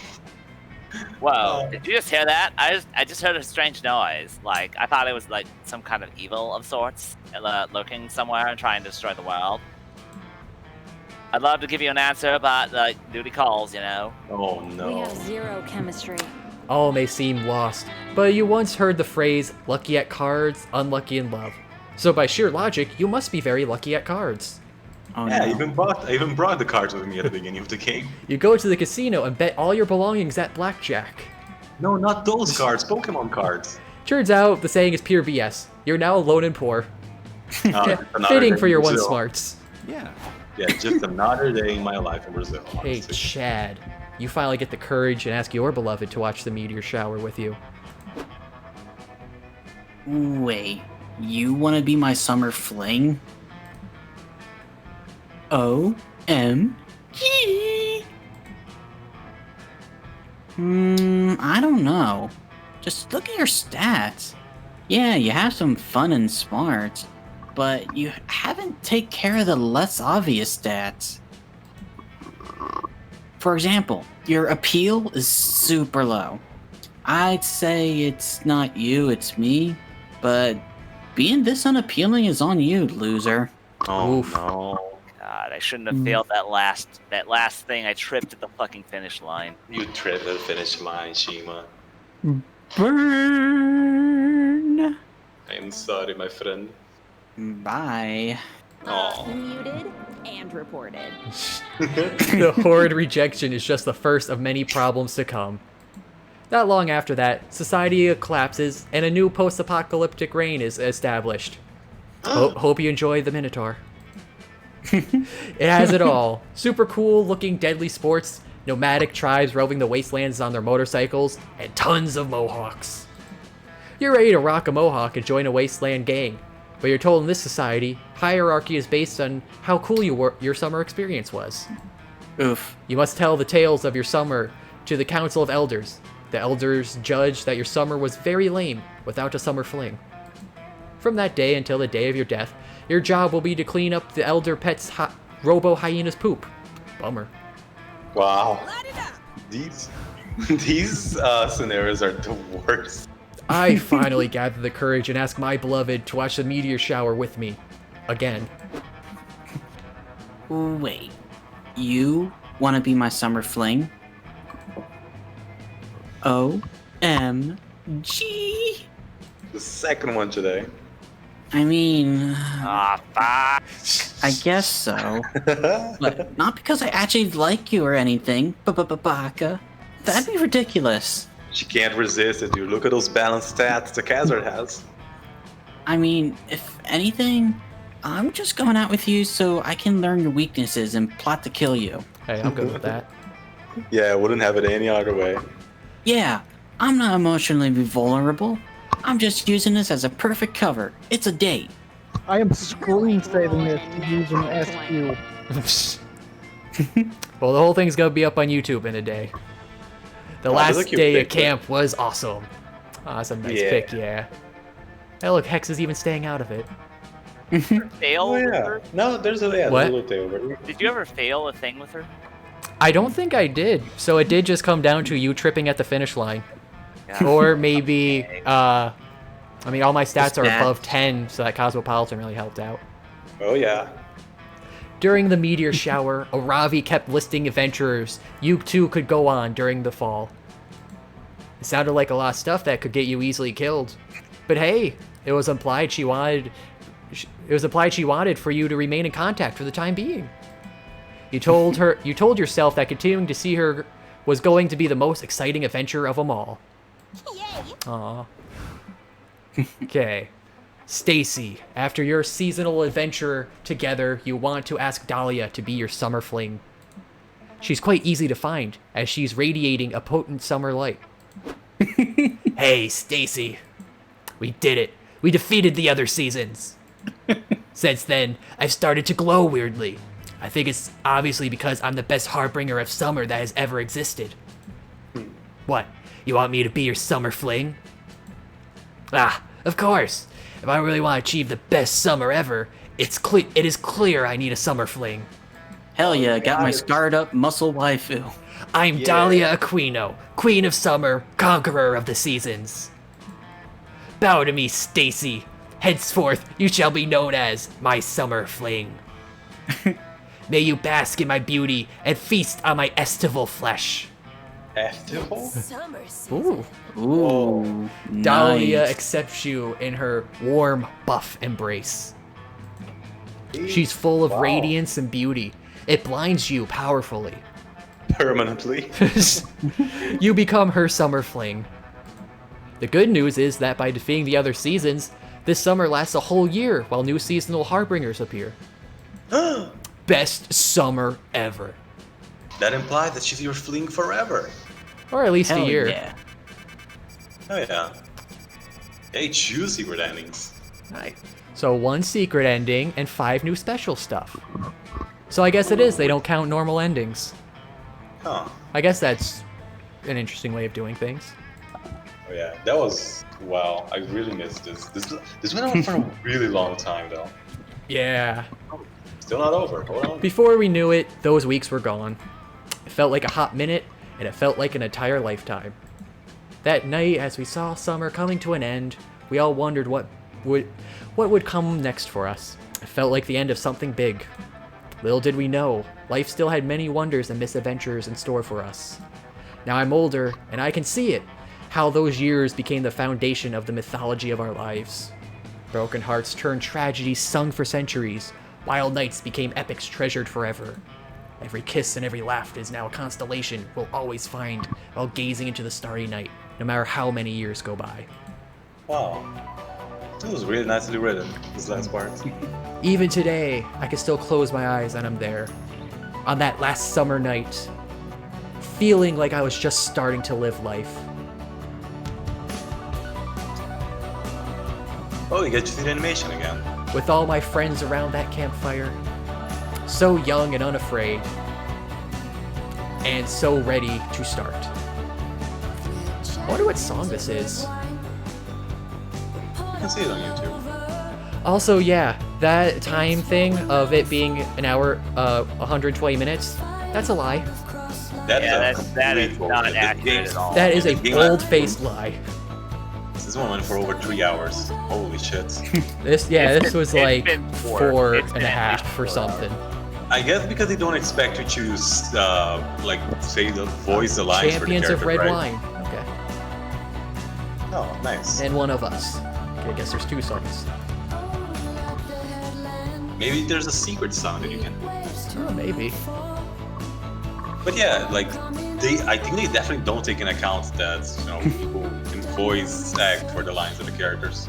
Yeah. Also, I'm seeing a lot of question marks as character names.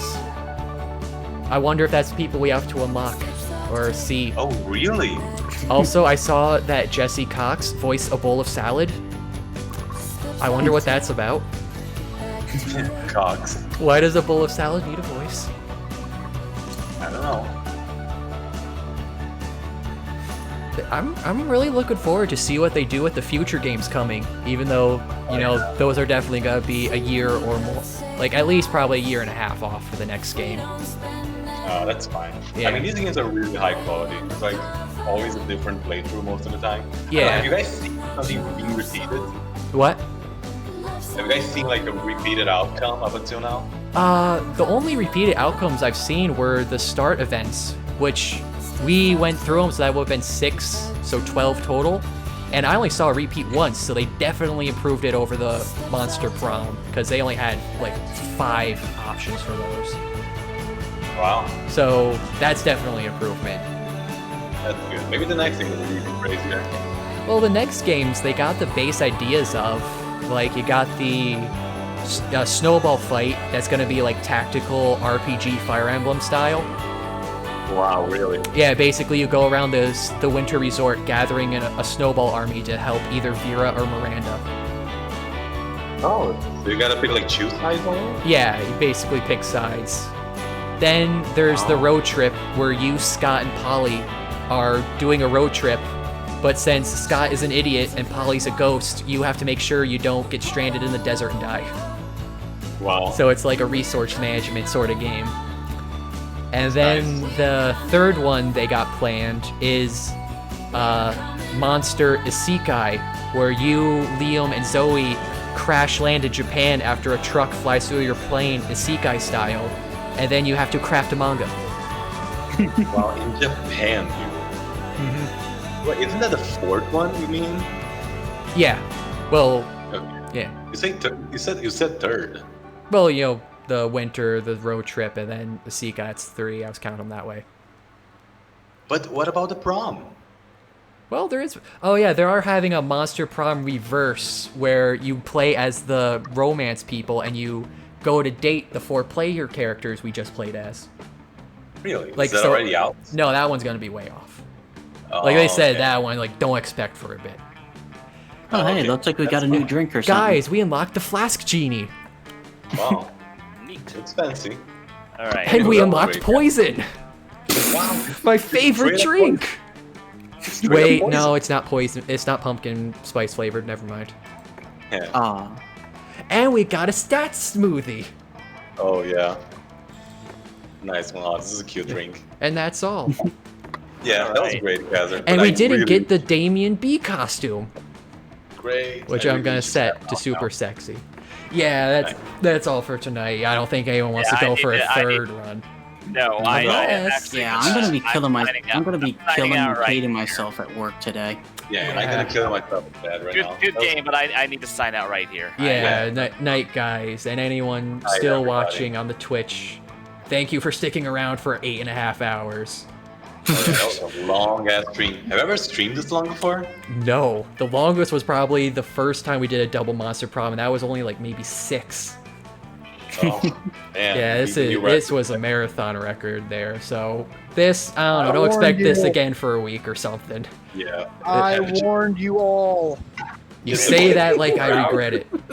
Yeah, I don't regret it either. I'm proud to be part of this record. I mean, Yes, it's- this was I'm amazing. signing out here. I need sleep really badly. Yeah, this was a record. Thanks for sticking around and follow and look forward to more streams coming some other time. Good night, everybody. Yep. Good morning, everybody.